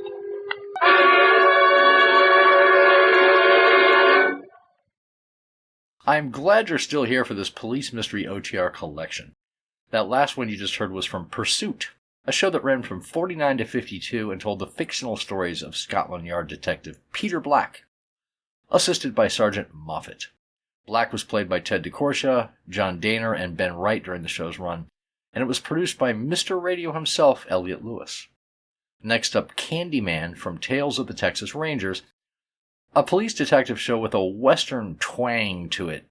Joel McCrea starred as Ranger Jace Pearson, who dramatized actual Texas Ranger cases in each episode with his faithful horse Charcoal. It ran from 55 to 58 for only 52 episodes. In this one, an escaped convict leaves a trail of candy wrappers for Pearson to follow. Next, Nightwatch. Now this is a very cool show, as it features actual ride-alongs with real police officers doing their jobs in Culver City, California. Don Reed created and produced it, and he rode along with cops recording everything. So when you listen to these episodes, you are actually going back in time 70 years to 1955. This is the February 10th, 55 broadcast. I hope you enjoy. Presenting Joel McCrea as Jace Pearson in Tales of the Texas Rangers. Tales of the Texas Rangers, authentic stories from their official files. Texas, more than 260,000 square miles. And 50 men who make up the most famous and oldest law enforcement body in North America. Now, from the files of the Texas Rangers come these stories based on fact. Only names, dates, and places are fictitious for obvious reasons. The events themselves are a matter of record.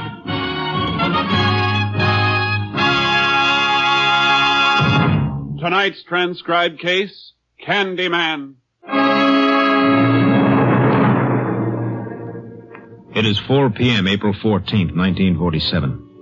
A prisoner at the jail in Pentland County, Texas, is being returned to his cell as the visiting hour comes to an end. His name is Paul Abbott, serving out a 6-month sentence for petty larceny. His cellmate, John Saygood, has not had a visitor. For Saygood is being held without bail, awaiting trial for murder. All right, Abbott. In.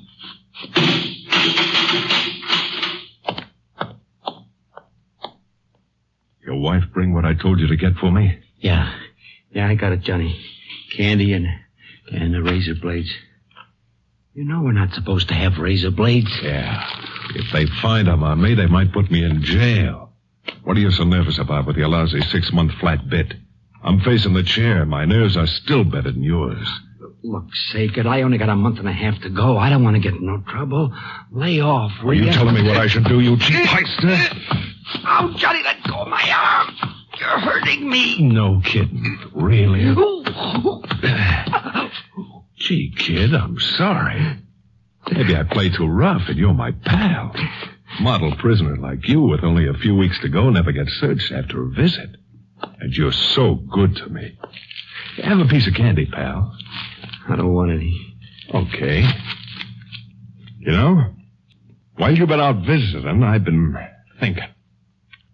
I'm going to let you and your wife do me another favor. A big favor. Look, I got to be careful what I ask her. I can't upset her now. You know that. Oh, that's right. The baby's due soon, ain't it, Papa? Wouldn't want the kid to start out without an old man, would you? What do you mean, Johnny? I wanted to see if your wife could get these razor blades in. Now, next time she comes, tell her to bring me a hacksaw and a gun. No, Johnny. You don't want to see me go to the chair, do you? Now, if you do, I could take one of these blades to your throat. No, Johnny. Keep your voice down. All right, Johnny. All right. I'll do it. You'll do it. Now, don't kid me. I can hear the wheels turning in that square head of yours. Next time the screw takes you out of here, you'll spill your guts. I won't, Johnny, I swear. I know you won't. And I'll tell you why. Because if you rat on me, somebody will slip a shiv into you. In jail or out. Now, remember that. Remember it if you ever want to see that kid. You don't realize what you're asking me to do. I ain't asking, I'm telling. If you decide to get brave with your own neck, remember I can have your wife taken care of, too. You wouldn't do that. All right, shut up. Here comes the screw. What's the yelping about? What's going on in here? We was just arguing, that's all. About what? Baseball. How many games Gehrig played for the Yanks? Is that right, Abbott? Ain't that right, Abbott? Yeah, that's right. Baseball.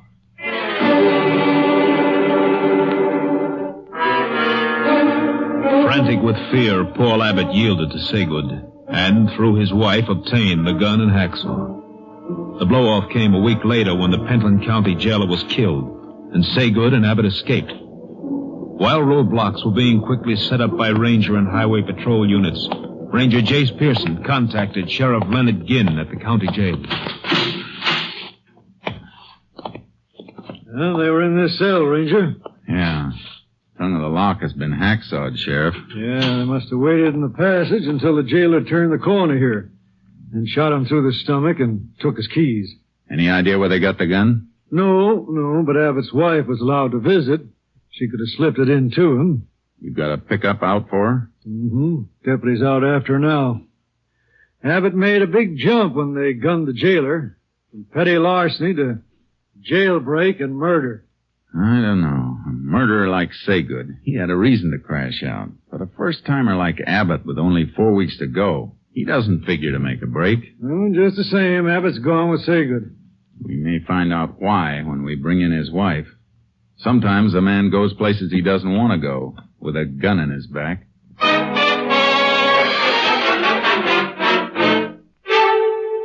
What could I do, Sheriff? What else could I do? That man would have killed him. Yeah. Did you arrange anything else for them, Mrs. Abbott? Get clothing or an automobile? No, how could I? I even had to lie to my mother to get money. To buy the gun. Paul was in jail and I wasn't working. I was always borrowing money to bring him things. I understand. The one behind the bars doesn't do all the suffering. I'd have done anything for Paul. But I had to take the food out of my mouth to buy things for that other man. And it isn't me alone. I'll be having my baby soon. Why did Paul go with him? Why? I don't think he went willingly, Mrs. Abbott. I'm afraid he went at the point of that gun you brought in. I begin to agree with that, Ranger. You told us you brought Saygood a lot of candy. Yes. More than $1's worth every week. There's a real sweet, too, Jace. Always sitting up a yammer for sugar at meal times. Yeah. Mrs. Abbott, will you excuse us for a moment?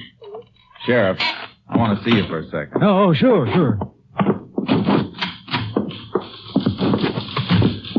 You got anybody watching our house in case Abbott and Saygood show up there? Yeah, it's covered. Good. Your office hasn't any report of a stolen car, huh? Nope, nothing yet. And they're probably on foot. Could be out of the county by now, though. We have other ranger units in the area. I'm going to call my headquarters and have one of them come with me so he can beat the countryside. Okay. Anything else you want me to handle? Yeah. They'll have to eat wherever they are. And even if they have money, they won't take a chance on being spotted buying anything for a while. That figures. I want you to make a careful check on any robbery report you get from food stores. Uh-huh. I'd like an itemized account of everything that's taken. I got a hunch Saygood will make a special effort to get his hands on some candy. All that day, nothing turned up in the roadblock, while Ranger Jim Leeds and I rode through the countryside without finding a trace of the man we were after. But on the following morning... Maybe we've been heading the wrong way, Jace. I don't think so, Leeds. Coming this way would have been the fastest trail out of the county. Otherwise, all wilderness for more than 80 miles. Too much of them. On foot without supplies. Still figuring they cut through toward US 280, eh? They must have. They'll have to get to a car someplace unless they got a spot to hole up in real close. I don't think Sago to take that chance. He'll want distance. Yeah. Farmhouse head. A rider coming, too. He's really pounding leather. He sees us. Coming right this way. Let's meet him. Howdy, strangers. Whoa, Charcoal. Hey, I didn't expect anybody so soon. Well, what do you mean? Well, I just called the sheriff less than half an hour ago. Ain't that why you're here? We didn't know about your call. What happened? Well, my dogs flushed a couple of prowlers during the night. I went out all night hunting them, or I'd have put in a call before. Maybe your boys. You know what they look like? No, all I saw was two shadows. Dogs woke me up like I told you. Men was prowling around. We better have a look at his place, Leeds. Yeah. We'll ride back with you. Oh, yeah. How long ago did it happen? Oh, reckon it was 2 a.m., about 6 hours ago. You say you chased him? Yeah, but I couldn't spot him in the dark. Just rode around all night. I'd have had any sense, I'd have called right away, but they threw a couple of shots at me when I saw him, and I got hot and went for my gun and lit out. I see. They get anything? When I went back to the house this morning, my missus said a couple of shirts and jeans was missing. Must be Saygood and Abbott, all right. Getting rid of their jail clothes. They have horses? No, I didn't hear any. Maybe they were going to take a couple of yours and didn't have time to get them. How come your dogs didn't stay after them? Dogs pinned up. Should have turned them loose, but like I said, I was too hot to do any thinking after they shot at me. If you had done any thinking, you'd have stayed home. One of the men you were chasing is a killer, and about as cold as they come. We picked up their trail near the farmhouse. About 4 miles out, we found the ashes of a fire and chicken bones and feathers, and in the brush near the same spot, a bundle of prison clothes. From there, the trail led straight to the U.S. highway. Can see the road through the brush now, Jace. Yeah. Let's hope we spot a highway patrol car before we... Hey, what's the matter? Something off the road in that patch of Douglas fir. Looks like the front of a truck. Pulled pretty far back. Come on. Get up, Charlie. Yeah, boy. Oh, boy. Haul truck. Stacked with new cars. Uh-huh. That's what they are. Well screened from the road, all right. Yeah. Driver doesn't seem to be around. Unloading ramps down, Jace. Tire tracks on the ground. They've got a car now, all right. Wonder what happened to the driver of the truck.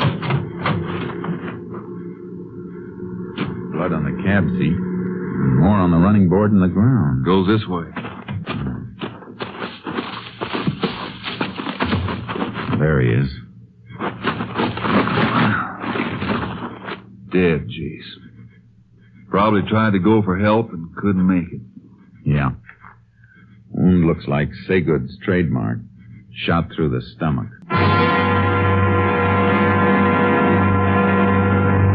You are listening to Tales of the Texas Rangers, starring Joel McCrea as Ranger Jace Pearson. Now we continue with tonight's case, Candyman, an authentic story from the files of the Texas Rangers.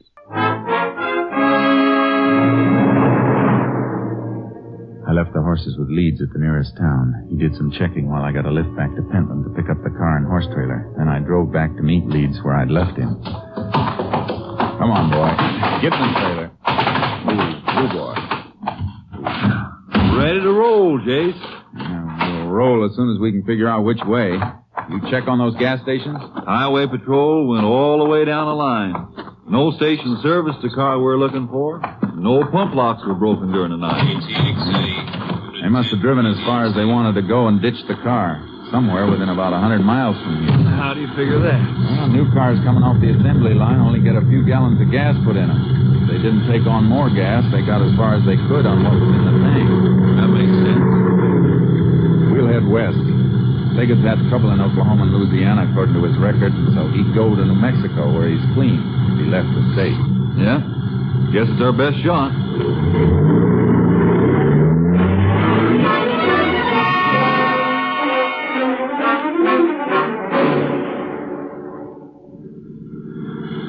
KTXA to Unit 10.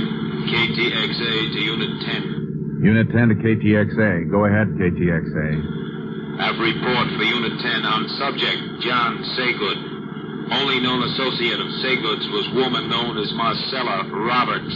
Present whereabouts unknown. Last location was place of business, beauty salon in Abilene, Texas. Left there 2 months ago. Unit 10 requests check of cosmetic distributors and supply houses. Check recent orders as possible source of new address on subject Marcella Roberts. Will do, Unit 10. Moment, Unit 10. Have another message coming in for you, Unit 10. Stand by. Unit 10 standing by. Maybe they found the car, Chief. Be a big help if they have. Here it is, Unit 10. General store at Pike Hill entered during early morning. Situated 30 miles west, your present location. Check of stolen merchandise includes candy. That fits subject Saygood. Proceeding to Pike Hill immediately. Unit 10, 10-4. KTXA, Austin.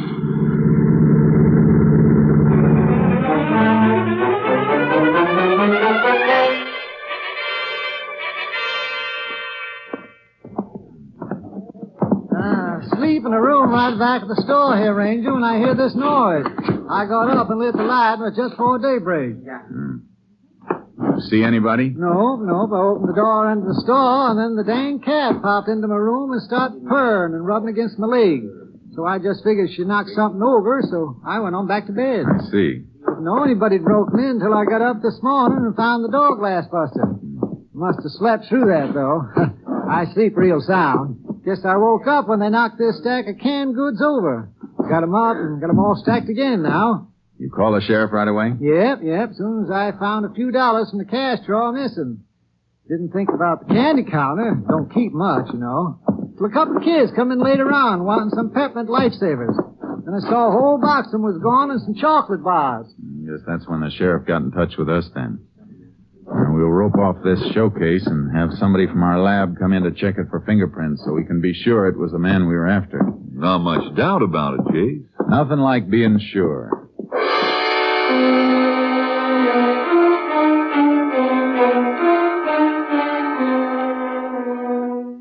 We drove further west from Pike Hill past Virgo while we waited for the fingerprint check.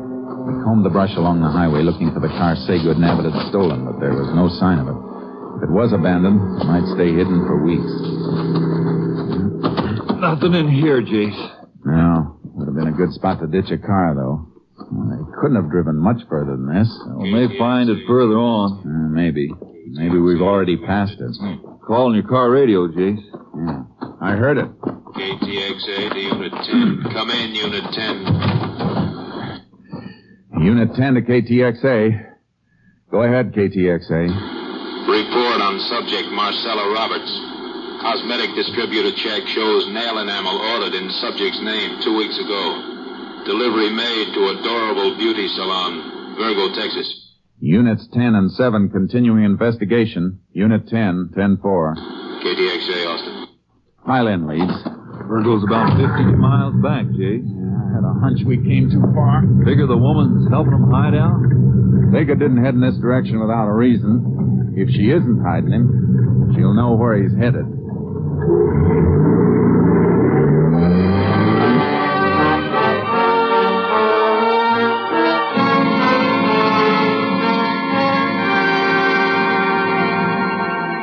Marcella Roberts wasn't at work, nor was she at her home when we got there, but she came home about an hour later.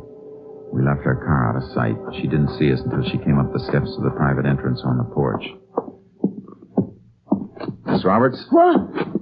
Oh, Ranger. I didn't see you. Thought you might be able to help us. You know a man named John Saygood? I used to know him. Long time ago. You seen him lately? Well, how could I? I heard that he was in jail. Paper boy must have been neglecting you lately. He's out. We're looking for him. All right, Ranger. I'll tell you what I know. He probably headed for Oklahoma City. Told me once that he could always hide out there if he got in any trouble. He should have carried a compass because he headed the wrong way. He broke into a store at Pike Hill before sunup this morning, and he was still moving in this direction when he left there. Well, I haven't seen him. Good. And you won't mind if we take a look through your apartment. If you've got any objection, one of us can wait here while the other gets the warrant. All right, you can come in. I only hesitated because the place is a mess. Sure. But we won't tell the neighbors. Come on, let's go.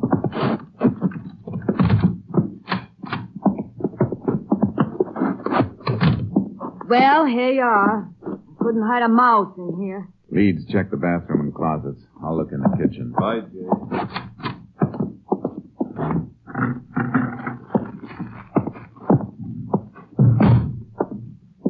Nobody here, Jay, that's for sure. No, not now. But there was somebody here. What do you mean? I mean, if you were a better housekeeper, you might make a better liar. You could have swept up these candy wrappers on the floor. Is there a law against eating candy? I eat it all the time. So does Saygood. You happen to have a 30-day diet tacked up on your kitchen wall. Your figure says you've been following it pretty close. You can't prove anything with that. Maybe not. But there's something else. 2 different brands of cigarettes in this ashtray. And one brand doesn't have any lipstick on them. I had a boyfriend visit me. I'm going to check every store in this town and find out if you bought a load of groceries today. And if you did, you better be able to show them or prove where they went. Ranger, You're concealing and aiding a murderer. You can serve a lot of time for that, Marcella. Enough to rub off those good looks before you get out. I don't want to go to jail. But you don't know Johnny.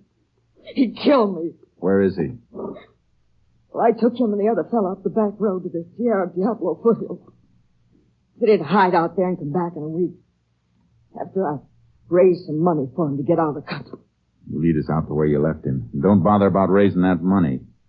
He isn't going to be needing it. We followed her to the place where Saygood and Abbott had been dropped, at the base of the wild Sierra Diablo country, catching the last rays of the sun. Leeds and I took our horses out of the trailer and started after them. Getting pretty dark, Jace. Yeah. Have to leave the horses and go on foot soon, or we'll lose this trail. I can hardly see anything now. Hold up a minute. Woo, Charcoal. Oh, what? Moist patch here. One of them slipped and fell. Well, the one making the heaviest tracks. Probably Saygood. No, Abbott. Saygood's bigger, but he's using Abbott for a pack mule to carry supplies. Look how the tracks spraddle out. Yeah. Sure must be carrying weight, all right. Headed right for that rocky ground ahead. We won't find any more prints as clear as these. Want to tie the horses off here? No, I think we better lead them. They can walk this ground, and we may need them coming out. Now, let's keep going.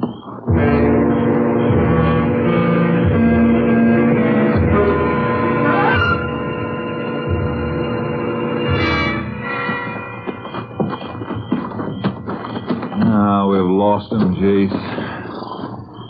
Keep flashing your light around it. Keep it cupped. All right. I'll spread out a little. No, wait a minute. Come back. What'd you find? Earth is soft at the base of this rock. Yeah, but no prints in it, Jace. No, but look at those marks. Rattlesnake track. Yeah, wasn't moving away from here, though. Ben's probably in under the rock. Was weaving back and forth. A rattler only does that when it's disturbed. You mean they scared it passing by? Something scared it. Some loose rock fell around here not long ago, either. You can see where it chipped as it fell. The chips are fresh. Haven't been weathered over. Then they must have knocked it loose climbing up around the rock. Yeah. Let's find out. If they did come this way, they must have moved along this ledge. Here. Use your light again. You're right, Chase. Look at this. Yeah. Piece of broken shoelace. Snapped while they were climbing. And they sat there and tied the rest of it. See where his back rubbed dirt off the rock behind him. Yeah. And they made straight for that plateau. Give Saygood a clear view of anything coming up by day. Going to leave the horses here and go on? No. Climb down and get them. We'll circle the rocks and take the long way up. We'll give Saygood a chance to fall asleep. We may be able to take him alive.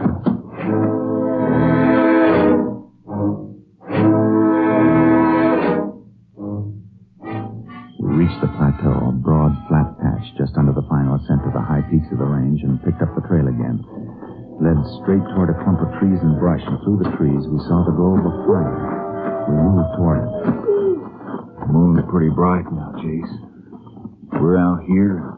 They're in cover. Unless they move between us and that fire. It's funny Saygood would keep a fire going at night.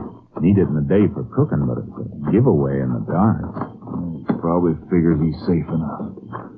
He's got to keep an eye on Abbott.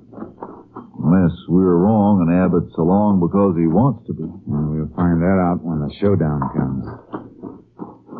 No sign any movement there yet, Jason. We better leave the horses now. And we'll stake them out here and split. Circle in on foot and... Stop now, please! Now I knew what was wrong with the fire. It was a decoy Sagan had set up. He was someplace in the rim of the brush behind us. I twisted around looking for a flash of his gun if he fired again. Hang up, Ranger. Let me get a good shot. I'll put one right through your belly. You didn't expect to get away, did you, Saygood? You ain't got me yet. We can wait. You'll never get out of here unless we take you out. We got 4 guns. You're 1, Saygood. Don't forget the extra joker I dealt myself. Talk up, Abbott. Oh, Johnny, my arm. I still got Abbott. Little Papa. And if one of you got a bullet mark for me, remember it's got to go through him first. Keep him talking, Jace. Maybe I can crawl around. No. He's trigger happy. He heard a sound. He put a bullet in Abbott's back. What do you say, Rangers? You want to see this punk die? Now remember, I got nothing to lose by gunning it. What do you want, Saygood? I'll make you a deal. We don't make deals. You'll make this one or Abbott's dead. He's not fooling, Rangers. He'll kill me. I got a wife and a kid down. Ain't that touching, Rangers? Now you're going to play ball with me. What's your deal? Back off. Way off so I can see you go. And leave us your horses. And remember, Abbott will be in front of me when we come out to get him. Jace, we can let him come out and then we can... Sure, I know. All right, Saygood. You got a deal.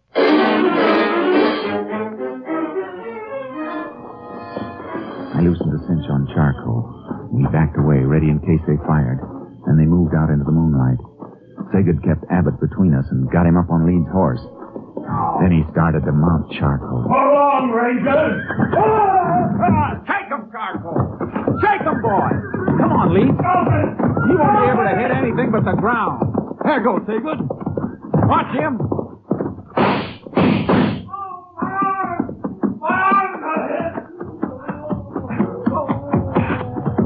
You all right, Abbott? Yeah, I'm all right. Get up, Saygood. My arm. Never borrow a ranger's horse when a ranger's around unless he wants you to have him. I'm glad I didn't have to kill you, Saygood. I want the rest of the prisoners at Pentland to see you back in that cell. Might help them make up their minds never to come back again. You can start that lesson with me, Ranger. Once I get out, you won't see me there again. Good, Abbott. It's no place for a wife and kid to go visiting. All right, Saygood. Get going. John Saygood was brought to trial and found guilty on 3 counts of murder.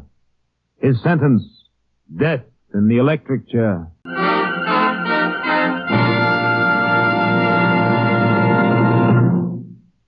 This is Joel McCrae.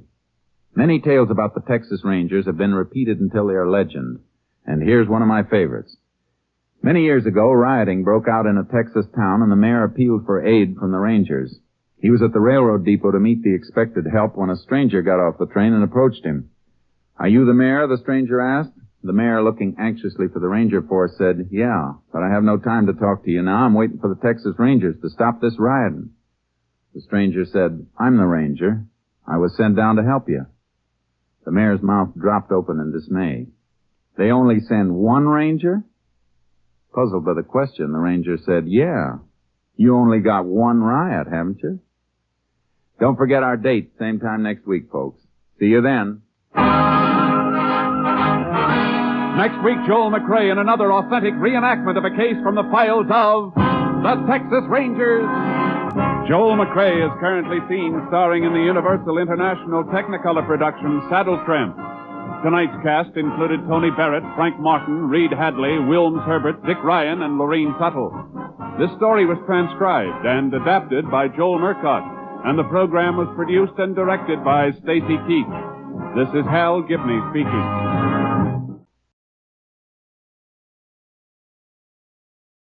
47, take this call. In the vicinity of 4913 Dover. That's 4913 Dover. Investigate the unknown trouble. Code 2. 56 to 1 in service. Starting mileage 10,638. 10638. 610-4. Mileage 10,638. Detective Unit 56 in service on the Nightwatch. This is Don Reed, police recorder. You're riding in a detective unit. Black sedan, radio buried in the glove compartment. No identification as a police car. Driving, Sergeant Ron Perkins. Partner, Sergeant Kurt Walter. All of us dressed in civilian clothes, sports suits, overcoats. This is Detective Unit 56. Wonderful. So while you're with it... Did you read 47's call on unknown trouble? 56, Roger. 56, follow up on this investigation. 56, Roger. 4913 Dover, right? 56, 10-4. We'll follow up the radio car on unknown trouble. But as I was saying, while you're with us tonight, remember, the people you meet are not actors. You're listening just as it happens. Because this is it. This is real. This is Nightwatch.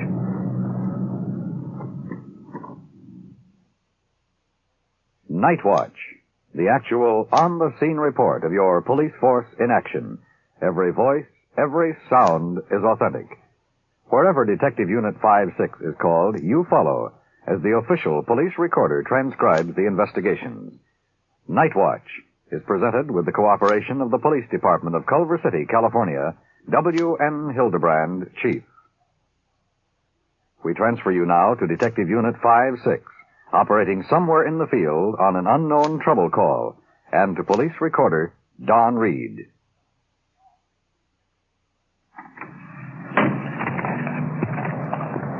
Unknown trouble call. Bill, you want to take the rear?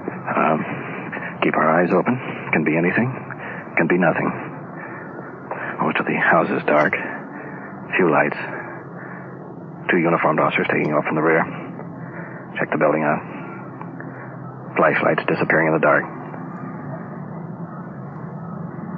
There's a man stepping out of the shadows. Sergeant Perkins going over. I'm the man that put in the call. Heard a scream and sounded like a body falling. Whereabouts? In that little house there in the rear. Okay, you wait here. We'll check it out. Apparently, disturbance originated in a small house in the rear of the lot. There's a thick growth of trees in front, making our way along the path. Flashlights darting about. Well, nothing yet. Here it is, tiny house. 1, 2 rooms. Light on. Uniformed officers coming up. Bill Hebbard and his partner. Bill, see if you can hear anything. There's some kind of beef in there. Let's go.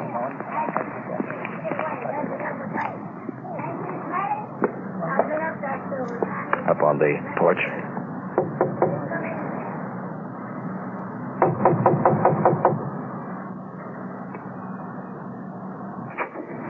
You having some trouble here?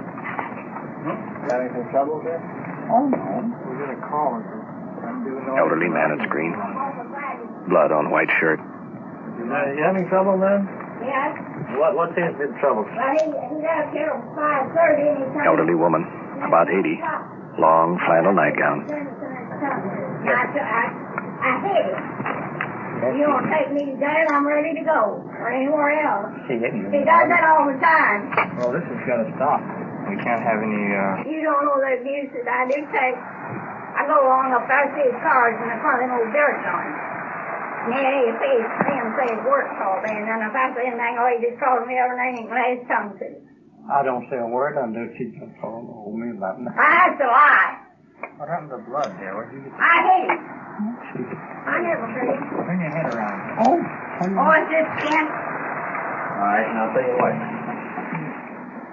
want you to go to bed. I want you to go to bed. Don't want any more noise. We don't want any more calls. What? The neighbors have complained.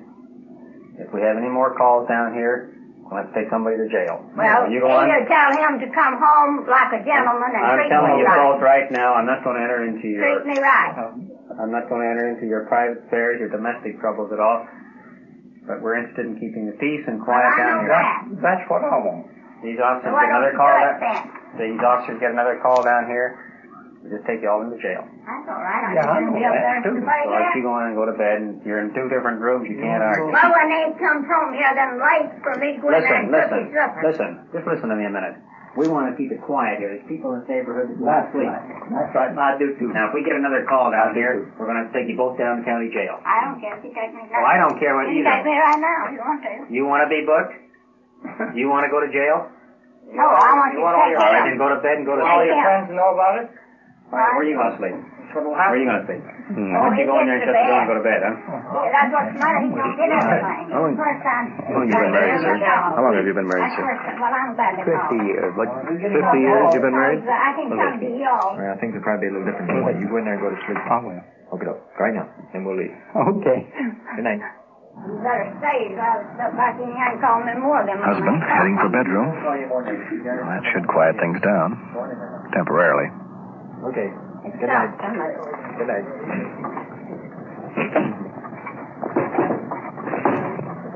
Hey, you know something, fellas?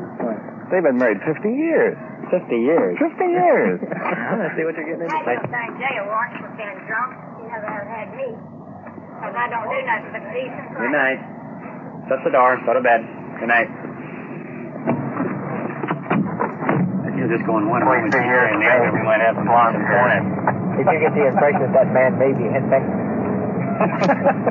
I don't know, but I don't know whether he's married or not, no. Well, I'll give you a rough idea what it's like after 50 years. After 50 years, I think they deserve to have a fight. Oh, yeah. Control 1 to all units. Be on the lookout for a light blue sedan, make unknown, contains 1 occupant, partial license number 4Baker 290. This car wanted by LAPD for armed robbery. KMA 394. I'll jot that number down, sir. 5-6 to 1, clear on the 214 call. Advise. 5-6-10-4. 5-6-10-19. The juvenile officers would like to see you in the station. 5-6, Roger. Be in about 10 minutes.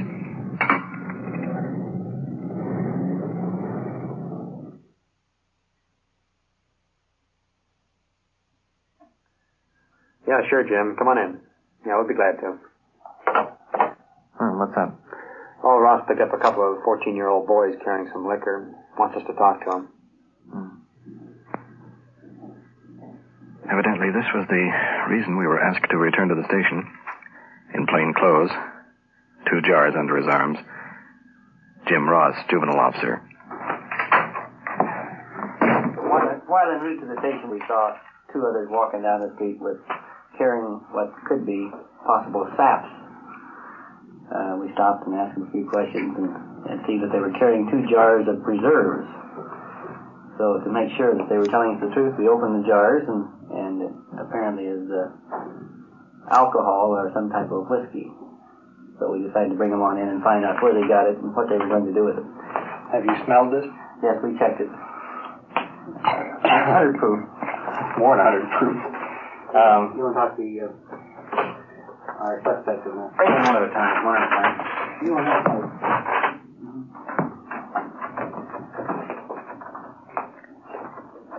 First boy in office. Butch haircut. High field boots. Air Force jacket. Eyes glancing from officer to liquor to officer. Sickly smile. What are those bottles? There's all sorts of stuff in there. What? See, Hag and Hag, Early Times, Sweet Vermouth. Let's see, some gin and some flavoring. Some stuff that's in a light blue bottle that's for putting in Manhattans or something like that. What are you going to do with it? We're going to get a little high, and have a good time. Just the 2 of you? Mm-hmm. How often does this go on? Oh, I don't know. Well, every month, I guess, something like that. Not too much. We don't carry to success, How old are you? 14. How old is your buddy? 14 or 15. Where did you get the whiskey? In his house. Take it out of the bottles at his place? Does folks know about it? His mother left before we got in the bottle. No, she doesn't. What are your folks going to say? Well, I don't know. I told my old man, we get around quite a bit together, You got no business. With that in your possession, you got no business drinking it.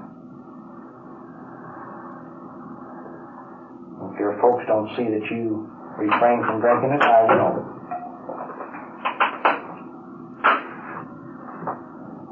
You in trouble before? Yes, sir. What for? Stealing the car. What else? That's all.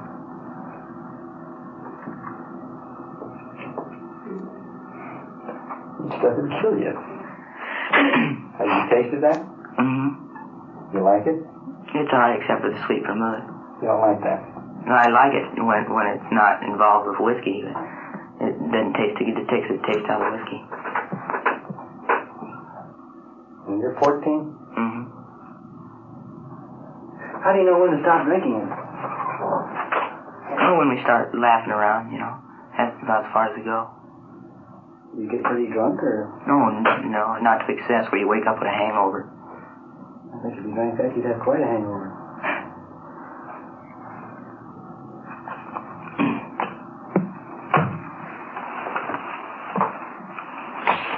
Came up in your boy.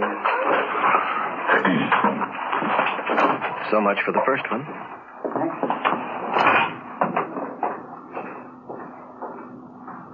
Into the office. Second boy. Good source of trouble. Concoction mixed at his house. Hair over eyes. Adolescent complexion.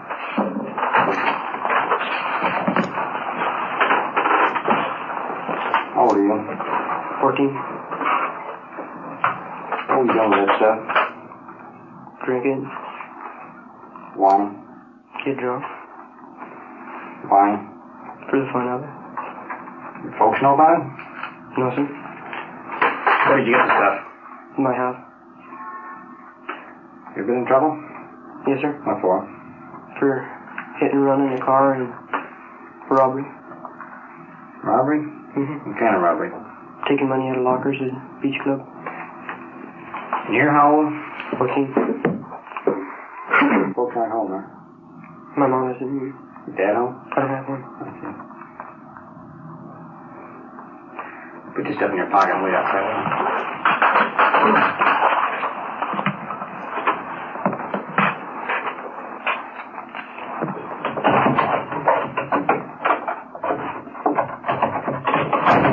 Oh, I tell you, good soul for trouble. Just as blasé as you pick them up for chewing gum. 14 years old. That amount there can make about 5 of them drunk. That amount could make me drunk for a week. Did you smell that stuff? Wine, gin, whiskey, and vermouth. I don't understand it. First kid just, so we caught him. So what?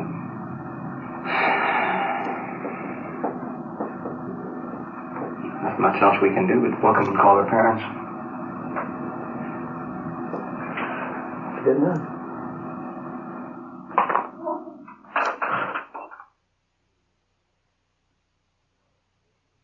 You are listening to Nightwatch and following the activities of Detective Unit 5-6 on its tour of duty. Remember, the people and sounds you are hearing are real, and the investigations are recorded in the field as they actually occur. And now it's back to Nightwatch, as we return you to headquarters where an investigation is underway, and your official police recorder, Don Reed. Juvenile officer spent an hour on the phone attempting to locate parents of boys. First boy will have to stay with us overnight. Parents out of town. Located mother of second boy. On her way in the office now. Son behind her. Sheepish grin. Did your boy tell you what happened on this? Well, I think I got it. What do you think happened? Well, they got in my liquor supply and poured a little bit out of each one and put it in a bottle and were taking it over to this dance, apparently. Like good Hagen Scotch. maybe you're not aware that apparently this happens quite often. And Oh, right. Well, actually, the boy didn't commit any crime. He was just possession of an alcoholic beverage. well, I know. I mean, it was a very silly thing to do, I think. And we do have a law against that. I think it might be better if you lock up your liquor store. Well, I was going to say, it looks like, I mean, it's a crime, a shame to have to not be able to trust your own boy, but it looks like I'm going to have to put a padlock on the thing. We're not going to take any further action on this, except we'll put him on a 6 months voluntary probation, and with the idea that he will not do any drinking or be in possession of alcohol. And if he's picked up again, we'll refer back to this, and we'll take legal action by filing a petition with the juvenile court. Do you think that you'll be in here again for the same thing? No, sir. Well, let's hope he isn't in here for anything again. I mean, that's what I'd like to teach. Well, drinking in juveniles is a major problem in the United States, especially on the West Coast. And it causes a great deal of trouble. What do you do with kids in the teens? Shoot them until they're 21 and then dig them back up again or something? But I'm ashamed to walk by a police station anymore. You wonder what you are supposed to do. You try, and you try to do the right thing, and yet it doesn't really make that much difference. Well, anytime that you feel that you can't handle him or he doesn't mind, if you'll just give us a call, we'll be glad to come down and try to... Well, it isn't bad. I mean, when I tell him, no, he can't do something, that's all right. But, geez, I mean, the minute I let him out again, well, if he starts getting into difficulties, We don't want to see you in trouble. We're not trying to prosecute you. But you're through as far as your drinking. You're 14 years old. You're through. So that's it. Okay. Thank you for coming in. Okay, thank you.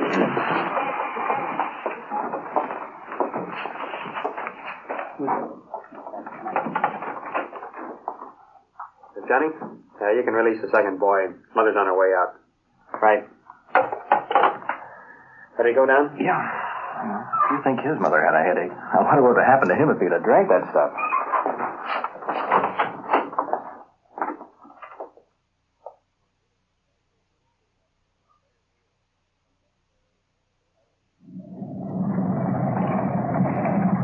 Kurt, let's check this car out. It doesn't look like it belongs here.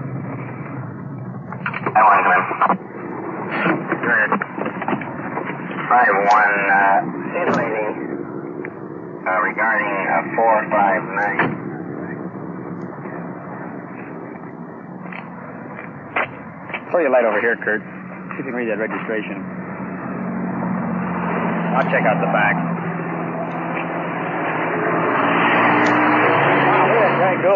Hey, that's a blue sedan, too. Yeah, let's get him. Okay.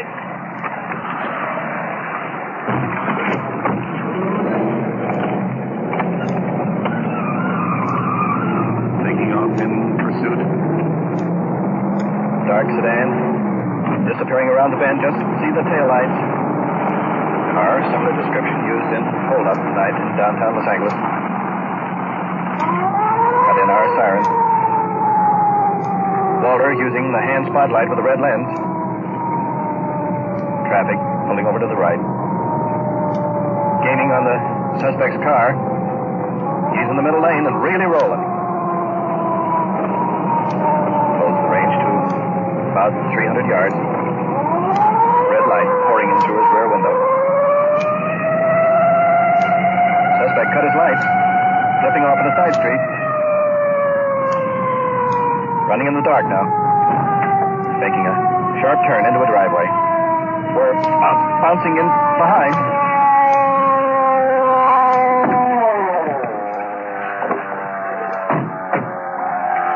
Guns out.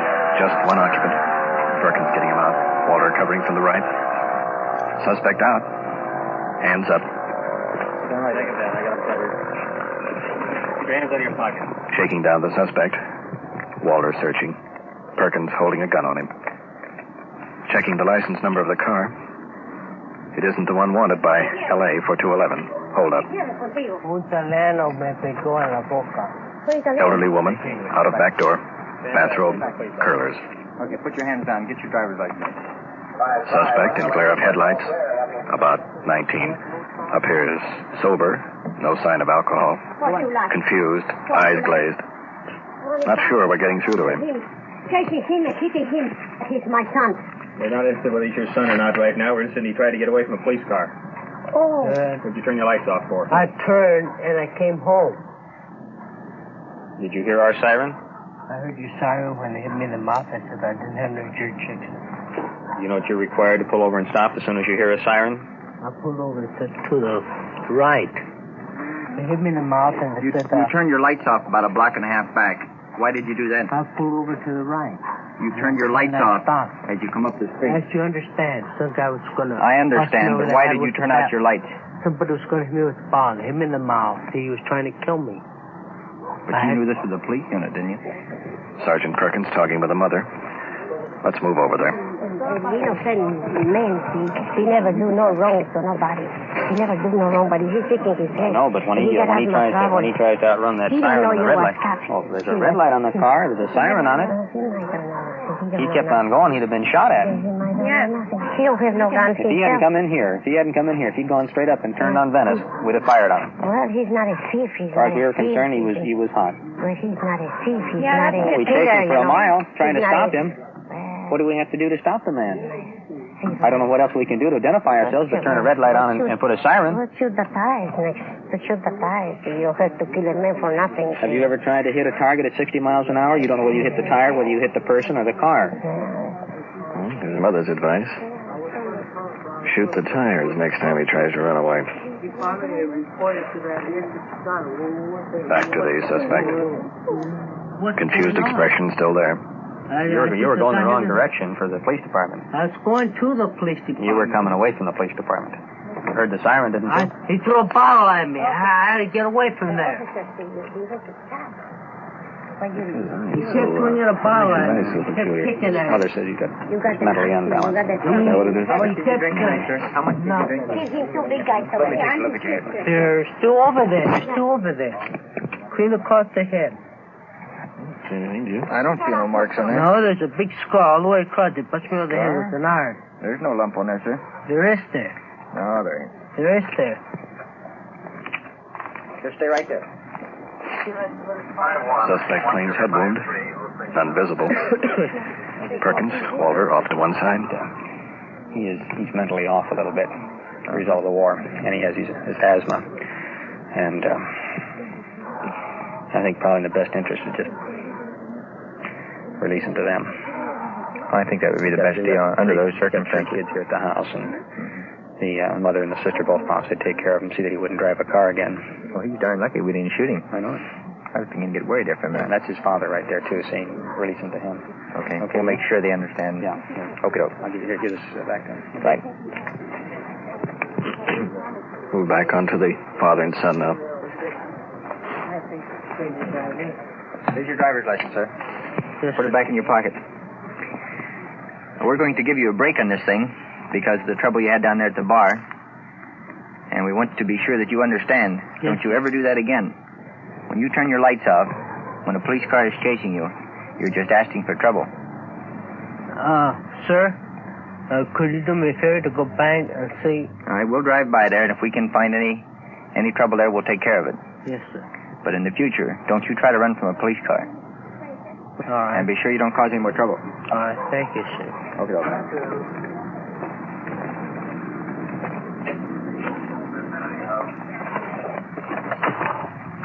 5-1, requesting 7 Lamar. 5-1, okay, 7.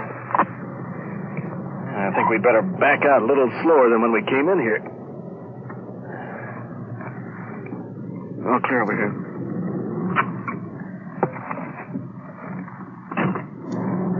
Well, I saw a lot of guys come out of the war like that. Me too.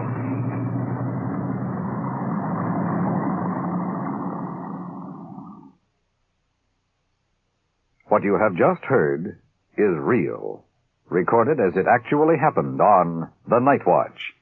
We switch you now to headquarters in the office of the Chief of Police, W.N. Hildebrand. Tonight's first investigation amounted to separating an elderly couple having a quarrel.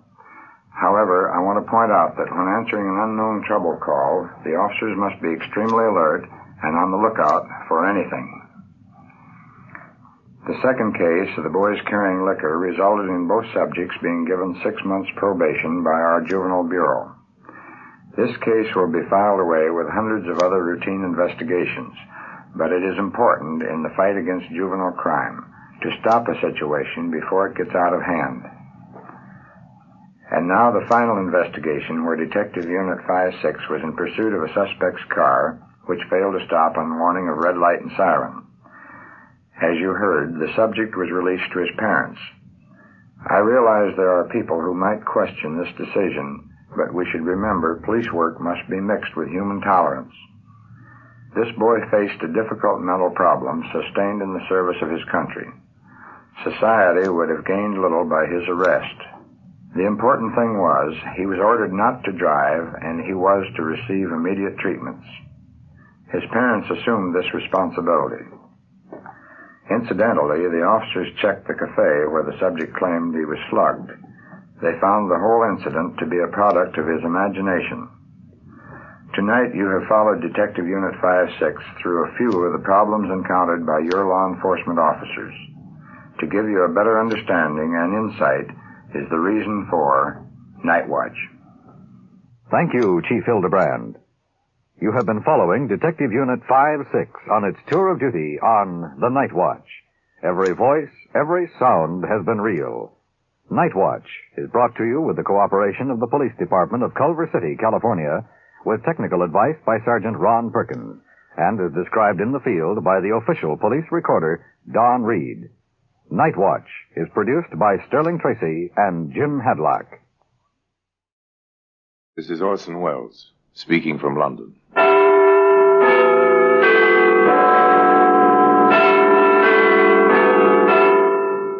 The Black Museum. A repository of death. A museum of murder. Yes, here in the grim stone structure on the Thames, which houses Scotland Yard, is a warehouse of homicide, where everyday objects, a portable typewriter, a jack for an automobile, an ice pick, all are touched by murder.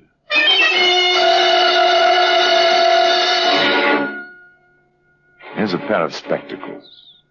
It's a familiar object, neat, not too large, tortoiseshell frames with gold tops.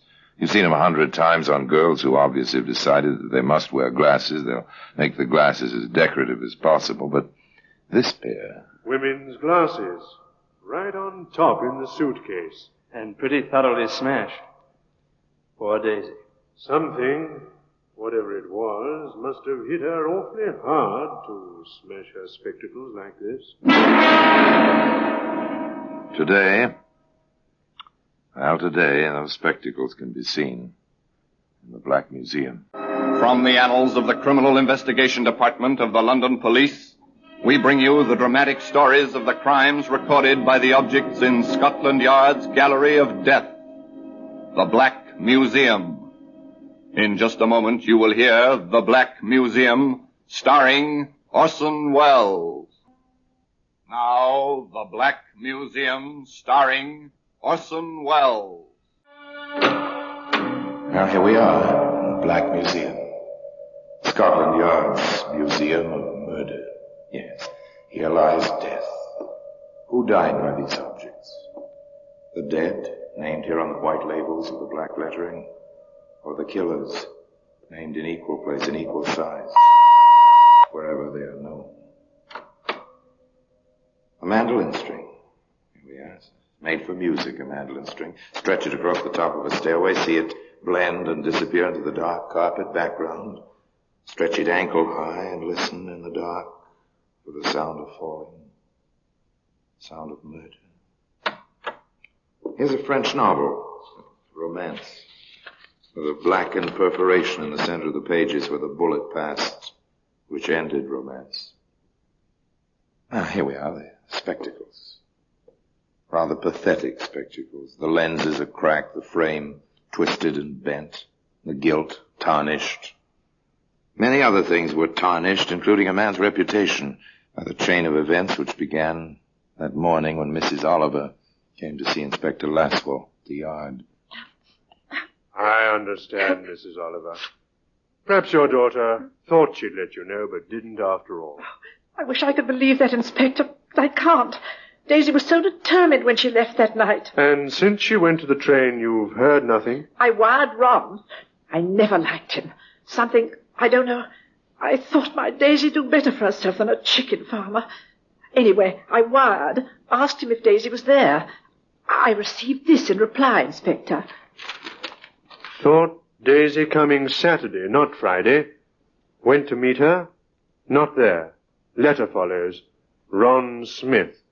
This was last Saturday? Yes. I wired on Monday. This answer came back the same day. The letter came in yesterday, Wednesday. Oh, thank you. Dear Mrs. Oliver, you do not know how shocked I am. Daisy missing since Friday afternoon. This is really terrible. She wrote asking me to meet her Saturday. I went... The heartsick words of a worried man, the tone and feeling of the letter, plus the fear and the tears of the mother, sent Inspector Caswell to Larkspur in Sussex, the nearest town to Wren Smith's chicken farm, the railway terminal for the area.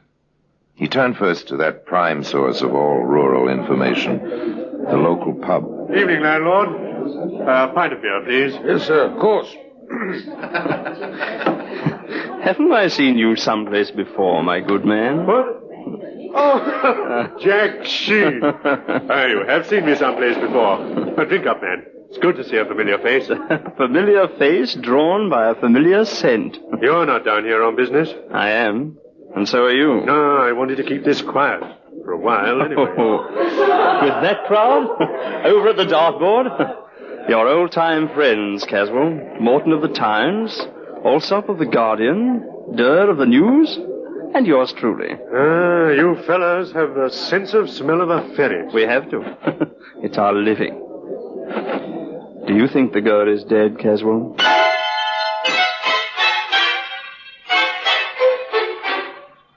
There it was, words of one syllable, literally one syllable. Do you think the girl is dead? Inspector Caswell shrugged and turned to his drink. Without apparent effort, he drifted into conversation with the landlord while Jack Sheen stood by, quietly, unobtrusively. Have there been any talk hereabouts recently about a girl who's missing? Some? Well, girls get silly ideas sometimes, especially the young ones. Only silly thing about this girl was the man she went for. Huh? They get that way sometimes, even the best of them. Oh, I know what you mean. Anything wrong with the man in it? Ne'er-do-well. Owes for feed. Everything in sight. Lives in a hut on his farm. Not even a proper house. Oh, that's her? This Oliver girl now. Bright. Sweet as they come. Real pert in them fancy glasses she always wore. Then, off the deep end over this Smith fella. Never know why they do it. Whereabouts is this chicken farm? Right fork east. Second right after the fork. You thinking of going up there? Oh, I might drop over. Told the girl's mother I'd look around. Maybe talk to Smith. From his letters, he's pretty well upset himself. Him? Upset over that girl? Not much. What's happened to your friend? My friend? Why, he was just... 5 will get you 10, landlord. My friend is halfway there by now. Inspector Caswell was absolutely right. Jack Sheen was well up the right fork and turning into the lane that led to Ron Smith's chicken farm. Who's there? I said, who's there? I'm Jack Sheen of the London Daily Post. I'd like to talk to you. What makes you think I want to talk to you? Oh, most people talk to me. If they don't, I usually write what I think they might have said. Very simple. Smart, aren't you? I know my business, I hope. Fellows down in the village suggest you don't. Yeah, they like to talk. Don't you? Not about things that ain't my business. Daisy Oliver is your business. She was. Meaning, exactly? Daisy said she was coming down last Friday. I left my gate unlocked.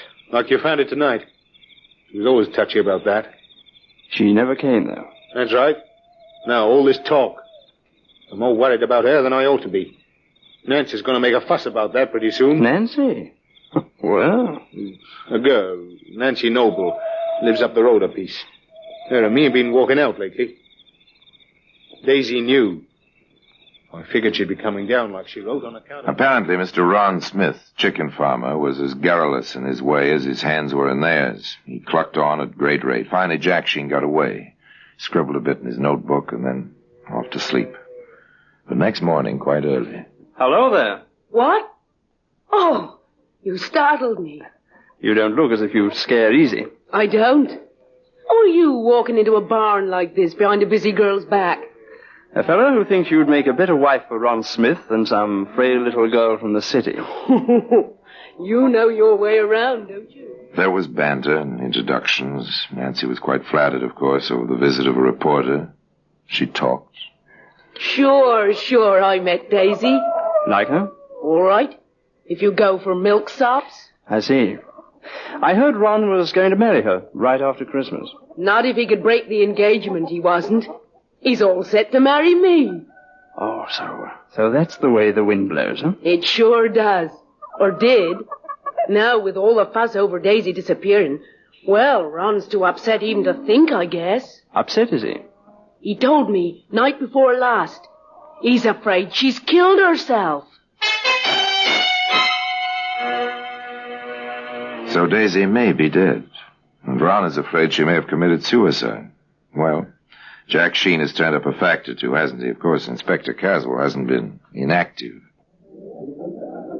Mr. Jeffrey, I'm told by our host, the landlord, that you think you saw the Oliver girl last Friday night. I think so. I was coming up the road, out past the fork. My place is out past Smith's. There was a girl ahead of me. She turned to look back. I thought I saw her wearing spectacles. Is that all? Well, she must have turned in at Smith's. She didn't pass my place. Reed here saw her real close. Did you, Mr. Reed? Yes, sir. I met Jeffrey on the road. I was coming down to the road to the village after fixing the septic tank out to Jeffrey's place. Girl passed real close. The Oliver girl, all right, wearing her specs and carrying a suitcase. Ah, that's right. She had a suitcase like she walked out from the train. Why, the Smith fella didn't go in and meet her. Then there was the routine visit to the cottage where Daisy usually stayed when she was in Locksborough. Did you hear from Miss Oliver, ma'am, that she was coming down here this past Friday? She didn't, and she always stayed with me. If she'd planned to come down, well, you never know, what with young girls being so free nowadays. And she had spent all her savings on these trips. She told me that last time she was here. When was that? Oh, about 2 months ago. She seemed so nervous, poor thing. Even then, jumpy, always a little scared, like a rabbit, sort of. Oh, I don't know. I wish I didn't keep thinking. And finally, there was Edith Staple. Miss Staple had a friend in the outlying area, and Miss Staple had been crossing a field near the chicken farm, a kind of shortcut. Yes, Inspector. I'm positive I saw her. I saw 2 men on the road, too. One passed her. The men met, talked a little, and went on. By the time I passed the lane to Smith's place, she was in as far as the first shed. You saw quite a bit, didn't you? The road is on a little rise just there. I was coming up to it, and everyone was, well, sort of outlined against the sky. Well, thank you, Miss Staple. Thank you very much. There must have been a girl. 9 chances out of 10 it was Daisy Oliver. But how to prove it? Where had she disappeared to? Inspector Caswell and Jack Sheen compared notes. They stayed around Locksborough. That fact alone started the talk, which had impetus enough in any case. People don't just disappear, I tell you. She must be somewhere. She turned into Smith's place. Want to bet she never came out? Nice girls don't take chances going alone to men's homes, even when they're more decent than the hut he lives in. I'll get him, you'll see. He did the girl in. Want to bet? The talk reached Smith, of course. On the heels of the talk came Jack Sheen. Nice lot of chickens you've got here, Smith. You didn't come out here to talk about chickens. No? What then? You're trying to get more on Daisy and me. The town has plenty on you, they think. Yeah, long tongues. They wag too much. You can stop them, quite easily. How, I'd like to know. Oh, just ask Inspector Caswell to bring his crew out here to dig up your farm. They'll find nothing. That'll stop the talk. I'll do it. They can dig any place they want. Except I wouldn't want them to disturb my chickens. The remarks were duly reported to the inspector. His comment was, We'll be glad not to disturb his chickens. I should think that's exactly what you would do. Oh, I don't know a thing about chickens, except roasted. Look, he was rather pointed about it, you know. Don't disturb my chickens. You know, if I were you, Caswell, I'd do some digging around that chicken run. Might save you a lot of extra trouble. You catch on, Inspector? The inspector caught on to the extent of asking Ron Smith to drop in at the police station while Jeffrey and Reed and a few of the others with Jack Sheen began their digging. Not much good this ground. Good enough for chickens. I got something? No, just a rotten stick. Nothing suspicious like. There's something here. Yes, I'd say you had something there. Lift out your shovel, Jeffrey. Okay. Now, look, I'm going to open it. I want you to witness that I neither take out nor put in any object. Ready? Yeah, all right. right. Okay, now just watch this. It's the girl's suitcase, all right. I'd know those specs any place. Well, today those spectacles can be found in the Black Museum. In just a moment, we will continue with The Black Museum, starring Orson Welles. And now we continue with The Black Museum, starring Orson Welles. It was her suitcase. Yes, there it was, the earth of the chicken run clinging to its freight handle, its shabby sides. Jack Sheen stopped the digging, sent Reed pell-mell for the inspector. Women's glasses. Right on top in the suitcase. And pretty thoroughly smashed. Poor Daisy. Something, whatever it was, must have hit her awfully hard to smash her spectacles like this. Shall we go on, Inspector? Digging? Of course. But carefully. We don't want the edges of the spades to disfigure anything. The first thing they found was part of the torso. And the limbs wrapped in sacking. Finally, the head in a tin box, buried shallowly in the chicken run.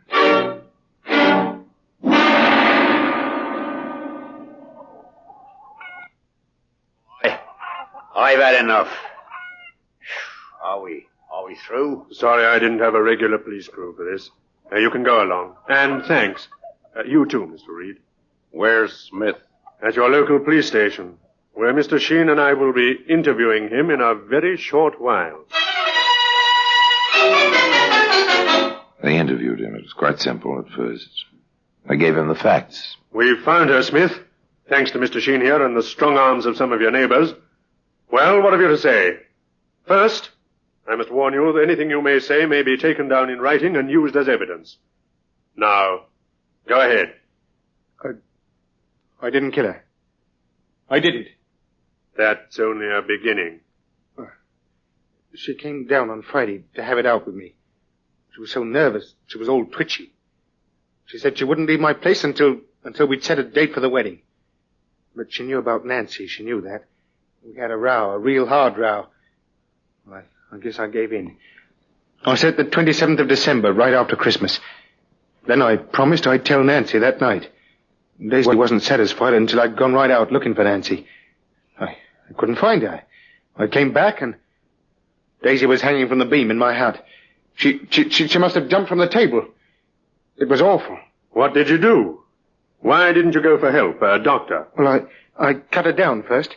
I thought there might be some life left. Did you try artificial respiration? And as soon as I got her on the bed, I saw it was no use. But you still didn't call anybody. I was afraid. I panicked. I thought they wouldn't believe me. They'd all think I killed her and try to make it look like suicide. So you buried her?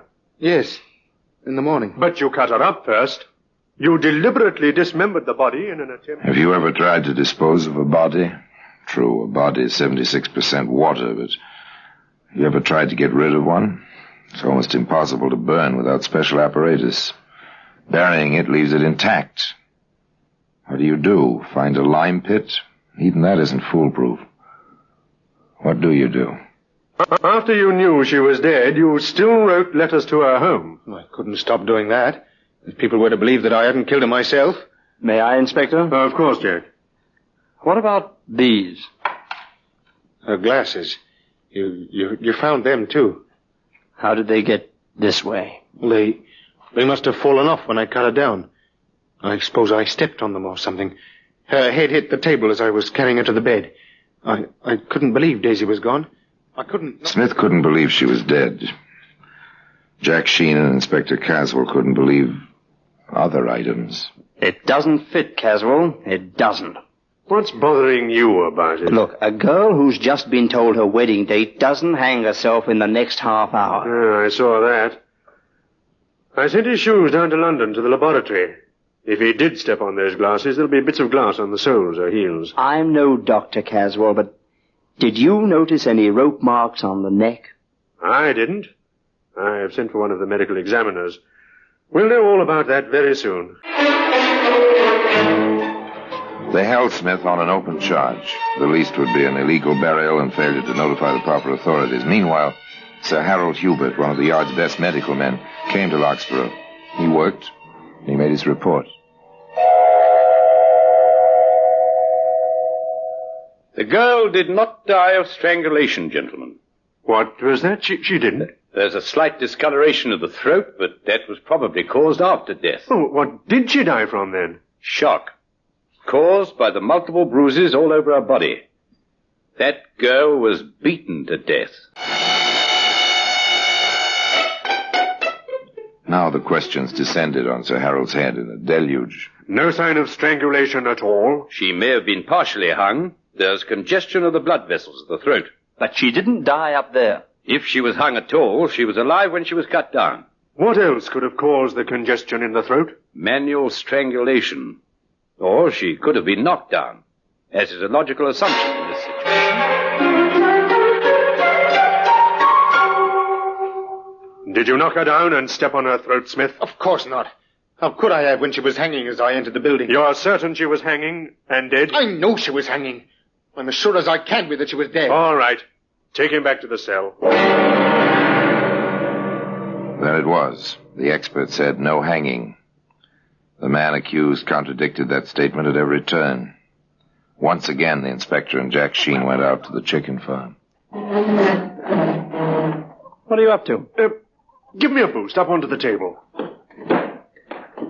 Okay. Now what? I'm not going to hang myself.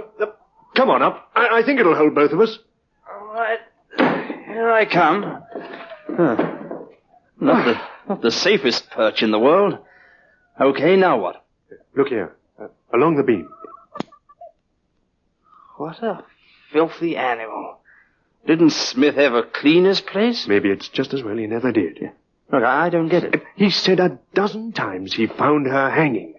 If a rope passed over this beam, as Smith maintains... The dust up here would show the marks. You see any marks, old boy? Not a thing. Not even a bit of rope fiber. Sir Harold is right. No death by strangulation. Not by any rope which passed over this beam. I wonder how friend Smith is... Smith did his best to explain the matter. In fact, he did a trifle better than his best. That's possible. The rope must have caught in the joists. She didn't weigh very much. And by the way, where is the rope? I burned it. It gave me the willies. What kind of rope was it? Ordinary hemp rope. Not sash cord? No, hemp. What did you intend it for? Oh, no special purpose. You always have rope around a farm. Inspector Caswell reminded Mr. Smith quite tersely. Hemp rope leaves its fibers caught in rough wood when it's passed over the wood. There's no sign of fibers, or any mark in the dust. Well, then the dust settled back after I took her down. How did you take her down? I lifted her with one arm and freed the rope with the other. Now, let's go back to the beginning, Smith. When did you first see her that night? Oh, she came to the gate. It was locked. She called. I let her in. We argued. Then we made up, and I went to tell Nancy. When I came back... Hadn't you better keep the story straight, Smith? That is the story. You said before you cut her down. You told Mr. Sheen you left the gate open, because finding it closed upset her always. Then I made a mistake. Oh, you made a mistake, all right. You made your story much too involved. You see, the laboratory has reported on your shoes. Not only are there no bits of glass in them, proving you did not step on them, but there are traces of lipstick on one and traces of contact with human skin on both. I submit, and I shall so state to the jury at your trial, that you attacked the girl with force and violence, that you smashed her glasses on the table, that you beat and kicked her into insensibility and death. Your story tripped you, and the laboratory did the rest. I'd say, Smith, next time, keep it simple. But I doubt if there'll be any next time for you. Well, today, those spectacles can be seen in the Black Museum. Orson Welles will be back with you in just a moment. Now here in person is Orson Welles. Exactly how Daisy Oliver met her death was never brought out, not even at the trial. Whether Ron Smith beat her to death or whether she fell to her death, no one knows. But she was murdered, and by Ron Smith. There's no reasonable doubt about that. Nor was there any doubt about this man's character. Not only did he write of his concern over her disappearance to Daisy's mother, not only did he write long, endearing love letters to a girl he knew was dead, but from his cell, as he awaited trial, he sent a wreath to her funeral, palm leaves and one lily, with the phrase attached, "Until we meet again." I wonder if they ever did meet again.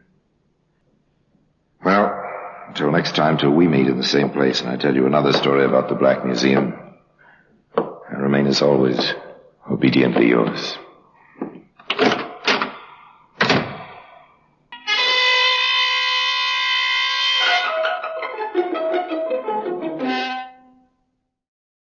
And we are back. That last one was from the Black Museum, the short-lived but famous show narrated by Orson Welles about actual cases from Scotland Yard's Crime Memorabilia Museum. A Pair of Spectacles was the episode, and it aired on May 27, 1952, about that item being the only clue to a murder. Next, let's do another one from Dragnet, The Big Paint from October 20th of 53, where Friday and his partner Smith try to track down a ring of thieves stealing and stripping cars. And then one of the very earliest police dramas on radio, Police Reporter, which ran from 1932 to 1933 and did true crime stories about murders. It used real names and real dates and real locations, which is a bit odd. Here is the murder of John Nungesser. Exact broadcast date unknown, but it was in 1933, 93 years ago. I will see you in a bit. Ladies and gentlemen, the story you are about to hear is true. The names have been changed to protect the innocent. Dragnet is brought to you by Chesterfield. You're a detective sergeant. You're assigned to auto detail. An organized gang of thieves has been stripping cars in your city. None of the stolen merchandise has turned up. There's no lead to the identity of the members of the gang. Your job? Stop them.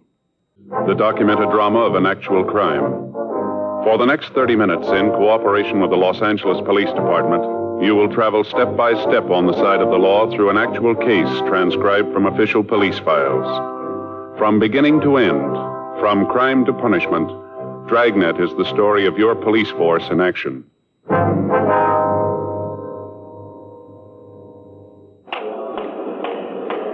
It was Tuesday, June 13th. It was overcast in Los Angeles. We were working the day watch out of auto theft detail. My partner's Frank Smith. The boss is Captain Nelson. My name's Friday. I was on my way into the office, and it was 7:52 a.m. when I got to room 45. Auto theft.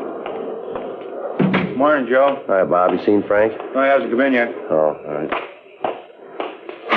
Hey, Joe? Yeah? When Art gets in, tell him I'm done R&I, huh? Yeah, sure. Bob, how's it going? Oh, pretty good. What happened to you? Well, if it's all the same to you, I'd rather not talk about it. That bad, huh? You seen Joe? Yeah, he's over his locker. Thanks. Morning, Joe. What happened to you? Joe, I'd rather not discuss it. Well, what happened? All those scratches on your face there? Please, Joe. Well, I was just asking. Look pretty bad, huh? Joe? Yeah. I look pretty bad, huh? I thought you didn't want to talk about it, you said. If word about this gets out, Joe, I ain't ever gonna live it down. Is that right? I've been had, Joe. Cop for 12 years, I've been had. Well, what's it all about? You won't spread this around, will you? Look, I just asked you what happened. Now, if you don't want to tell me, I'll go along with you. You don't have to say a word. Come on, let's get on the reports. What do you say? You better get in touch with Bowles when he comes in and try to check some of these out, huh? You're not even interested, huh? All right. You want to tell me about it? Well, if you really want to hear. Go ahead. Well, last night I took Faye down to the store. She had a little shopping to do. Small stuff, you know. Pot holders, dish towels, things like that. Yeah.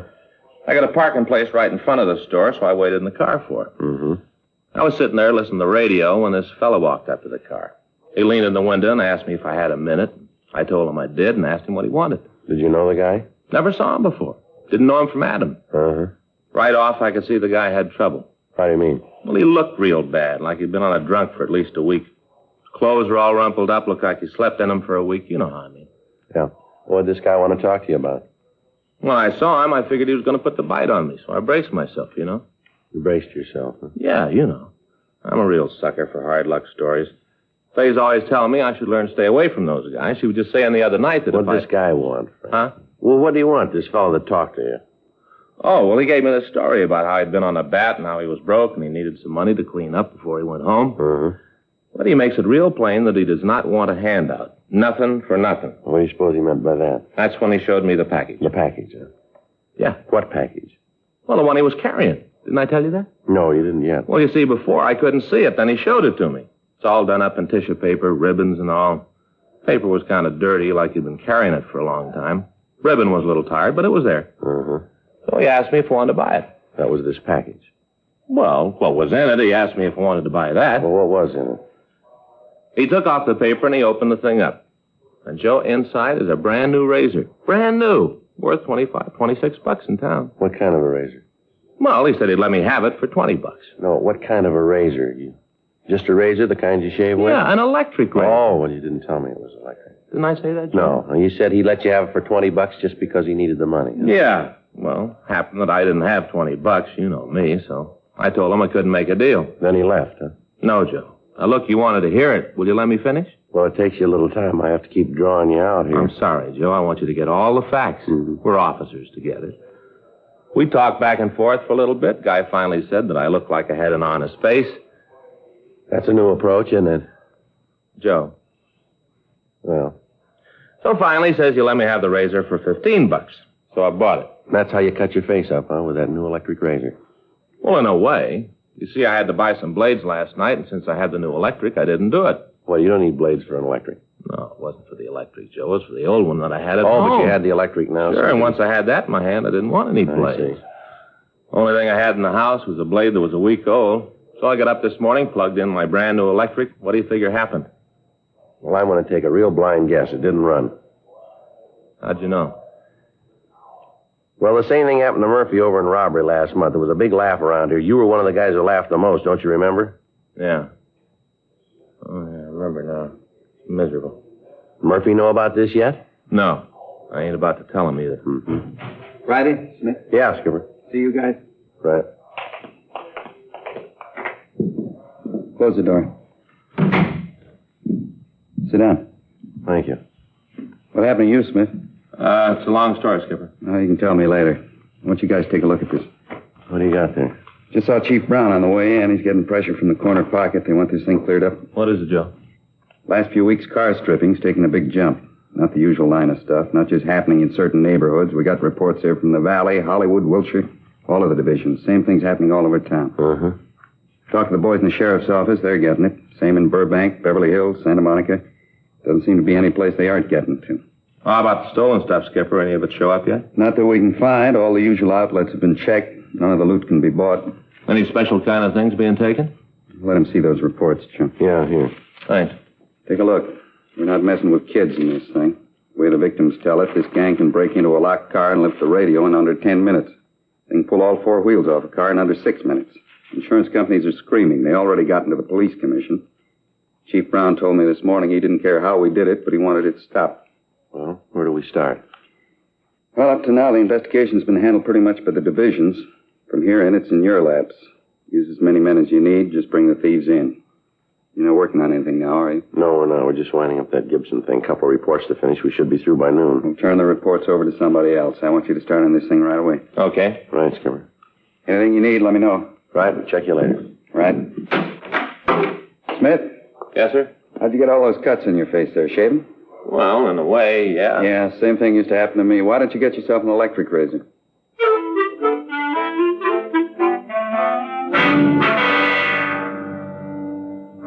8:11 a.m. Frank and I asked one of the other men in the detail to take care of the reports on the case that we'd finished, and then we started through the statements we'd gotten from Captain Nelson. From them, we got a pretty good idea of how the car stripping ring was operating. There seemed to be a definite plan for the thefts. Most of the stolen articles were in the luxury class. Only radios were taken from Cadillacs and Lincolns. Heaters were stolen from Chryslers. Special hubcaps from foreign cars were listed among the stolen property.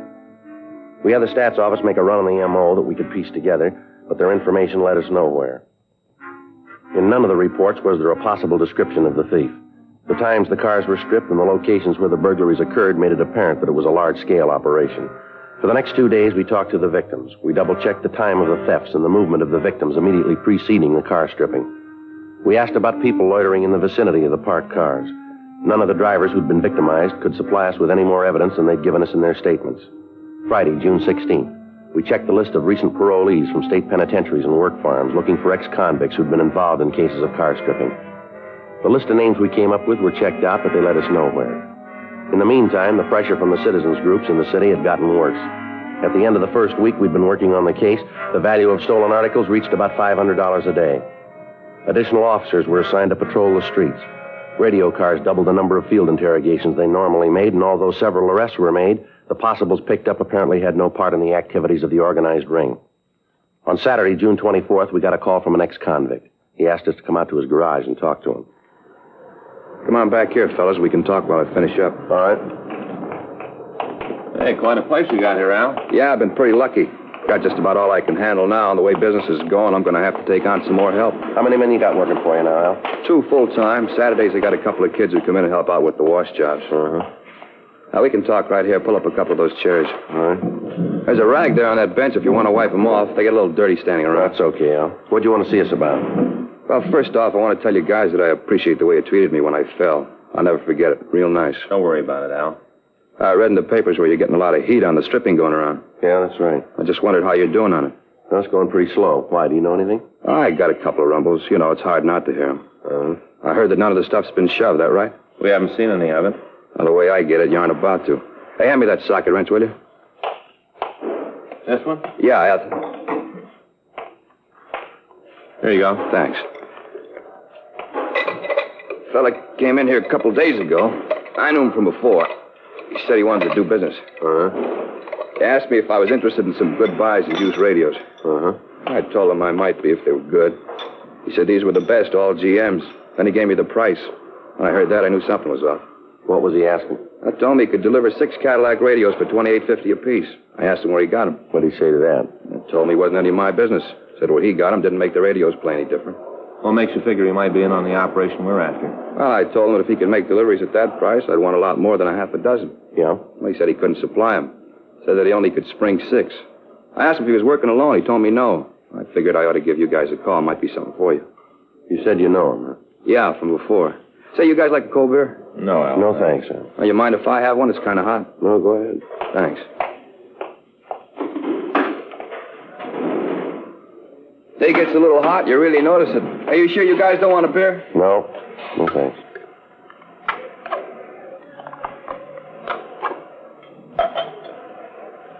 Never could drink it out of a can. Seems to taste better in a glass. Oh, that's good. Who was the guy, Al? Oh, it's Manny Phillips. You know where you can get in touch with him? Haven't got the slightest idea. Has he ever fallen? Yeah, I did time at Q for GTA. Is he on parole? I don't know. I think he made it free like I told you. I didn't know him real well. Used to hang around, never had much to do with him. Mm-hmm. Yeah, this is the first time I've seen him since I got out. I've been steering clear of the old bunch. Makes it easier if you don't pal around with them. Business I got's going good. Got no trouble with anybody, and I want it to go on like this. Mm-hmm. I never could figure it. Guy falls out, and right away he's back with the same old bunch. How you going to stay clean like that? Well, you aren't. Somewhere along the line, you got to make a mistake. You're right back where you started. How long did it take you to learn it? I spent 4.5 years at the joint. Well, some of them fall harder than that, Al. Yeah? And they still don't learn.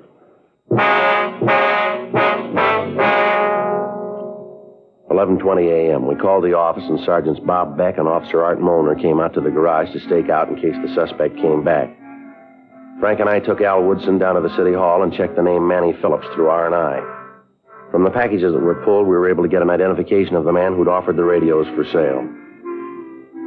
We checked the information contained in the package. Phillips, whose real name was Manuel Richard Phillips, had an arrest record dating back 12 years. He'd spent 1 year at Fred C. Nellis School for Boys for car stripping when he was 14. From the time of his release, he'd been arrested on the average of once every 2 weeks. His age at the time of his latest release from San Quentin was given as 26. Out of that time, he'd spent a total of 8 years in state penal institutions. From his package, we obtained his last recorded address. We checked it out and found that he'd moved 3 months before. We checked his forwarding address. He'd moved. Finally, after talking to the managers of 9 more rooming houses and apartments, we came up with his present residence. The landlady told us that Phillips apparently didn't work for a living, but that he always had the money for his rent. She described him as quiet and said that he usually spent a good part of the daylight hours in his room. She was unable to tell us anything about his friends or any business associates that he might have. A stakeout was set up on the place immediately. Because of the apparent size of the operation, it was decided not to attempt to take the suspect into custody at this time. Instead, Captain Nelson agreed that we should keep Phillips under surveillance and try to learn more about the car stripping gang. For the next week, we followed Phillips. 24 hours a day, there were at least 2 officers tracing his movements. On 3 nights, he was watched while he stripped cars of expensive accessories. The area was put under a Code 5, so there would be no possibility of the suspect learning he was under observation. 11 days after the surveillance began, Phillips was observed to visit a large marine supply yard down in San Pedro. The next night, July 6th, he drove up to the place at 11:37 p.m. He parked his car in front of the gate and dropped the large bundle over the fence. Immediately afterwards, he returned to his room. The following morning at 8:06 a.m., we met with Sergeant Beck in Captain Nelson's office. What'd you find out about the ownership of the supply yard? The license was issued to a Harry Swenson. How about him? We checked the name through the I Bureau. Nothing on him there. Beck, you and Molnar come up with anything? Not that you haven't got.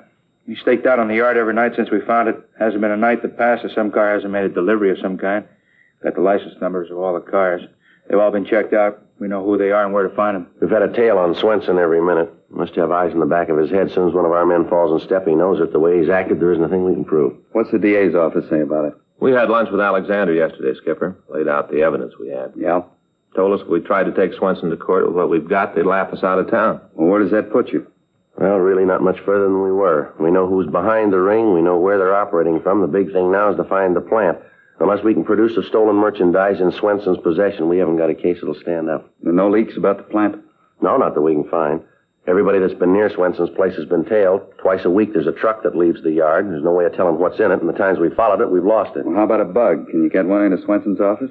Well, I don't know how. There's no way of getting him out of there long enough to install one. The night watchman's always on the premises. We're not even sure he's not in on it, too. So where do you stand on it? Well, your guess is as good as ours. Alexander says that without finding the plant, we can't take him to court. Now, we've used every trick in the book to get him to lead us to it, and not one of them's worked. They haven't left a thing open. They're playing it real smart. How many men involved in the operation? Well, we're not sure, but as near as we can figure, 12. That's not counting Swenson or that night watchman. You've been in the business long enough to know it, then? What's that? When there's that many men working, there's got to be a leak someplace. Yeah. Find it.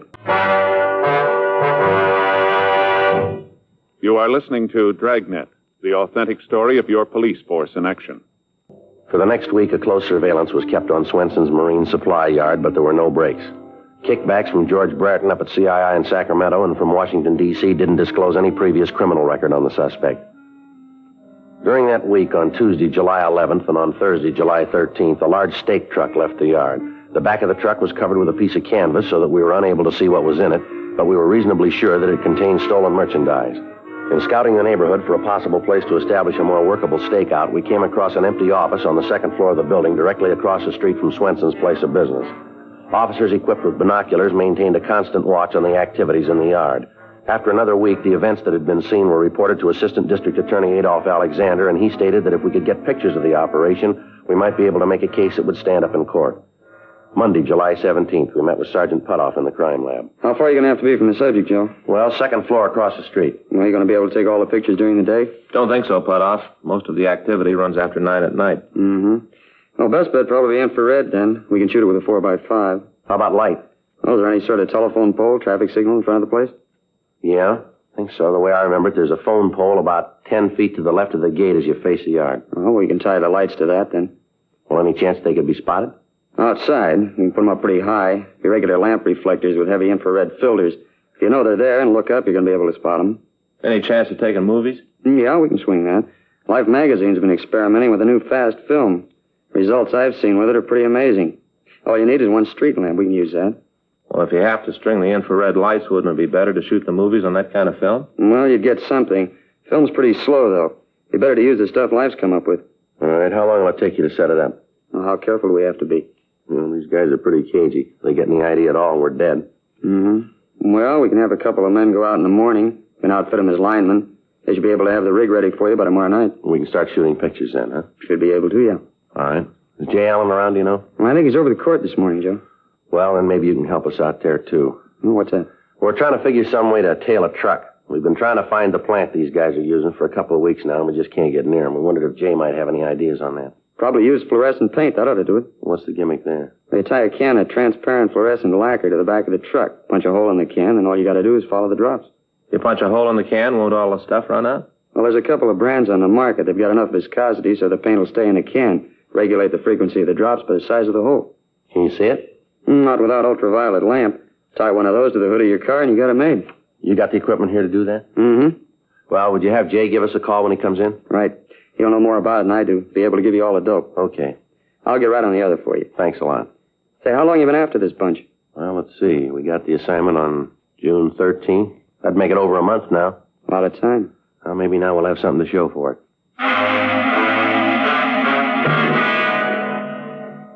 The following morning, Tuesday, July 18th, 2 men from the crime lab installed 3 1,000-watt lamps in front of the marine supply yard. The reflectors were equipped with heavy infrared filters. Test exposures from our position across the street indicated that whatever pictures we got would be recognizable enough as to be admitted in a court of law. The new fast film was obtained, and 16-millimeter cameras were installed in the window of the office across the street from Swenson's. We talked with Sergeant Jay Allen in the crime lab, and he went to work on the use of the fluorescent paint.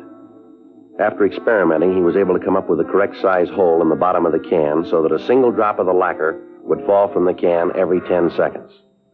A portable ultraviolet lamp was obtained and was ready for immediate installation on our car. For the next 3 nights, we sat in our vantage point and we photographed all activity on the suspect's premises. The pictures were shown to Adolph Alexander in the district attorney's office, and he told us that they would play a large part in the prosecution of the case.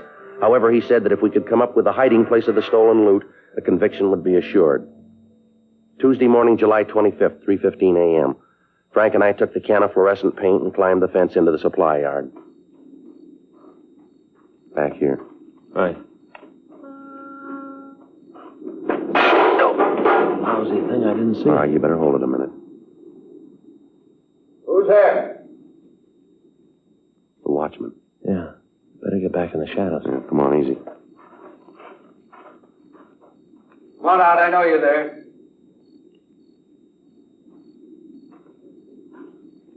Come on now. Who is it?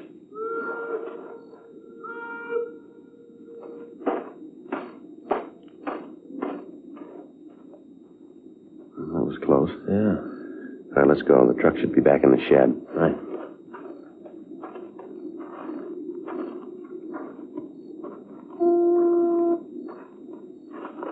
All right, here we are. Here's a can. You want to hang it? I'll keep an eye out. All right. Can't get this thing on here. Who thought up this handle? This don't work at all. Wait a minute. You bend it down? Yeah. Give me your handkerchief. Wait a minute. There's a sharp edge on this wire. Okay, here it is. All right, wait a minute. We still clear there? Yeah. How about that watchman? He went back. Right there we are. How about the stopper in the can? I got it in place. The first bump should knock it out. I hope so. It's got to work. All right, now let's try to get out of here. See if you can kick something else, will you, on the way? Tuesday night at 11:35 p.m., the stake truck pulled out of Swenson's Marine Supply Yard. Sergeant Bob Beck, Frank, and I were parked in an alley just down the street. We let the truck get a good 20-minute start on us, and then the ultraviolet lamp was attached to the hood of our car. Frank started the motor, and we pulled out into the street. about anything yet? No. Maybe the lacquer dried up around the cork, held it in place. Well, that's a happy thought. Well, here's the corner. Which way? Well, wait a minute. Let's take a chance straight ahead, huh? All right. Well, there's nothing up this way. You better double back. Okay. Let's try it to the left this time.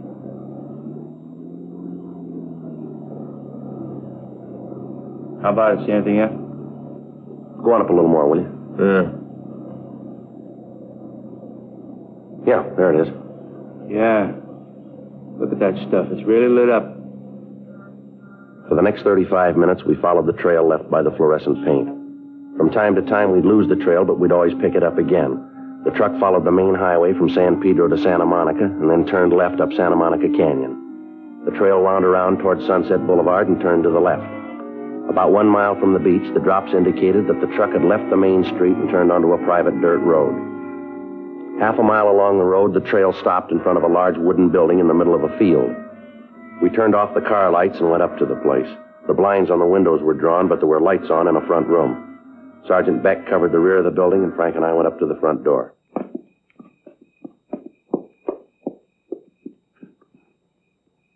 All right. Yeah. What are you doing in here? Police officers, you're under arrest. For what? Is there anybody else here in the building? What are you arresting me for? You want to check with Beck, Frank? Right. What are you doing coming in here like this? You got no right coming around kicking doors All right, in. save it, Swenson. How do you know my name? We've been watching you for a month now. Is there anybody else in this house? No. Do you own this place? I'm not answering anything till I see a lawyer. All right, you call it any way you want. We can find out. Got no right in here. I'm going to see my lawyer. You do that, Swenson. What's the charge? Burglary. You think you can make it stick? We're going to try, mister. Where's your evidence? You got to have evidence. We got it. There's nobody else here, Joe. Back room's full of stuff. Radios, heaters, tires, all here. So what? You can't put me away for that. All right, let's go, Swenson. Now, just a minute. Will you listen to me a minute? All right. You got this all wrong. You're making a big mistake here. I intend to pay for every bit of that stuff back there. I'm going to pay for it. Yeah, that's right. You will.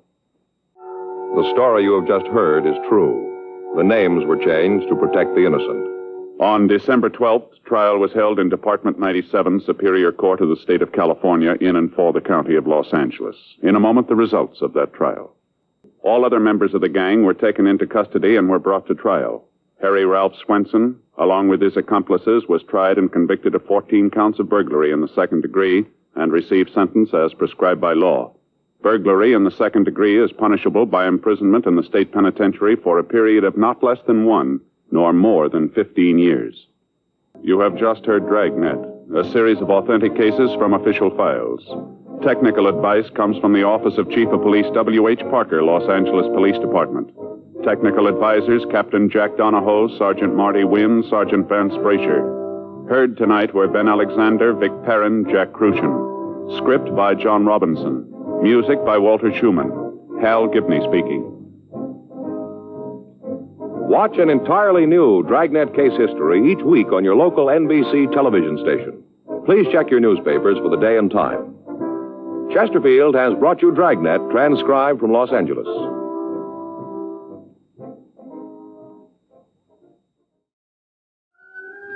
Again, the police reporter brings you the true story of a crime, a story of hate and brutality. In 1924, the farming community surrounding Highland, Illinois, was prosperous and apparently happy and contented. One man, the most powerful in the county, harbored a great hate. His name was Emil Freiker. We find him in the living room of his home, talking to 2 of his help. So, you run away and got married again, Minnie. Yeah, Mr. Freiker. I should think you'd have had enough with one husband. John and I like each other. You know that ain't no way to treat me. I took you out of an orphan's home when you was a little girl and nobody wanted you. I always worked for my living, Mr. Freiker. You never gave me nothing. Who gave you the chance to work? I did. And you pay me by running off with one of my farm hands. Sean's a good boy, Emil. Shut your trap. This ain't none of your business, Jake. Well, Mr. Freiker, I've come to say goodbye. You'll be back here in less than a month. Goodbye, Minnie, and good luck. Goodbye, Jake. Come over Sunday and have dinner with us. Thanks, Minnie. I will. Do you think I'm gonna let John Nungesser get away with this? No, I ain't. But what can you do? If Minnie wants to get married, you can't stop her. Besides, she's already done it. I took Nungesser in and gave him a chop when he was broke and didn't have a nickel. Now he pays me back by running off with the best hired girl I ever had. But, Emil, you can always get other hired girls. Not like Minnie, you can't. And that ain't all. When they run away, I owed her $1,500. They told me in court this morning I gotta pay it. I'll pay it. But I'll get even with that John Nungesser. But what can you do? Kill him. You know what happened to the last fella that run off with Minnie? Yeah, he committed suicide. That's what you think. Emil, what are you saying? I killed him and made it look like suicide. And now you're going to do the same thing with John? No. Jake, I'll give you $250 to kill John Nungesser. Oh, you're fooling, Emil. No, I ain't, Jake. I mean it. You want the job? No, I'm afraid, Emil. You could stay drunk a long time on $250, Jake. Yeah, and I could get catched, too. They didn't catch me for killing Bob Kelly, did they? Well, why don't you do it again, then, huh? You can't do the same thing twice. If you do like I tell you, nobody'll ever know you did it. I can't do it, Emil. All right, Jake. You're fired. Oh, Emil, I've been working for you 18 years. You can't fire me. You're fired. But, Emil, what can I do? Who'll give me job? What do I care? Get out of here. Oh, Emil, how can you do this to me? Will you do like I tell you? You mean kill John Nungesser? Yes. Oh, it's awful risk. I'll guarantee to look out for you. Will you do it? All right. Here's my idea of the job. Nungesser's working on a farm down by Madison using his own team. Every night he drives them home by the county road. Yeah, I know the road. You take the old Ford and stop alongside the road like you broke down. Then when John comes along, you shoot him. And make it look like suicide again? No, I got a better idea. Take my 3 revolvers and shoot him with all of them. That'll make it look like 3 fellas did it.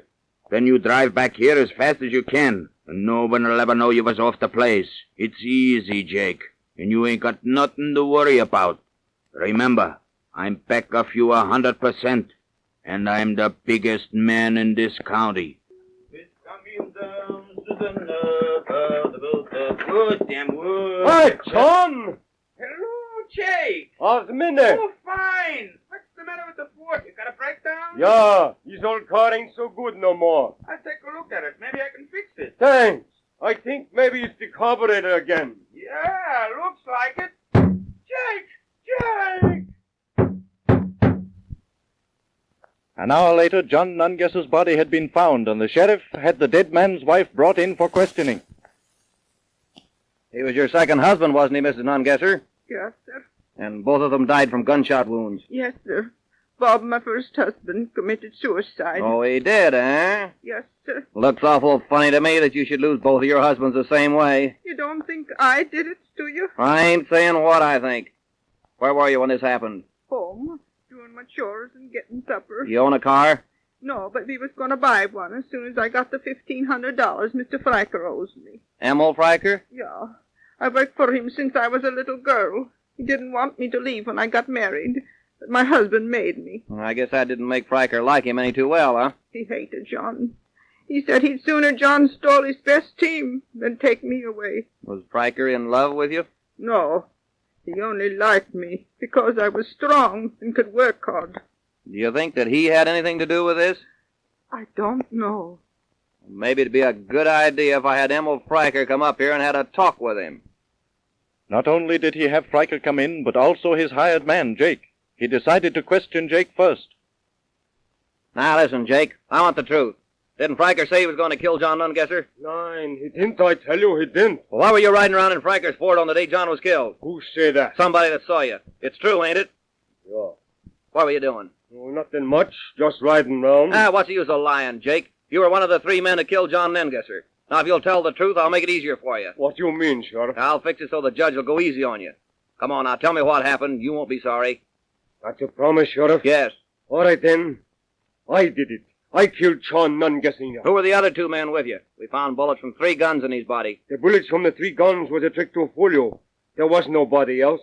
I done it alone. Why did you kill John? I thought he was your friend. It was his life or mine. If I didn't kill Nungesser, the boss said he'd kill me. You mean Freiker? Yeah.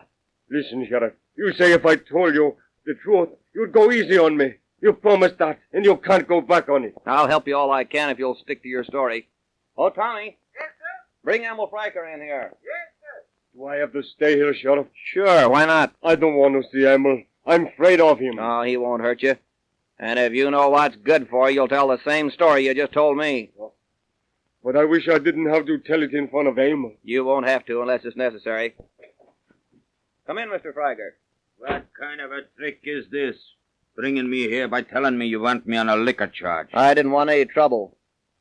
Well, you know why you're here, don't you? No. I'm holding you because I think you're mixed up in the murder of John Nungesser. Is that all? It's enough, ain't it? If there was any truth in it, yes. But you won't be able to hold me an hour on that charge. Why not? Because I didn't have anything to do with it. Come on, quit your bluffing. Jake, you just told me the whole story, Freiker. Yeah, you might as well tell the truth, Emil. Is this your way of trying to get even with me, Jake? To get even with you? Yeah. We had some difference over money. I wouldn't pay him when he was drunk. Now he's trying to get me in trouble. Oh, Emil, you can't leave me in the lurch like this. You said you'd help me. You can't drag me into your trouble either. If you kill John Nungesser, I hope you hang for it. Oh, Emil. Why should I kill him?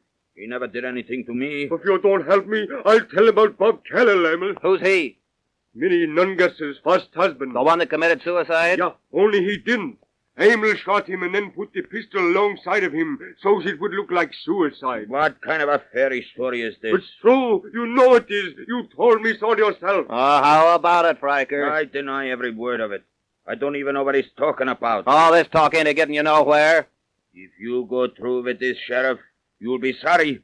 I'm a big man in this county. Maybe the biggest. When you come up for re-election, I can make it tough for you. But I have to do my duty, Mr. Freiker. You call putting innocent people in jail doing your duty? Well, Mr. Freiker, if I could see my way clear, I'd be glad to let you go. Maybe we can fix it up so you can get bail. I'll give you 2 hours to turn me loose.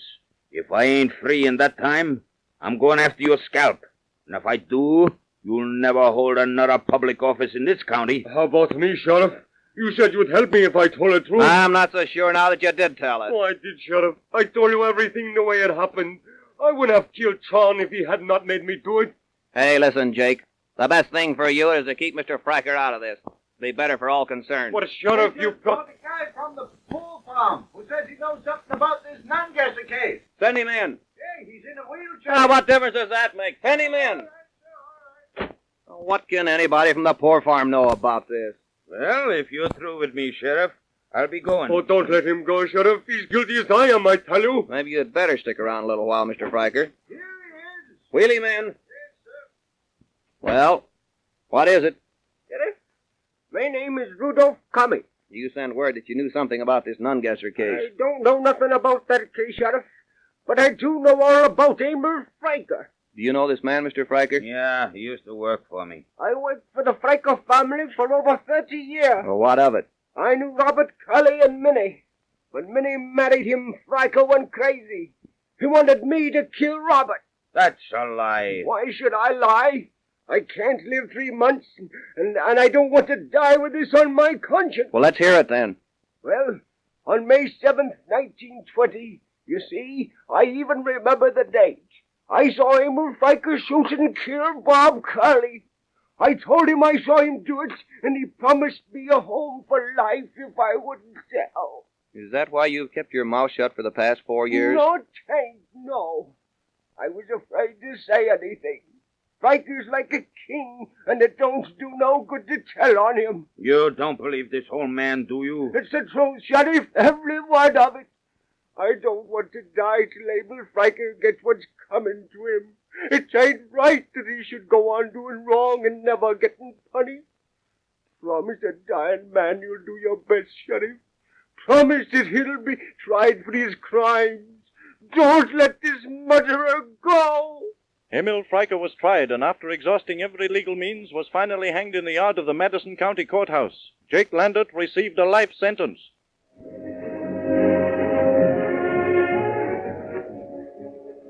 You have just heard another true story of a crime as told by the police reporter.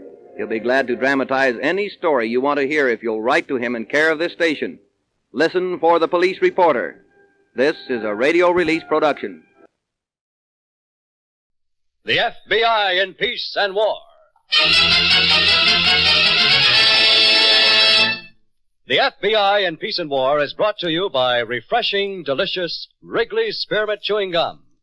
Enjoy chewing Wrigley's Spearmint Gum every day, as millions do. The lively, long-lasting flavor cools your mouth and freshens your taste. The pleasant chewing adds enjoyment to whatever you're doing. Another great story based on Frederick L. Collins' copyrighted book, The FBI in Peace and War. Drama, thrills, action. Tonight's story, 1 in 100. Good morning, madam. This is Barnett McGill, Regional Director of the Better Boys Foundation. Just a second, please. I'm calling at the request of your mayor, who said I might count on you for a small contribution to the future of...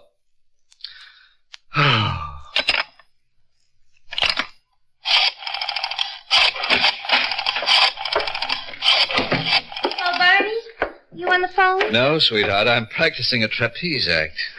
Barney, you kill me. Good morning, sir. This is Barnett McGill, Regional Director of the Better Boys Foundation. I'm calling at the direction of... what? No, I don't want the deep-sea fish market. What's the matter, Barney? You dialed wrong? Gloria, I have just called 55 names on a sucker list and have collected $4 and no cents. This is exactly $1.50 less than I paid for the list. Gee, don't get mad at me, Barney. And what did you collect, my beautiful cabbage head? $100. What? Check for $100. From that guy I phoned? Mm-hmm. There it is. Paid the order Better Boys Foundation $100. Gloria, you're wonderful. Well, what happened? Search me. He's an old guy, 60 maybe, lives in a great big house. Uh-huh. I walk in, I say, I'm Miss Patterson, Better Boys Foundation. He says, what am I doing for dinner tonight? And the next thing you know, he's writing out a check. Gloria, I can only What say... about lunch? I'm hungry. Well, never mind lunch. Tell me more about this old guy, 60 maybe. What's to tell? Lives in a big house, probably a millionaire. Hey, what am I saying? You're saying we're onto something big, Sugar. The one sucker in 100 that pays off. I am? You bet you are. Now, look, Gloria, start right at the beginning and tell me all about this guy. You don't want to eat first? Not yet, sweetheart. When you got one like this on the line, you gotta start reeling in fast. Barney McGill was a charity swindler who worked his act with two props, the telephone to call the suckers and a pretty blonde to collect the money. McGill ranged all over the country with his racket averaging as high as $25,000 in a single year, most of the time from contributions under $5. But occasionally, Barney came across an unusually gullible sucker, and for this emergency, there was a special routine. And this is our regional director, Mr. McGill. A pleasure to meet you, sir. Miss Patterson has told me a great deal about your work with the foundation. Well, I'm afraid I don't do very much, Mr. Wiggins. Oh, nonsense. That's all I've been hearing these last few days. You've got a very loyal co-worker, Mr. McGill. I'm sure of that. Now, about this boy's cottage. Miss Patterson has been trying to explain it several times, but I'm afraid I got kind of mixed up, Mr. McGill, so I thought you ought to tell Mr. Wiggins. Oh, no, you weren't mixed up, Miss Patterson. No, yes, no. I was. Mr. Wiggins insisted on me having a cocktail at dinner last night. You know, Mr. McGill. Yes, I know, Miss Patterson. Mr. Wiggins, the idea of the boys' cottage is quite simple. You see, we're building a summer camp for the boys on Beaver Lake, and we expect to have 20 cottages. Now, each cottage is to be named for one of the sponsors of our organization. And we'd like very much to have an Arthur P. Wiggins cottage. And, well, that's all. You mean all you want is my Just name? permission to use your name, sir. But of course, I'd be honored, Mr. McGill. Is that what you were trying to tell me, Miss Patterson? Yes, that's it. By all means, sir. I'd like nothing more than Arthur P. Wiggins' cottage. Well, naturally, you want another slight financial contribution from me. Oh, not at all, Mr. Wiggins. You've given generously already. First your money, now your name. Oh, nevertheless, I should like to make a further contribution. And if Miss Patterson will honor an old man at lunch tomorrow... Of course she will. Miss Patterson will love to have lunch. Splendid. Of course, I could give you the contribution now, but... Wiggins. My nurse, I've got to take some horrible medicine. In just a moment, nurse, as soon as my friends go. I'm terribly sorry, Mr. McGill. My family insists on treating me like an invalid since I retired from active participation in the business. I have to humor them. Well, we're on our way, Mr. Wiggins. And if I may, I'd like to send you a form letter giving us permission to use your name on the cottage. Send it along, Mr. McGill. I'll be glad to sign it. do you think a contribution of $1,000 would be acceptable? More than acceptable, Mr. Wiggins. It would be extremely generous. Very well. And I'll see you tomorrow, Miss Patterson. I'll be here, Mr. Wiggins. Well, goodbye. Goodbye, Mr. McGill, and I appreciate the honor, sir. Thank you, sir. Goodbye. Phew, what a session. It's a good thing we got out of there. He would have given us the house. $1,000? Frankly, I don't get it. I never had one bite like this before. We could go to California on 1,000, Barney. California? Are you out of your mind? We're just starting with this guy. You mean we could get more than 1,000? Not we. You can. Didn't you see him giving you the eye? Oh, gee, Barney's at least 60. Well, who cares? Just as long as he's alive and can write his name in a checkbook. You watch, sugar. The Arthur P. Wiggins cottage is only the beginning. Back to 1 in 100 in just a moment. Friends, one reason it's a good idea to keep Wrigley's Spearmint Chewing Gum handy is that you can chew and enjoy this delicious treat while you're doing other things. Wrigley's Spearmint Gum is swell to chew while you're working, for instance, and while you're driving your car or enjoying your favorite sports or hobbies. Now, you don't have to take time out. You can chew Wrigley's Spearmint Gum even with both hands busy. The lively, long-lasting flavor is always refreshing, and the pleasant chewing makes whatever you're doing more enjoyable. Keep a package of Wrigley's Spearmint Gum handy in your purse or pocket. Enjoy it every day, as millions do. And now, Act 2 of tonight's story, 1 in 100. There were many complaints on Barney McGill, and it was necessary for him to move fast to avoid arrest. In his haste, Barney would frequently ignore his female partners and be on his way. One such partner was Agnes Hiller, whom we picked up when one of McGill's victims recognized her.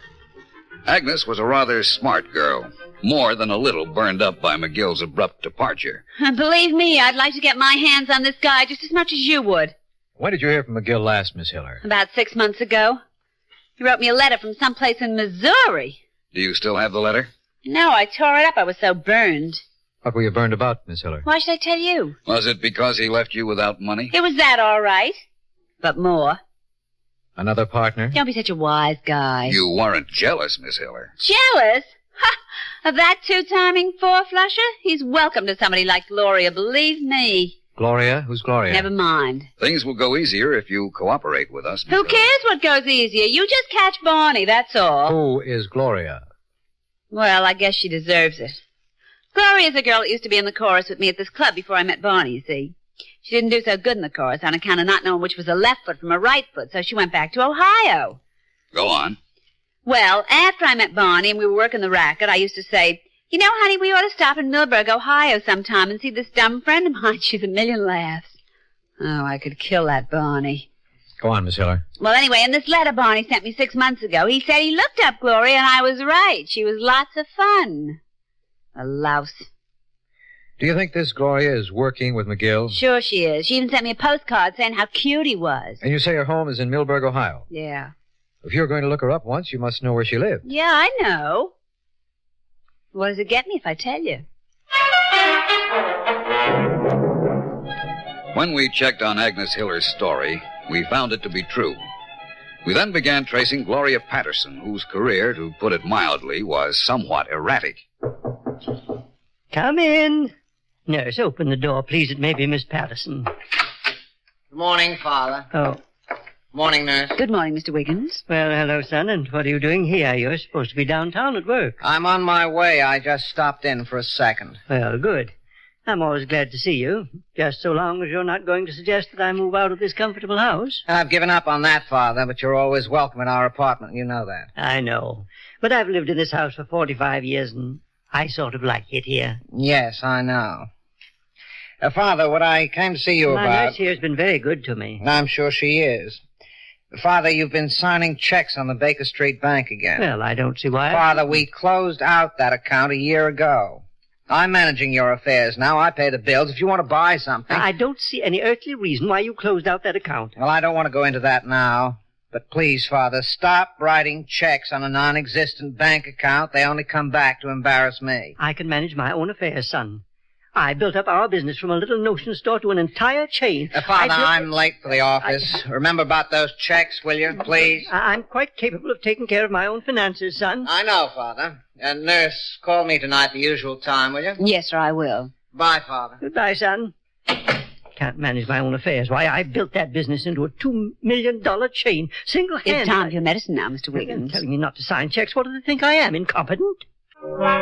We traced Gloria Patterson from her home in Millburg to Westville, Ohio, where she worked as a waitress in a diner. The owner of the diner described Barney McGill as a frequent patron before Gloria quit her job. The only lead he could give us was a postcard from Gloria saying she was having a wonderful time in Buffalo, New York. Gee, I love Buffalo, New York, Mr. Wiggins, more than any place. You do, Miss Patterson? I don't know what it is. It's just something about it. Hey, look at the meter. This is going to be an awful expensive taxi ride. Oh, that's all right. It does me good to get away from doctors and nurses once in a while. Would you like to ride out to the lake again? Oh, golly, no. I got to get back to the office. Mr. McGill needs me. Oh, well, that's too bad. We've got a lot of work to do, cleaning up the campaign. Oh? And, speaking of the campaign, Mr. Wiggins. Yes? Well, I was just wondering if there isn't something you kind of forgot today. Oh, is there? Mm-hmm. Something you should have brought with you? Well, what was that, Miss Patterson? Think hard. My liver tablets. Oh, I knew it.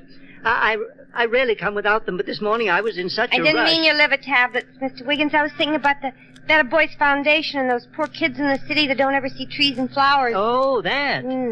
Well, you know, Miss Patterson, I've been thinking that over very carefully in the last few days. Changed your mind? You don't want the poor kids to smell the trees and flowers? Oh, dear me, no. That's not what I mean. I was thinking, well, I suppose this is sort of presumptuous, but if I gave a larger contribution, could you sort of have a group of cottages like the Arthur P. Wiggins group? How much larger? 5,000? Well, I'd have to speak to Mr. McGill first. Of course, I'll give the 5,000 anyway, but I thought that... Well, what's you stopping for? You told me you wanted to stop at the bank on the corner of Baker and Main. Oh, yes, of course. The Baker Street Bank. Well, Miss Patterson, would you mind terribly waiting a moment? I just want to drop in here at the bank and pick up a check. No, you go right ahead, Mr. Wiggins. I asked my son to get me some checks, but he refused. They think I'll spend all my money foolishly. Now, wait till they hear about the Arthur P. Wiggins group. That'll make them sit up and take notice.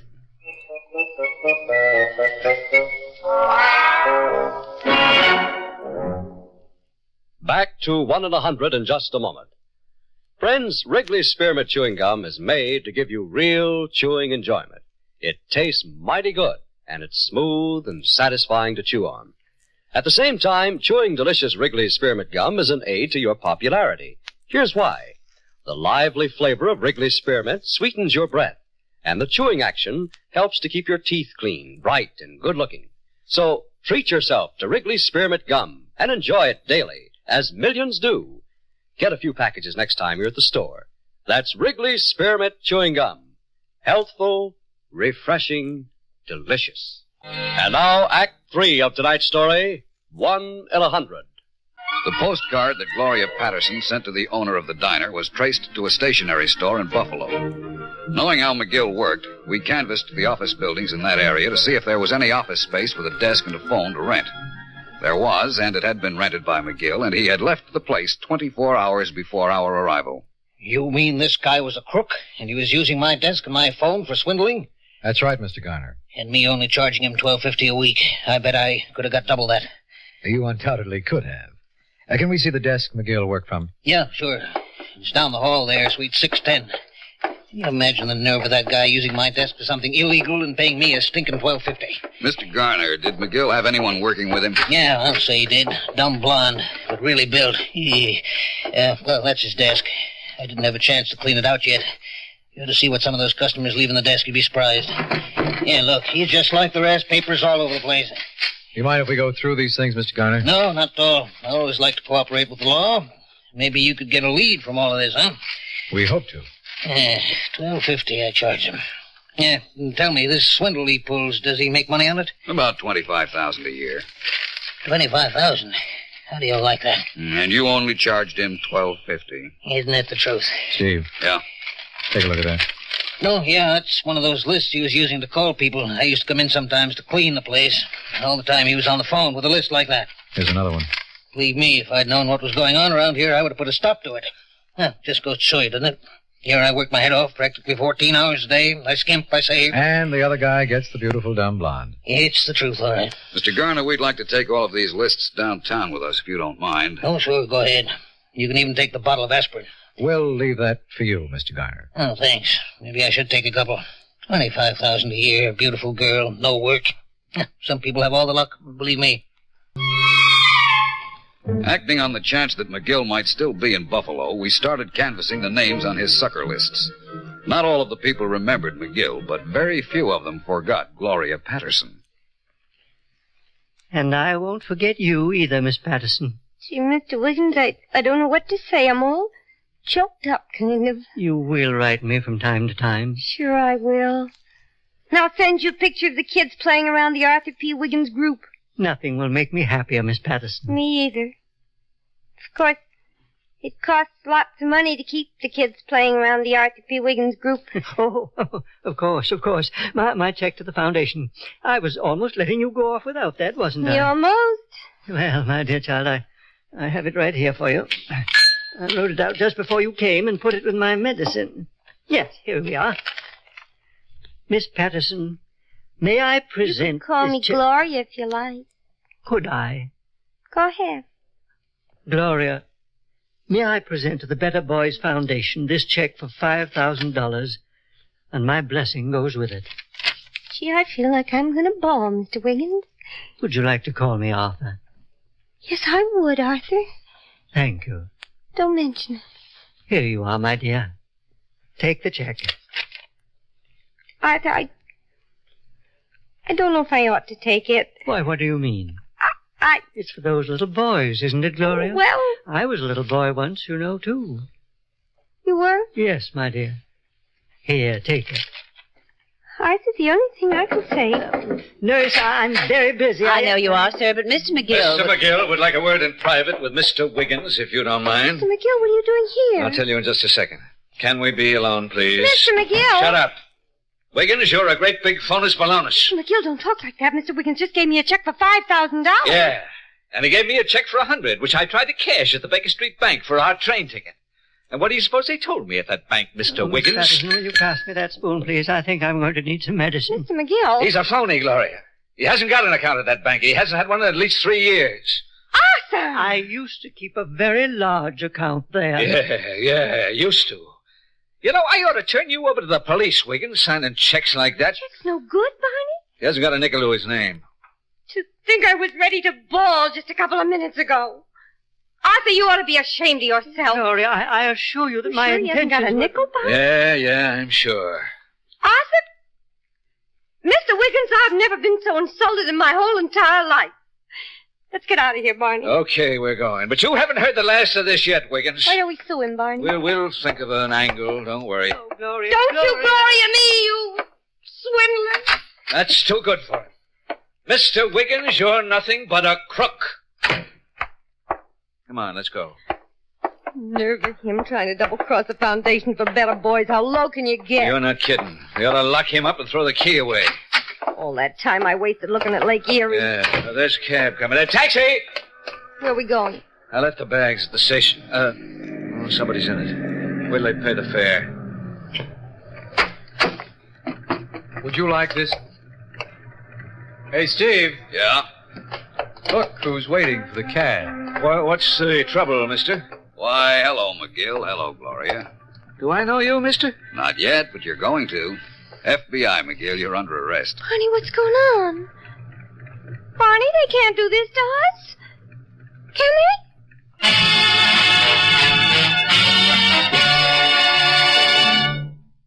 With scores of witnesses to testify against him, Barnett McGill entered a plea of guilty to numerous counts of fraud. He was sentenced to 5 years in prison.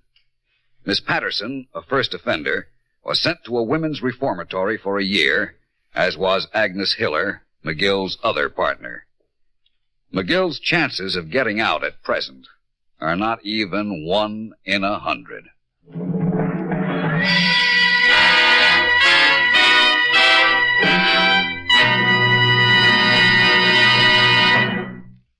Friends, when you want a tasty treat that satisfies you without being rich or filling, chew a stick of Wrigley's Spearmint Gum. There's lots of delicious, long-lasting flavor in a stick of Wrigley's Spearmint Gum. Real taste enjoyment.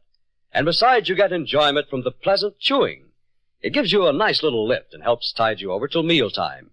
Helps keep your mouth moist, your taste fresh, too. So do what millions do. Keep Wrigley's Spearmint Chewing Gum handy and enjoy it every day. It tastes so good, lasts so long, and gives you real chewing enjoyment. In tonight's story, Elsbeth Eric played the part of Gloria Patterson, and Edgar Staley was Arthur P. Wiggins. This radio dramatization for the FBI in Peace and War was written by Louis Pelletier. These programs are produced and directed by Betty Mandeville. All names and characters used on the program are fictitious. Any similarity to persons living or dead is purely coincidental. This program is based on Frederick L. Collins' copyrighted book, The FBI in Peace and War, and the broadcast does not imply endorsement, authorization, or approval by the Federal Bureau of Investigation. The makers of Wrigley's Spearmint Gum, the refreshing, delicious treat that gives you real chewing enjoyment, invite you to listen to next Wednesday's story, The Smoke Ring, on the FBI in Peace and War. Same time, same station. That was 1 in 100 from that other great FBI radio show, The FBI in Peace and War. Very long-running show from 44 to 58. It did fictional stories instead of true cases like its sister show, This Is Your FBI. Martin Blaine and Donald Briggs starred. Now for our last two shows in tonight's lineup, beginning with Police Headquarters, one you're probably not familiar with. It ran in 1932 in 15-minute weekly episodes and started each one with a citizen reporting a crime via telephone, and then the story being told from the perspective of the police on their radios. Only 39 episodes were broadcast. This is Red Dugan Murder, exact broadcast date unknown, except for the year 1932. And then Whitehall 1212, another police drama about Scotland Yard, and again using real case files. The name comes from the actual telephone number of Scotland Yard once upon a time. Chief Superintendent John Davidson, who was the curator of the Black Museum, was the host. Here is Murder in the Black Market from January 13th, 1952. Thank you so much for tuning in and enjoying. I really appreciate it. I'm Greg. Hopefully, I will see you on the next one.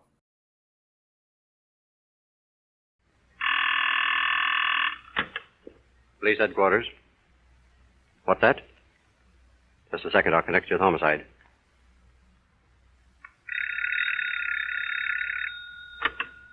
Homicide, Captain York. Captain, Rod Dugan has just been killed. Yeah? Where did it happen? In Tom Cotzonera's joint. Who's this talking? Ryan.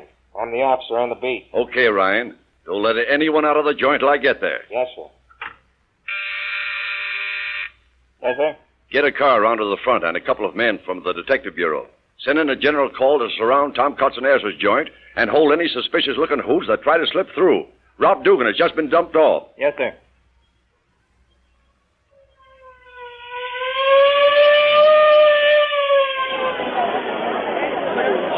All right, come on now. Get back there on the sidewalk. Come on, get those people out of that door. Come on, open up here, open up. Where is he, Ryan? In the back room, Captain.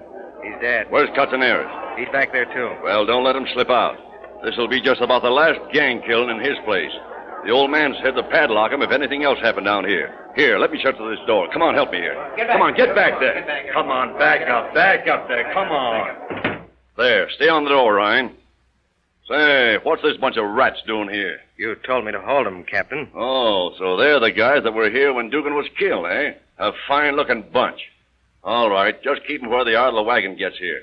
We'll sift them out down at headquarters. Yes, sir. Who called you in from the beat? Cotzonera's. Okay. I'll stroll in the back room and just see what's going on. Oh, Captain York, eh? I'm glad you're here. Yeah, I'll bet. Where's Dugan? Why, back there, behind the tap. Knife in the back, eh? Who did it? I don't know, Captain York. Frank, one of the waiters, came back here and found him. Was he back here alone? Oh, Nick Dineska was with him. That dirty little snake, eh? When did he get out of prison? I don't know, Captain. No, I suppose not. How long was Nick with him? Oh, about 1 hour. And then Nick left? Yeah. Anybody see Dugan alive after Nick left him? No, Captain. This knife has Nick Dinesco's initials on it. Is it his? Well, looks very much like it, Captain. Know any reason for Nick killing him? I don't know nothing. Now listen, Castaneras. I've got orders to padlock your dump the next time there's trouble down here. Now you'd better give us your help on this case. Come on now. Maybe the old man will go easy on you. Well, I want to do what's right, Captain. I don't want the boys killing one another in my place. I'm trying to run a nice place. You can't run a nice place serving liquor to a bunch of rats. What reason would Nick Dinesco have for killing Dugan? Well, maybe it was over Nick's old girl. You see, Captain, after Nick went to prison, Dugan stole his girl. So when Nick got out, he looked Dugan up and knifed him in the back, eh? Yeah. But nobody saw him do it. Don't make any difference. Where's this gal live? Her name's Sadie. She's living with Big Jim Diamond right now. So she bounced Dugan too, eh? Going in for heavy money. Playing around with Big Jim Diamond, eh? Well, we'll look her up. Unless I miss my guess, we'll find Nick hiding around somewheres near. Yes, sir. I've got a hunch that Nick beat it right to Sadie's place and wants her to frame up an alibi for her.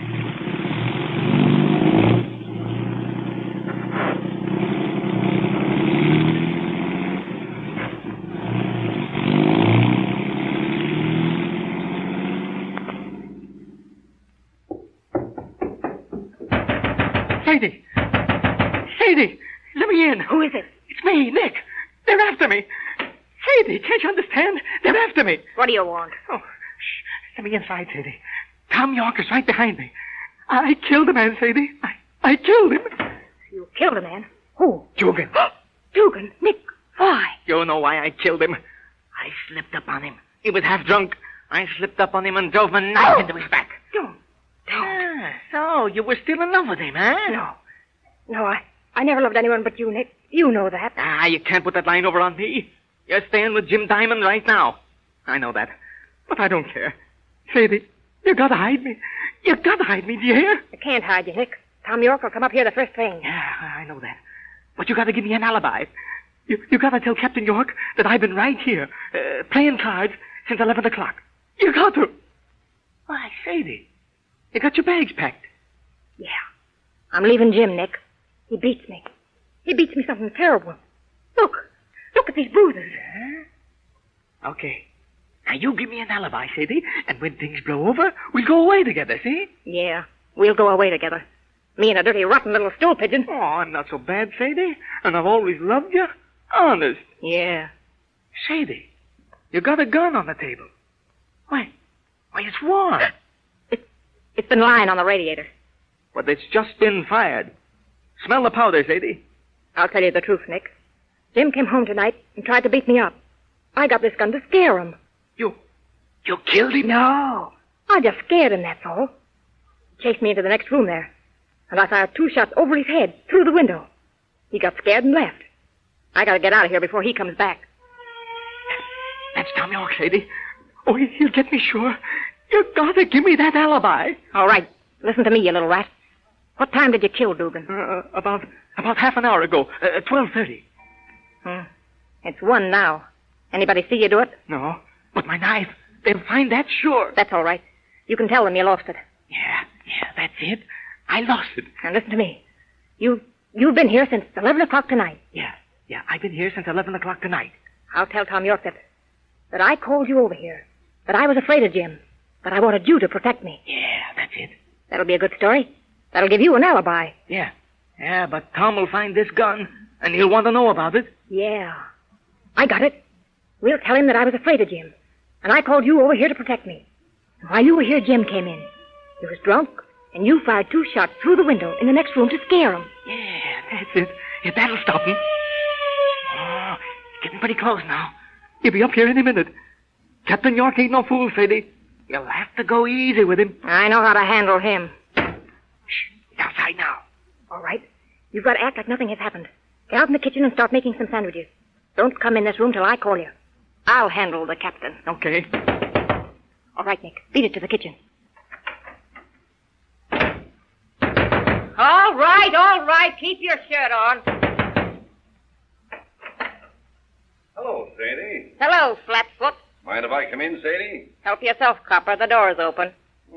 Getting kind of ritzy since you've been associating with Jim Diamond, eh? Oh, I've been doing all right. Sure, leave it to you, Sadie. Leave it to you. All right, Flatfoot. Stop beating around the bush. What do you want? Sit down, Sadie. Don't get so huffy. We're going to have a nice, long talk. All right, Captain. You better sit down, too. I know what you want to talk to me about. And I'll give you the lowdown on the whole thing. Nick came up here tonight.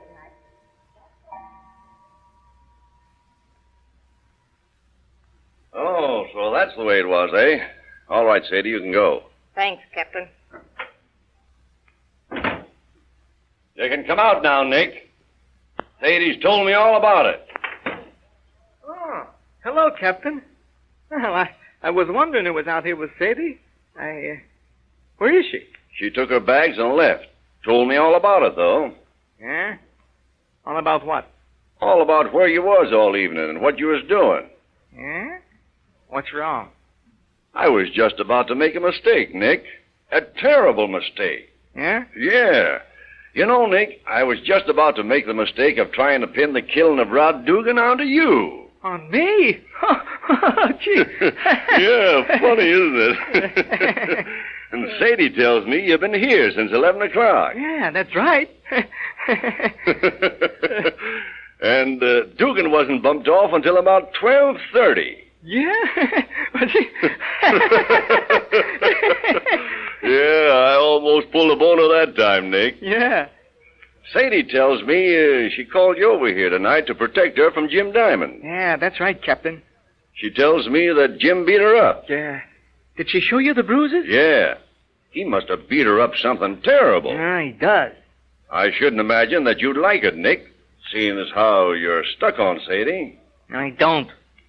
Sadie tells me Jim came up here tonight. Yeah, that's right. How was he feeling? Oh, he was drunk. Sadie says you and him had some trouble. Yeah, he starts getting tough, and I told him to get out. He didn't want to go. So? So I grabbed Sadie's gun just to scare him and tells him I'm going to kill him if he don't beat it. And what did he do? Oh, he got tough, and I bust a couple of caps right over his head just to scare him. I see. And what did Jim do? He beat it out the door running like blazes. Oh, I see. Oh, by the way, Nick, where did the bullets from your gun go? Huh? Through an open window. It was in the next room. This room over here? Yeah. Come over here, Nick. I want to show you something. Huh? What's that? Look. Look who's lying on the bed.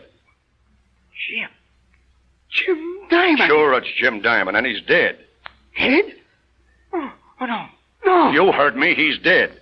Killed by bullets from that gun. You killed him because he was beating up on your girl. No, I didn't. I tell you, I didn't. Don't lie to me, you dirty rat. I didn't kill him. I wasn't even here. I wasn't even here. No? Then where were you? I was... Oh, my God.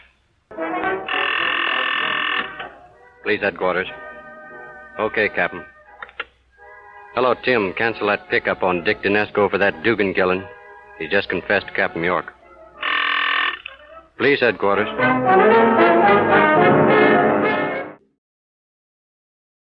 Whitehall 1212, quickly. This is Scotland Yard. For the first time in history, Scotland Yard opens its secret files to bring you the authentic, true stories of some of its most baffling cases. These are the true stories, the unvarnished facts, just as they occurred, reenacted for you by an all-British cast. Only the names of the participants have, for obvious reasons, been changed. The stories are presented with the full cooperation of Scotland Yard. Research on Whitehall 1212 is prepared by Percy Hoskins, chief crime reporter of the London Daily Express. The stories for radio are written and directed by Willis Cooper. Here are the participants in case number 604MR530 from the official files of Scotland Yard. Leo M. Stefanovich, former member of the Polish Navy. Yes, I deserted the Navy. Marian Konieczki, who'd fought in Spain. What I am interested in is mine. Casimir Kashuba, who was found dead. Albert Stevens, the copper's narc. It's a living. Superintendent Alistair Watkins of Scotland Yard. I must warn you that if you expect high adventure in Limehouse or sinister Orientals lurking in dark byways, you'd best turn off your wireless now. We're quite ordinary people at Scotland Yard. Professional policemen, catchers of criminals, and we don't go in much for the picturesque, the way we are sometimes pictured. However, if you'd like to see how we proceed upon a case, I'll ask you to step inside our Black Museum and meet the man in charge of it. Come in. This is Chief Inspector John Davidson, who's in charge here. How do you do? I'm afraid that the so-called Black Museum is neither black nor a museum, nor is it the Grand Guignol. We have here a large number of guns, knives, other weapons which have been used in crimes. We have also disguises, clothing, exhibits of all sorts that have helped in solving many of these crimes. I think you ought to explain, John, why we keep these gruesome relics. Yes, indeed. They're here for a purpose quite removed from idle curiosity. They're principally for the use of the men of Scotland Yard in studying crime techniques and exemplars of crime methods. They bring to life the cold words contained in our files, and the most useful as well as graphic. For example, in this case, Superintendent Watkins is reenacting for you. Now, this is a bullet that killed a man. It was fired from this gun, 32 caliber Waltham automatic pistol. And it was Scotland Yard's job to prove that. And this, the top of an ordinary mechanical pencil. This was a very important bit of evidence. Just a cheap little metal pencil. It wasn't cheap for the man who lost it, John. Well, it cost him his life, you see.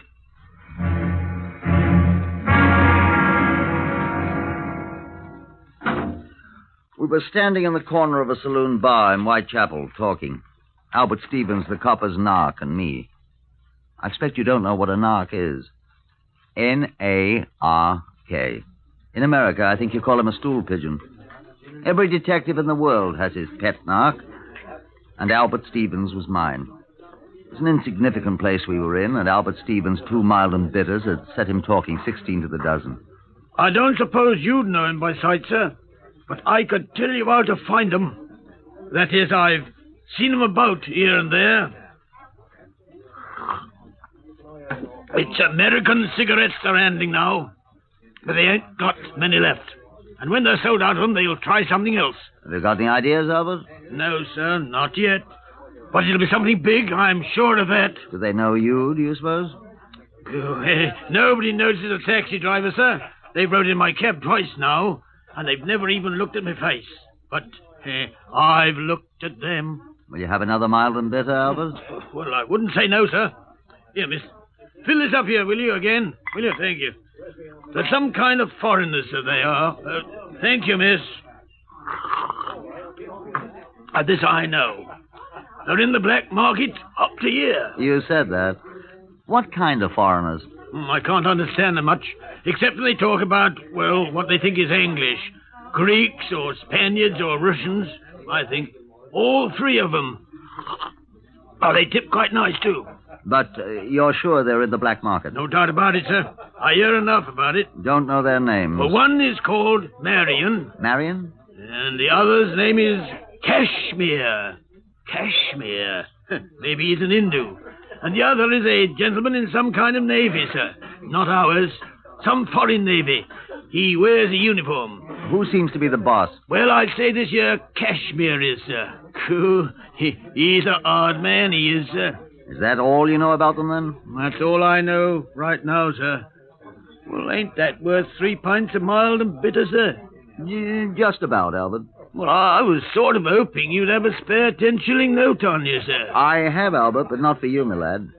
When you've something better than a comic trio of foreigners who gibber about American cigarettes, maybe, but not till then. Would you like to buy a magnificent new solid gold mechanical pencil, sir? Here. A sacrifice for 10 shillings. Where'd you get it? A lady gave it to me, sir. Now, what say 7 and 6 to you, sir? Come now, Albert. You know that's worth all of 9 pence. 9 pence, then, sir? I need the money. Come off it, Albert. Well, then, sir, What did you say if I told you these foreign blokes is murderers? Shouldn't believe a word of it. Oh, they might be, sir. Well, when you can prove it, come round and see me, Albert. Well, don't I get another pint, sir? Here, miss. Another of the same for my friend here. Night, Albert.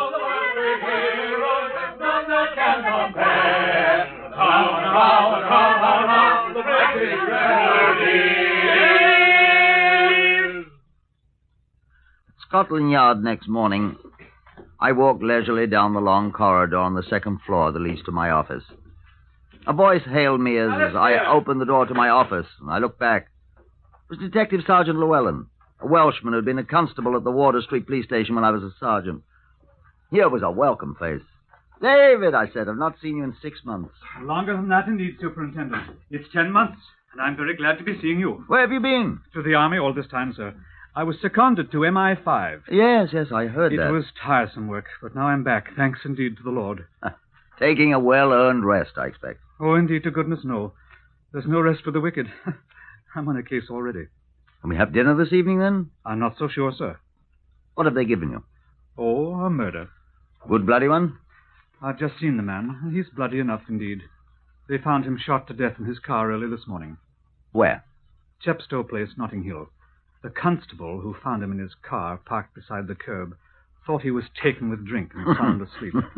But it was a .32 caliber bullet in the back of his neck and out the front of his head. Very gory. Know who he was? A foreigner, it seems, with the name of Casimir Kasuba. Oh. Whatever's the matter, then? Do you know him? Come on in my room here. I don't know the chap, but I have an idea I know someone who does. Well, indeed, to goodness. Come on in while I telephone. I've got his number in my book here. At least a number where I can reach him. Ah, here it is.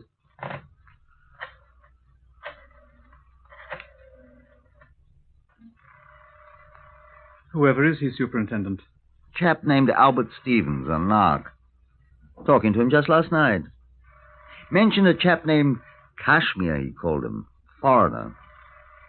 Just might be. Now, where is the beggar? Every little bit. Yes? Who is it? Oh, hello. Is Albert there? Albert Stevens? He hasn't been home since yesterday morning. Who wants him? When he comes in, tell him to telephone Watkins. Watkins, got that? Hoskins? Watkins. Watkins. He knows me. What do you want? Just tell him to call me, that's all. Does he know where to call? Yes, it's very important. Do you understand? He ain't come home since yesterday morning. All right, have him telephone me at once. You needn't shout at me, Mr. Bloodywell Watkins. Goodbye. Not there. You'll telephone me. I say, where can I reach you? Oh, I've got all this report on the man to write up, for goodness sake. I'll be in my office till noon. Oh, he'll telephone me before that, I'm sure. Well, I must be going, sir. Oh, I'm sorry I couldn't reach him just now. But I'll be in touch with you as soon as I hear from him. I'll be very grateful to you, sir. It was good seeing you again. Been a long time, Llewellyn. Well, goodbye. So long. So long, old chap. Oh, you dropped something. Eh? Where? There on the floor beside your right foot. Oh, must suppose this. What is it? Found it in the car with the dead man. Huh? A top off a cheap mechanical pencil. Let's see it. Do you mind? Not at all. Don't have to be careful of fingerprints. They've had it in the laboratory. Nothing on it. That's it. Beg your pardon, sir? I've seen this pencil before, Lou. Oh, millions of them about, no doubt. The chap that was killed must have lost it. No. Eh? I've seen this particular one before. I saw it last night. I don't follow you, sir. Huh. That settles it. Look here, closely. Yes? See these initials scratched on it? Very tiny here. Probably done with a pocket knife. See it? A.S. By crikey, A.S., that's what they are. Whose do you suppose? He offered to sell it to me last night. Who? Albert Stevens, the copper's narc. I was just trying to telephone. Goodness sake. So that's why he hasn't come home. Eh? He said he knew this Casimir. He said Casimir had money. And money was what he needed. Well, Casimir was robbed, we know that. But I never knew a copper's narc to have the courage to commit murder, sir.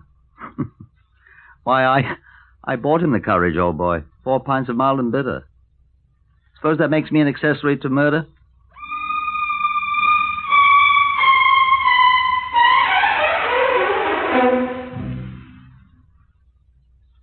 constables who were dispatched to the home of Albert Stevens reported that he was still absent. At 11 the next morning, he had not yet come home. His wife knew nothing of his whereabouts, nor did the garage people where he usually kept his cab. At noon, a teletype signal was sent to all metropolitan police stations giving a description of the man and the number of his cab, GLP 301. The same information was published next day in Metropolitan Informations, which goes to all police officers. There was no immediate response. Neither the man nor the cab could be found. By now, Superintendent Watkins had been officially assigned to the case, and on the morning of the fourth day, we held a strategy meeting in his office. He had some new information for me. They found the gun. Indeed, sir. They've been taking the car to pieces down at Hendon for us, you know. They found a .32 caliber Walther automatic pistol hidden in the lining of the top. Good. Our friend Casimir was killed by a .32 caliber bullet, you know. And ballistics assures me that this is the gun from which it was fired. Good. Fingerprints? What? Fingerprints. None. The ballistics say they're sure that more than one shot was fired from the gun. How could they tell that? There are 2 cartridges missing from the clip. And it seems they found too much powder fouling in the receiver and the barrel for one shot. I don't quite understand, but they're quite positive. They find more than one bullet? Only the one that went through Casimir's head. It was embedded in the dash of the car. Where's this other one, then? Somebody else's body, I expect. That? Whose, I say? Yes. Oh, blast. Superintendent Watkins here. Hi, Watkins. Fletcher here, T Division. Hello, Sailor. Okay, we found your man Albert Stevens. Oh, good. Found him. Oh. Where was he? Sitting in his taxicab. Where? At the bottom of the Thames. What? Near Wapping Old Stairs. One of our boats found him. Is he dead? Twice dead, old chap. Drowned and a bullet through his heart. Well, so that's where the other bullet went.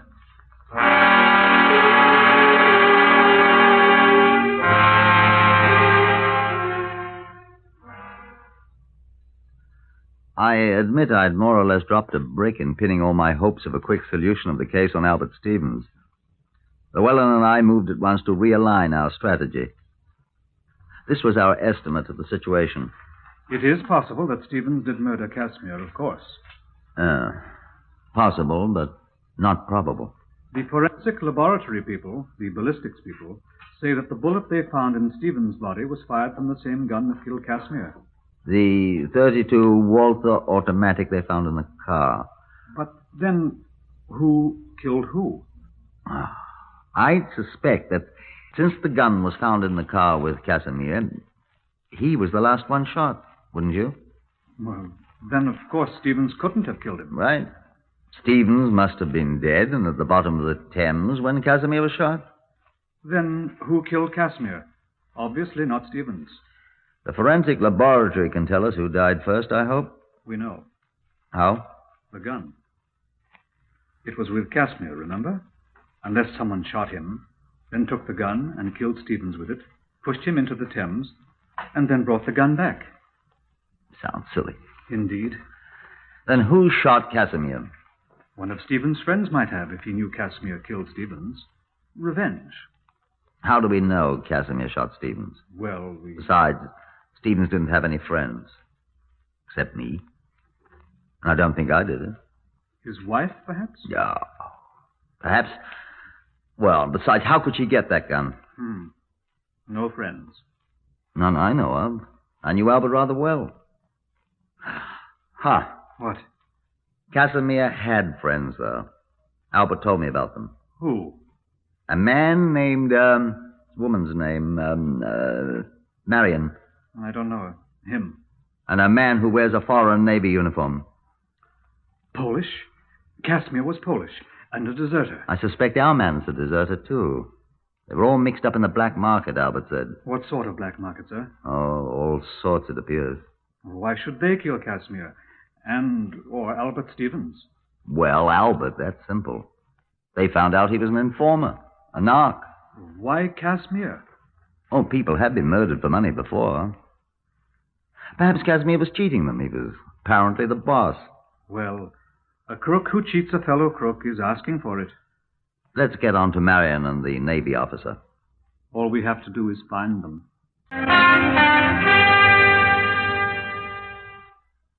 Now, allow me to digress for a moment. There was, of course, no record anywhere of Casimir's former address. We put people on that at once, suspecting that Marion and the Navy officer might live close to Casimir's home. But another day dragged by without tangible result.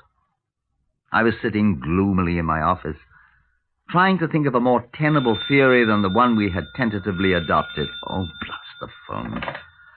Yes, Watkins here. Delighted to see you, sir. Inspector. What's her name? Name, please. Miss Dottie Telfer. Spell it, please. Taliaferrol. You've heard of me. I'm the actress. Miss Dottie Telfer, sir. And... Actress. You know me. Actress, sir. What's she want? She says it's in connection with Casimir... What was her name, miss? Kashuber, I said. I heard her. Yes, sir. Send her in. Yes, sir. And ask Sergeant Llewellyn if he'll just step in here. Yes, sir.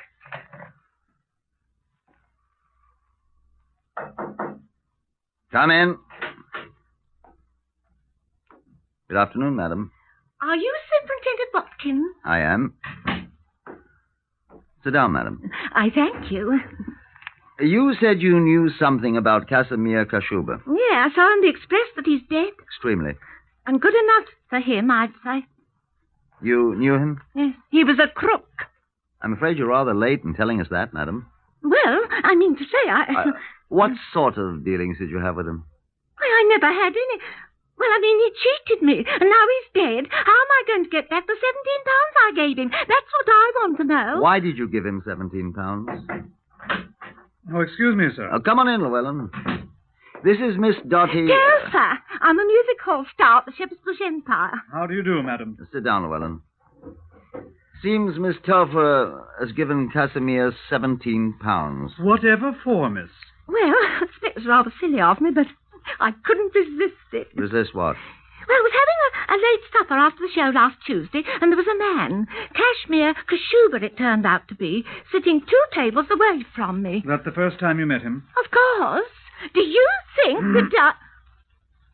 On the table before him was the most magnificent handbag. Handbag? A woman's handbag, the kind I hadn't seen for simply years.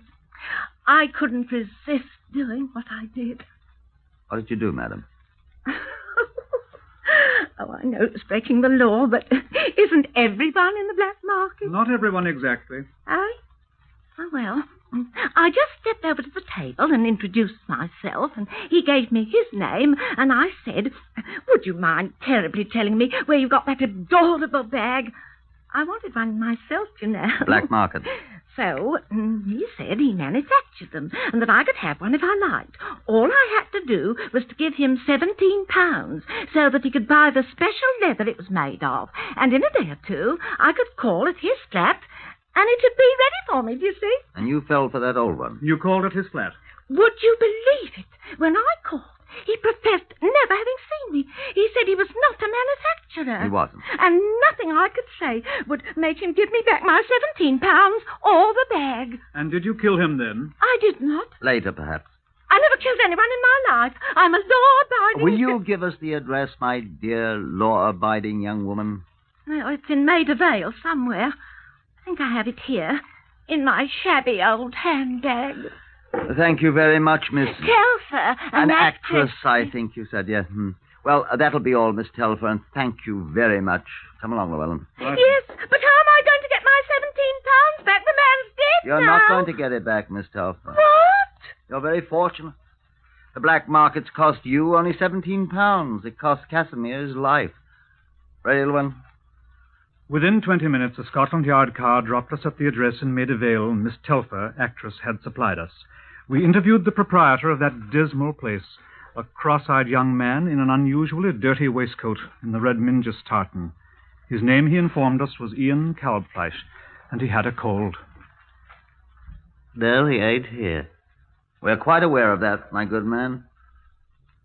He's dead. Did you murder him? No. Are you in the black market, too? No. May we see his room? Say this anymore. Whose is it, then? Another man. Who? An officer. Navy officer. Oh? RN, RNR, or RNVR? Not one of ours. Polish Navy. When did this Polish naval officer take the room, Mr. Kalbflash? Day after the murder. Oh, you know the day of the murder, then? I can read. Was it all the papers? Is this man here now? No. Will he return? He always has. Was this naval officer a friend of Casimir's? I don't know. May we see the room? Got a warrant? Yes. All right. Second door on the left. Come on, Lou. All right. It's unlocked. Come on. No, leave the door open, Lou. Our friend with a runny nose might just warn him that we're here. Right. I'll keep watch. While Llewellyn kept watch from the open door, I made a quick search of the place. I found nothing at all of any apparent importance until I went through the pockets of the navy greatcoat in the closet. I was about to exhibit my findings to Llewellyn when he hissed sharply at me from the doorway. What's up?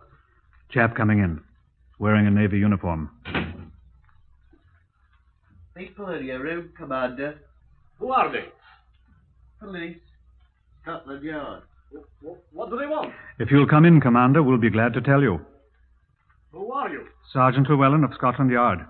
I think you'd best come in, sir.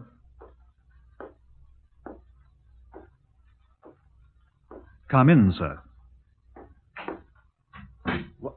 What is the meaning of this, may I ask? What is your name, please? Leo M. Stefanowitz, Commander, Polish Navy. What do you want? I should like to ask you a question. Well? May I ask you where you got this mechanical pencil, sir? I will tell you. I got it, Well, where did you get it?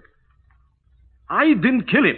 Kill whom, Commander? Why, Casimir Kashuba. This was Albert Stevens' pencil, Commander. I didn't kill Albert. The top of this pencil was found in the car with Casimir Kashuba's body, Commander. I didn't do it. Perhaps you can explain, then. Yes, I... Well? Marion did the killing. Oh, indeed, Marion. Yes, I told him not...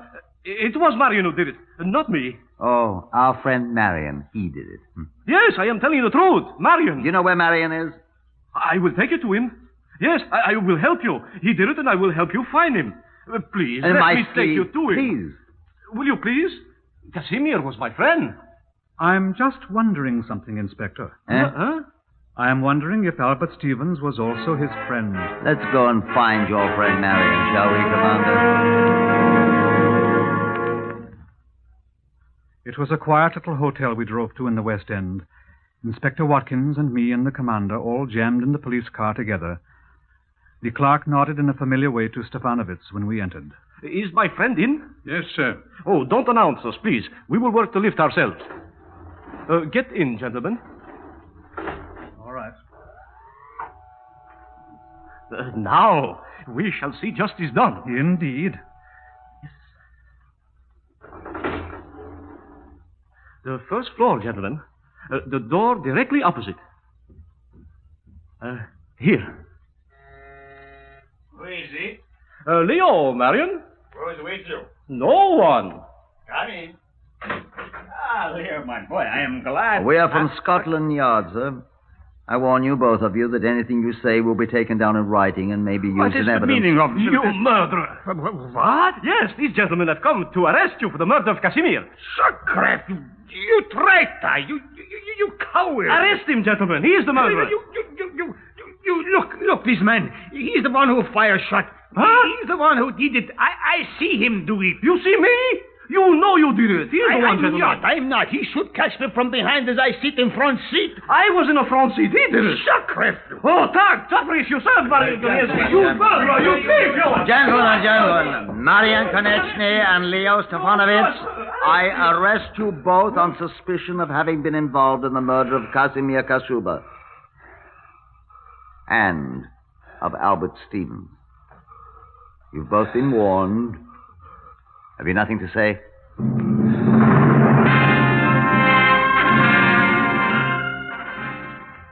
At the trial, the two men admitted all the details of the two murders. Albert Stevens, it seems, had talked too much about his relations with the police, and someone in a moment of rage had shot him, and his cab had been dumped into the Thames. Walking away from there together, they'd stolen a motor car. Casimir Kashuba, who had been drinking heavily, twitted his companions about the new hold he had on them as murderers. He boasted that he had had no part in the crime, and one of the two men had shot him in the back of the neck with a Walther automatic pistol. Each man blamed the other. The jury took 25 minutes to decide who was guilty. Mr. Justice McConaughey placed the black cap on his head. Florian Konyatsny and Leo Stavanovich, the jury have found you and each of you guilty of the murder of Casimir Kashuba. It is the sentence of the court that you and each of you be taken to a lawful prison and thence to a place of execution, that you be there, each of you, hanged by the neck until you are dead, and that your honors respectfully... The two men appealed the verdict and won. They were immediately tried for the murder of Albert Stevens and again heard the fatal words, that you there, each of you, be hanged by the neck until you are dead. The latter sentence was carried out.